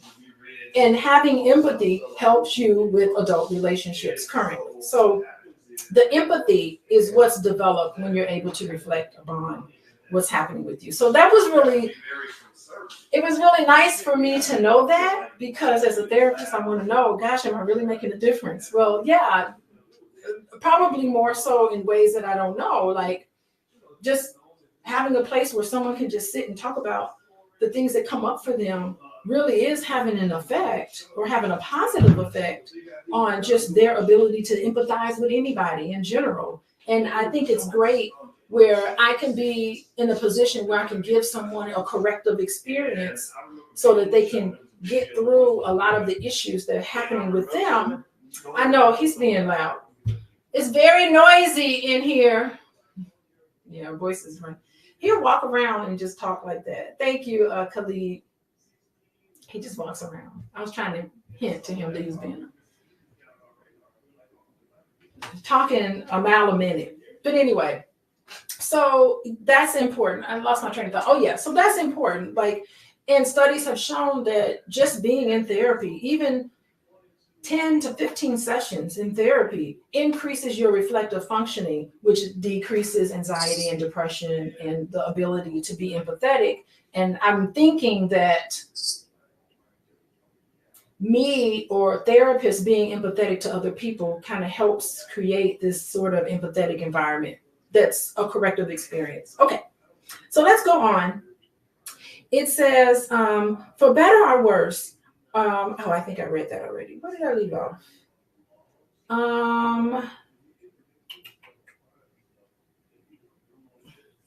Okay, we wrestle with past relationships respectfully, like Jacob with the angel, until they yield their blessing.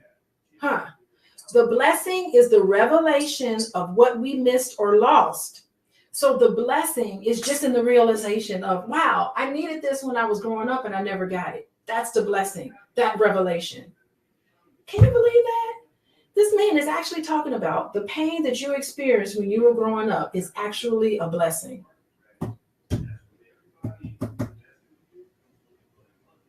Yeah, I think that makes sense because pain is inevitable. Experiencing pain, all of us are going to. I'm not saying that it's a great thing that people are mistreated. But what I'm saying is that if you do enter into a situation where you do feel pain, I'm saying that these opportunities, if you process them and you deal with them, you can learn from them. So I'm not saying that this is great, that bad things happen to people, but I am saying that what this author is saying, that the revelation is a blessing. Knowing that gives us momentum to let go of the past and find need fulfillment in ourselves and in other people who can love us for affirming ways. Such love restores or repairs a psychic structure that was lost or damaged in early life. We can begin a coherent sense of who we are, which in turn makes it possible for us to love others in the same powerful ways. I like that because you are not your past. There's so many people who get online and they say, oh, you came from a broken home, so there's something wrong with you. Or you came from a home where your mom wasn't there for you. Or you came from a home where your dad abandoned you. And they try to pigeonhole you and put you into a box based on your past experience, as if it's a determinant of how you're going to live your life right now. And it's not. It does not have to be that. The past does not have to dictate the present. I think this is what this man is saying. Yes, you can go through things that are unfortunate. And yes, relationships happen and relationships fail. And sometimes they don't fail. All of these things happen to you, but it does not have to define who and what you are. You can deal with it. And honestly, I really think that it gives people, personally, I think it gives people a lot of character and in substance. When you know, in a sense of sensitivity when people have gone through things. Does that make sense? Yes, it does. Okay, all right. Thank you. Okay. All right. We receive from others and thereby learn to give, for love teaches generosity. This maturation consists not in leaving needs behind, but in recruiting support of others who can give age-appropriate and generous responses to our needs. Excellent. Among childhood habits, defenses, in particular, have been looked upon as signs of inadequacy and pathology. However, we need many of our defenses for psychological survival. We are defending ourselves from things for which we do not feel ready. For example, closeness or full commitment. We learn to stand guard over our unique wishes and needs in early life. If showing them was unsafe, we learn to defend the delicate and vulnerable core of ourselves from humiliation, depletion, or distrust. These are skills, survival skills, not deficits. I really love that because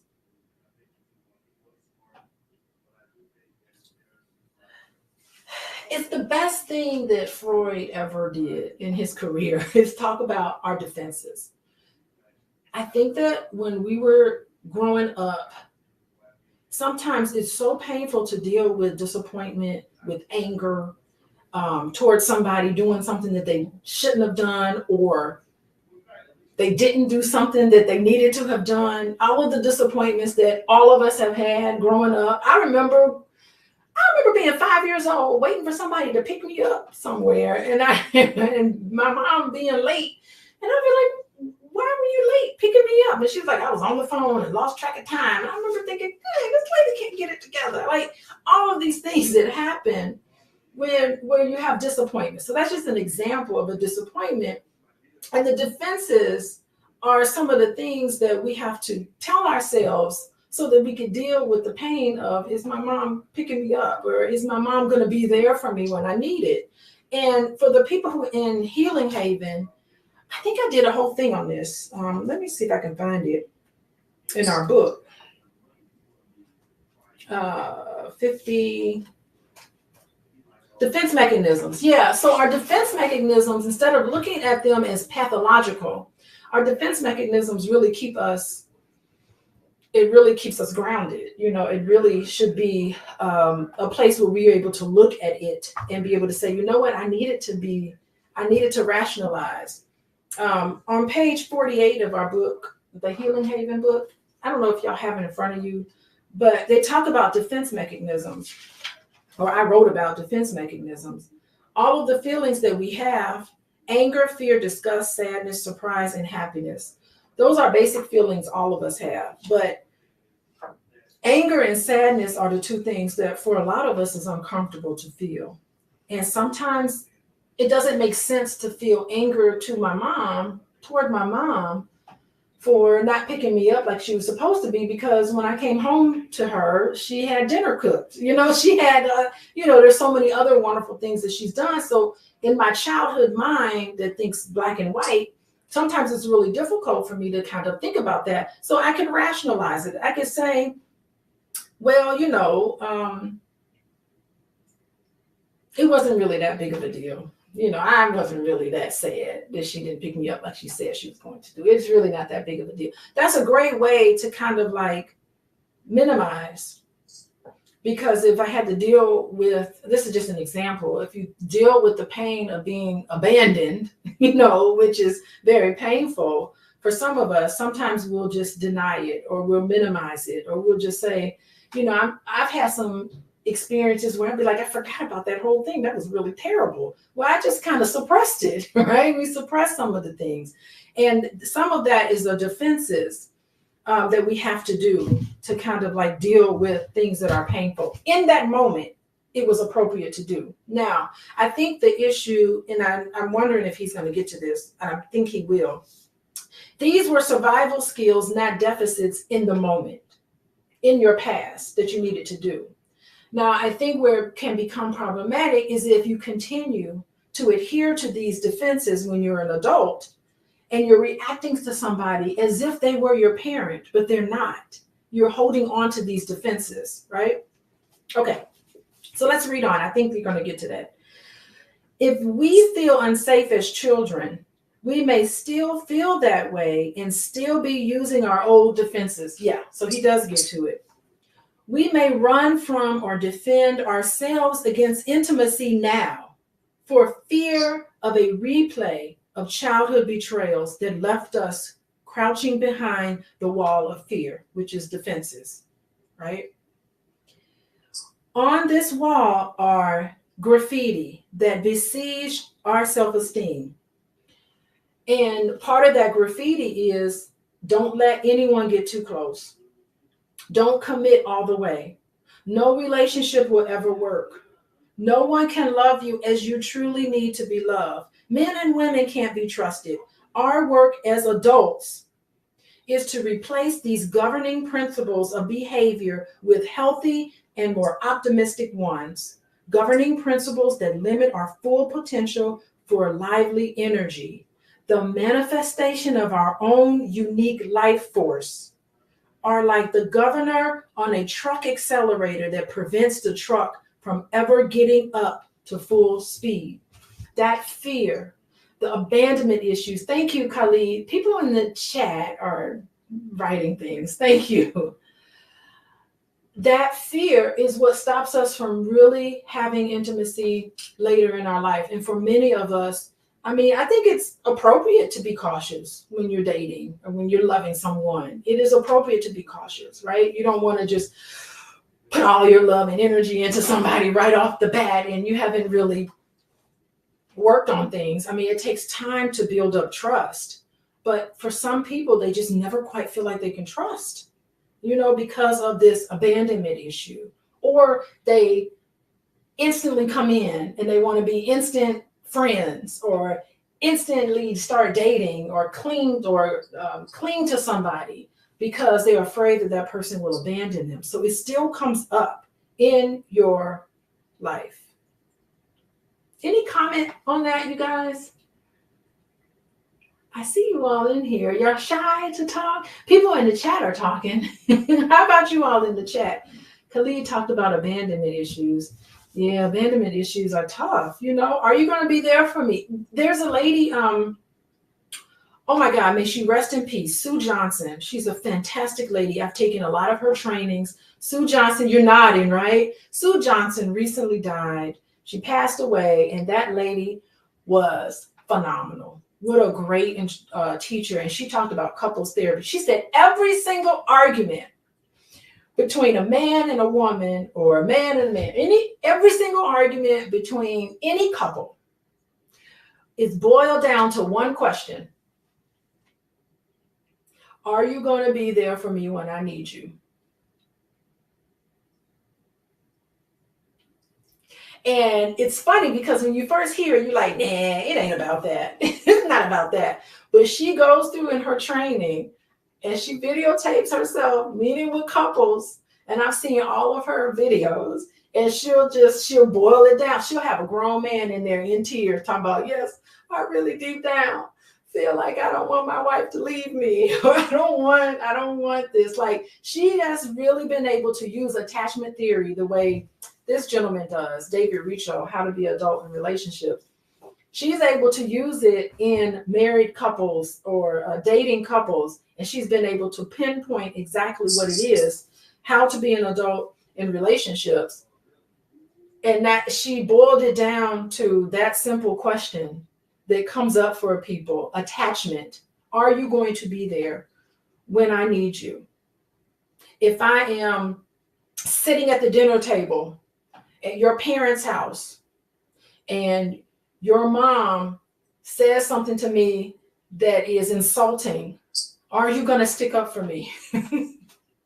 You know, are you going to protect me?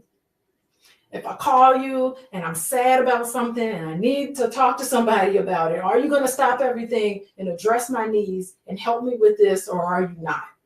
And she has been able to remarkably talk about every single argument between a couple boils down to that one question, and she's amazing. Sue Johnson, may that lady rest in peace. Ashe to Sue Johnson, because she had helped out a lot of people. And she's Britain. She has this accent, and I think sometimes the accent kind of throws people off in listening to her, but I love her work. So she talks about attachment. Anyway, the wall of fear, right? Most of us have unrelenting longing for whatever is missing from our childhood. Every intimate bond will resurrect these archaic yearnings, along with the terrors and frustrations that accompany chronically unmet needs. This is the reason why I feel that every intimate relationship you've ever been in on some level is the exact relationship that you needed to have in that moment. Because on some unconscious level, you picked that particular person to be with because you needed to work through some issues from your childhood. Why are you so attracted to that person? There was some issue that you needed to work through.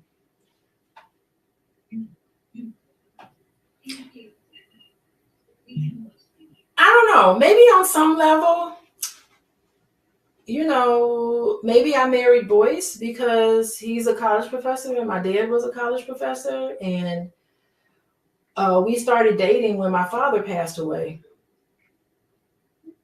So that's kind of like, and that's something, right? And my dad, he knew Boyce. He probably was the #1 fan of Boyce, by the way. We used to talk. My dad and I used to have long conversations about Boyce way before we started dating, because I've been friends with Boyce for 30 years.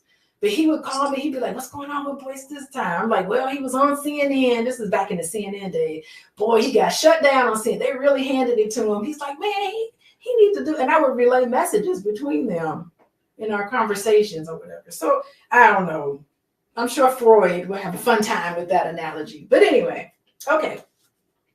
But this puts us in ideal position to revisit these thwarted needs, to revive our energy, and to reconstruct our inner world in accordance with life-affirming principles. A solid bond in a relationship, as in religious faith, endures despite the impact of events. Wow. Endures expect the impact of our events. So our resistance is the only obstacle to the growth that can emerge from pain. I've been talking about this for such a long time. I don't know if I need to talk about it some more, but there's growth from pain. I think when I started in my book, my workbook, we talked about mindfulness earlier today.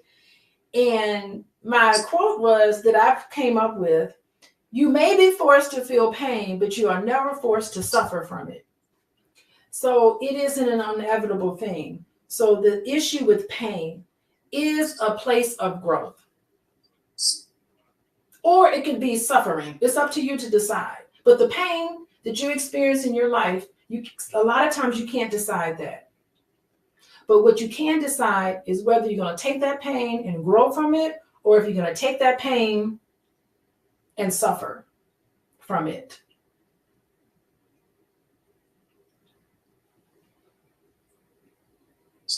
As we mend the broken fabric of ourselves, what was arrested in the past is released. As we mend the broken fabric of ourselves, what was arrested in the past is released. We are back in touch with who we really are and can live in accord with that rediscovered essence. The way through your pain is dealing with it and releasing it and not being held back by the pain, afraid to feel the pain that's inevitable, right? Here I am on YouTube, you know, comments are great in here, but things come up, things happen. My husband can come by and talk real loud, talk over me real loud. You know, all these things happen, but I can decide how I want to deal with it, right? So yeah, I mean, to me, that's pretty heavy. That's heavy. Okay. Every person needs the nourishment of food throughout life. Likewise, psychologically healthy person needs the sustenance of the 5 A's. And y'all know what the 5 A's are: attention, acceptance, appreciation, affection, and allowing in our lives. It is true that unmet needs for the 5 A's in childhood can be made up for in later life. in the sense that they cannot be fulfilled so absolutely, so immediately, or so unfailingly that absolute immediate fulfillment of needs by one person is appropriate only to infants, but needs can be fulfilled in short or long installments throughout life. Yes, you find moments of where all of your needs are met, right? You're in a relationship with another person, and it ain't always going to be great, right? We have to be realistic. You're always going to have issues in your relationships, but what you need to do is cherish the moments where things are going smoothly. Because circles, one of my favorite songs is by, y'all download this song by Robbie Fitzsimmons. It's a white boy. We're transcending race here. He's got a song, Robbie Fitzsimmons. He's got a song called Circles. And Lord, he was on to something, because that's what happens. You have moments where things are going wonderfully and all of your needs are met. Cherish those times, because there will be some problems happening. You will experience pain. There will be things going on. Being an adult in relationship is being able to realize that things are going to get missed. You're going to feel some pain. You will, in a relationship, your spouse or your partner will get it wrong. It'll be like, y'all will miss each other. You'll be mad at that person because they done something. That's inevitable. It's the wonderful way that human beings are with each other. Okay. So but in the midst of it, you're going to get it in doses. So it ain't going to be like that. It's not going to be rosy all the time. That's what he's saying there. Okay, and this is what he says. The problem is not that we seek gratification, but that we seek too much of it all at once, right? What we did not receive enough of before, we cannot receive enough of now. We did not receive enough of before. What we did not receive enough of before, we can receive enough of it now. It's not over for you. I remember I was working as a social, when I first began my work as a social worker, I worked in schools. I worked in a school in South Side Chicago.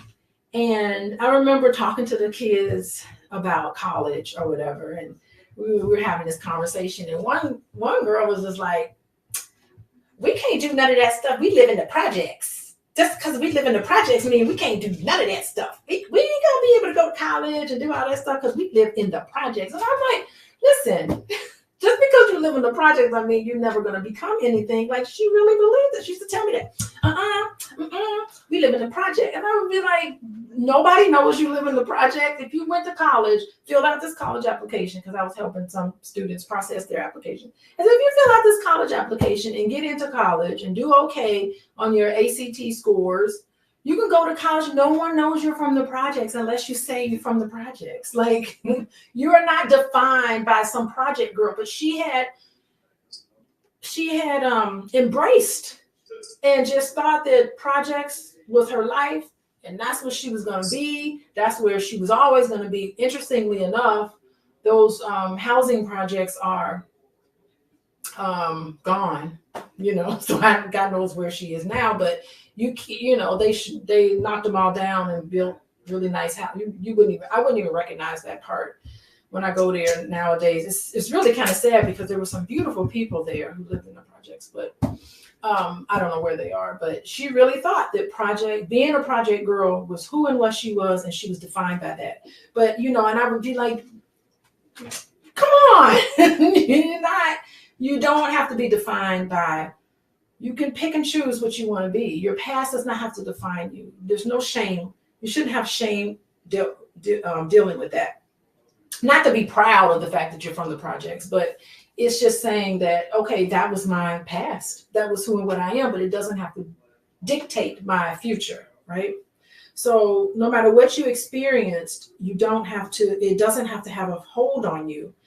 And instead of pushing it down and repressing it, at some point you need to work through the pain. I think that's the biggest thing for today, working through the pain. Okay.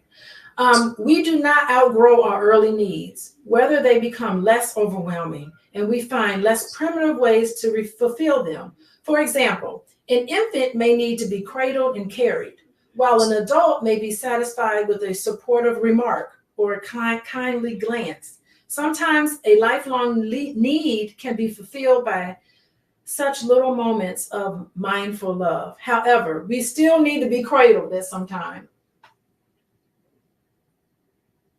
So we all need. You want to say something, Karen? Yeah, I wanted to say, Dr. Alicia, that I like how the author says that the processing of the pain is the good part. The pain itself is painful, obviously, yes, but the blessing in it is that we get to process the pain, and in processing the pain, we also get to change our mindset, which is what we worked on earlier today, is retraining our mindset to not stay stuck on the problem. Yes. To not stay fixated and stuck in the problem, yes, forever, but to find the silver lining or reframe what the problem is. And so that's what we talked about, and we worked on looking at the positivity, the positive aspects of the problem, and finding out what can we do about it. So yes, like with the young lady who came from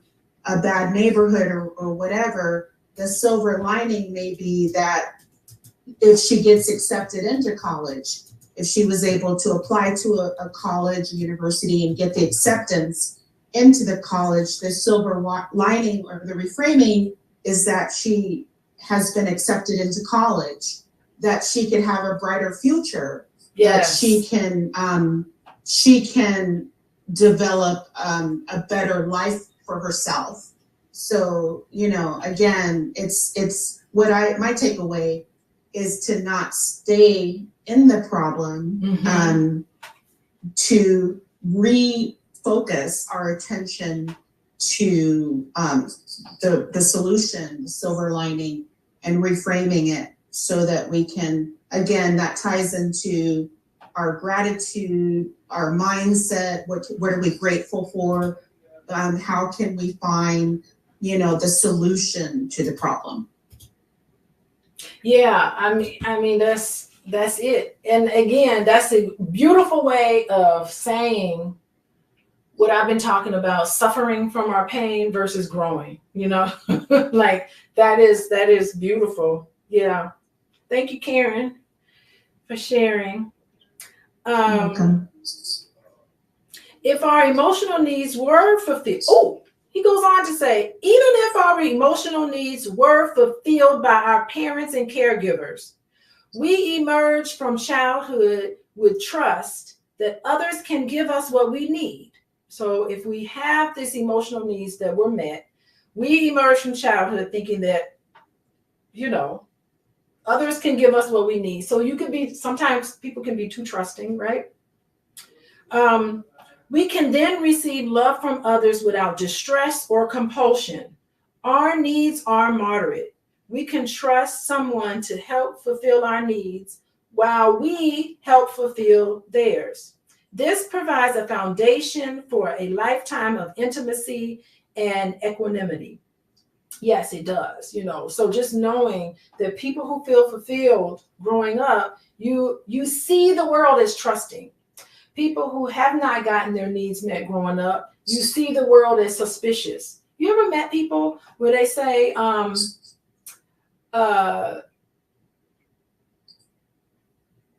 don't trust none of these people. I don't trust, no. They just immediately think that the world is dangerous.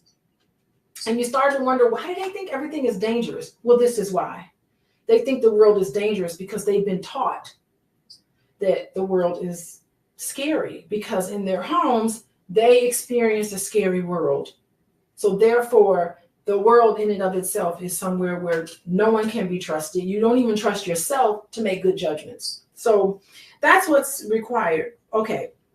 Our life begins in a containing womb and then moves into an embrace. Our identity cannot grow in isolation because we are dialogical by nature. So that means that we have to have a human contact. The importance of human relationships, that is so important. Only if someone has her arms around the infant can the I am moment be endured or rather risk. So he's quoting Winnicott. I love Winnicott, by the way. He's a fantastic child psychiatrist. You guys need to check him out. He's pretty awesome. The original emotional needs of life were fulfilled in the holding environments of the womb. So he goes on to talk about, listen, at one point, all of our needs were met, right? So this creates a safe and embracing environment. This is all attachment theory and childhood growing up. If their needs are unmet, on the other hand, they may have difficulty trusting a higher power than ego or acknowledging the need for spirituality in adult life. Faith commitments call for trust in an invisible source of nurturance. And when visible source of nurturance have let us down, we are less likely to trust the invisible sources. That's interesting. So, I mean, I do find, spirituality and religious practices being a really good kind of model for attachment. So I see why a lot of people, I mean, I'm just thinking about slavery times and times where things are really hard. I can see it could be a spiritual experience where you want to hold on to something because there's nothing else around you. Yeah, that kind of makes sense. Okay, let's move on. When we did not receive fulfillment in one or more of the 5 A's, y'all know what the 5 A's are. Where is it? Attention, acceptance, appreciation, affection, and allowing, right? When we did not receive fulfillment in one of the 5 A's, a bottomless pit was created in us, an unfulfillable yearning for the missing piece of our puzzling and arid past. Mourning in an unfulfilled childhood is painful. He's going back to this pain, the pain that we experience. We fear grief because we know we will not be able to control its intensity, its duration, or its range. And so we look for ways around it. Instead of dealing with the pain, we look for ways around it, right? But engaging with our grief, you have to grieve your childhood. Your dad wasn't there for you when you needed him to be. You have to grieve that loss. Your mom treated you poorly. You have to grieve that loss of having those 5 A's met in your life. Engaging with our grief is a form of self-nourishment and liberation from neediness. Paradoxically, to let ourselves experience our wounded feelings fully places us in the path of healthy intimacy. You have to deal with the pain, or you'll never, ever be able to have a healthy relationship. And you know what? Honestly, I think that this is why so many people turn to addictions, shopping addictions, porn addictions, substance abuse, alcohol abuse, everything to kind of numb yourself out so you can't deal with the things that are happening for you. And it's a learned ability of these defenses. The defenses are there because they protected you when you were young. But when you're an adult, I think that you have that responsibility to deal with what's going on with you head on, or it will haunt you forever. And nothing is costly and pricey, and nothing destroys a relationship more than addictions.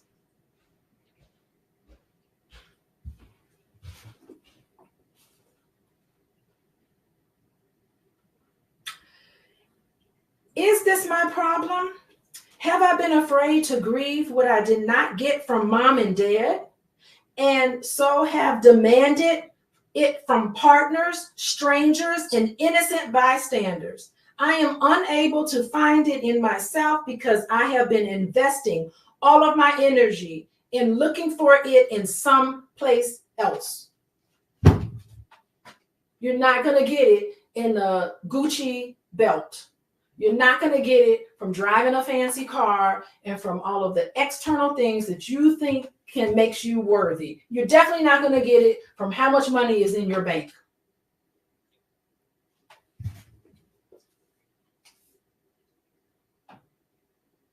To retrieve the past and undo the past are the paradoxical goals in relationships.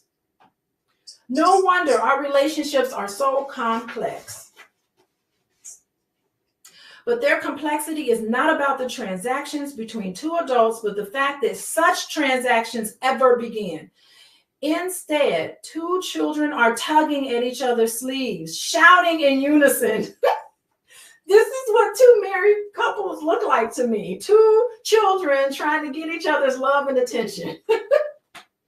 It's so great. It's like being married means, will you be my friend? Yeah, I'll be your friend for life. Will you be everything for me? That's what two married people. And it's funny because when you bicker with each other, it's like you really do regress. You go back to like children bickering. It is really amazing how adults be regressing, bickering. This is quite fascinating.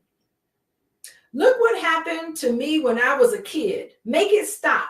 Make it better for me. In effect, we are asking an innocent bystander to repair a problem he or she has no knowledge of and little skill to repair. That's deep down inside what you're asking for in your partner.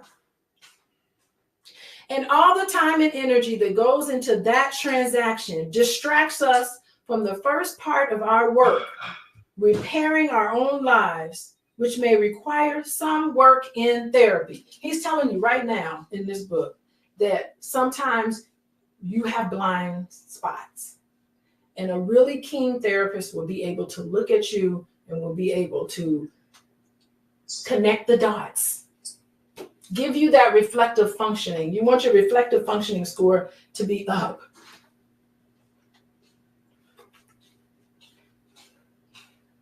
Okay. The code ground of our psyche is like cryogenic laboratory where our unmet needs from childhood remain frozen in its original state, awaiting healing and fulfillment, usually without revealing to us the full extent to which we felt forlorn and bereft. The path to love begins in our own past and its healing, then moves outward to relationship with others. It is frozen inside of you. He's talking about trauma and dealing with a lot of that and seeing a lot of that. I think if it's frozen, it helps to melt it away. Okay. Even if our childhood needs were met, we may need to work on ourselves as an adult. So there's no escaping it. Everybody got some stuff to work on. Even people who grow up and become adults and have healthy attachments, there's still some things that come up for you. And I can attest to that, right? Nurturant parents make sure our childhood environments are safe and soothing. And as an adult, we may keep looking for people or things that we can create that miracle. It's a miracle thing. It is a miracle. If you grew up, and I would have to say personally, like, I'm a second generation therapist. So both my parents have advanced degrees in, not to say that I'm not better than anyone else, but they had advanced degrees in child development. And my parents were in their 30s when they had me. So it's not like they were just seasoned people. My dad had a PhD. My mom had a master's. She's got 2 master's degrees in childhood development. She's a therapist too, and all of that. And my dad taught, like I do right now. So I had 2 parents that really sent me into adulthood with a secure attachment. I'm just self-disclosing that, but that doesn't mean that I don't have my issues. I still got my issues. Maybe I'm a little spoiled sometimes. I don't know. I like to get my way. I don't know. You have to ask Dr. Boyce. Boyce. Yeah. What are my issues? What are your I said I I grew up with a secure attachment. But even if you had a secure attachment, there's still some stuff that can come up for you. You asked me a question. But you're making a lot of noise, so people know that you're here. Oh, I thought you had a question for me? No, I was just saying, what you say? Look at this. Look at everybody. Look. Is that Aisha? I see Aisha and James. That's her face. And James. Oh, and I know that's at the bottom. What's your name, ma'am? Wow, why are you looking at me? You are so hilarious. What? No, but anyway. Hi, everybody. How you doing? Boyce. Oh, that's Errol. Okay, yeah. Okay, now I see. Okay. Someone asked a question. Okay, what's the question? Do you and Dr. Boyce Watkins read together to continue to enhance your relationship? No. We do not read together. We don't. That would be appropriate, but he's not. Well, we listen to not audio. reading this book. We listen to audiobooks together. Like yeah. sometimes I listen to your therapy stuff. Yeah. So No, we don't. I'm gonna walk out of here. Hello, Okay. everybody. But even I have some issues. Would you not say? Yes. That's my whole statement. All right, just keep moving along. Only after he was forced. Let the Right, world I'm not know. like, Only after he was I gave him permission to say I have issues, but right. Okay. So the recurrent fantasy or search for the perfect partner is a strong signal for my psyche that we have work to do on ourselves. No perfect partner, but I think you find the perfect partner for yourself, even in their flaws. So that's my caveat I add to Mr. David Richo. Okay. Okay, the perfect partner is the mirage we see after crossing the desert of insufficient love. So mirages is false. It don't ever happen. Like a mirage is, like on a desert, you think, uh-oh, I'm thirsty, and that's water right there. And you get up to it and it's not water. That's the mirage that we have in relationships. We think this person is going to complete me. Y'all remember what movie was that? You Complete Me. What movie was that where he says you complete me? Jerry Maguire. Yes, Jerry Maguire has you complete me. That's false. Like that is, you are not going to find a partner that's going to complete you ever. Like they need to stop making movies like that because no person is going to actually complete you. I think we need to stop with that. That's a mirage, right? Mirages happen because we lack water. That is, we lack something we have needed for a long time. They are normal, nothing to be ashamed of. We should notice them, take them as information about where our work lies, and then let them go. Because ain't nobody going to be perfect, right? If we do this, we will come across the real oasis. Nature's gift to those who keep going, who are not stopped by the mirage. Oh my goodness. I love that part. That is so beautiful because it is so normal when you're falling in love with somebody, you think the world of that person. And you start noticing all the similarities. We got this in common. We got this in common. And oh my God, you're staying up all night, talking on the phone, planning to be together, all excited about seeing each other. We know the first 12 to 18 months of a relationship when you just fall in love. You are not falling in love with the person. It is infatuation, and that's what it is, right? And I don't want to say love bombing, but it's normal to do a little bit of love bombing. Love bombing is normal. You don't want to go overboard with it because then that's a deep sense of insecurity. But it's important that beginning stages of relationship, you want to put your best foot forward. That makes sense. And you just love everything it is about each other. But after that 12 to 18 months, the real oasis is getting over the disappointment and the letdowns that will happen in your relationships.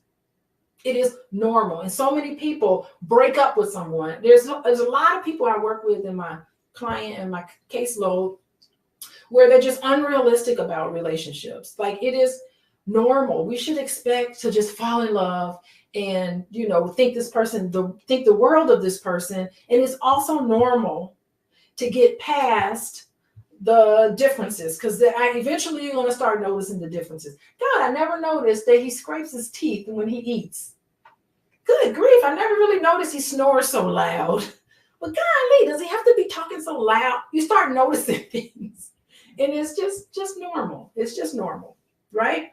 But what we don't understand is that the true gift is the other side of that. That's where true love and true intimacy happens, when you are able to love someone through their faults. As long as it's not toxic or some of the awful things. I mean, there's some caveats to that. I'm not saying people should stay together. Sometimes there's some things you can't deal with. But for the most part, being realistic about relationships, the true gift is those who keep going, who are not stopped by the mirage. Yet it is a given of life that nothing is permanently and finally satisfying. Despite this fact, many of us believe that somewhere there is a person or a thing that will be permanently satisfying. Such a chimerical belief and the restless, desperate seeking that follows from it can become deeply disheartening and self-defeating. In mindfulness, though, we can surrender to reality with all its impermanence and frustration. And from that position of surrendering, something wonderful, encouraging can happen. We find that we want a partner who walks beside us in the world, not one who will change its given or provide an escape hatch from them. That's the commitment. Someone who's going to be your companion, even through ups and downs. And to have that in another person is a blessing, even in their faults.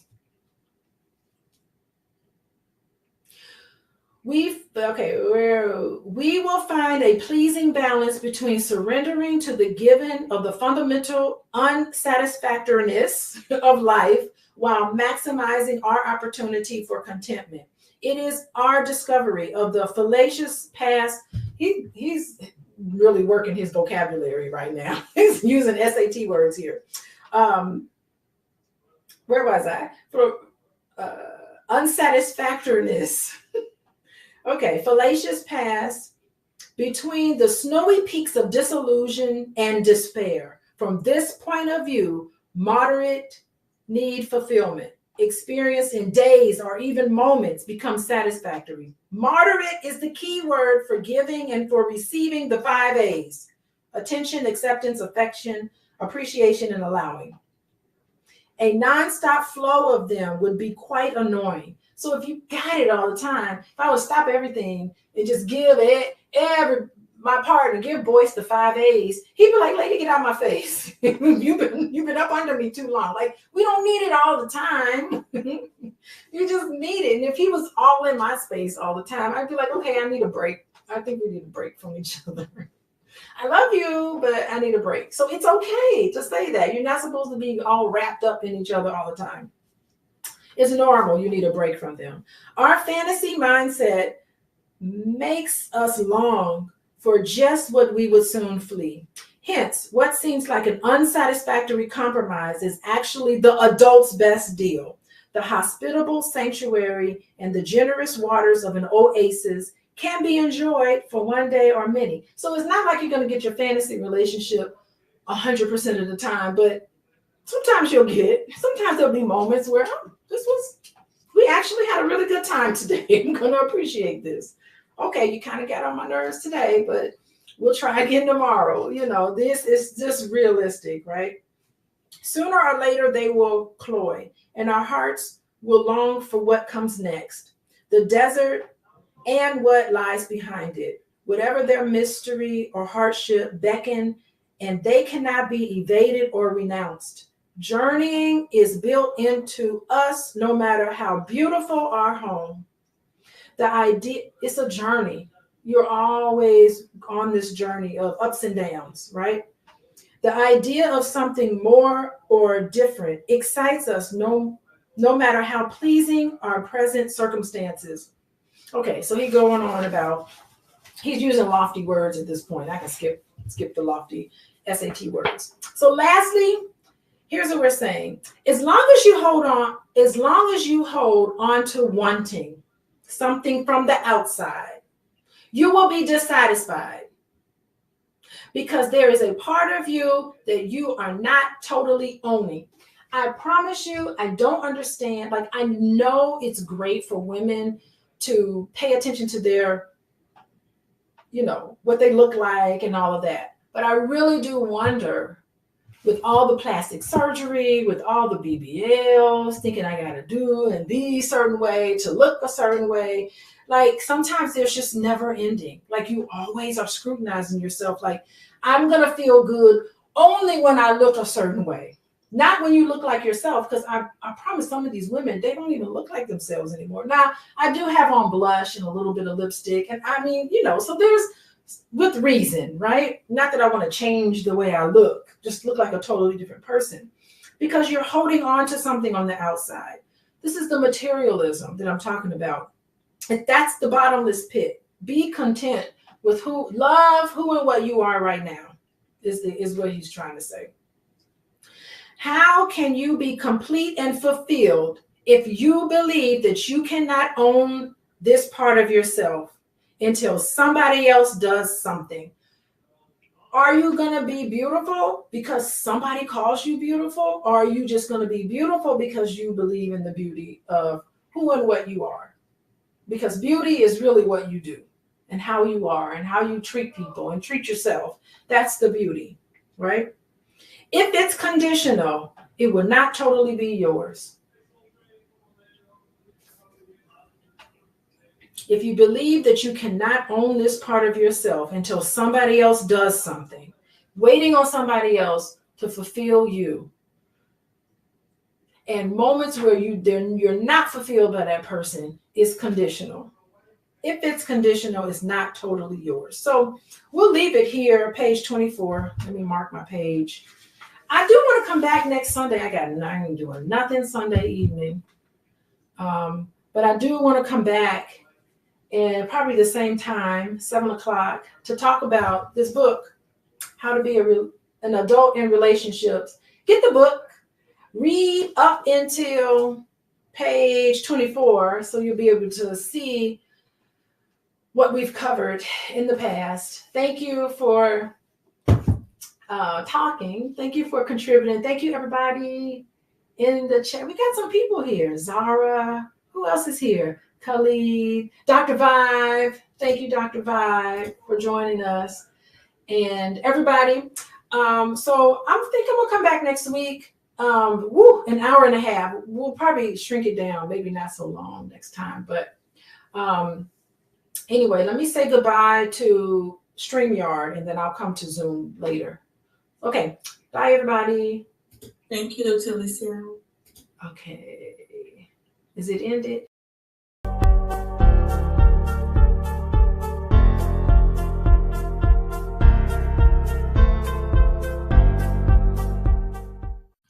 Good morning, good afternoon, good evening, depending on when you're watching this rebroadcast or this replay. I am Dr. Lene Javette, the brilliant business architect, your host and facilitator of today's conversation. Today, we're continuing our critical discussion on workplace stress and PTSD among Black women. Yesterday, we explored the rising PTSD rates linked to workplace stress in our part 1 episode. Today, in part 2, we're shifting our focus to a different aspect of workplace dynamics. We often discuss how other cultures oppress Black people through microaggressions, prejudices, and biases. However, today's conversation is about a different challenge. What happens when the gatekeepers causing harm look like you, when they share the same race as you?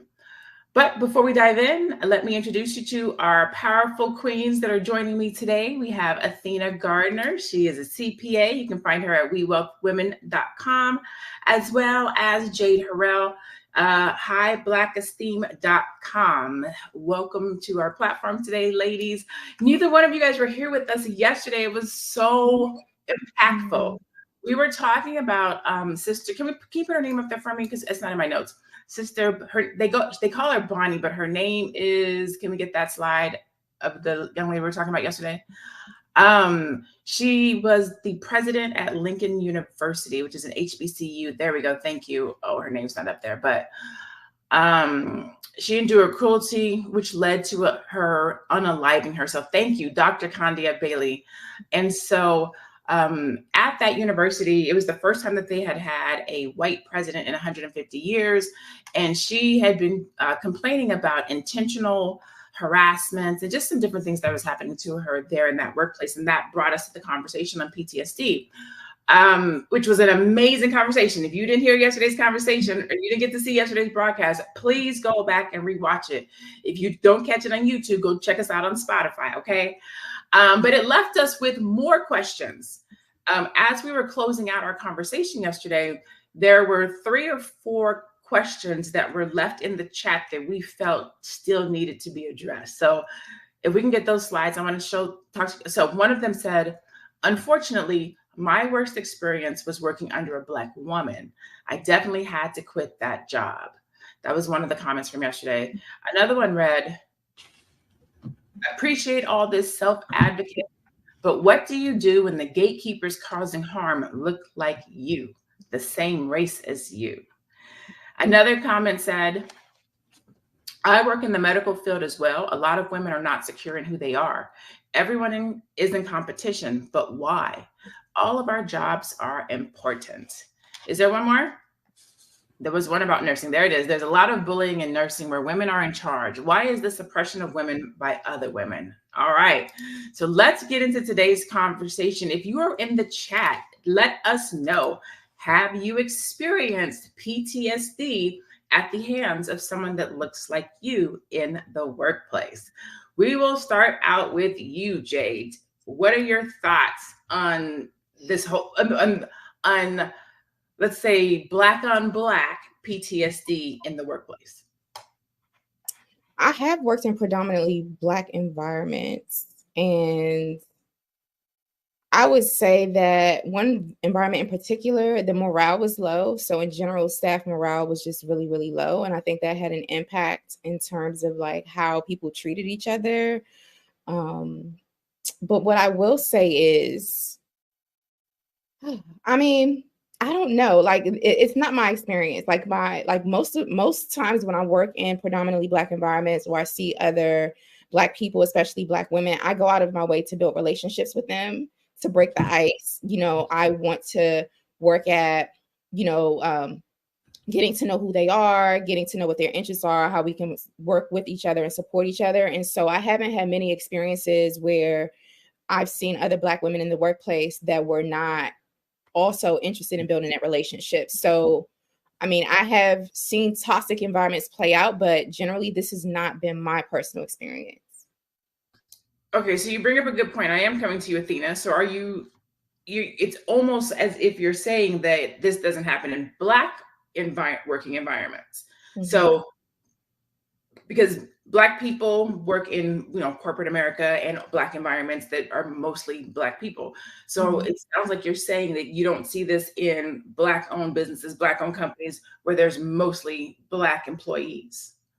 Yes. I mean, I experienced morale being low and just in general in that particular work environment. Now, I have worked in really, really, really high or elitist white organizations where there were very, very few Black folks. And I think I've only experienced one other Black woman that was super duper competitive or, sort of fell into the same typography as the comments that were made yesterday. That was just one individual. But for the most part, even in those predominantly white environments, when I encountered other Black men and women, we were experiencing the same level of oppression and we built a camaraderie and we supported each other really well. So that's just been my typical experience. Okay. What about you, Athena?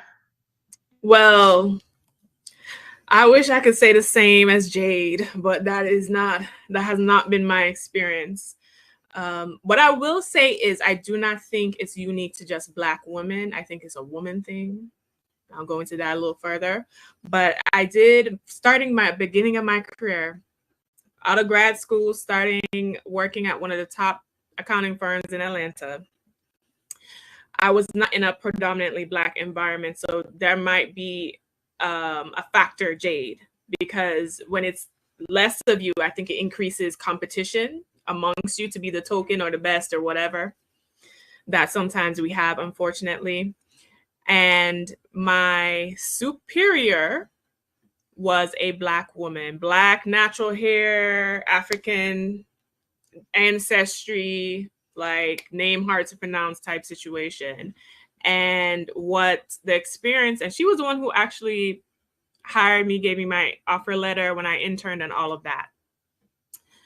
My experience now, you know, I probably signed an NDA, so I can't name firm or specifics or anything like that. But I was a staff. I was fresh out of college, entry level. She was in a position she was going to make partner or trying to make a play for a partner in the firm. So she was gone a lot. And it was me and another senior working on audit engagements at the time. Our audit engagement was not going very well. But throughout the whole process, she was like, oh, befriending me. Oh, yeah, we both have natural hair. Sister girl thing, right? When it came time to take accountability for whatever was going to happen, she digged a hatchet in my back. Like, she basically sacrificed me so she could like get her promotion or whatever. And at first I thought, okay, maybe it's me, but I was in a toxic work environment. It was predominantly white. People were questioning my value, even though my resume and my skill set outperformed my peers now. Even when I went to school, all my experience outperformed my peers. So that is also another layer. But how I knew she did it was I actually was on an engagement with just men. And one of my male mentors, he left the company. I didn't know why, but he was at the same level as her. After the fact, after I done quit, moved, that whole situation, and she like made me like quit my company because I can't stay in toxic environments. I'm just not going to do that. And I'm not going to stay in places where I'm not valued. And I'm not going to stay in places where I'm disrespected. That's just my personality type. You know, I'll peace out really quick. So he told me basically that they had conference calls where as senior managers, where she has said things like she doesn't want another Black person on her team. She has said, yes, she had said all kind of, I want to be the only Black token and I don't want other Black people on my team and things like that. So it further confirmed to me that, okay, this woman just was not, she was not supportive as she was coming off. She was actually very competing with me. Now, I thought that would be one situation, but throughout my career working under women, white women, I have suffered microaggressions. Just women in general, I don't know what it has been, but it seems like not all women, right? But it seems like, especially with upper management and in the accounting and finance field, there's less of us there. So you want to do a good job. So instead of creating... Wait. So we're going to actually get to the women conversation. We're going to get to the women conversation. So I want to back up a little bit because there's an analogy that we've all heard in our lifetime, which is crabs in a barrel, right? And so that leads me to, I personally don't like to use that terminology. I identify it and I know what it means, but I don't like to liken us to crabs. And I definitely don't want to make it seem like we're not supporting each other and we're tearing each other down. So what I will say is, Andrew, the question I will impose is it that there's not enough of us in particular environments and workplaces? Is it that there's not enough of us at the table and we're still having the conversation about Black people and or Black women to other Black people? What do you think, Jade? And or before I ask Jade, what do you guys think in the comments? Do you, in your work environment, are you the only Black person? Are there other Black people in your environment? Do you feel as if there's not enough Black people and that is why you may or may not be being treated the way that you're being treated in your workplace? Go ahead, Jade. Absolutely. Okay, so I want to say that I have not worked a 9 to 5 since 2016. So thanks to the work that I did in the Black Business School, the things that I learned, like I left and emancipated myself from the 9 to 5 world back in 2016, and I went into sort of, consulting, contracting, and working for myself. And at that time in 2016, I believe I was about 33 or 34 years old when I left the 9 to 5 world. And so now I go into schools and other organizations where there are a lot of Black folks in predominantly white environments, and some of them may experience that some of the same dynamics that Athena has expressed, but I wonder how much of that is also cultural. And when I say cultural, like, yes, we are melanated folks working in places, whether we are intentionally or unintentionally, being tokenized, but in my experience, a lot of Black Americans like myself who do not come from immigrant families tend to have a lot more camaraderie and have a us versus them mentality when it comes to the dominant power structure in general. And we tend to kind of stick together. It has been my experience where, like, I think Athena pointed out that, her superior in that particular situation definitely was from the continent. A lot of the competition, the anti-Black rhetoric, and, things impact our communities intra-racially or intraculturally in many different ways. And so there could be more of a revolutionary mindset or more of a mindset of being very community oriented and wanting to build those bridges in certain aspects of our cultures. And then in other aspects, it's kind of like being a token is a crown jewel, or being tokenized as a crown jewel, and creating competition and seeing that the white man's ice is colder could be more prevalent in certain cultures because colonization, imperialism, and racism and white supremacy is taught and understood differently. So I wanted to point out those dynamics as an anti-racism trainer. And that's something that I definitely do see, even when it comes to the Latinx community, with colorism and all of the things that we also have. We just all interact with this oppression very, very differently, depending on where we come from. Thank you for that. Thank you for that. So if you're just joining us, today we're talking about why Black women hurt each other in the workplace. This conversation came out of our part 1 yesterday. We were talking about PTSD in the workplace, and it left us with some more questions that we wanted to have a conversation about today. If you are just tuning in, you can catch us every Monday through Friday at 1:00 p.m. Eastern. If you would like to get notified, you can text the word Queens to 87948. Again, that's 87948. And that way you can be notified whenever we are live. And or if you don't catch us live, you can catch us on Spotify. If you go to Spotify, you would search for Fly Nubian Money, and you can find us there. Athena, you said accounting and finance is your background, your industry. Are there a lot of Black people in that industry? Or are you one of a few people in that industry? I have a second follow-up question I want to ask you as well. I think in accounting and finance, you will find adequate enough Black people, but it's less. I would say we're definitely not the majority in any way. Specifically CPAs. So this is a stats from 2018. So I don't know the updated numbers, but less than 2% of CPAs are Black.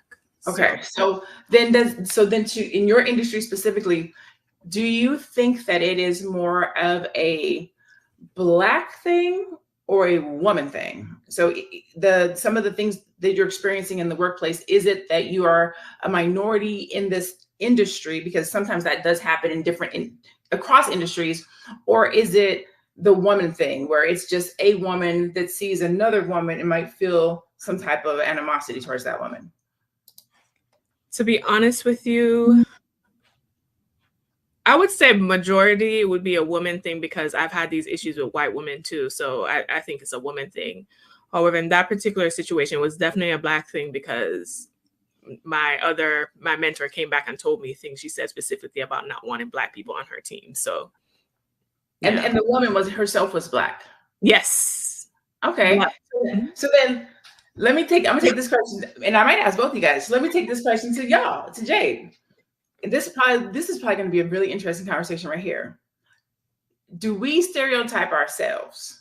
So as a Black person, seeing other Black people come into our job, are we then stereotyping how they will work, what their work ethic will be like, how they're going to show up before they even get the opportunity to prove themselves? Jade.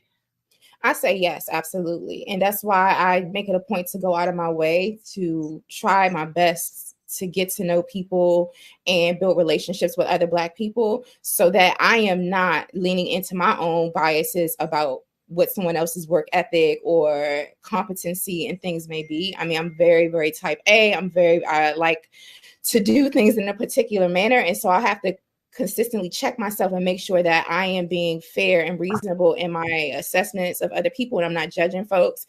But I definitely do know that particularly I have the natural propensity to size people up, be like, oh, they're lazy, they're this, that, and that. And then I have to like, okay, Jade, calm down. You're not the smartest person in the room all the time. So yes, yes, yes, and yes. And I think the sooner we realize that about ourselves and we take ownership of it, the better off we'll be. And in preventing some of these toxic dynamics that we also perpetuate and that we see and we witness and we observe. And we get to take responsibility and accountability to say, hey, where am I playing a role in this equation? If I see such and such walk in the door, head to toe, decked out, looking really, really nice, am I being jealous of this person, or am I making unfair assessments to this person? If a person comes to a meeting 5 minutes late, am I, being unreasonably harsh or whatever, criticizing them? We all tend to do these things, but when we take ownership of our own part, we get to stop projecting as much as we do. That's what I think. Oh, you're muted, Dr. Lene. Oh, I'm sorry. I was muted. Now I'm unmuted. Dr. Athena, I'm going to throw that question to you as well. What was the question again? Do you feel that we stereotype our own when they come into the workplace? Yes, I think we stereotype our own. And I also think that we place higher expectations of our own because we think that if they do not perform well, it's going to reflect poorly on all of us. So I would agree with that statement. So then the next question is, does it? Does it, when one Black person does wrong or bad or falls off in the office, does it affect all of us? Does it affect everybody else that's in there? You say yes? It does. Yes. To us or to the executive, to the people that are working there? I think, because sometimes I think it's us more. Like, I think we personally take on the behaviors and the work ethics of other people as if how they work makes us look bad. So I think it's more of us taking it on than the people that actually work there. What do you think?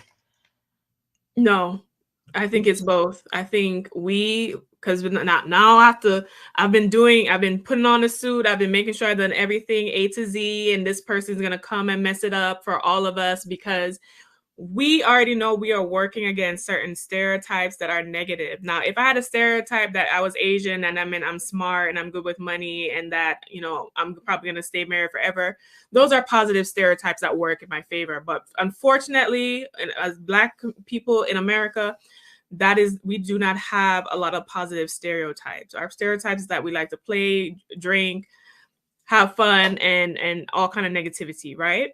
So when one of us does not perform, at least to a base standard level, unfortunately, it reflects poorly on all of us within the group and what others are looking at us as. And that also plays out in greater society because if Sexy Red goes and does something crazy, it's like, oh, all these Black women just love to twerk. So we don't escape that. So we basically taking our PTSD into the workplace with us. Correct. We don't stand a chance. I like what Pretty Fit Niall just said. She said, personally, I will go out of my way to help another Black person in the workplace, especially if they are performing below level. I think that that's kind of how I operate too. Like Jade, I haven't been in the workforce in like 10 years, but I have always had really, for the most part, great experiences. But let me temper that with, normally I am, if not the only Black person, one of two, maybe three Black people, maybe a group of minorities. The bulk of my major career growths have been at the hands of women. My first one was at an architectural firm. It was a Hispanic lady who brought me into the company. I have no experience as administrative assistant. She gave me one of the hardest executives, and then coached me on how to help him. He was a Hispanic dude he was the first one in his family to become an architect. And so he was very protective of the work that he did. And she showed me and taught me how to get in there and to take control of it.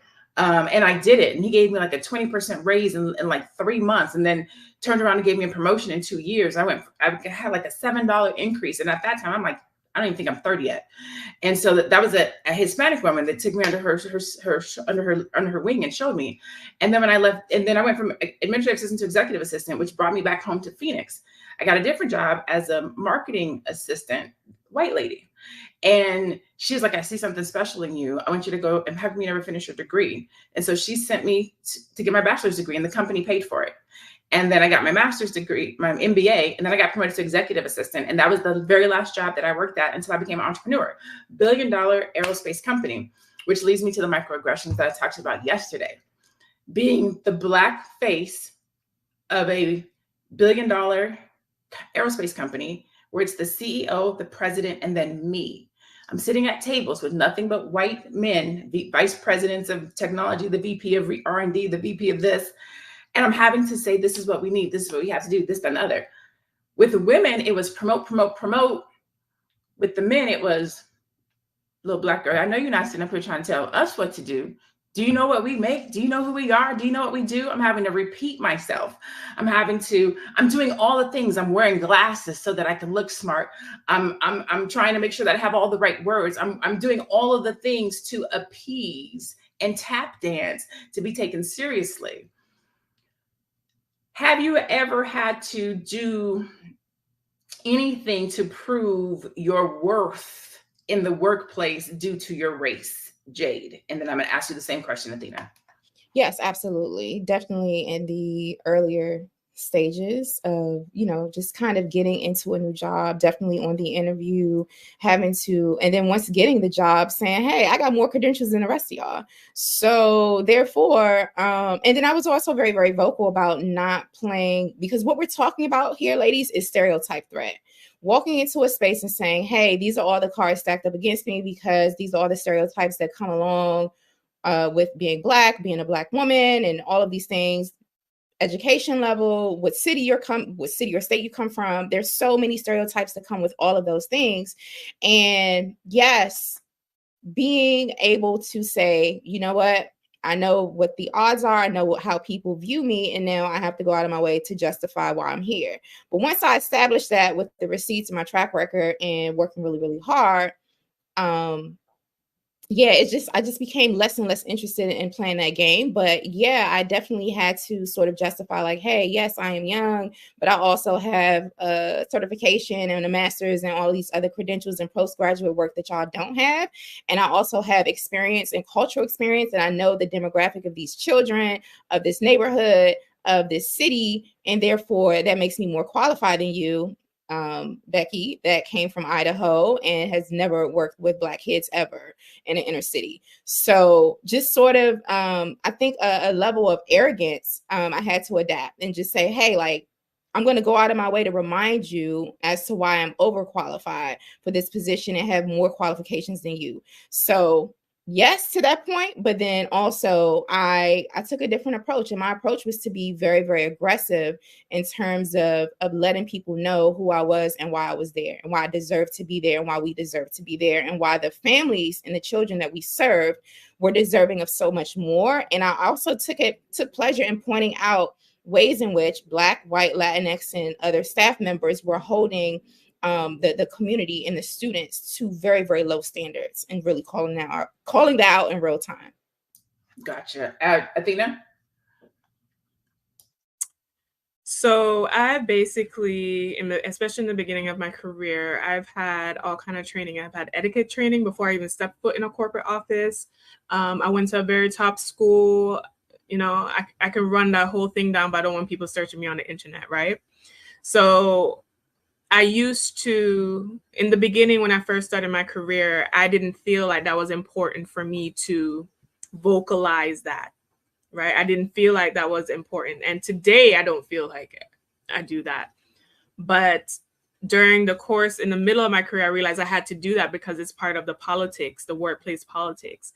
I really don't have the desire or even the wiring to engage in corporate politics. So I think that's why I got bit so early in the beginning with that situation. But I'm glad it happened because it kind of taught me how to swim with sharks. And I am in accounting and finance. Accounting and finance is white male at the top and everybody else scrambling on top. And I used to feel like I had to demonstrate a level of competency, right? And that was just something that I had to do. But having actually worked in the industry and seeing the behind the scenes, especially with men, especially with white men, and how they move about within corporate structure, I realized I can relax because a lot of these men aren't that competent anyway. They're projecting a good image. They have most of the people underneath them doing the actual work. So why do I feel like I need to have to go out my way to prove my worth when I'm actually the ones coming up with creative ideas and solutions? So even to this day, as I meet people and engage with others, I don't feel like I have to go out my way to list the whatever would be, you know, into what I call intellectual elitism, like the degrees and where I went to school and all this other stuff. My conversation, the depth of my critical thinking skills will shine through on its own. And I think that's what, my personality, I think that's what should be the value. All the other things, unless you're hiring me for a job or I'm doing a speaking engagement or something of significance, you don't really need to know.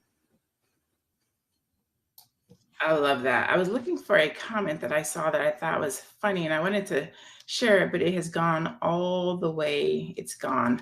And there it is. It's from Armando Walls. He says, I just encourage my non-Black coworkers to act out and cut up. Then I conduct myself in the opposite manner. I always appear on my toes and head on a swivel, on point. Hilarious. This is Fly Nubian. That is so petty, first of all. Can we But you know, I have a story about that. So wait. Right, let me just reset real quick. Let me reset real quick. This is Fly Nubian Money. You can catch us Monday through Friday at 1:00 p.m. Eastern. Text the word Queens to 87948 if you would like to get a notification when we are live. Okay, go ahead. So basically, are you the Black guy or Black person at work that tries to appear to be better than the ratchet and downtrodden Negroes? If so, in my experience, I said it's petty, but it's also problematic. It's problematic. So, you know, I'm gonna set you up to appear to be ratchet and appear to be the stereotype, so then I can come in and be the token. Now he said non-Black though. He said non-Black. He said non-Black. Okay, got it. Okay, thank you for clearing that up because I misread that. I was like, whoa. Okay, well, that's funny. Also petty, but also be careful doing that. Be careful. Yes. Be very careful in those environments doing that, because if somebody, you know, if it gets back to management that you're encouraging the ratchet behavior, they're going to be looking at your leadership skills and your judgment. But they can get away with stuff that we can't. So, hey, who am I to judge it? Yes. Okay. So today, again, I got to reset the room again. So why Black women hurt each other in the workplace. If you were not with us yesterday, this conversation started when we were going over the president of Lincoln University who unalived herself. And it got us talking about PTSD rates among Black women linked to the workplace. Do we have the slide with the numbers? Because this is a legit situation. This is really happening. Black women in the workplace experience PTSD at 21.5%. Hispanic and Latina women experience it at 17.2%, and white women experience it at only 12.4%, which is almost at half of what we experience it at. Some PTSD causes include exposure to traumatic events or threats of violence, lack of organizational support or poor management practices, excessive workload and long hours, bullying, racism, and sexual harassment isn't on there, but that we could add that on there. So that's the conversation that we're having. This is Fly Nubian Money. I am joined today by Jade Harrell as well as Athena Gardner. And again, if you do not catch us live Monday through Friday at 1 o'clock, you can always go to Spotify and listen to the broadcast or re-listen to the broadcast. You can share it with friends and family who you think can benefit from this conversation or who might be experiencing some of these things who need help and or solutions. So let's talk about that for a second. Let's talk about solutions. What can we do? Because we have to work, we have to generate money, we have to have jobs. So if we go into a working environment where there is stress or trauma, and it's somebody that looks like us that's causing it, what can we do? Is it pulling the person to the side and asking them and saying, yo, what's up? Maybe not like that, but like, you got a problem with me? Maybe, and again, maybe not like that. It could be saying, hey, you know, can you give me the law of the land? Are we bowing down to the Black that was there first? Like, how do you reduce the stress and trauma amongst Black people in the work environment? Okay, you have a book up. We'll start with you, Athena. All right. So 48 Laws of Power. Now, I read this book like, I don't know, maybe 8 years ago. This book, it can be applied to all life situations, whether you're on a corporate plantation or even with your own family at home. However, I think this is mandatory reading to help you sharpen your mind for the corporate plantation and the enemies that will surround you that look like you and that who do not look like you, okay? 48 Laws of Power. We need to have a mindset and realize that when we're going into work spaces, that you're really as valuable as you're useful there, and that other people, you will have a target on your back if you're not doing well, and you will have a target on your back if you're doing great, right? So you kind of have to protect yourself on all fronts. A good piece of advice I will also give is to make friends with everyone, because you don't know who is your friend and who is your enemy. I think one of my favorite Game of Thrones quotes were from Littlefinger: everyone is your friend and everyone is your enemy. You do not know who actually has a hatchet for you and who is actually your supporter. A lot of my support actually came from men and also non-Black women. Non-Black women actually gave me more game in my career than actually Black women. And going in, I thought that it would be Black women. And going in, I thought that we would that camaraderie would be there. And unfortunately, that was not my experience.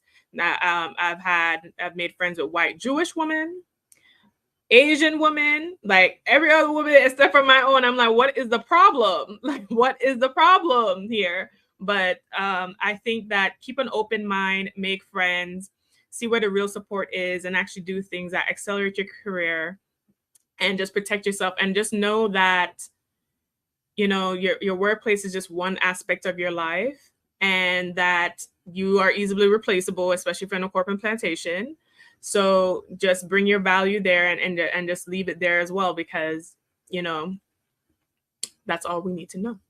All right, Jade, how about from the Black woman's perspective, working with other Black women? How can we make that better? What can we do to improve how we work with each other? Relationship building, getting to know them. I mean, that's just been my experience, is going out of the way to be intentional, to really care about them and to see them as your sister in the workplace. My biggest allies in the workplace have been Black women. And black men, you know, my biggest adversaries and villains in the workplace have been white women. White women have been vicious.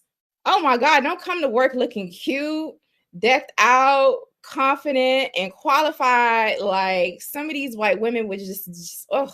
So again, my experience has been different. And so I've built some of the longest standing relationships in my career with Black women, and we're friends even though like we worked together 20 years ago. So I just wanted to name that. It just really depends. Now, in terms of the 48 laws of power, I do recommend it so you can see how power dynamics do play out, Athena, and you know how power works and manipulation works and the art of like getting what you want. And a lot of white men in particular, white society, they're playing by those rules. And so we put ourselves at a disadvantage when we're not familiar with the rules of engagement, especially in corporate environments. But what I lean on Mr. Neely Fuller Jr.'s work. And it just, you know, it's for so-called victims of white supremacy or Black folks in terms of how to handle yourself and definitely navigate the intricacies in the workplace and just in all levels, you know, in different aspects of our lives. And that seems to work because it is designed to prevent arguments and to prevent non-constructive contact with other people, non-constructive conversations with other folks. But I think we need to be able to do both. I specifically didn't go to a HBCU because I wanted to go to the best college, university at the time that had the program and the field of study of Black studies that I wanted to study. And I also wanted to go to a predominantly white environment because I wanted to be able to compete with white folks and beat them at their own game and pop my collar in the process. So I guess it just really all depends. But when we see other Black folks in these environments, I don't really chalk it up to just a woman thing, but I think we need to go out of our way to support each other. I love all of that. I'm reading the comments, I'm reading the chat, I'm all over the place. There was a comment that I was going to make mention of, but what I'll say is you actually touched on a little bit, Jade, and that is, Feet Funkerson. That's where the comment's coming from. That book sounds like it teaches you how to be manipulative, like the people you end up dealing with. And what I will say is that, and what a lot of this conversation is about, without being about, is that you have to know the rules of engagement. And when you read a book like 48 Laws of Power, what it is teaching you is how to play the game, right? It's not that it's manipulation. It's that too many people that look like us are playing chess and the rest of the world is playing checkers and the rest of the world is playing chess. When we show up to corporate environments, money conversations, literally anything that's happening in life without understanding how to play it the way that the majority plays it or the unoppressed play it, you show up and you don't know how to play. And too many of us are showing up not knowing how to play. And I always tell my son, they don't call this the game of life for no reason. It is a game. It is literally a game. And if you don't have the rules, then you're always behind the 8 ball. So when we go into corporate spaces and we're talking about PTSD, we're talking about trauma, we're talking about all these things, what we're talking about is, I don't understand how to play this game. And because I don't know how to play this game, I'm losing, I'm being attacked. But when you know how to play the game, things are a little bit less stressful because you can peep the game. I see you, Becky. Oh, I see what Karen is doing. And then you start to understand certain things.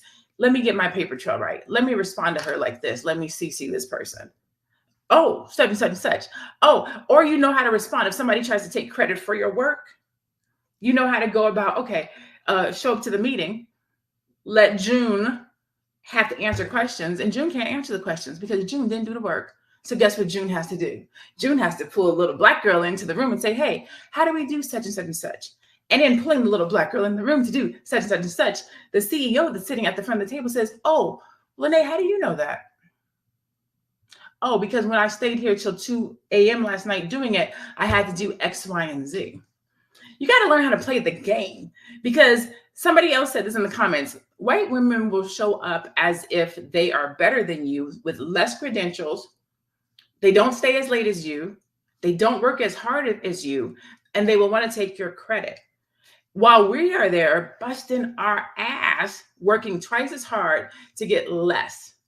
But once you know how to play the game, you can supersede all that. You can bypass it.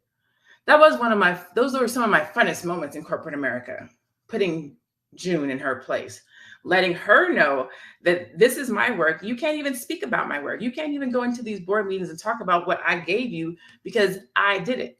So once you learn how to play the rules, it's not manipulation, it's beating them at their own game. That's all I wanted to say about that. Go ahead, Athena. There's one thing about manipulation that I want to say.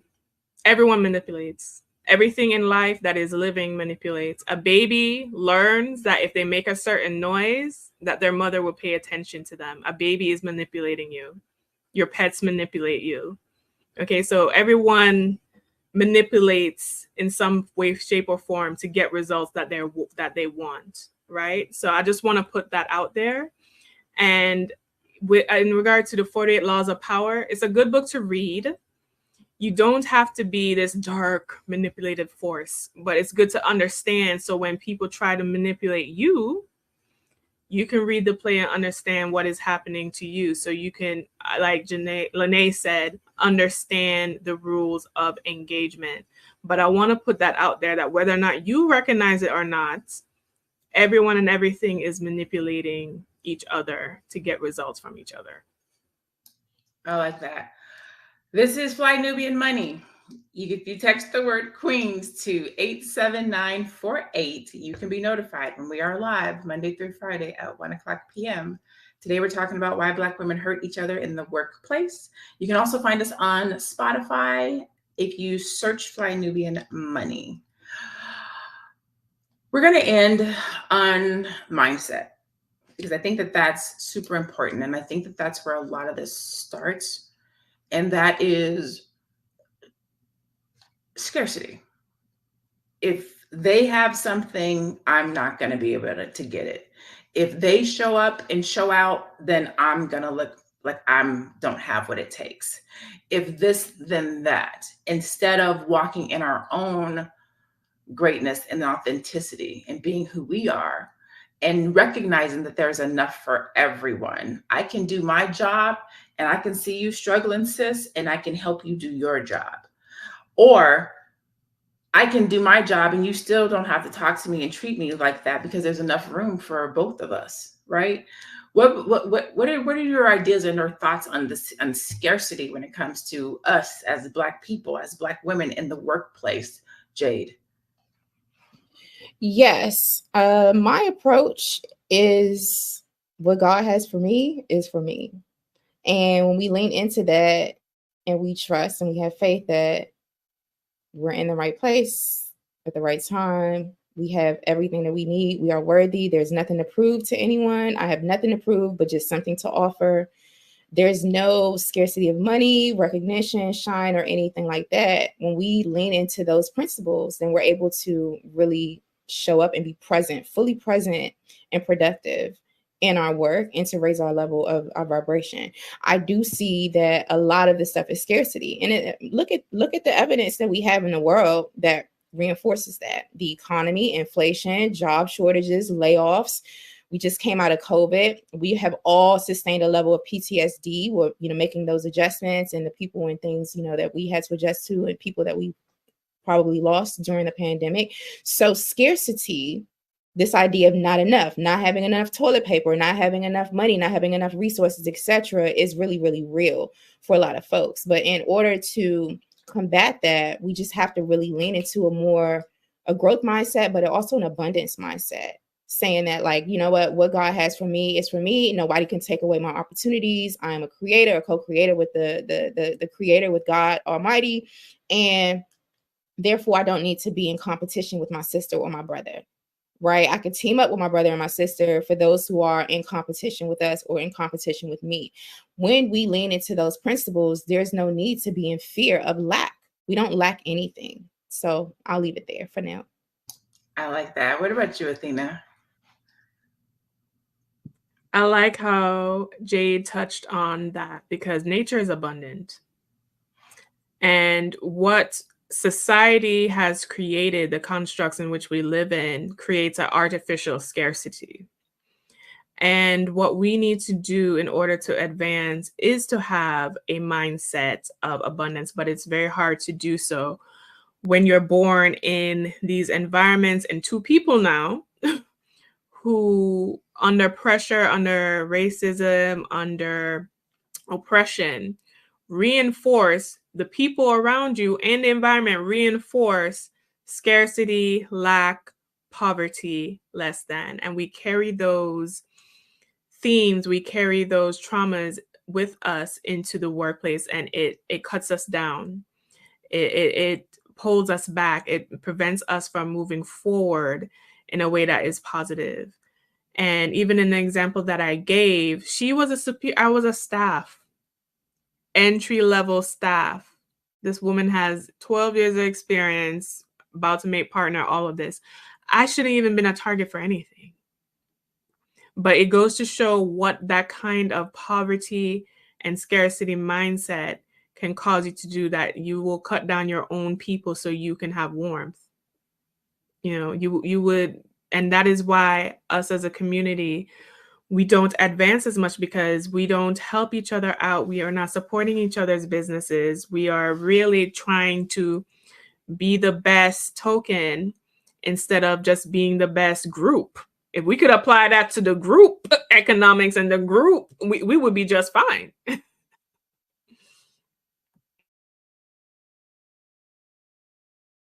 I said I like that. There's two comments that I want to talk about. One is from Armando Walls. Actually, I'm going to start with Kim Brown's first. Kim Brown says, Black women hurt each other everywhere and look at each other with hate in their eyes. It's awful. I'm not going to disagree with you. I'm going to say that it's not all Black women. And I'm going to say that how we help that is not being one of those types of Black women. I make it a point, if I am anywhere, if I'm in the streets, if I'm in the grocery store, if I'm at the airport, if I see another Black woman and she makes eye contact with me, I smile, I say hi, I say, how you doing? If I can find something to compliment, I give a compliment. I go out of my way to be super intentional about dealing with that stereotype. I'm not saying that it's not true. I'm not even saying that it doesn't happen. And I'm not even saying that it's not a true stereotype. I am saying that it can't just be something that we talk about without actually trying to help, without actually trying to have a solution to. And a lot of that solution starts with us. And sometimes it starts with us, the people who are hurt by it, the people who've been damaged by it, the people who are on the opposite side of it. Jay, can you add anything to that? Yes. See, when I'm looking at the comments and as we're having this conversation, I am thinking about the law of expectation. And we all know about the law of attraction, like attracts like, and your thoughts become things, and you bring those experiences that you think about and you feel, you manifest them into reality. The law of expectation says what you expect, it comes true. So if I'm walking into a room and I'm expecting, another Black woman I see to be nasty and dismissive, or just going to cut my throat, then the universe is going to reciprocate that. My experience has been so different because I don't expect, when I see other Black folks, for them to, be crabs in a barrel. I expect them to be my brother and my sister and to build relationships with them. And so I think this is a real opportunity for us to really sit with ways in which we have internalized our own anti-Black racism and oppression.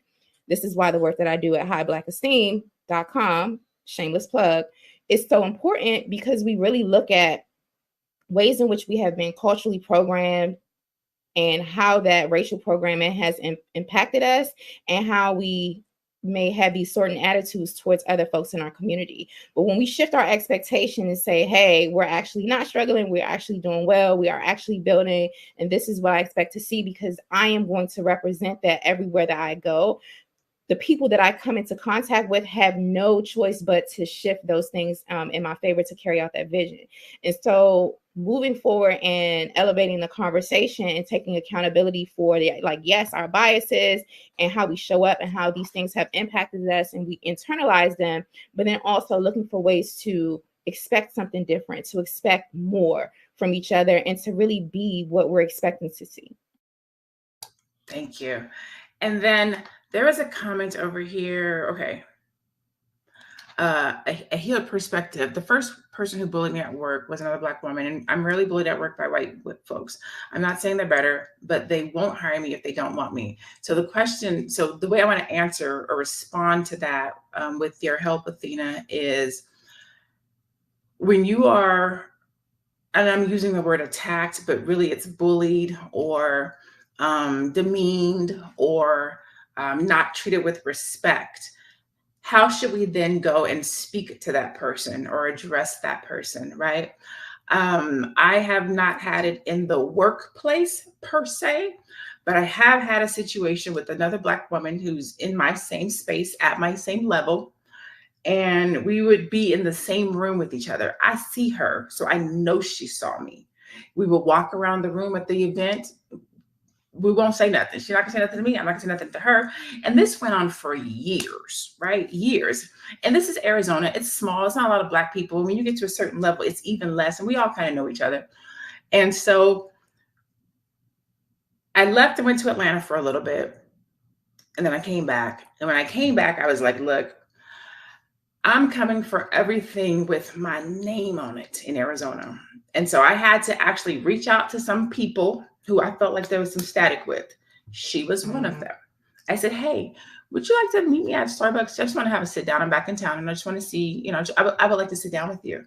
So we had to sit down. I took her to Starbucks and we sat down. And I was like, do you have a problem with me? I didn't say it like that. Let me calm down. I said, I see you all the time and I feel like you see me too. Do we have an issue? Have I offended you or something like that? We don't speak, we don't talk, like, what's up? And she was like, no, I thought you had a problem with me. I was like, no, I've respected your space because I always felt like there was something wrong. And she was like, no, she's like, I don't really know what happened. I don't really know how we got off track, but I just, felt like you wasn't feeling me. And I was like, well, I feel like you wasn't feeling me. And she was like, well, I think you're amazing. And I was like, well, I think you're amazing. And since then, we have partnered on multiple different things. She has pulled me into multiple different rooms. She has put my name in rooms and conversations that I would have never gotten into. We do a lot of the same things, but differently. And so just taking that itty bitty teeny tiny step to reach out to somebody and say, hey, like, what's going on? Because sometimes it could just be two people that are misreading each other. And you come to find out that y'all can really kick it and y'all cool. Athena, how would you or have you addressed conflict amongst you and someone else that looks like you? It could be in the workplace or it could be personally. Oh my gosh, how can I address? Okay, I'll say this. All right, Dr. Boyce, he might hit me up. So this was at ABC conference. This was Charlotte's, right? So I was there as a guest. And I think this is when they were still doing like the speed dating and all that stuff. Now, there were a group of two ladies. One of them was from Palm Beach. And she's not really a friend, but I've seen her at the Young Black Professionals Chamber of Commerce. So she actually showed up. So we're like, oh, and we were spending time. And she had her sister. So I guess one of the speed dates didn't go so well. She met a gentleman and things got crash and burn once he started mentioning Kevin Samuels. That's all I heard from that. Right? He mentioned Kevin Samuels and then it was like a nosedive after that.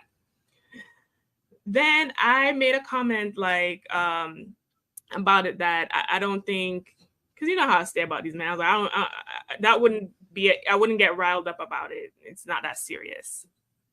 Her sister, who was so nice to me, so warm, basically went and made up this story that I said something negative, which I did not say. But what I appreciate was that she came to me. I was walking up to my room. Not the sister, the other girl. She came to me and was like, can I talk to you? I was like, sure. She then told me that, her sister told her these things that I said, and I said that wasn't true. And then she told me that, they were basically talking mess about me and all this other stuff. And then she apologized, right? She didn't have to do that. I would have never known that these conversations were happening. So to your effect, Lene. I think sometimes just reaching out to the person and trying to build a bridge there, you know, is a good thing to happen, because then it can resolve things. But looking back on that situation with the sister, I realized, you know what, this girl, for whatever reason, did not like me. And it was almost like she was waiting for an opportunity to find something to justify her hate. And I'm glad that her sister was above that, because she also confessed that the relationship between her and her sister was very negative and like a toxic sister type of thing. So basically going to the person, addressing it with them, yes, not leaving it hanging out there. Yes. Okay, good. In the workplace, document things though. That's all for HR. Awesome. So again, this is Fly Nubian Money. Today's conversation was why Black women hurt each other in the workplace. But we also, so not only did we talk about why, we gave some solutions. I think we gave some opportunities for healing. We talked about ways to diminish it. We talked about ways to address it in your own environment, in your own workplace. And so if you enjoyed today's conversation and you want to hear more conversations like this, you can tune in every Monday through Friday at 1:00 p.m. Jade, can you tell people how to find you and where they can locate you online? Absolutely. I can be found at Lioness Crowned. You can also go to highblackesteem.com. That's highblackesteem.com. It's not self-esteem. We're talking about racial esteem, and racial esteem is one of the solutions that Dr. Joy DeGruy gives us in order to combat post-traumatic slavery syndrome, which is a form of PTSD, and to really raise our level of consciousness and pride that we have within our race, and to really dismiss all of these horrible stereotypes. And so over there at highblackesteem.com, we do the personal work to ensure that we are having a healthy relationship to our racial identity and using the shift in racial identity development in order to be of service in the community. So go over to highblackesteem.com. And my final thoughts is to, have us really check in with where we are playing a part in some of these toxic equations, and to take accountability and to shift the narrative. Thank you for having me. Awesome. Thank you for being here. And Athena, can you tell people where they can find you as well?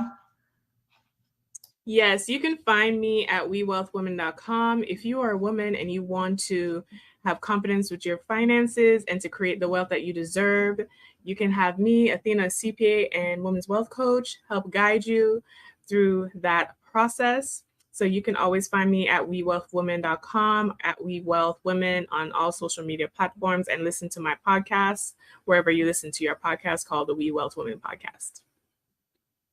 Oops. Awesome. Thank you for being here as well. I did not give you guys the final number. So I'm going to close with that information. But before I get to that, I'm Dr. Lene Javette. I am the Brilliant Business Engineer. I help Black, specifically service-based entrepreneurs who package and sell their expertise to brand their brilliance, triple their revenue, and make an impact. You can catch me online at www.drlenejavette.com, or you can find me on social media at I am Dr. Lene Javette. Today, we talked about why Black women hurt each other in the workplace on Fly Nubian Money. You can go to flynubianmoney.com if you'd like to get some free resources and tools to help you with your money. You can also replay the restream on Spotify if you look for Fly Nubian Money. And you can always text the word Queens, QUEENS, to 87948 in order to be notified when we are live every weekday at 1:00 p.m. As always, we thank you for tuning in and for being here with us, for letting us come into your space and give our perspectives and show up. Continue to have a great day today and a great weekend. As always, stay Black, stay blessed, stay beautiful, and be one. We'll see you guys on Monday. Bye-bye.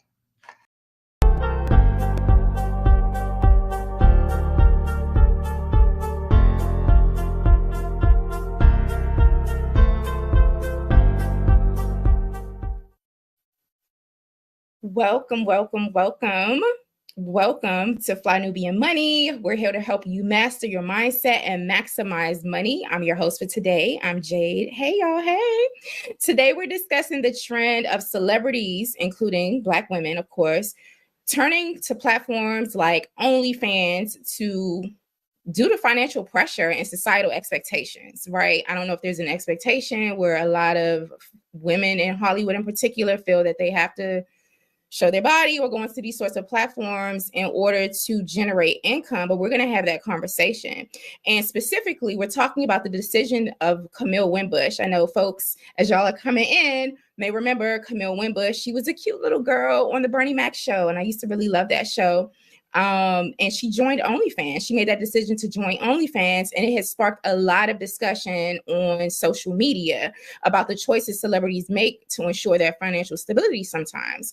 And so we know that Hollywood is known for its instability and fluctuating nature and all of these things creating financial anxiety for many people. So we're going to have this conversation today with our queens, Miss Athena Gardner. She's a CPA and women's wealth coach. Hey, girl. Hey. Hey. We also have Miss Tiara Williams. She's an actress, singer, and producer. Call her Miss Black Hollywood. How are you doing, ma'am? I'm well, thank you. Thank you for having me. You're welcome. That red is just giving so much life to this panel. So yeah, we're having this conversation today, and you're tuned into Fly Nubian Money. We're here on weekdays at 1 p.m. Eastern time. So be sure to text the word Queens to the number 87948. That's 87948. That way you will be notified when we do go live, when we have special offers and things like that. So ladies, let's just kick off this conversation. Camille Wimbush, beautiful Black sister. She's young. We saw her grow up literally in Hollywood. And she did an interview recently, and she talked about she made the decision to go to OnlyFans because she wasn't getting calls. She wasn't making a lot of money in Hollywood anymore. And we're going to take a listen to the video shortly. But I want to just sort of have a general opening question, a discussion about your thoughts on the influence of platforms like OnlyFans. Let's start with you, Athena. Well, OnlyFans was originally created as almost like a Patreon. So when other creators could just come on, monetize their gifts and talents. Now, especially during the pandemic, OnlyFans took off because the sex industry kind of made headways with OnlyFans. So now people automatically assume if you're on OnlyFans that it's some kind of sexy, racy, nudity related thing, when really it's just for everyone. It's just that industry has really made a mark there. My opinion on OnlyFans is this. I personally would not be on there. But for some women or men to make a way in this economy, I understand life choices may cause you to go down that path. And also I want to also shout out to the other creators who are on there who are doing wholesome things like having cooking channels or spiritual channels or whatever they're doing. So in this scenario with Camille Wimbush, I want to talk about that in detail further. But I think initially, when I saw the headlines, I was like, oh, girl. But after listening more to what she had to say and researching what she actually said, I'm fine with her being on there. Thank you so much. So yeah, Tiara, I wanted to get your thoughts on OnlyFans.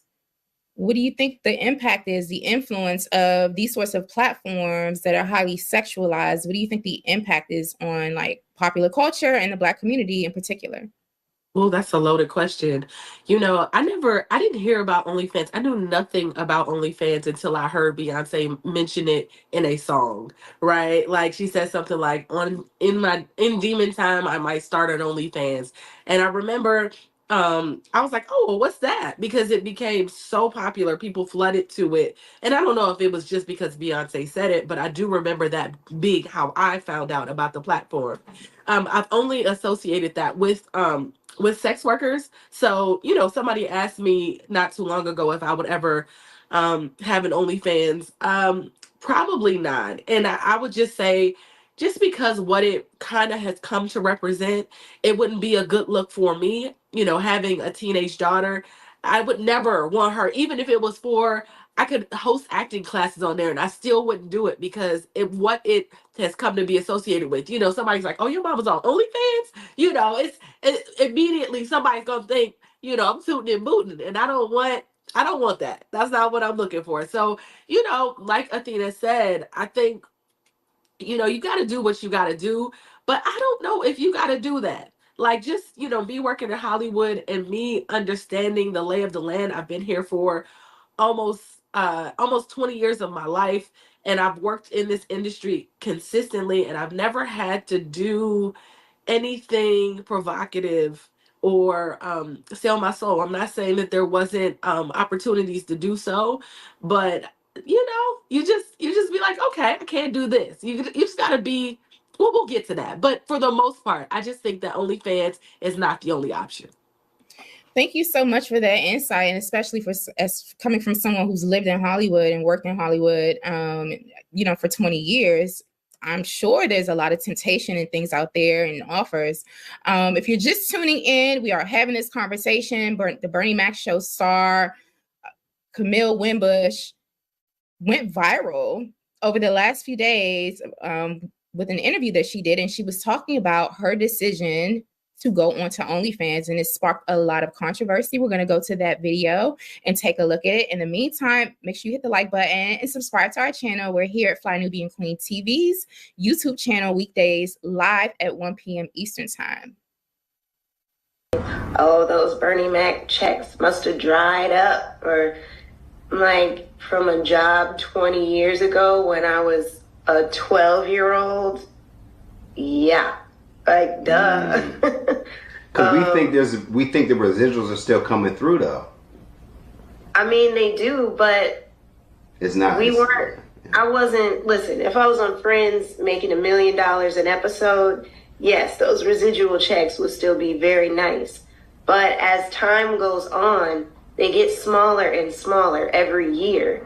You're not making the same amount that you were when the show was current per episode. Right. So, as someone who was just a kid, don't get me wrong, still making good money, but 20 years later, those checks are not sustainable for a living.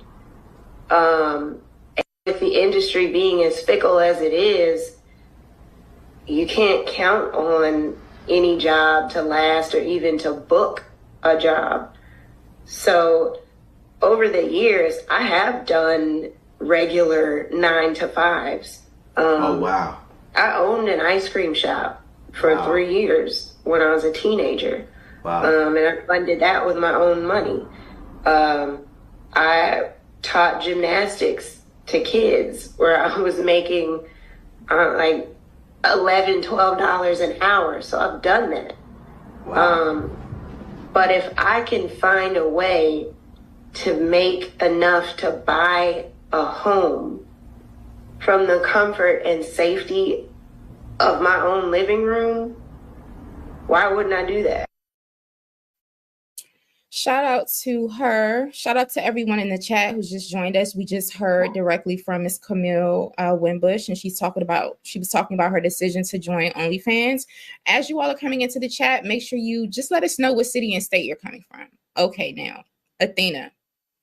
Watching that video again just made me really, really sad because one of my mentors, Dr. Boyce Watkins, started the Black Business School, and he teaches us, and I know you're a financial women's wellness coach, Athena, teaches us the importance of investing and creating Black millionaires of tomorrow, teaching our children how to save, how to invest, and to start businesses to secure their future. She admitted that she was making good money when the Bernie Mac show was on when she was 12 years old. That was a long time ago. So I can only imagine if a quarter of that money was invested 20 years ago so that she could have, I don't know, tripled it or made it, grow tenfold.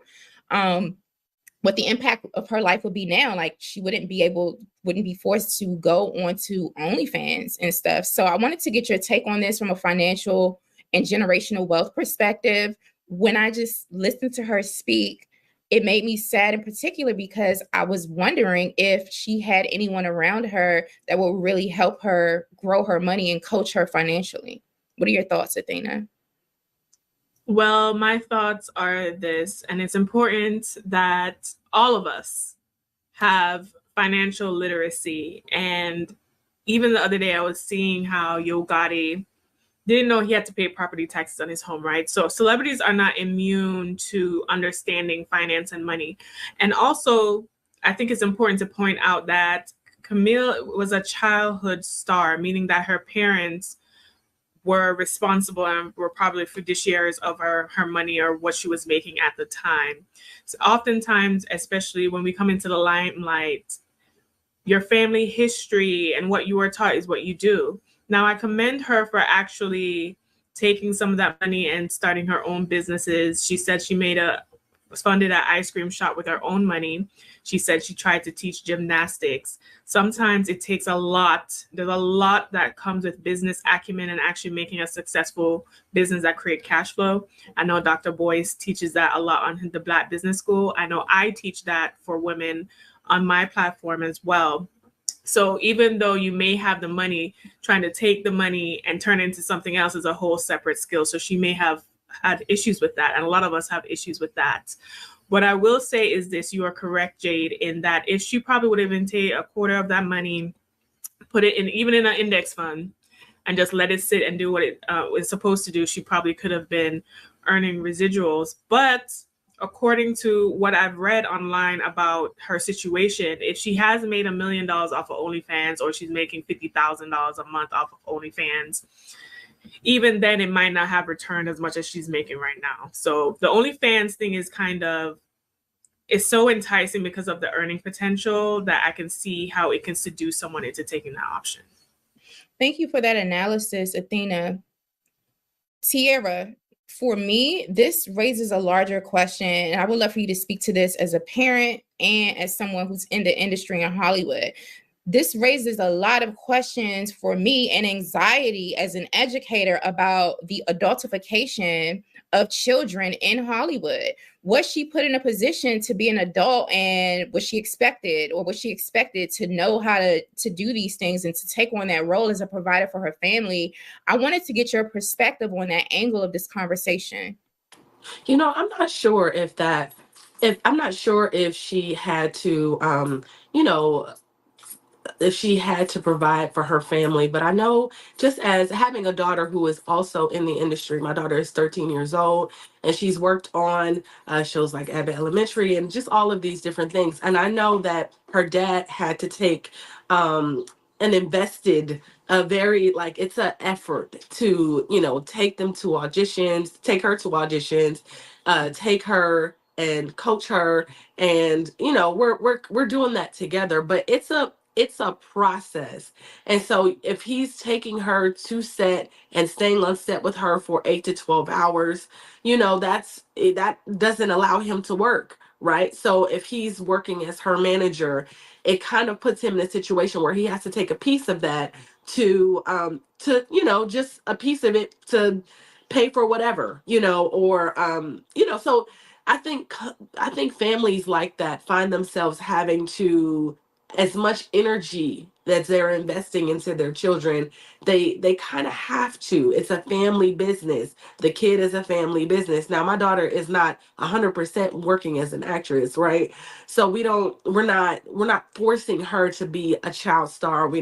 That's not, because a lot of that is them losing a lot of their days. I remember she booked a show, and for the whole summer she worked on this show, and she was just like, I want to go outside. Kids there all day, they ran around, they had fun, but there was a part of her like, I just want to enjoy the summer. I was like, yeah, she should be able to enjoy the summer. I understand that she has checks coming in. So when she was done with that, we nested that. There was a time when my daughter had like $15,000 in her account, and we just nested it, and we started a savings for her, and we got her a vending machine, and just little things that we've started to do for her, but not taking any of her money, right? Like not us taking money, but sometimes using that to reinvest into acting classes and stuff like that. So I'm not sure.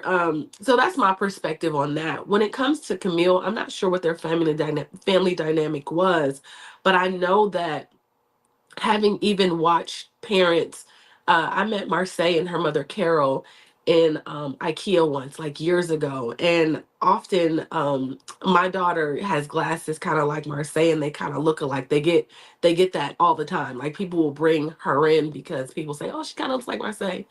And so after that, I was able to kind of like not befriend them. They're not my friends, but like I see them on Facebook, and I'm watching how they've made that into a family business. Her mother is with her 24/7. They are flying from here to there to fittings to this to that to that, and that and I they started a production company. So like Marseille is working, but like you really see a lot of her mother's life being poured into, and I'm sure that was the plan, right? When they moved from Texas, but a lot of her life is poured into Marseille's life. So they have to benefit, they have to make money, from being their manager. So, those are my initial thoughts. It's a lot of work. I mean, when I watch them, it's just like, wow, I'm tired and I'm just watching. Yeah, I can only imagine Yeah. what that's like for children to be childhood stars and actors and actresses, and to have that level of responsibility, and also to be able to make that amount of money. Yeah. So what I thought about was definitely the adultification piece. We want to protect our children, even when they are in entertainment, to make sure that they are not growing up or taking on too much responsibility than they should as young people, as children. So that was something that struck me. And definitely, Athena, the financial literacy piece, the investing piece, the piece where we say, hey, let's get my child all of the available resources possible so that they can invest their money, have more than one business, and be set up for the future. So in watching that clip, I felt so many things. I was thinking about those larger issues more than her decision to go on OnlyFans and model or not. Now, I am not on OnlyFans. I've never seen an OnlyFans, just so y'all know. So I don't need people in the chat. Just in case anybody wanted to try it today to ask, if I was on OnlyFans. I don't have one. However, if that's what people choose to do, that's what they do. I know that there are so many other options out there for our people, for Black women, Black girls in particular. We don't have to resort to that. So I would love for us to continue on this conversation, speaking to larger issues about pay disparities in Hollywood in particular. So we know that, Blac Chyna has reportedly made nearly $250,000 on OnlyFans, but there are other people that have made how much? $250 million, almost nearly a quarter billion dollars. Yes, billion with a B. With a B. With a B. Yeah. Oh, that's the M. There's a B. $250 million. Wow. Okay.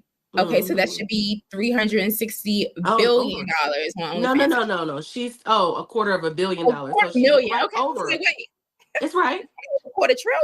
Okay, got you. No. So yeah, but still, That's right. that's a lot of money. That's a lot And of money. Blac Chyna is now acting. I know she's doing some things. I think I've seen her in a show on BET Plus that my mom watched. My mom watches all of those shows. But so many other actresses have sounded the alarm about pay disparities in the entertainment industry. Tierra, we've heard from Monique. We've heard from Taraji P. Henson. Taraji was very, very vulnerable and very, very authentic about her experience. And she got ran down, essentially. People were literally trying to drag her, Athena, on social media for saying hey, there are pay disparities within Hollywood for Black actors and Black actresses. I have been snubbed. Yeah. And I know that Gabrielle Union, we have a clip we can show of Gabrielle Union talking about the financial anxiety she feels even when she does well. She'll do a film that does well, But then the waiting period, not knowing if she's going to be booked again, like that's a thing, Tiara. So can you tell us a little bit more about that? And then Athena, I would love for you to weigh in after Tiara. Yes, I wish I had the SAG-AFTRA a stat. I don't have it in front of me, and I'm sorry, but like I remember seeing that it was like um actors worked maybe like an average of like 3 jobs in a span of like 5 to 8 years or something like that, right? And that's just like, everybody is not in that top 1%, right? It's like that 1%, and then 99% of other people are just trying to figure out how to pay their bills. I know Billy Porter, a couple months after our strike last year, went into foreclosure on his home. And he was like, we're very much living, and I mean, he's on TV, he's on red carpets, he's all over the place. But I think he said something in his interview like, you know, if you don't have FU money, you're very much living from check to check. So like you're only 1 to 2 months away from financial ruin, and then in terms of like not knowing, you can have a show on television and running on television and not have no money, right? And like Camille was saying, her show probably still runs, but she doesn't get those residuals don't look the same. And so, I mean, I don't know where her residual checks, I don't know what her deal looks like. I have no idea, but it might be a little pocket change. It might pay the rent, maybe. I mean, it's inflation, it's all the things. So she might not be able to, but it's very hard to live in California. If you think about like, I mean, you can get a house for $1 million if you got $1 million laying around, and that's just like it's just a very expensive place on top of all of the other things that you have to worry about. And so, like I was saying, it's very fickle here. You can audition and hear no all day long, right? And when you do book, it might be a $10,000 check. It might be a $20,000 check. When I sold a screenplay, I got a huge check from Universal, and then I didn't work for 2 years after that. Like, so it was like me having to nest that and get really creative about, and thank God I have an acumen for business, because I understand that, and I learned this a long time ago, that you have to be really creative about it really can't be just one source of income and rely on just being an actor. Only 1% of Hollywood can do that. Otherwise, you got to have other hustles. Like she said, she had an ice cream parlor and a shop and all of these things, and that's kind of what you have to do here. Like there's people juggling all balls, and I'm gonna share a story, but it kind of gives you a perspective. When I first moved to LA, I got on a shuttle, and there was a guy, and I always think about this because I was like, I never want to be that. So I got on the shuttle. He was like, "What you do?" I said, "Oh, I'm an actress." He was like, "Oh, me too." Right as he's driving our bus, he pulls out this business card and hands it to me, and on there he's like posed like this, kind of like with his chest out. He kind of, you know what I'm saying? And it said actor, model, writer, producer, driver, like exotic dancer. I do kids' birthdays. Like it was like 12 things. And I thought that was the funniest thing. I was like, oh my God, I'm gonna keep this forever. But he was giving me the game when I first, like, there's a part of that is really real. There was like 10 hyphens on there. But that's a real thing here. And I didn't learn that. Thank God I didn't have to do all of the things. But I did come here as an actress and a singer, and I was so graciously I was gratefully on a show, and Blair Underwood was like, "Listen, you got to learn how to produce. You got to learn how to act. You got to learn how to do more than act. You got to learn how to produce and direct, and you know how to write." All right, I was like, okay, so I went and worked on. I worked as a producer, and then I got really hunkered down into directing and writing. It's a real thing, right? And so you just kind of have to be fluid in the way that you earn money. And that was a really long-winded, but I just wanted to share that and give you a real thing, a real glimpse, because you can go in and audition all day, but you might not book. You hear no so often here, and you know what I hear in Camille's voice is like frustration. Like, I've been you can't you're going out, and even though I've been on television, people are saying no. People are saying no. There's not Hollywood is structured differently. People are working a lot less. The business is still not the same since we were striking last year. It's not up. It's not up and running. AI is People are not being paid well. It's all of the things, y'all. You have to, at this point, want to be an artist. You have to really want to work in Hollywood to work in Hollywood. You know what I mean? You have to really like go through a lot of things that kind of are soul crushing, if that makes sense. Like, you have to, I don't know, another occupation where you can pour 20 years of your life into something and still not make it.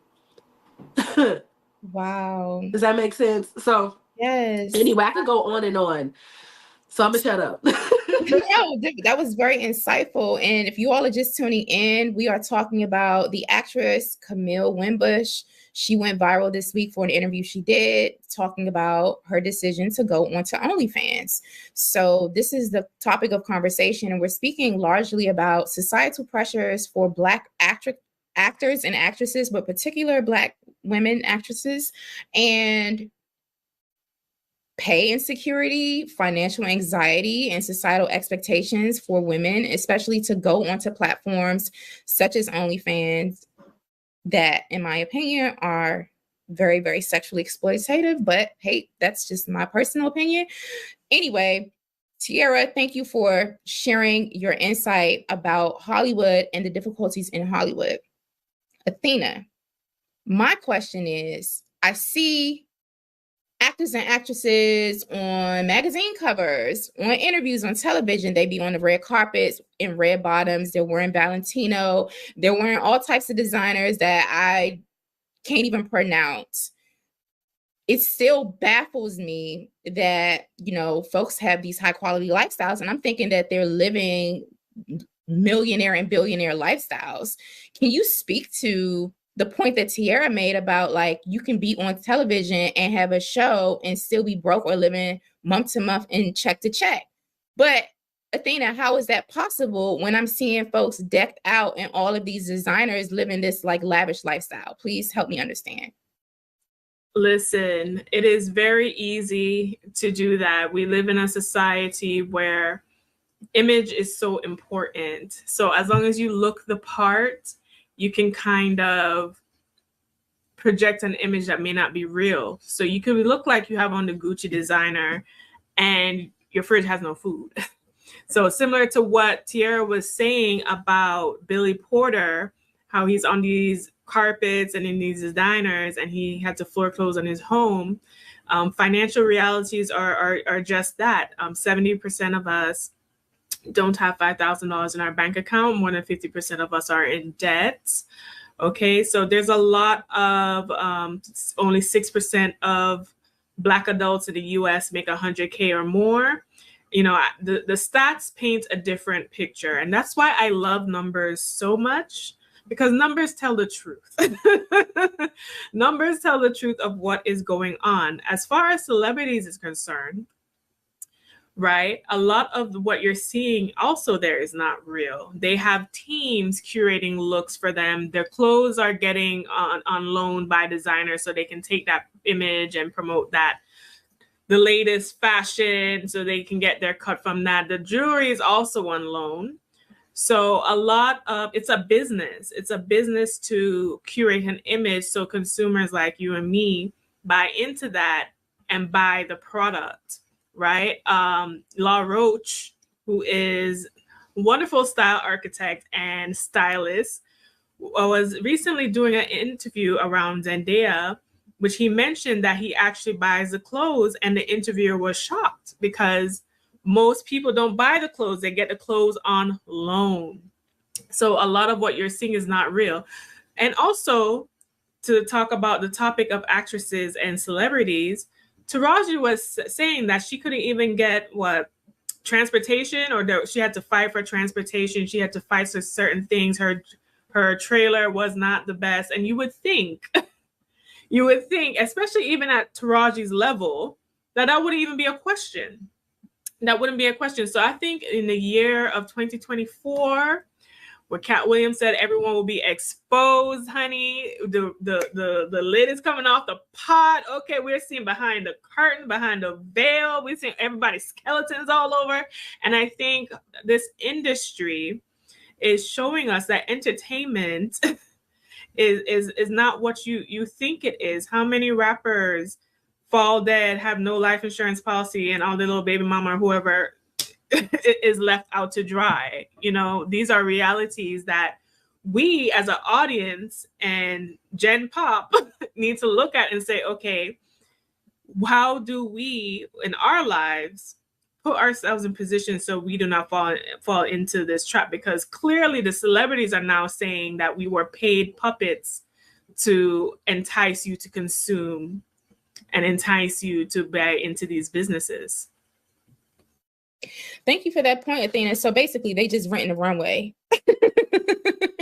Okay, got you. Okay, or they're like brand ambassadors to a degree. Tiara, did you want to, from your experience? Okay, you want to add anything? Okay, so also to your point, Athena, did y'all see Krishan Rock? I think I'm pronouncing her name properly. She went to her baby father's, I forget his name. Who's the baby father's name? What's his name? Blueface. Blueface. She went to his hearing and got arrested. Went to his hearing, got arrested because she had a warrant from another state or something like that. So now she's arrested. Her sister allegedly is on social media asking the public to raise funds for her to get an attorney. And it said that she doesn't have toothpaste. She's being horribly mistreated and she needs representation.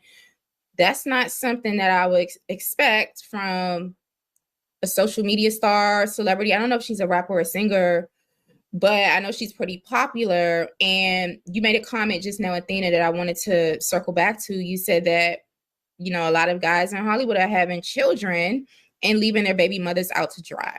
So that came to mind when you said that. Also makes me very, very sad. If y'all are tuning in, we are having an intelligible conversation about OnlyFans. Shout out to some of y'all in the chat that might have some OnlyFans. I don't know if y'all be on there twerking or showing your feet or whatever, but hey, it happens. Shout out to everyone in the chat who also put their city and state in there. We see you. We appreciate y'all tuning in. This is Fly Nubian Money, where we have intelligible conversations about all things money. Make sure you visit our website, flynubianmoney.com, and come over to listen to these panels live right here, weekdays at 1 p.m. Eastern Time at flynubianqueentv.com's YouTube channel. And also, yes, make sure you text the word Queens, QUEENS, to the number 87948. That's 87948 when we go live and we have spicy conversations such as this one about OnlyFans and stuff. So anywho, we're also talking about pay disparities within Hollywood, within the Black sector of Hollywood. We have a video that we're going to show and we're going to discuss. It's of Gabrielle Union talking about her financial anxiety as an accomplished Black actress in the industry. Take a listen. And with a generation-defining hit under her belt, Gabrielle embarked on a career that would see her embracing a variety of roles and solidifying her place as the people's champ. She would also meet her future husband and fellow Renaissance human, Dwayne Wade, and begin crafting a personal brand. But the persistent racism and sexism in Hollywood would present ongoing challenges, even as her professional and personal lives continued to thrive. I struggle with that still, just because I think I just have more responsibilities, you know, for my money.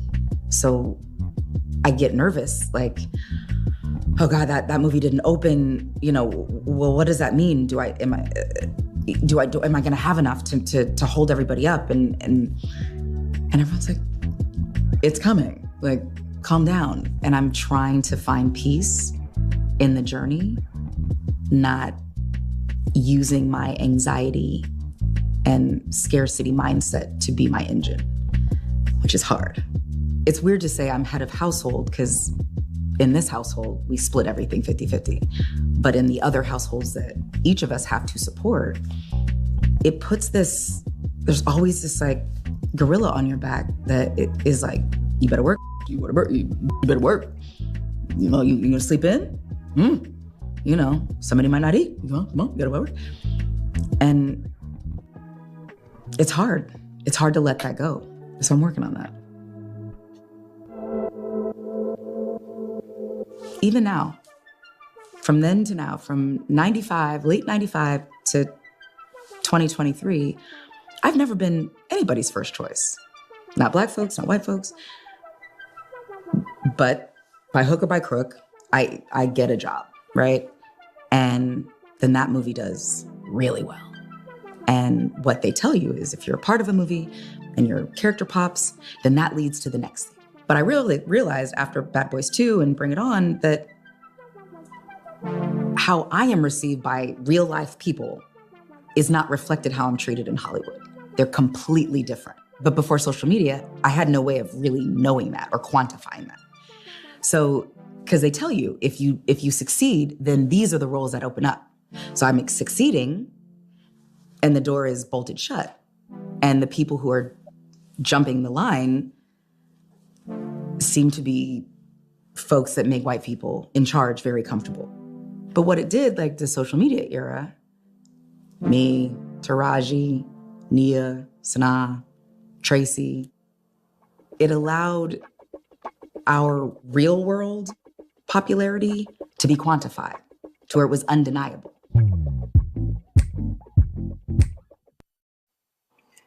Okay.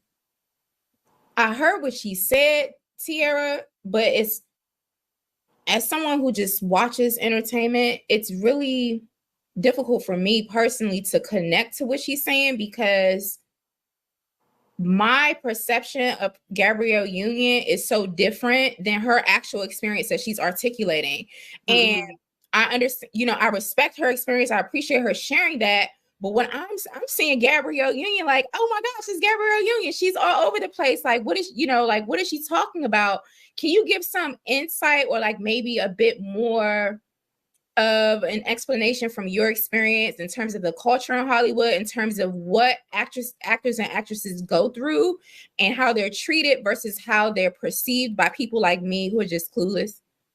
Yeah, I think, and I mean, you're not the only one. I think you can look at someone and just assume that because they have a name and a status, that they can walk through any door that they want to, that they can get into rooms. There's still rooms that Gabrielle wants to get into in terms of films she wants to audition for. There's still roles. Sometimes I hear people say, oh, Gabrielle does the same kind of movies, right? She's kind of like, but she is, I'm sure that in her fantasy, maybe there's things that she wants to do that allow her to stretch, that allow you to see her beyond Bring It On, and the beautiful lead actress that is in a romantic comedy. Maybe she wants to play a homeless crackhead. I don't know. I don't know what the level of where she wanted to go or where she wants to go. But race plays a part. Her being a woman plays a part. Her being a Black woman plays a part. It just is. It's a tough business that has a lot of politics involved, and there's if I'm being honest, like people that don't look like us run this industry. And so with that being said, there's, you have to kind of bow and fold and, move to that if you want to see those heights that you want to see. And sometimes you can move and like do all that and sell yourself, or you can mold yourself and still end up in the middle. We used to always say like, you date a man and you're like, oh, I'm gonna have a relationship with this director and he's gonna do things for my career. I definitely have heard that when I was like actively like pursuing my in my 20s. It was like that was the thing. Like, people used to be like, I mean, yeah, I cast you. I go in, I audition. I'm talking about work on all of the things, work on the script. You go in, you audition, and you kill it, right? And then maybe like 20, 30 minutes after you do all of that, the director calls you and says, now that we got that out the way, what's up? What's up? You know, like, what's up? Oh, are you gonna send the screenplay? Like, is that what you're saying? Like, what's the what? Like, what do you? I already gave you what's up. You know, so it's just like just having to deal with all of that, all of the things, all of the doors. And then, you know, there's also this thing where you go into a you Hollywood is the only other place that I know where you could be too young, you could be too old, you can, you know, by 30 they're like, if you haven't made it, that means that you're never gonna make it. If you know, you're too fat, you're too skinny, you're too dark, you're too light, you're not this, you're that, you know, you're constantly being told what you are not. And so I think social media does add an interesting element where you're able to monetize.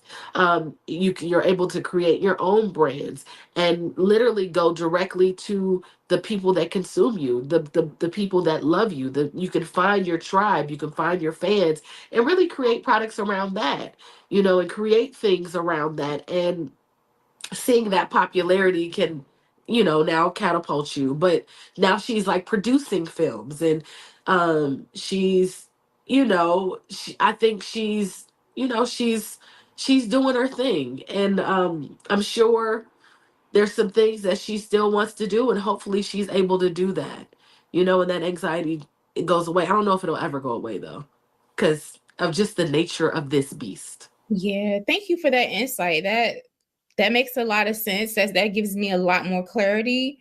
Thank you. And you just described a really, really unstable environment in Hollywood, Tierra. So my question to you, Athena, is given the unstable nature of Hollywood, how can celebrities, in your opinion, diversify their income stream so they can reduce the financial anxiety and then also have options and not have to be on OnlyFans? Well, Athena, not just celebrities, let us all know, baby. Yes. Because there's another 99% of us that are wanna know. Well, I think you touched on it earlier, Tiara, that, you know, you realized that you had to add more hyphens, you had to add more skills, you had to add more income and revenue streams. So that is what I recommend that everyone, whether or not these celebrities do anything, everyone to do, to monetize your gifts, monetize your talents, and really to create stability in multiple forms. And that will also provide you more financial protection. In the stock market, they always say diversify your portfolio, diversify this. Diversity is going to be the key here, because even as times are changing, I do a lot with AI. AI is changing the game. So if you are relying on one source of income, especially as a single person, because that's a whole other thing. Like, I do a workshop that talks about women at different stages and the financial vulnerability single women face, because if they're out the game and they're sick, that's it. Like, there's no other income coming in. So diversify your income and support your wealth streams in that way. I would also say this. What made me cringe a little bit when I was watching Gabrielle Union was the fact that she does have a husband of high net worth that makes more money than her, that she doesn't feel comfortable in an arrangement for him to fully provide in that way, even if within their own household. So say even if she supports other family members with her own funds, but girl, to do 50-50 when you have a man that can pay that bill, to calm down this financial stress that for these acting jobs, like I question why that isn't in her. Let me just drink my cold coffee while you continue to extrapolate. Yeah, because as Tiara continues to make faces, just go ahead, continue. Yes, because I know a lot of she went under fire. A lot of people scrutinized because he had said a comment that, you know, this is my house, and she was like, you'll never be able to say that to me again. So that's why she split the 50-50. Listen, take the stress. If he want to have the ego boost to say it's his house, all right. As long as you still have your own money, you stashing away, that would be my advice on that. I think what this also highlights. Okay. I have a question for you. After you finish, but go ahead. Okay. What this also highlights to me, and I think we discussed this, I definitely discussed this, but I know Dr. Boyce and the Black Business School discussed this as well. Ownership is a conversation, like Rick Ross said. Ownership is really important Why is it important in this situation? Like you said, Tiara, Hollywood is owned by people that do not look like us. Let's keep it 100%. Let's keep it a buck. Since we do not have our own platforms, our own avenues, we have to succumb to the judgments and prejudices of people who do not look like us, whether that's in Hollywood or whether that's just everybody on the corporate plantation, honey, right? Because what is a stat? Black women make on average 60 cents to a white man's dollar. So until we go through the journey of building and establish our own business and entrepreneurship, which is hard, by the way, this is a hard task to do, right?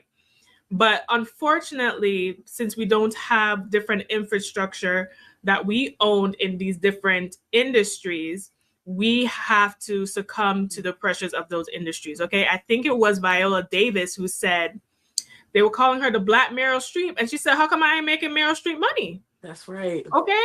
But what Viola did, which is diversify her income stream, she's like, you know what? I'm going to do my own production company. That's right. With my husband. I'm gonna come up with a Woman King. And I'm going to shop it to Netflix and shop it to these other platforms and make my money that way. That's right. So I think that is super, super important that we all do. Because guess what? Just like Fat Joe said, yesterday's price is not today's price. Yesterday's money is not today's money. The inflation is inflationing. And I think the celebrities are also taking note of that, because Taraji came out with her own mental podcast and her own hair care line, product, skin line. Yeah. Tracy Ellis Ross came out with Pattern Beauty. Like, I think all these, Gabrielle Union does all these different deals. I know she was doing fitness and all this other stuff. I think, especially in Hollywood, but for all of us included, they know that they need to monopolize on that celebrity. Yes. And to come up with a product line in order to smooth out and decrease the financial stress that Gabrielle was discussing. Yes.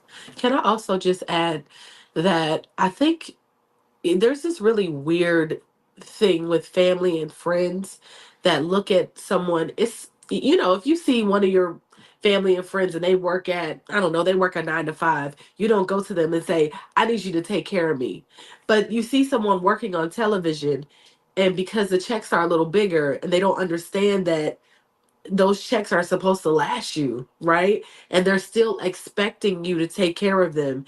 And Gabrielle has, she has like, and this is not a negative thing, but she has a masculine energy about her, that masculine energy where it's like, I'm an independent woman. I've had to take care of myself. This industry will bring that out of you, right? Where you're like, I got to figure it out. Like she said, I got to figure it out. I got to work. What, you going to sleep today? Like, I think we all wake up like that. Like, I could rest in, but I got to get it. I got to figure it out. So I just think it's unfair. And maybe you can speak to this, Athena. It's like why people feel like they should be able to just like live off someone else. Like, I see if she like bought her mama a house. Okay, cool. But like everybody else would have to, they'd have to figure it out. Because we all got to figure it out. Like, why do I have to take care of people outside of my home? I don't understand. Listen, family members will keep you broke. I'm Caribbean, right? I'm Caribbean, and my immediate family does not do this, but I've had extended family ask me to send things and send me money, and they just think that because you're in a better financial position that you should be doing that out of obligation as family, but also that you have the resources to do it. But they don't understand sometimes with more money comes more expenses, meaning that if you see this nice house have a bill attached to it, and but Jay-Z said that you cannot help the poor and be one of them. That's right. So I think that is a huge issue within our community. And I think they call it the black tax. The black tax, when the person who ascends, who goes to college or wherever, have a business and becomes successful, now all the other family members look to this one person to financially lift them up. And I remember my dad telling me something like this. He was saying that, Athena, these are grown adult people. These are not children. Yes. So you putting money over there is like taking money and throwing out the window. They're not going to change. They're not going to elevate. It's just going to be a one direction. And I think that is something within the Black community we have to deal with. We have to, I think Trevor Noah also talked about how his mother never did that and gave him the grace of that. To avoid the black tax is what they call that. There's a pink tax for women too now. That's a whole separate other tax, right? Because the pink tax is for similar products that men have, we are charged more. So like razors and certain things, like the same kind of product, it's more pricey because women are most of the spenders, have most of the purchasing power in the household, and we consume mostly. So that's the other tax we have to pay. So Black women have the black and the pink tax. Which means anxiety. Yes, a lot of financial anxiety, right? 2 in 5 women experience financial stress and anxiety. Yeah. Wow. Well, women aren't the only ones on OnlyFans. Did y'all know, Tyga, DJ Khaled, what is Fat Joe doing on OnlyFans? Michael B. Jordan. Oh, for real? He on OnlyFans? I might have to get an account. Michael B. Jordan's on OnlyFans. Okay. Well, we see the rapper Casanova also on OnlyFans. What do these men be doing on there? Showing that thing. They be showing that thing. That's what they be doing on there. Lord have mercy. Oh my gosh. Okay, so Camille Wimbush is $4 million richer than Dee Dee Davis. Isn't Dee Dee also on OnlyFans? Or no? No, the other person that did porno was Rudy. I believe, correct me if I'm wrong, Rudy from the Cosby Show. I know she No. Didn't she do porno? No. It's the girl that you're looking at. Yeah, I think it was Dee Dee. It's Dee Dee. Oh, really? Yeah, no. Baby girl from the Bernie Mac show. Rudy still be working on TV, girl. Wait, what? Don't do that to Rudy. Oh, okay, my bad. I thought Rudy, somebody did some porno. I'm gonna look it up. Because it was she didn't do porno. She didn't? Okay, my bad. No. Oops. Okay. Correction, delete, cancel. However, there's a lot of people showing a lot of stuff on the internet, basically, is a thing. But when they show these things on the internet, they're making a bunch of money. Bad Baby. Wow. Is that it? Right, girl? 59 million. Am I reading this right? Yes, you are reading it right. Black China, she's from DC. Millions. We talked about her. Cardi B, 46 million. Oh my gosh, I know that girl. What's that girl name? Suki Hana is on OnlyFans. All of these people are on there and they are making a lot of money. They be showing too much. Can I get on OnlyFans and show my toes? So let me say, are they doing like, is it like pornographic stuff, or is it just like peep show stuff? They showing that thing. You cannot get on OnlyFans and just be like teasing, like, I'm gonna show you a strap of my bra and make $59 million. You can't do it. It's not a real thing. This is crazy. It's like, you want to see my arm? That's what Camille Wimbush is saying. She says she's just wearing lingerie. She's wearing stuff that she would wear on like a women's magazine, like a what kind of women's magazine? Who said that? Camille Wimbush. That's what she was saying. She's like, she's covered up. She's like slightly like lingerie, stuff like that. Her parts are covered, because her criticism was, why is it such an issue she does it on OnlyFans when actors and actresses insinuate and stimulate sexual and nude scenes in movies? She was like, what's the difference? That's true. I thought she was popping that thing. Listen, I've never been to her page. I don't think I'm going to get on OnlyFans to see what she's doing. I mean, I just, like you said, there's an assumption that, like, if you're making that much money, then you must be doing something risque to do it. Oh my goodness, y'all. What do y'all think in the chat? If you're just tuning in, we are having this risque. I guess I should just use that word. If you just heard it. We're having a risque conversation about OnlyFans. We're having this conversation because Bernie Mac star Camille Wimbush, who is absolutely gorgeous and extremely talented, grew up as a child actor on the Bernie Mac show, went viral this week saying that she was explaining like, hey, like those Hollywood checks from my childhood and dried up. Yes, indeed. So I'm gonna go over ahead to this platform and I'm making money. And then she explained her reasons, her business, her financial reasons behind it.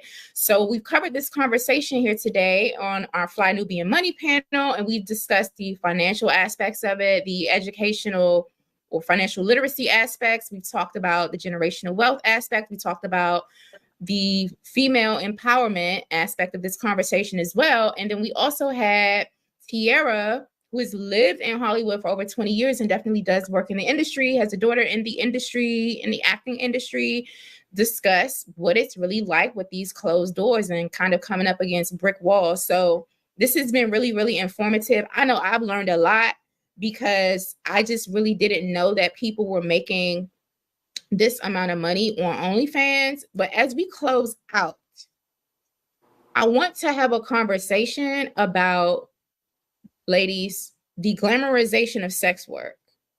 Is this something constructive that is needed in our community or in society in general? And what are your thoughts on that? I know that while I was living in New York, there was a whole movement, and the movement has caught on nationally to have rights and work like unions for men and women who are sex workers. And so it's a whole industry. I know when I was growing up and when our parents were growing up, it was basically seen as prostitution. It wasn't acceptable. But do we feel like platforms such as OnlyFans glamorizes sex work? And what do you think the impact is on the Black community, specifically our children? Because kids be looking at this stuff. For sure. Do you want to answer that first, Athena? Sure, I'll answer. So, yeah, so I think that OnlyFans could be glamorizing sex work. I think sex work has a lot of dangers. I have watched a lot of documentaries and I've actually talked to women who engage in such activities, and it's very dangerous. You are risking your life.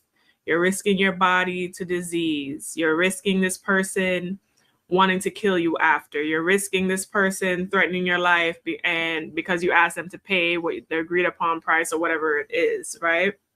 So I have a lot of compassion for women in that situation. I never used to, but I've found that they usually get into those things because they have no financial support, no family support, really, really broken homes, really, really bad situations, and they're just in a state of survival and risk their lives with strangers. Like, I couldn't even imagine, I don't even want to do anything with anybody when I'm tired, much less having to be forced to do anything to eat or like with someone I would even consider attractive.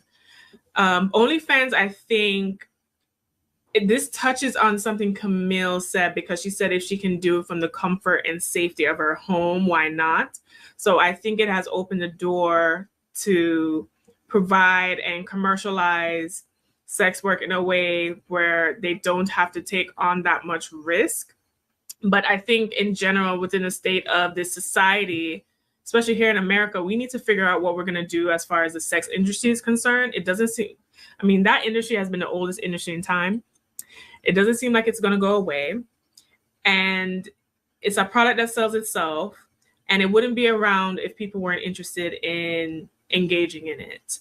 So we need to have some kind of legislation around safety around it, but also the legality of it, because it's a thin line. Because one person can do porn, but another person can't do, you know, we need to look at ourselves as a society as we're judging people, because we basically support and financially back those activities. Not saying me, but I'm just saying, like, as a general public.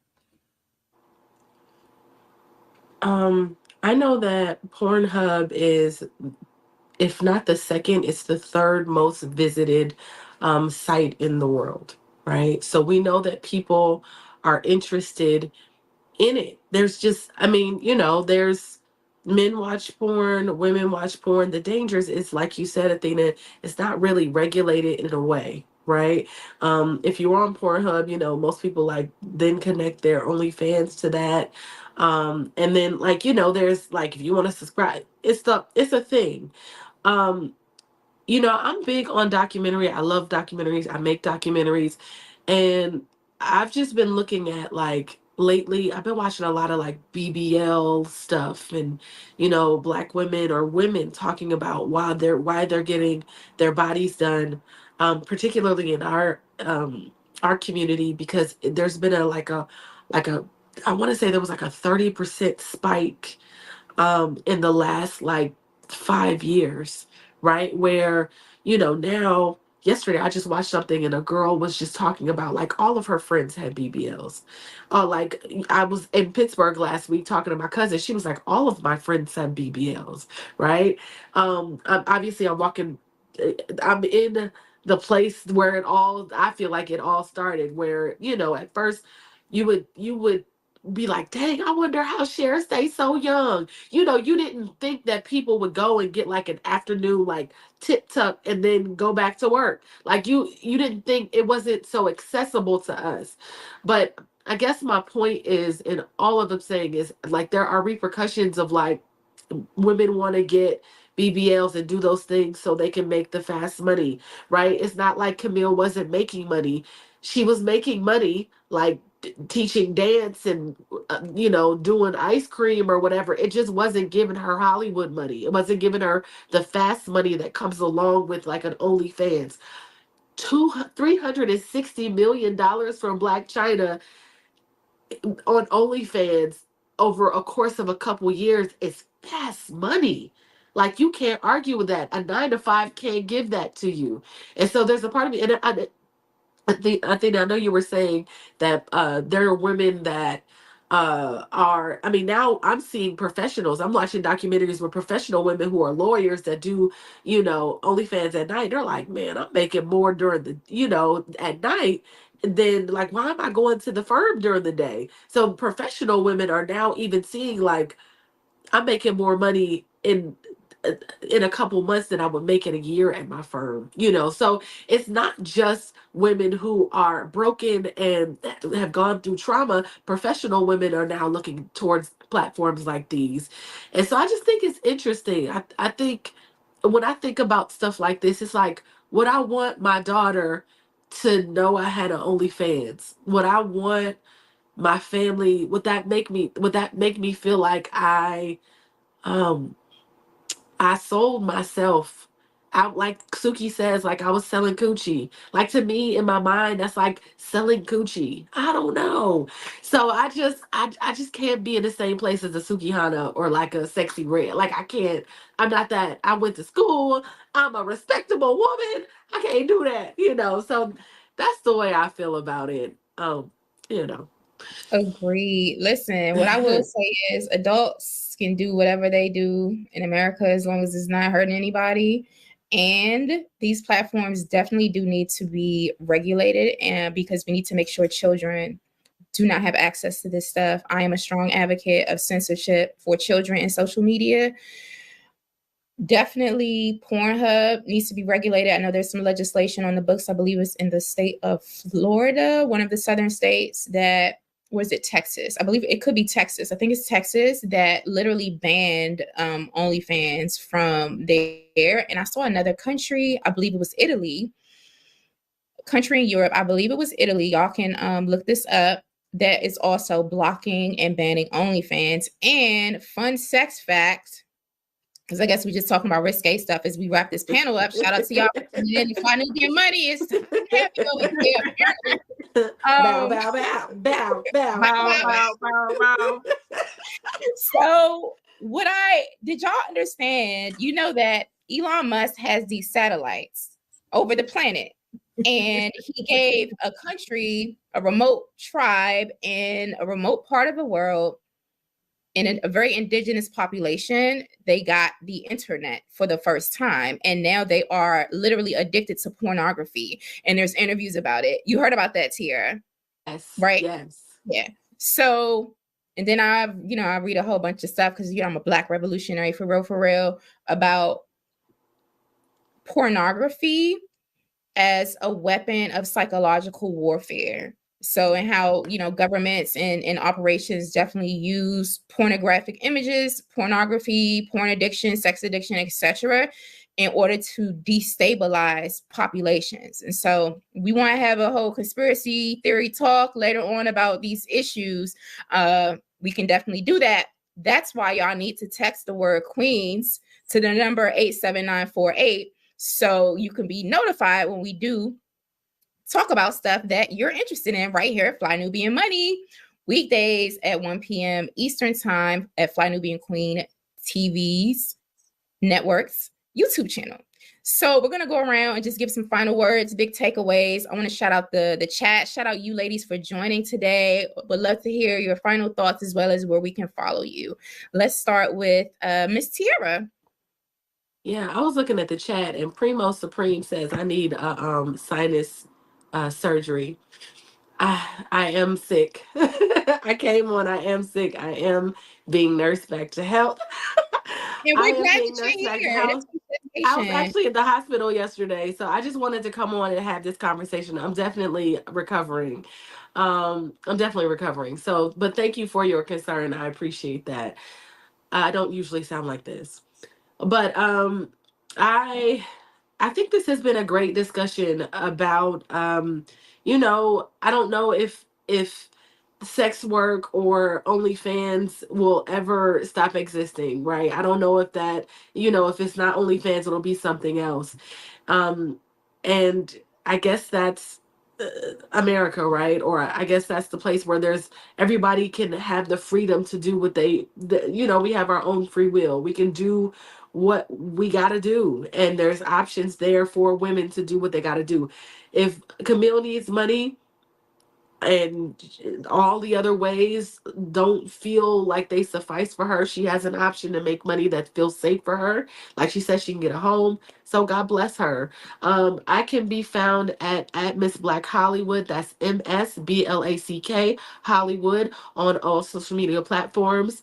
Yeah, holla at your girl. Absolutely. Thank you, Athena. We talked about a lot today. I want to also throw out this fun fact that the owner of Pornhub is a rabbi, a religious man, Solomon Friedman. Yep, I heard about that. Yep. Oh. So it's very interesting who's in charge of the things we do in a society. Anyway, I know we discussed a lot of things and a lot of financial things. I think this segment should just remind us the importance of investing, taking care of ourselves, our own income, creating diversified income streams, creating a life, monetizing our talents. And that is what I offer to my clients and the women who sign up for my programs and coach with me. My name is Athena Gardner. I'm a CPA and a women's wealth coach. You can find me at wewealthwomen.com, at We Wealth Women on all social media platforms, and on my podcast called We Wealth Women. Excellent. Thank you so much. I am Jade Harrell. I'm an educator, and you can find me at highblackesteem.com. I do coaching for activists and organizers, Black folks who have businesses that are interested in becoming philanthropists and who are interested in service and giving back to our community. So if you're interested in learning more about that, definitely go over there. My big takeaways, first of all, I want to apologize to Rudy again. I do apologize. I wanted to retract that statement. I got her mixed up. And it doesn't really matter really what people do in their life, honestly, because people grow. Like, I'm not the same person I was 5 years ago or 10 years ago or whatever. And people make decisions based off of the information and the knowledge and wisdom that they have in the moment, and they choose to do what they do. I'm not here to pass judgment on this topic. My main concern about platforms such as OnlyFans, Pornhub, etc., is the examples that it sets for our children, because they have access to the World Wide Web. And as an educator, I know what that looks like on a day-to-day basis when children are overly exposed to inappropriate content that is not age appropriate and that is not developmentally appropriate. And so I would urge society to make sure that we protect the sensibilities of children. So that is my main takeaway. But in terms of Camille, she's gorgeous. She's extremely talented. She's doing OnlyFans. That's her choice. if she feels comfortable and safe with it, hey, who am I to judge it? I just know that all of that content gets to be censored so that our children are not impacted by it. And that's not directed towards her, but just the industry in general. So I want to thank everybody for showing up today and coming to this panel. If you like this content, if you like the subject matter today, definitely share it. Post comments under the thread.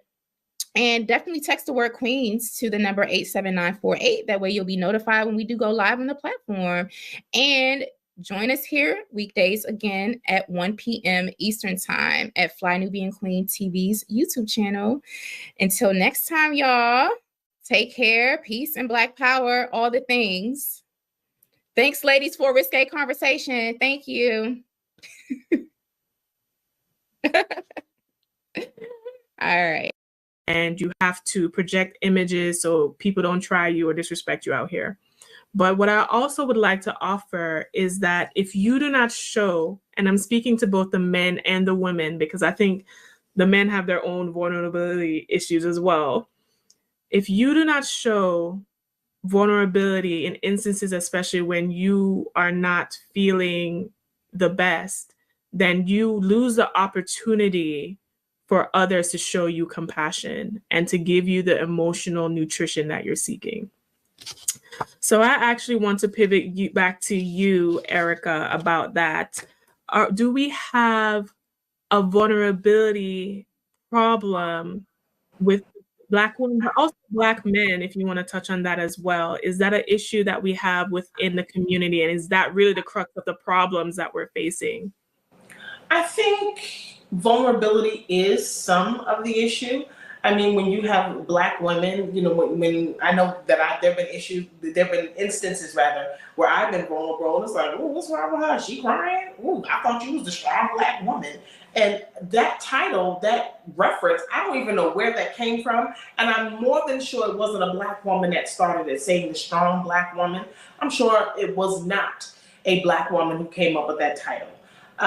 Because at some point you get tired of being strong. You get tired of having to be the backbone. You get tired of having to be the one to think. You get tired of having to be the one to solve the problem. And you just, sometimes Black women, we just don't have the time to be vulnerable. We don't have the time to be vulnerable with ourselves. Being vulnerable is actually being honest and saying, you know what, I don't feel like it today. And no, it's not that I'm sick. No, I don't have a fever. No, I'm not coughing. I just don't want to. And we don't know how to do that with ourselves. We don't know how to be honest with ourselves. We can't even be vulnerable with ourselves. So until we can be vulnerable with ourselves, then we can be vulnerable with other people.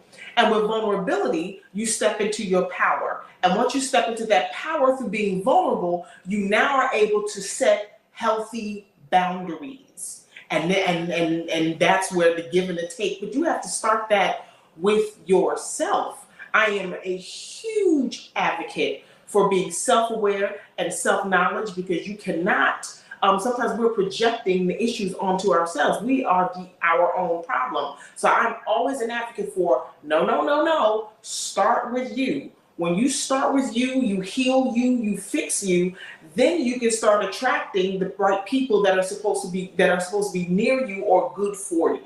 So yeah, vulnerability, stepping to your power, creating boundaries. That is my tribe trio. Vulnerable, power, boundaries, my tribe trio. Yes, I love that. That's probably going to be the next book, girl. If you are joining us, we are Fly Nubian Money, and we are here Monday through Friday, 1 p.m. Eastern Standard Time. Be sure to subscribe to us by hitting that like and subscribe button, but also to texting the word Queens, that is QUEENS, to 87948. I'm Athena, and I'm joined with your co-queens today, Linda Husser and Erica Lewis, and we are discussing Black women and femininity. Now, I want to pivot the conversation to the money, okay? to the bag, okay? So I want to discuss this with you ladies. So do the sprinkle girls have a point with dating a provider man Are women saying that they want to rest in traditional roles so they don't have to take on all that masculine energy? I want to pivot this question to you first, Linda, about that. What are your thoughts on the sprinkle, sprinkle, level up girls saying that, you know what? I'm fine with the gender roles. You be the provider man so I can rest in my femininity as a homemaker at home. I'm here for it. I'm here for you to go out and get what it is that makes you healthy, happy, and whole. If that means that you want someone to bring home the bacon and you fry it up, if that means that you want to be beautiful, because one thing that I have noticed about the sprinkle, sprinkle girls, they take their role very seriously. They are in shape. They look phenomenal because they understand what these men want. I believe that a lot of the women who are not part of the Sprinkle Sprinkle Coalition, they don't want to do all that. They want to do them, and that's cool. That's cool. But I'm 61 years old, and if an 85-year-old man who got his stuff together, has his money together, I will be sprinkling him so tough it'll just make his head spin. I'm all for it. Do you do what you need to do to become the person that you need to become? If that means you got to get your lipo on, get you a weave, get some nails, Botox, get you some boobs, plump that booty up, whatever you need to do that. Shave the bunions off so your $300,000 shoes, you don't have that imprint on the side. Handle your business. I don't think there's anything wrong with that. And I would be lying if I said that somebody stepped to me who had their stuff together that I'd be like, well, you know what? I just love being this life coach. And listen, I would have to tell y'all, it's been real. Baby said he don't want me doing all this coaching stuff. We on our way to France. I'll holla. Peace out. Linda, you had me dying. You had me dying. And watch me in the background. I was doing all this stuff. I'm like, I'm a sprinkle girl. I don't even. Erykah Badu said it best. She says, I'm an artist and I'm sensitive about my shit. And that's the truth, right? I think any artist, I'm an entrepreneur and I can say the same thing. Whenever you are sharing your world or your art with somebody, it can be sensitive, right? You also talked about early music. I'm going to reset. I'm in a hot second, but you also talked about early music and it was very different. It was very positive. It was uplifting. Danette Mitchell says, when I was growing up, we had ratchet music. However, in the Black community, we kept it underground and elevated positive music. This is when we owned our own radio stations and music stores.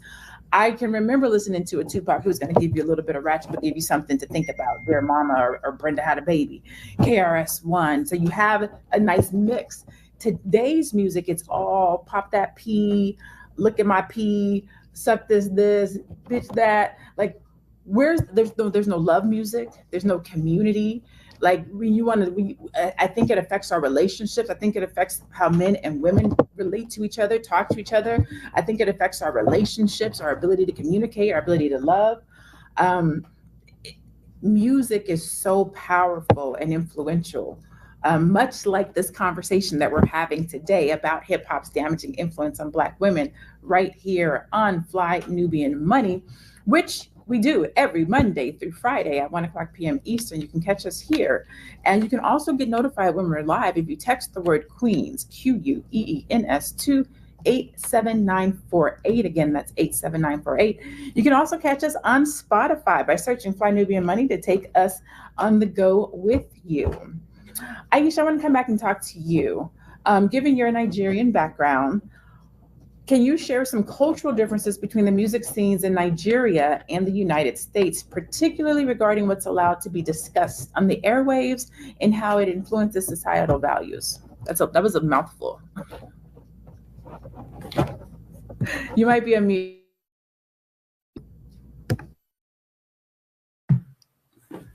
Sorry about that. That's such a great question. And just listening to Dr. Alicia talking about the mental, how it affects us mentally. And what you also just said, Dr. Linnea, about, the way it affects you and then how it makes you feel. It's amazing to me that today as well, hip hop now has now crossed over where it's now also affecting the culture back home where I'm from. I just recently had a visit back home, and I came back when I was there visiting, and some young people were talking, and I couldn't believe what came out of their mouth. And I know it's because of the hip hop culture and what they were listening to. They were literally referring to the African Americans with the N word casually. I stopped them. I said, "Do you understand that this is unacceptable?" But because of what the pop culture says, so they thought it was normal to speak like that. I was mortified, and I had to correct them that please do not speak like this. It is unacceptable. Again, because the music business doesn't care. They now are spreading all over the world, especially now in Africa, where our music for us was for praise and gratitude and celebration. Now it's becoming abusive. It's becoming abusive because you're watching as they're selling these products to them, and they're listening. Is now becoming what now they think it's okay. So when I went and I was visiting and I heard that, I literally stopped them and corrected. I said, "No, we're not going to do that here. This is not what we're about, because you think it's funny, or you think that is what you watch, and as you're watching these videos, it is not who we are." So ladies, it is crossing over. And unfortunately, it's about money. At the end of the day, it's not about caring about who we are, that we are fearfully and wonderfully made by God and to be respected and loved and cherished. No, they just want to make money. They don't care who is damaged as this is happening. And but for me, I make sure that even when I go back and I tell my brothers back home and my nephews and nieces that they're not allowed to watch videos like that. Because this is not who we are. This is not how we were raised. This is not what our parents taught us. And that we have to stay true to who we are and not listen to those music, because we know it's not edifying. It doesn't add no value to your life. It only denigrates you. And now here you are calling your brothers and sisters that are from America the N word and thinking it's normal. So it saddened me that was happening, but that is what's happening today. Again, we have to like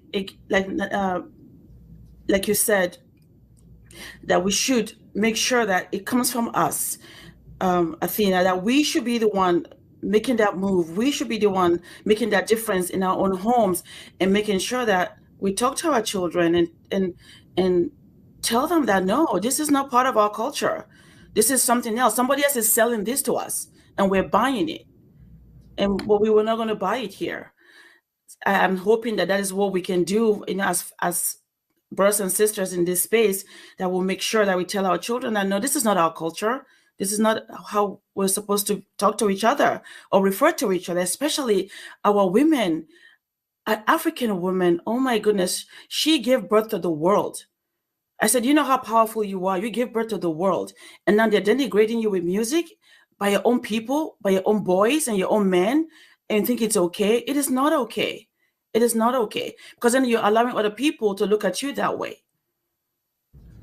And what a lot of times what the youth, and we can say people, but mostly youth, don't realize is the verbiage, the language, the lifestyle, the drugs, the oversexualization. A lot of this stuff, the people who are rapping about it, they don't even do that. Some of these people come from 2-parent homes, good homes. They were like the life that they're rapping about, the image that they're portraying, they don't actually do in their real life. We're going to go to this video from Future talking about lean and the fact that he actually doesn't even use it. So let's cue that video. Future regrets his influence on Juice WRLD, and the reason why will truly shock you. One of the first things that Juice WRLD told Future when they met up to make their 2018 record World on was that Future had influenced him to try lean. Juice WRLD told Vulture.com, "That's the first thing I told him." He was just like, wow. He kind of apologized. Future later reacted to this situation in an interview with Rolling Stone magazine, saying, quote, "When he told me that, I was like, oh what have I done? It really bothered me. It bothered me a lot. More than I thought it would bother me when he told me that. How many other 6th graders did I influence to drink lean? This really messed me up for a minute. It's all I could think about. Like, damn, what have I done? What have I done to other people?" Regardless of his habits, Juice WRLD was one of the best to ever do it. It will be remembered as such. And so more accountability is definitely needed. More truth is definitely needed. More authenticity is definitely needed. I saw over in the chat, some people were talking about, what about the parents? Why are parents letting them listen to this music? Listen, I'm only gonna speak for myself. I was young once. My mom didn't know what I was listening to. You, as a parent, you can make sure that you listen to all the appropriate things in the car. You can put on, what do they call it? Explicit types of blocks on your child's phones. You can take the TVs out your house. They still got to go to school, and their friends is listening to it. They still got to ride the bus, and their friends is listening to it. They still see YouTube. Like, it's everywhere. Athena, how has music influenced you growing up? So I think I remember you saying you're 33. So you come from a different era of music than I do. So let's do that. Tell me what you're listening to right now, and then tell me how music has influenced you. Well, I have a very eclectic musical taste. I am from the Caribbean, so obviously reggae and dancehall is a very big influence from there. I also listen to classical music. I listen to hip hop. I listen to pop. I listen to ratchet music. I'm going to sit here and be honest on the panel. I do like some of the artists that we have in question. I do listen to Cardi B. I do listen to Megan Thee Stallion. But I think the difference for me, though, is it's just entertainment for me. And because I'm not living in that lifestyle or culture, I'm not as, I guess, susceptible to.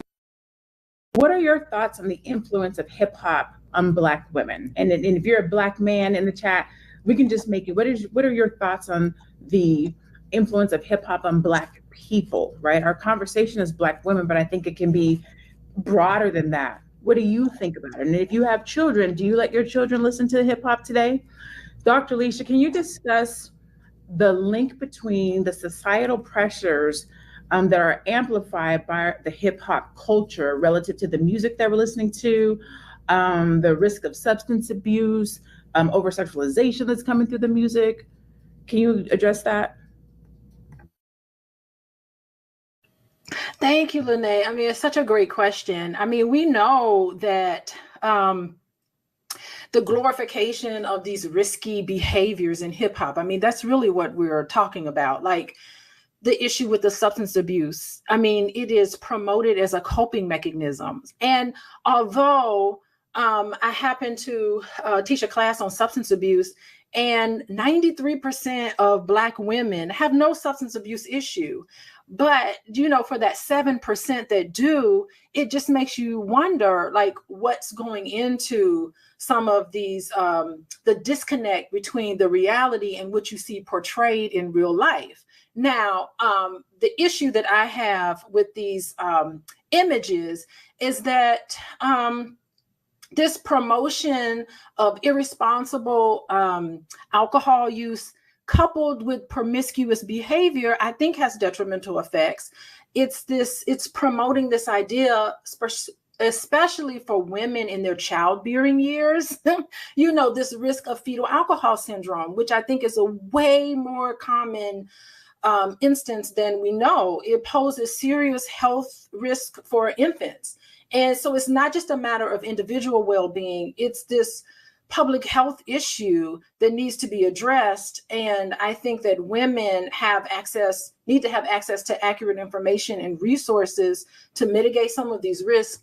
And I think that this unhealthy promotion can have an effect on youth and people who consume this information.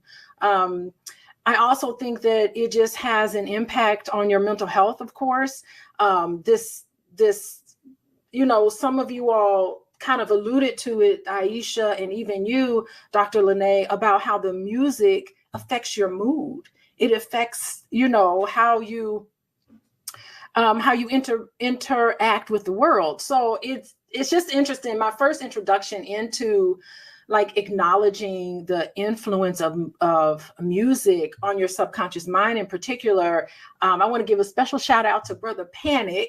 He was my initial teacher in the dynamics of subconscious mind programming, and I took his classes and all of that.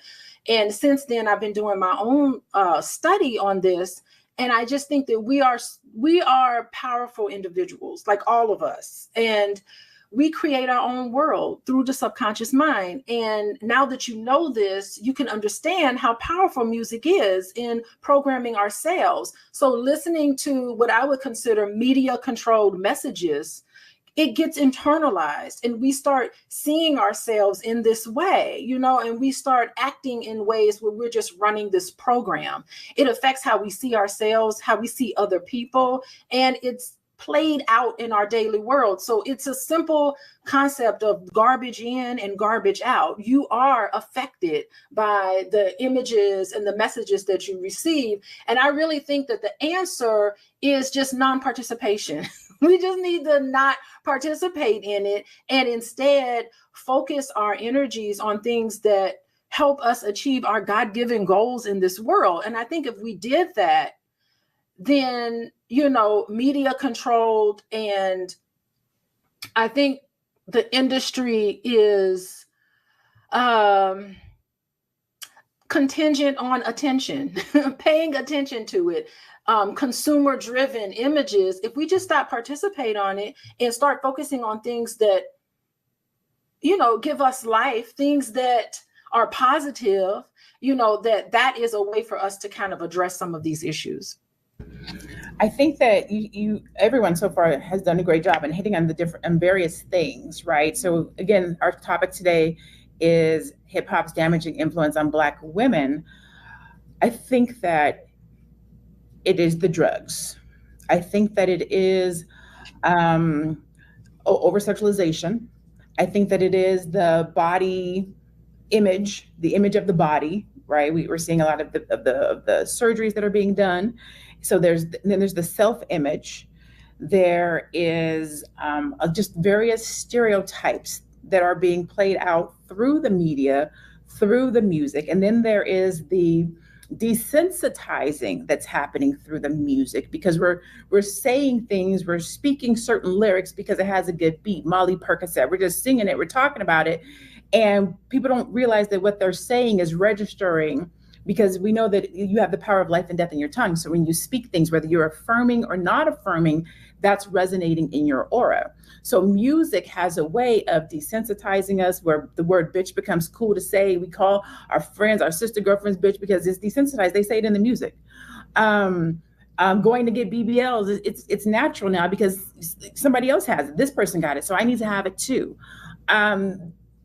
Media, music, messaging, marketing comes to us through those things, and it happens to Black women, and it's happening to our youth because our youth have access to social media at a much younger age, so they're seeing it, and it happens to the best of us. Can we play that clip? The clip with Nicki Minaj talking about how and or why she got her BBL. Or and remember, social media was just beginning when I started. So I was like everybody. I was a lot of people's guinea pig. I was one of the first people to be shitted on the internet, on social media, like non-fucking stop. Every day I would go on, and it was some new story, made up story, or bad picture, or it wasn't acceptable to have surgery at all or anything, even though, and at that time I had never had surgery. I had ass shots, which till this day I realize, even what I did, and even with me not consulting with anyone to do something like that, how insane that was. Like, it's not that you go to a doctor, a professional person. No, it's some random person. Yeah, shorty in the Bronx. Hi, everybody. Good morning. Mary Dean Esquire here at thewallstreetlawyer.com, coming to you live on blackwallstreet.com, Fly Nubian Queen, and the Wall Street. I'm streaming everywhere today, so get in here. Drop the B1 in the chat. Shout out to Dr. Boyce Watkins for letting me go live on his platform. Let me make sure I'm streaming on the other platforms. Okay, going live there. We're going live there. Girl, go away. My cat. So get in here, drop your B1 in the chat. Let me know you're here. Why do we drop our B1? Because we put Black people first. That is our thing. We got that from Dr. Boyce Watkins. Shout out to Dr. Boyce Watkins for letting me go live on Fly Nubian Queen. We're having trouble streaming to Instagram. Oh, let me see. Check. No, it looks like Instagram is live. We got people on Instagram. Okay, okay. So I guess I can only go stream on one Instagram platform at a time. I think that's how this works. Well, anyway, hit the go. Sorry about that, y'all. Come on in here. We got some interesting things to talk about today. So much has been going on with the dollar. We got J. Trey Trevor in the house. Thank you. Thank you for dropping your B1 because we put Black people first. You know how we do here on blackwallstreet.com because Black wealth is critical to Black power. So I'll be dropping in here, dropping nuggets. Let me know you're here. Let me know where you are. Let me know where you are. Let me know what your city and your state. Gosh, everything that could go wrong this morning is going wrong. Give me 1 second. Let me get out of here. Okay, no, that's fine. All right, everything that could go wrong this morning, and which is, I guess, the great for the topic that we're going to talk about today because the American dollar seems to be not doing what it's supposed to be doing, and everybody is ditching the dollar. We have, I think, the Russians are ditching the dollar. We have Russia's Moscow Stock Exchange has immediately suspended all trading in U.S. dollars and euros, delivering a major blow to the U.S. economy. And they are not the only ones, guys. They're not the only ones. We have Saudi Arabia ditches the U.S. dollar and will not renew the 50-year petrodollar agreement with the United States. Saudi Arabia will now sell oil in multiple currencies, including the Chinese, RMB, euros, yen, and yuan, instead of exclusively in U.S. dollars. So what does that mean for the American economy? What does that mean for the American dollars? And how can you make sure that you are prepared? How can you make sure that you are best prepared? So that is what we're going to talk about today. And one of my favorite, the guys whose post that I'm actually showing right now, I follow him, Joe Hell Capital, and he said something very interesting. And I just really want to piggyback that. So let me read what his post was. For all those people who think the dollar will fall and America will collapse, stop it. Have you gone to these other countries? Do you trust China? Do you trust Russia? Do you trust India? Okay, go for it. Good luck to you. Bitcoin. Yes, Bitcoin. I like Bitcoin. I think you should buy 1/10 of it and call it a day. Bitcoin is the new gold. However, Bitcoin will not be used as a dollar or fiat currency. Bitcoin is the balance to fiat, a check on it. I can go way deeper into this, but it's too much to type. I get it. I was there on the trading floor, the wallstreetlawyer.com. I remember when they had a trading floor right next to the New York Stock Exchange on Wall Street. And I've been there since the very beginning. So I get what Bitcoin symbolized. We'll get into that another day. At the end of the day, just keep grinding. Just keep grinding. Build businesses. Build assets. And it doesn't really matter what we trade with it. It can be bananas. I find the people that pump Bitcoin are praying it blows up and they can be millionaire versus just putting in the work. Does this destroy or even hurt the American dollar? No. Nations will still need the dollar to function. The dollar isn't going anywhere in our lifetime. Minimum, maybe the next 30 years. But to me, that is our lifetime. Okay? The next 30 years, that is our lifetime. America isn't going anywhere. Get back to work. Build your empire. Don't listen to this BS noise.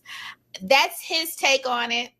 I'm not so confident in the American system and the American dollar and whether or not it will sustain itself. I have, in my lifetime, I have witnessed highs and lows, depressions, recessions. I literally became the Wall Street lawyer, occupying Wall Street at the height of the Occupy Wall Street movement. So I have pretty much seen it all. And one thing I have seen and one thing I have noticed, and I want you to take this with you, is that there are many people who thrive in the depression, in the recession, in the worst of times. And there are many people who do well. Many people who thrive in the worst of times, and there are many people who suffer and do poorly in the best of times. And so one thing that I have always maintained in my persona and my business and my life is that I will never let what's going on around me in the day dictate how I show up in the world. I will not let that dictate what I think is coming for me in the form of my blessings and what God has in store for me. Because as far as I am concerned, God is bigger than all of that. All of this background noise is simply just that, background noise. So I'm a firm believer in staying tuned in and tapped in to who you are, who the God in you, and you'll always succeed. And so one of the things that I do talk about in my book, How to Build a Thriving Black Business Using the Laws of the Universe, blackwallstreet.com. You see my book here in the corner. And I've also dropped a link to the chat in the chat. If you're interested in purchasing a copy of the book on Amazon, How to Build a Thriving Black Business Using the Laws of the Universe. And it is by tuning out the noise. It is by not letting the news cycle and what's going on in the air of the day dictate how you show up in the world. Okay? As long as you are doing what you're supposed to do, as long as you are preparing, you want to prepare. You want to prepare. You want to prepare for everything that life has for you. You want to prepare in the forms of maybe setting up a will, setting up a trust, setting up your estate plan, making sure your house is in order, making sure your business is in order, separating your assets from the loan on the mortgage, the mortgage, the loan on the car, the loan on these things, separating them from the assets so that maybe you don't lose your assets if the sugar honey iced tea hits the fan. But outside of that, put your head down and handle your business. And one of the best ways in handling your business is to make sure that you have those systems in place. Okay, there's no magic pill, or the only magic pill that I am aware of is the pill of showing up, consistency. Consistently doing what it needs to be done, consistently showing up in your business. And interestingly enough, when you go get that job, you show up every single day. You show up consistently, because if you don't get that paycheck. And so same is true if you're gonna have your own business and create the job for yourself. One thing that you have to do is you have to show up in that business every single day. You have to show up day in and day out. And I talk about those systems that you want to implement in your business. If you don't have those systems already, your legal systems, your insurance systems, your financial systems, your tax systems that are really in support of your sales systems. These are things that you should be doing every single day, every single week, every single month, every single year, every single quarter, to make sure that you are hitting your bottom line. And it's a numbers game. How many phone calls have you making? And, that's the whole Wall Street of the age. They sit on and they bang out the phones back when trading used to be through the phones. Banging out the phones all day, so that they could hit their numbers. And so my question to you is, what are you doing day in and day out to make sure that your business is going to thrive, not just survive the pending doom, not just survive the dollar failing, not just survive these instances, but what are you doing to make sure that your business shows up and thrives, that you kill it? Because that's what you deserve. That's what you deserve. And what systems do you have in place? And if you don't know what systems you should have in place, then make sure you contact me, schedule that consultation. I dropped a link in the chat so that you can do it. We have Miss Make It Better. Thank you for your comment. I'm lucky to be the only person in the room. Lord knows I need help navigating life right now. Well, that's what I'm here for. I do consider myself to be more than just an attorney. I'm an attorney and counselor at law. And part of being that attorney and counselor at law, because there's so much overlap. I tell people all the time, entrepreneurship is the ultimate faith walk, okay? You want to talk about I got God and God got me and all this hooping and hollering that you do in the church. But can you actually pray up some bread? Can you actually feed your family for the rest of the year with 2 loaves and 5 fishes and so forth and so forth? So if you can do that, if you can pray up some bread, pray up some miracle, pray up some bills being paid, if you can bring those blessings down from the heavens, now you have truly mastered your relationship with God. And that is what I am here for. That is what I talk about, because entrepreneurship is what? It is the ultimate faith walk. It is the ultimate putting your money where your mouth is, putting your faith where your mouth is, throwing your life, your faith, and all of you into creating something from nothing. And it is truly the ultimate faith walk. So I tell people, you want to figure out how strong your faith is in God, how strong your ability to ask God for something and to actually receive what you're asking for. Start a business and quit that job. Start a business and quit that job and see how well you really know how to pray. It ain't about sounding good and flowery and getting people to shout and jump down the aisle. That's not what it's about. It's about getting what you're actually asking God for. And can you do that? And if you cannot do that, if you need some help doing that, then that is why I am here. Thank you guys for dropping that B1. Make sure you drop your B1 and hit the share and subscribe button, because we're getting into it today. We're talking about it. We're talking about the dollar not being, let's see, here it is, another one. We're talking about things are changing, but the one thing that you're guaranteed is that life will always change. Things will change. You will have days where you're up. You will have days where you're down. But it is in those down days that you truly find out who you and what you're made of. As a matter of fact, it is in those down days that you were given the nuggets, the tools to get to the top of the mountain. So I can tell you some stories. I'll tell you a story about my darkest hour. I'm going to dedicate this story to Miss Make It Better. How I actually became the WallStreetLawyer.com. On the darkest day of my life, it was the week before my 33rd birthday. And for those of you out there who are into biblical things, I call 33 your Jesus year, because it is that's the year, that's how old he was in the Bible when they took his life. And so I call it your Jesus year. I call it the year that you have your own death and rebirth. And I did. I died as Mary Dean Esquire and was born again as the WallStreetLawyer.com on my darkest hour. And what was it that caused me to die? Well, it was my sibling, my younger brother, my ace boon coon, my business partner. We were like this, y'all, like this. 2 peas in a pod. We were twins. We weren't technically twins, but by the time we became of age, he's my younger brother, but he's a man. So people considered we appeared to be the same age. And so that's just what it was. And so I got a phone call from him. It was the first time that he called me, and it began after that. The calls began and the journey began. But this was the week before my 33rd birthday. I got a phone call from him where he was under the influence of crystal meth.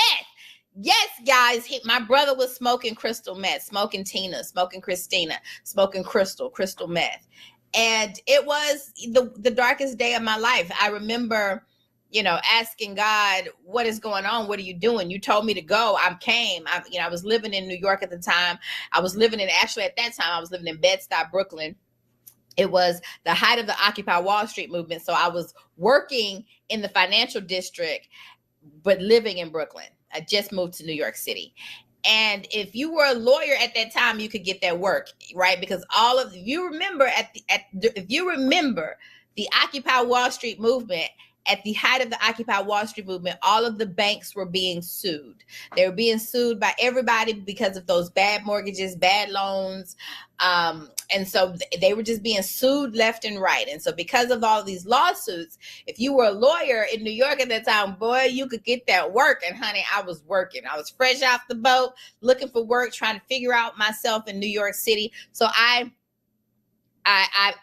working in the financial district, we were working broker hours. The stockbrokers will work dark 30 to dark 30. So that's what we as lawyers representing those brokerage firms and those big banks down there, we were also working brokerage hours, working from dark 30 to dark 30. It was doing 13-hour days with an hour and a half lunch break every single day. And so I began asking God, who am I? Because at that point, what I had known myself to be was the Wall Street. I had known myself to be the dean of law to my brother's dean of style, because we were the deans, right? Real original. I know that was our shtick back then. So as we were the deans. And so, I'd been pitching shows starring my brother, created this show starring my brother. We've been working together, working New York City together.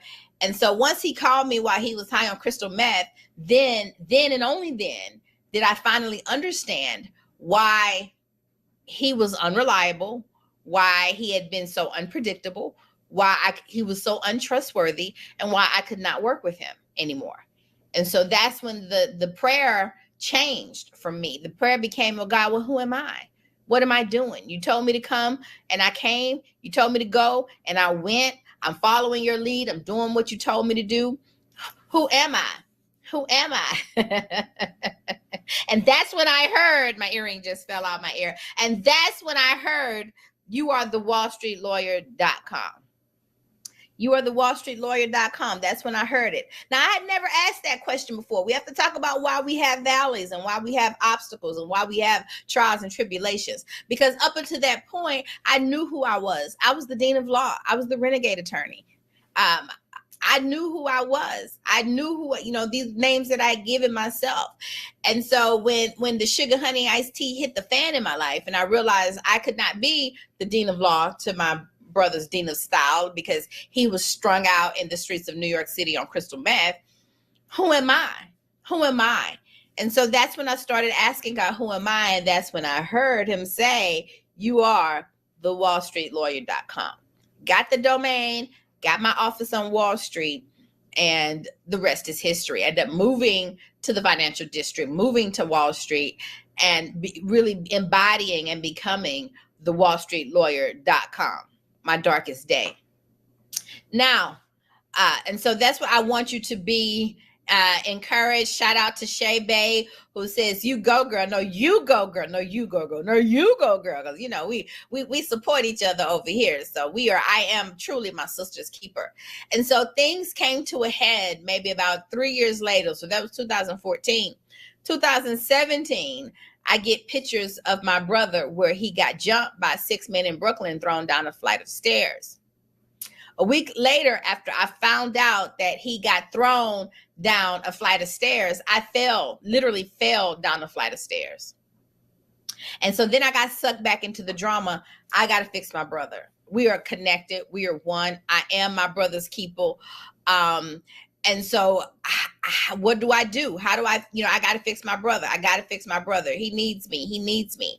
And so one of my producer clients, shout out to Rick Mathis, told me that Dr. Iyanla Vanzant, who is also an attorney, was speaking at Hillside Church in Atlanta. So I booked my VIP ticket to her show. I decided that I am going to get to her show. I printed out pictures of my brother's face.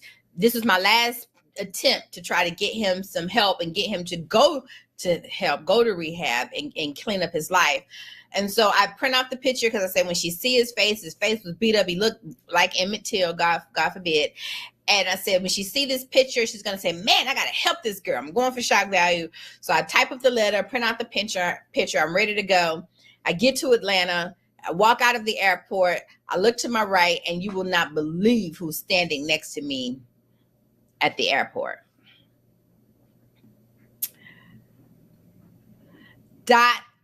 It was Dr. Iyanla Vanzant. I ran into her at the airport. Didn't even have to make it to her event. Walk up to her after I picked my mouth up off the floor. Walked up to her and asked her, tell her, give her my spiel. My name is Mary. I'm the Wall Street lawyer. I came all the way to Atlanta so you can help me fix my brother's life. And when I said that, her son, Damon, said to me, the Wall Street lawyer, hey, I done heard of you before. And so I looked at him and I said, you heard of me for real, or you pulling my chain? So when I said that, Dr. Iyanla Vanzant bust out laughing. Once she bust out laughing, she said, I give him my spill again because, once you get them laughing, you can get them to buy. Once you get them laughing, you got them hooked. So I got her laughing. So I give him my spill again. My name is Mary. I'm the Wall Street lawyer. I came all the way in Atlanta so you can fix my brother's life. And so you would not believe the first thing that she said to me. The first question she asked me was, why do you care so much? Shock my draws. Shock my draws. I was not expecting that. Why do you care so much? And then the next thing she said to me, and she yelled it at the top of her lungs, she yelled, let him go. Let him go. Clutch my pearls. I was not expecting that. Let him go. And she saved my life that day. I went to her to save my brother's life, and she ended up saving both of us, really, because at the end of the day, you cannot do it for him. He is a grown man. And all you women out there know, from you women raising sons and to you women that's dealing with husbands, fathers, baby fathers out there, you understand that you can't make no grown man do nothing. Nothing. Yes, I had raised him. Yes, he was my little brother, but I can't make him do nothing. And so all I was really doing was killing myself. The only thing that had happened was that not one life was being lost to drug addiction, not one, but two. 2 lives are now being lost to drug addiction, mine included, because I was getting sucked back into the drama, trying to save somebody who don't want to be saved. They don't want to be saved. Don't save them. They don't want to be saved. Yes, that was him. He did not want to be saved. And he was fighting me to save him. And so it was a very vicious cycle that I found myself in. And so she told me to let him go. And it still took me about 2 years to fully let him go, but I finally let him go. And when I tell you, my brother confirmed for me this past winter that it was in my letting him go that really caused him to hit rock bottom. Just like Dr. Iyanla Vanzant said, you're propping him up. You can't do it for him. And so until he hits rock bottom, he is not going to want to change. And you need to let him hit rock bottom. You need to let nature run its course. You need to let his life run his course. You can't save him from his own destiny. And so you so busy trying to save him, you're really just enabling his drug addiction. You are the reason why he can't clean up, because you're propping him up. You're giving him money when he needs it. He ain't buying food. He ain't paying bills. He ain't doing nothing productive. He's going to get high. And so all you can really do is walk away and let him figure himself out. And when I did that, guys, Iyanla Vanzant was right. He did clean up his act. He cleaned up his act. And I'm going to tell you what else happened. Dr. Iyanla Vanzant endorsed my book. She endorsed BlackWallStreet.com, How to Build a Thriving Black Business Using the Laws of the Universe. She slapped her name on my book. She slapped a quote on the back of my book and strengthened my testimony, and that problems are merely opportunities in disguise. That if God, because I start from the premise that God loves me truly, and that if he loves me truly, and that my angels and that my ancestors want nothing more than for me to not survive, y'all. Surviving is such a low bar. They want us to thrive. They sacrifice so that we might thrive. And so if they are allowing me to walk through the valley of the shadow of death, if they're allowing me to suffer, if they're allowing suffering to be a part of my human experience, I understand that because they love me, that it must be something here good for me. And because I am committed to that, I immediately, when the sugar honey iced tea hit the fan, I immediately start looking for my blessings. I start looking for the rainbow at the end of my storm. I immediately get into, Lord, thank you. Thank you. Thank you for this problem. Thank you for this opportunity that I know you're ushering into me. And this was the only way that you could get this opportunity into my spirit. And so I count it all joy. I'm not going to sit here and go into no woe is me. I don't know how to be woe is me. I don't know how to be, why me and why, sure, I'm human. I had a moment. I cried my tears. I've cried my many shared tears because life for me ain't been no crystal stair. But I am a living testimony that it was those very things that made me. I would not be the WallStreetLawyer.com if my brother had not been addicted to crystal meth.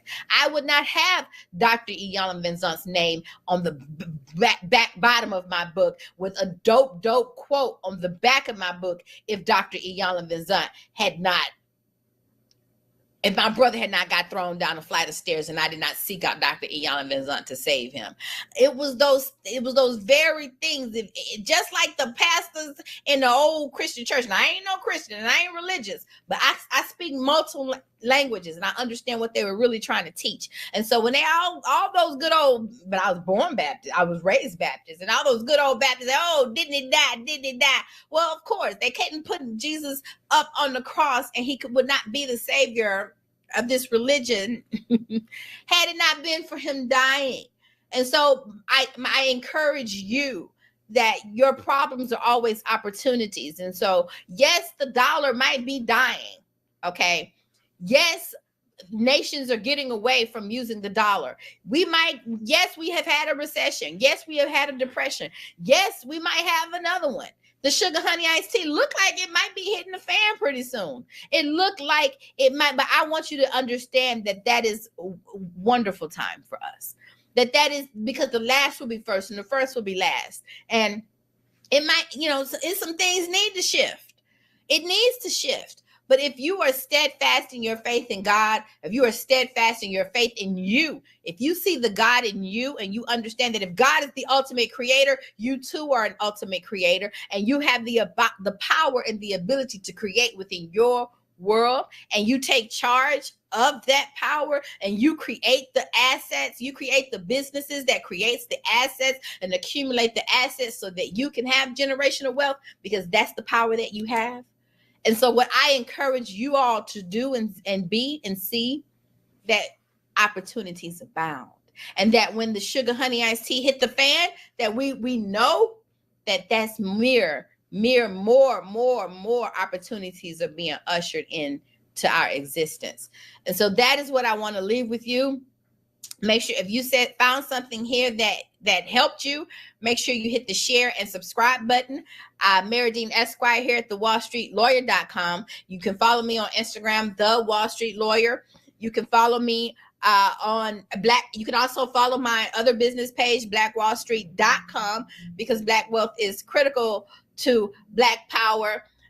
Miss Make It Better. I'm in tears because I know God himself led me to you in this moment. You're a blessing.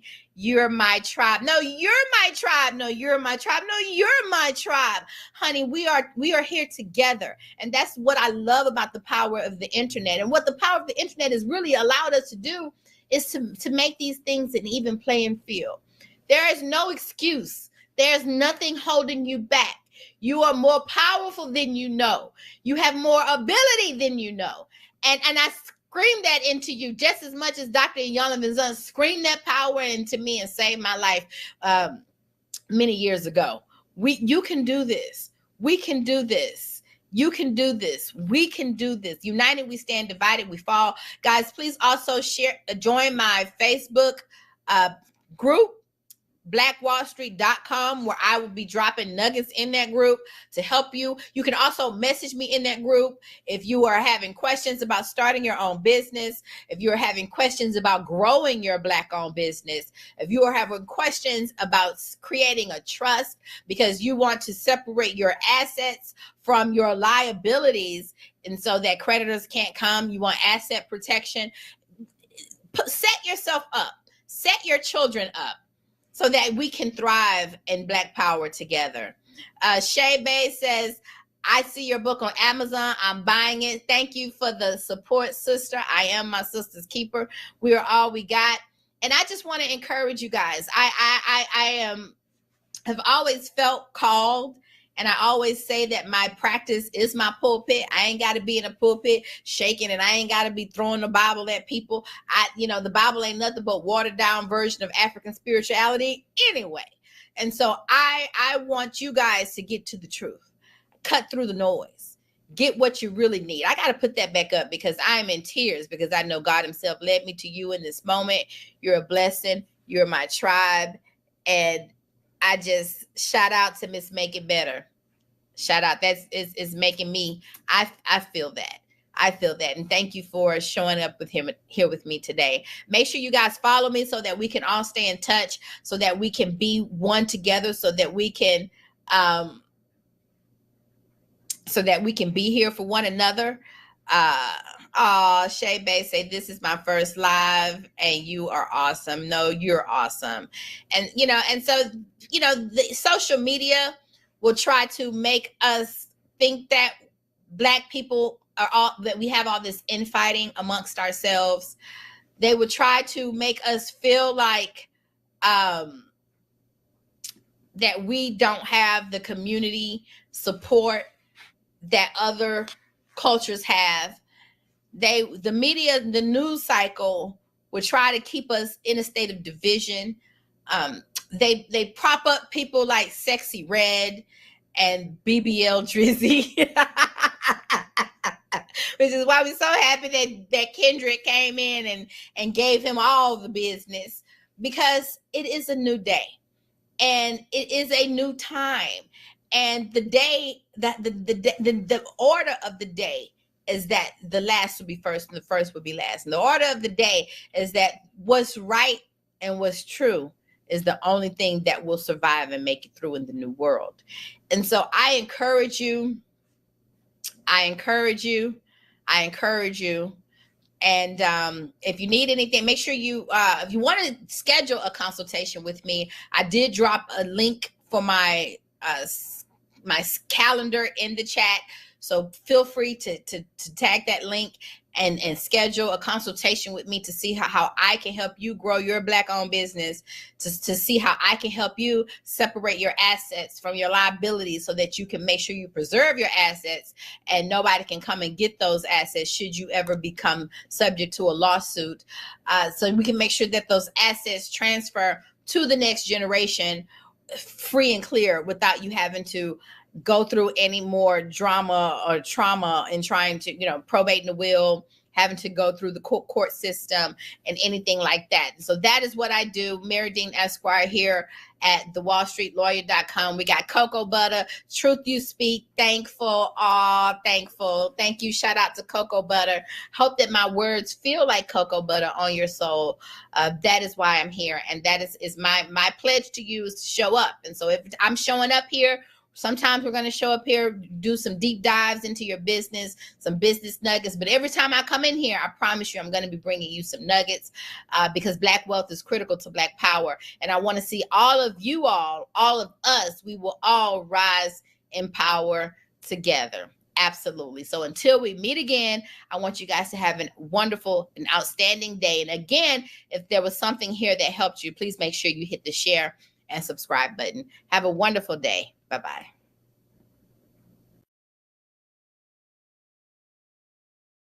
I thought that today for our Powernomics training, it will be important to connect what's going on with Juneteenth to what's happening in our community, and also what's in Dr. Claude Anderson's books, who I consider to be the original Juneteenther. He is the king of Juneteenth. He's Kingteenth or something, right? He's the man. And he says hello, by the way. I talked to Dr. Anderson today. He's feeling stronger. I don't see him making a lot of public appearances in the future, however, but he does send his blessings and his regards. And as I told you all, I've been teaching this class for 5 years now, approximately, something like that. And by the way, if you go to Dr. Boyce Book Club, I think it's drboycebookclub.com, if that's it. Yeah, you can get all the recordings of every single training that we've done. So feel free to do that. But I wouldn't be teaching this class if it wasn't for him saying it's okay to do that. If he said it's not okay to use the name Powernomics in the title, I would not be doing that. So he sends his blessings and his regards, and also he sends his appreciation and his respect for the fact that you are the last line of defense for the Black community. You are the people that are pushing for intelligence over ignorance. You are pushing for unity over division. You are pushing for progress over backwardness. And there's a whole lot of shenanigans out here, a whole lot of ridiculousness, because a lot of times we don't know our history, right? We don't know historically, when we see ourselves engaging in weird, strange, and obviously humiliating ways, there's not a historical context that allows us to understand, why this buffoonery might be so common, why the shenanigans just continue. So this is one of the reasons why it's important to read books from our elders who can tell us the things that we need to know. A lot of times, and I'll tell you this, when you talk about economics, and you guys know I'm not a financial influencer at all, I'm a financial scientist. That's my goal. The science pretty much tells me that when you look at Black wealth growth and shrinkage, a lot of your answers lie before integration, not after integration. Integration didn't really do a whole lot to put you in a better economic position. Integration actually moved you backwards. So with that being said, there's a lot that we can all learn here in terms of knowing how to make ourselves better and stronger in this new environment. Now, give me a quick yes if you can hear me. Okay, let me know if you can hear me and my audio's coming through.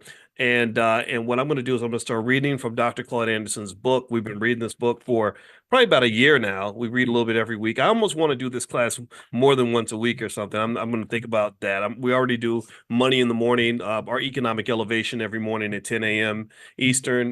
That is 7 days a week. So if you aren't invited to Money in the Morning, where we do financial consciousness training, it's an amazing class. Anybody who's in there, just say something in the chat so people will know, like, this is not BS. If you want to join us, just text the word morning to 87948. Text morning to 87948, or you can go to drboyceelevate.com if you live in another country. And this book is called The Black History Reader. The Black History Reader, and the website you can get a copy of Dr. Anderson's book is Powernomics.com. So please go to Powernomics.com, support this man and his amazing work. A lot of people are sort of willing to say that they support things, but they don't really support. And a lot of other communities, you look in the Jewish and Asian communities, Indian communities, etc., they support things by writing checks for the things that they believe in. Right? Money is power. And we write lots of checks. We spend lots of money. We are among the biggest consumers in the entire planet. The problem is, though, that because we did not learn that money is power, we give our power to people who don't love us. We'll write a check for massa before we write a check for somebody that's really trying to do something good for us. So I encourage you to be very conscious. This is a good exercise in financial consciousness, to target your money to the people that are going to benefit you, right? That's what you do. That's what I do with my money. When I'm spending money, I'm always thinking, if I give this person my money, is that going to boomerang? Is that going to come back to the places and the people and the situations that I value? Is that going to ultimately benefit me, or is that going to just benefit somebody else? So keep that in mind as you spend your money and you make your decisions. All right. So Powernomics.com, that's the website. Now we're going to turn into page 147. And this is where Dr. Anderson's going to talk about an aspect of Juneteenth that does not get discussed. They never discuss this when Juneteenth comes up, but they need to talk about it. First off, let me ask you a simple question. Let's just do a quick review. How many of you believe that Black people deserve reparations? Give me a yes if you agree that it's time to pay reparations. Give me a yes if you agree that we are owed for slavery, we are owed for Jim Crow, we are owed for the Middle Passage, we are owed for all the trauma, we are owed for everything you stole, we're owed for all the trillions and trillions and trillions of dollars that were taken from us. We are owed for so many things. I'm owed for the fact that my daddy was on drugs because y'all put drugs in the Black community. I'm owed for the fact that I had too many relatives that went to your prison or your concentration camps called penitentiaries, and it affected my life, right? I'm owed for the fact that I had to deal with the trauma of having friends get killed, like my homeboy Greg Wilkins, who got shot in the head in front of his daughter in 1996, right after Tupac died, in my hometown of Louisville, Kentucky, just a few blocks from where Breonna Taylor died, right? So a lot of us are, these are the butterfly effects. These are the ripple effects that occur when you have a community that's been stolen from, abused, and neglected for such a very long time. You owe us that money. You cannot be my friend until you pay what you owe. You can't. You cannot get my support politically. I'm not telling you who to vote for. I want to make that clear. I do not tell people who to vote for, and I do not give investing advice. But I do openly tell you what I'm going to do.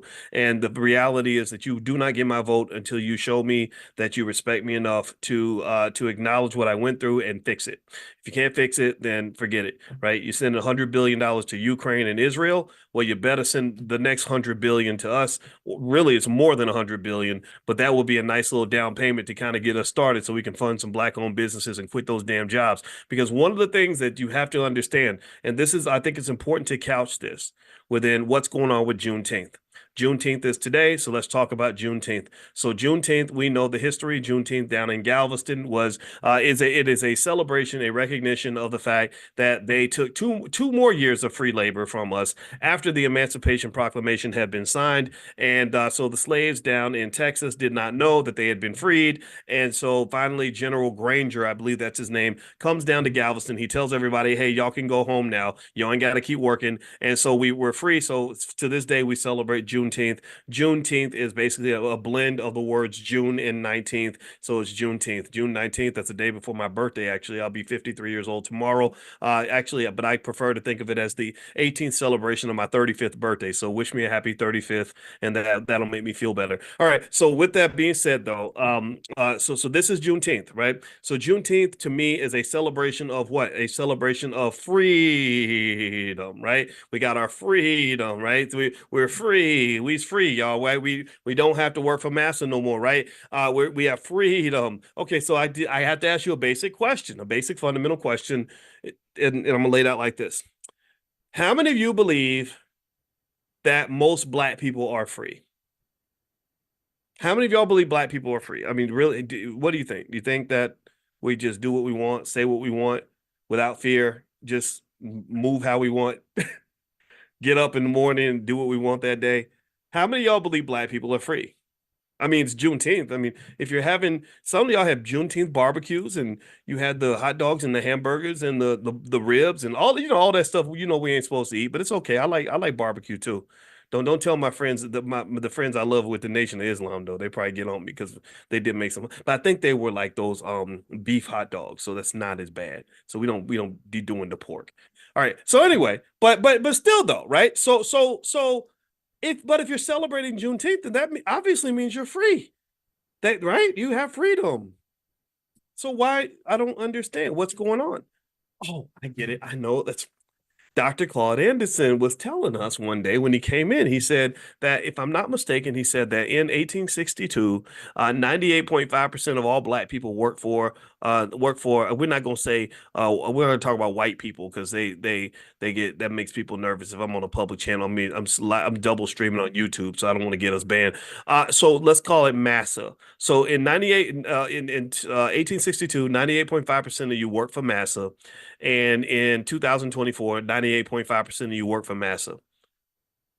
So here's the thing. Here's the thing. I didn't celebrate Juneteenth because I feel like I'd be a fraud if I did. And the reason that I'd be a fraud is because the idea that we were free after the end of slavery is a false idea. I don't think we're free yet. I don't think Juneteenth has actually arrived. Juneteenth has not arrived. Juneteenth will arrive when you're truly free. Some of you are free. Some of you are. I meet some of you. Some of you are doing well. Some of you do what you want. You have plenty of resources. You're doing okay. Some of us, we still have a ways to go. And I'm not here to judge what position on the stratosphere you are. I'm just here to kind of talk about that, because I think that in order for us to really have a serious Juneteenth conversation, we have to realize that it's time for the barbecue to come to an end. It's time for us to stop all the celebrating and buck dancing over Juneteenth. I'm not saying you can't celebrate. I'm not saying you can't have a good time that day. But I think you need to really understand just where we really are and what we're trying to really do. So when you're talking about freedom, freedom means that you are free. Also, slavery doesn't mean that you're not getting paid. There are plenty of high-paid slaves in this society. Slavery pretty much means that you don't get to do what you want to do. Slavery means that somebody else is deciding your fate. Slavery means somebody else is controlling your destiny. Slavery means you wake up in the morning, and when you look and you say, gosh, these are the things I want to do today, and you can't, because someone else is saying, no, we need you over here. You need to do these things. You need to spend your whole day in a factory, not with your kids, not at the gym, not sleeping in, not living life. You need to come do what massa says. Because if you don't, the consequences are devastating. You will not be able to pay your rent. You will not be able to feed your children. You will not be able to, you won't be able to put gas in your car. You won't be able to do anything. You can't live if you don't do what we say. So, with that being said, I think that's an important conversation to start having on Juneteenth is the economic conversation, because we know that we're not economically free. Reparations slides into that conversation because we know that some of this slavery is socially constructed. Slavery is a social construct. That is social engineering. They engineered society to make sure that your Juneteenth never arrives. The society is engineered in such a way that it is nearly impossible for anyone, black, white, or otherwise, to be free if you don't have access to some economic resources. When they issued the Emancipation Proclamation, one of the first things they did during Reconstruction was they said, how in the hell can these people be free when they ain't got nothing? You can't be free if you ain't got nothing. So what they did was they said they did the right thing. They tried to do the right thing, kind of. They said, we're going to give every slave, a mule, 40 acres, and $100. That would and back then $100 went a long way, right? I guess I imagine it's a few $1,000. I don't know what $100 was in 1865, but it was a whole lot more than it is now. Now you can't buy a pack of gum for $100, but back then it was good. Okay, so they wanted to give every freed slave 40 acres, a mule, and $100, because they said now you're truly free. It's like our kids. We tell our teenage kids you're free to do whatever you want, but then they end up doing what we tell them to do. Why? Well, because we got all the money. Because they know that they can't go and do what they want if they don't have resources. So when they come to us and they say, I'm mad because you won't do whatever, and I want to do this and I want to do that, and I say, fine, do whatever you want. Just know I will not financially support anything that you do, because I'm the king and that's the queen, and we control all the resources. We are the federal government in this house. But you're free to do whatever you want. Please go ahead. You're free to go to the movies without a car. You're free to go shopping with no money in your pocket. You're free. You can go, in fact, you can go get you an apartment, but I know how much apartments cost. So I know you ain't going nowhere. You're going to go to your room. So basically, you can't have freedom in America without resources. You have to have resources. So we know our children will never be free until they learn how to make their own money. That's it. So either they're going to have to learn how to make their own money, or we're just going to have to give them enough money to do whatever they want to do. One of the two things are going to happen. It cannot be something where they think that freedom can happen just magically because somebody says you're free. No, you can't be free without money. So in a way, you can think about it like this. With Black people, you've kind of got a couple of types of us, really. You got those that really are fighting to be free. And then you got those who just kind of think that they're free. And I'm not making fun of any group in any category. I'm not making fun of anybody. You got a lot of people that think that they're free, and they think that they're being Black, and they think they understand what Blackness looks like because they connect it to silly stuff like dancing and hairstyles and whether or not you eat barbecue chicken at grandma's house and stuff like that. And then you got people that really understand how serious this game is. And so what I really am hoping I can persuade you of is that in order for you to really have the freedom that you're attempting to obtain, you're kind of in a situation that's similar to the kids in this house. To some extent, Massa is like our daddy. He's our sugar daddy. He's our parent. And basically, just like I, as the parent of the kids in this house, and my wife as the parent of the kids in this house, we make the rules. So in order for the kids to be free, they're going to have to learn to make their own money. They're going to have their own resources. So the question I would ask anybody who really wants to know what freedom looks like in America, in a capitalist society where money rules everything, cash rules everything around me, right? In that society, in order for you to be free, you got to learn how to make your own money. Are you learning how to make your own money? Is that your plan? Is that something that you're aiming for? Because I can tell you as a financial scientist that the way you've been trained to think about freedom is entirely and completely wrong. The way you've been trained to think about freedom is entirely incorrect. The way you've been trained to think about freedom is wrong, and I can prove to you why. I want you to look around and see how many people you see with advanced degrees and fancy jobs making $100,000 a year who still don't feel free. How in the hell is it that you got the bachelor's, you got the master's, you got the PhD, you got the law degree, and you went to college, you went to Brown University and got every degree that you could get, and you still don't feel free? Well, I think part of it is because we never learn what freedom really looks like. We don't know the financial security aspect of freedom. Who was I talking to about that today? I was talking to somebody. I think I was meeting with a student that so many thoughts go through my head. Oh, I know what it was. I know what it was. I was talking to a guy who's an investment advisor to a lot of very wealthy athletes and entertainers. That's what it was. And he runs a company out in LA. These are the brothers you never meet. He's a young guy, about 38 years old, managing millions of dollars very quietly. He's not loud and flashy like a rapper. He's just quietly accumulating tens of millions of dollars in his family trust.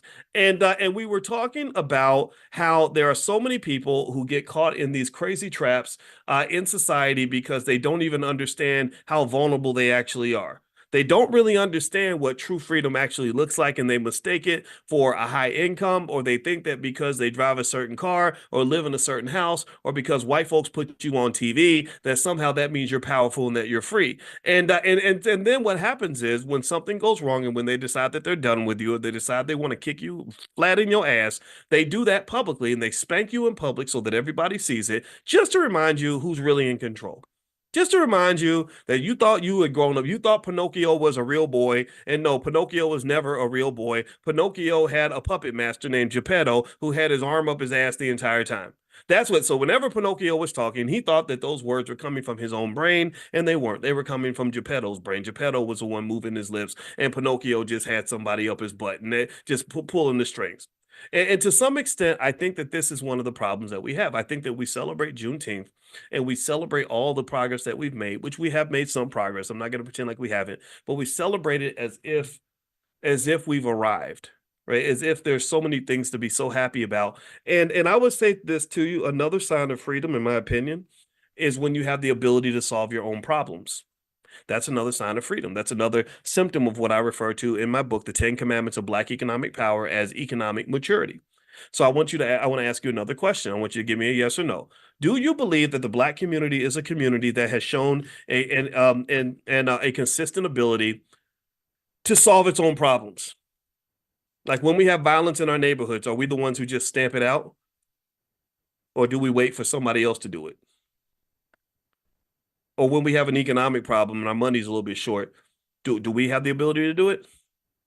Or do we wait for somebody else? If we don't like something that's happening, I don't know, in the entertainment industry, right? When you got rappers that pop up out of nowhere like Sexy Red, just literally debasing the image of Black women around the world. Are we the ones that are able to kind of control and manage that?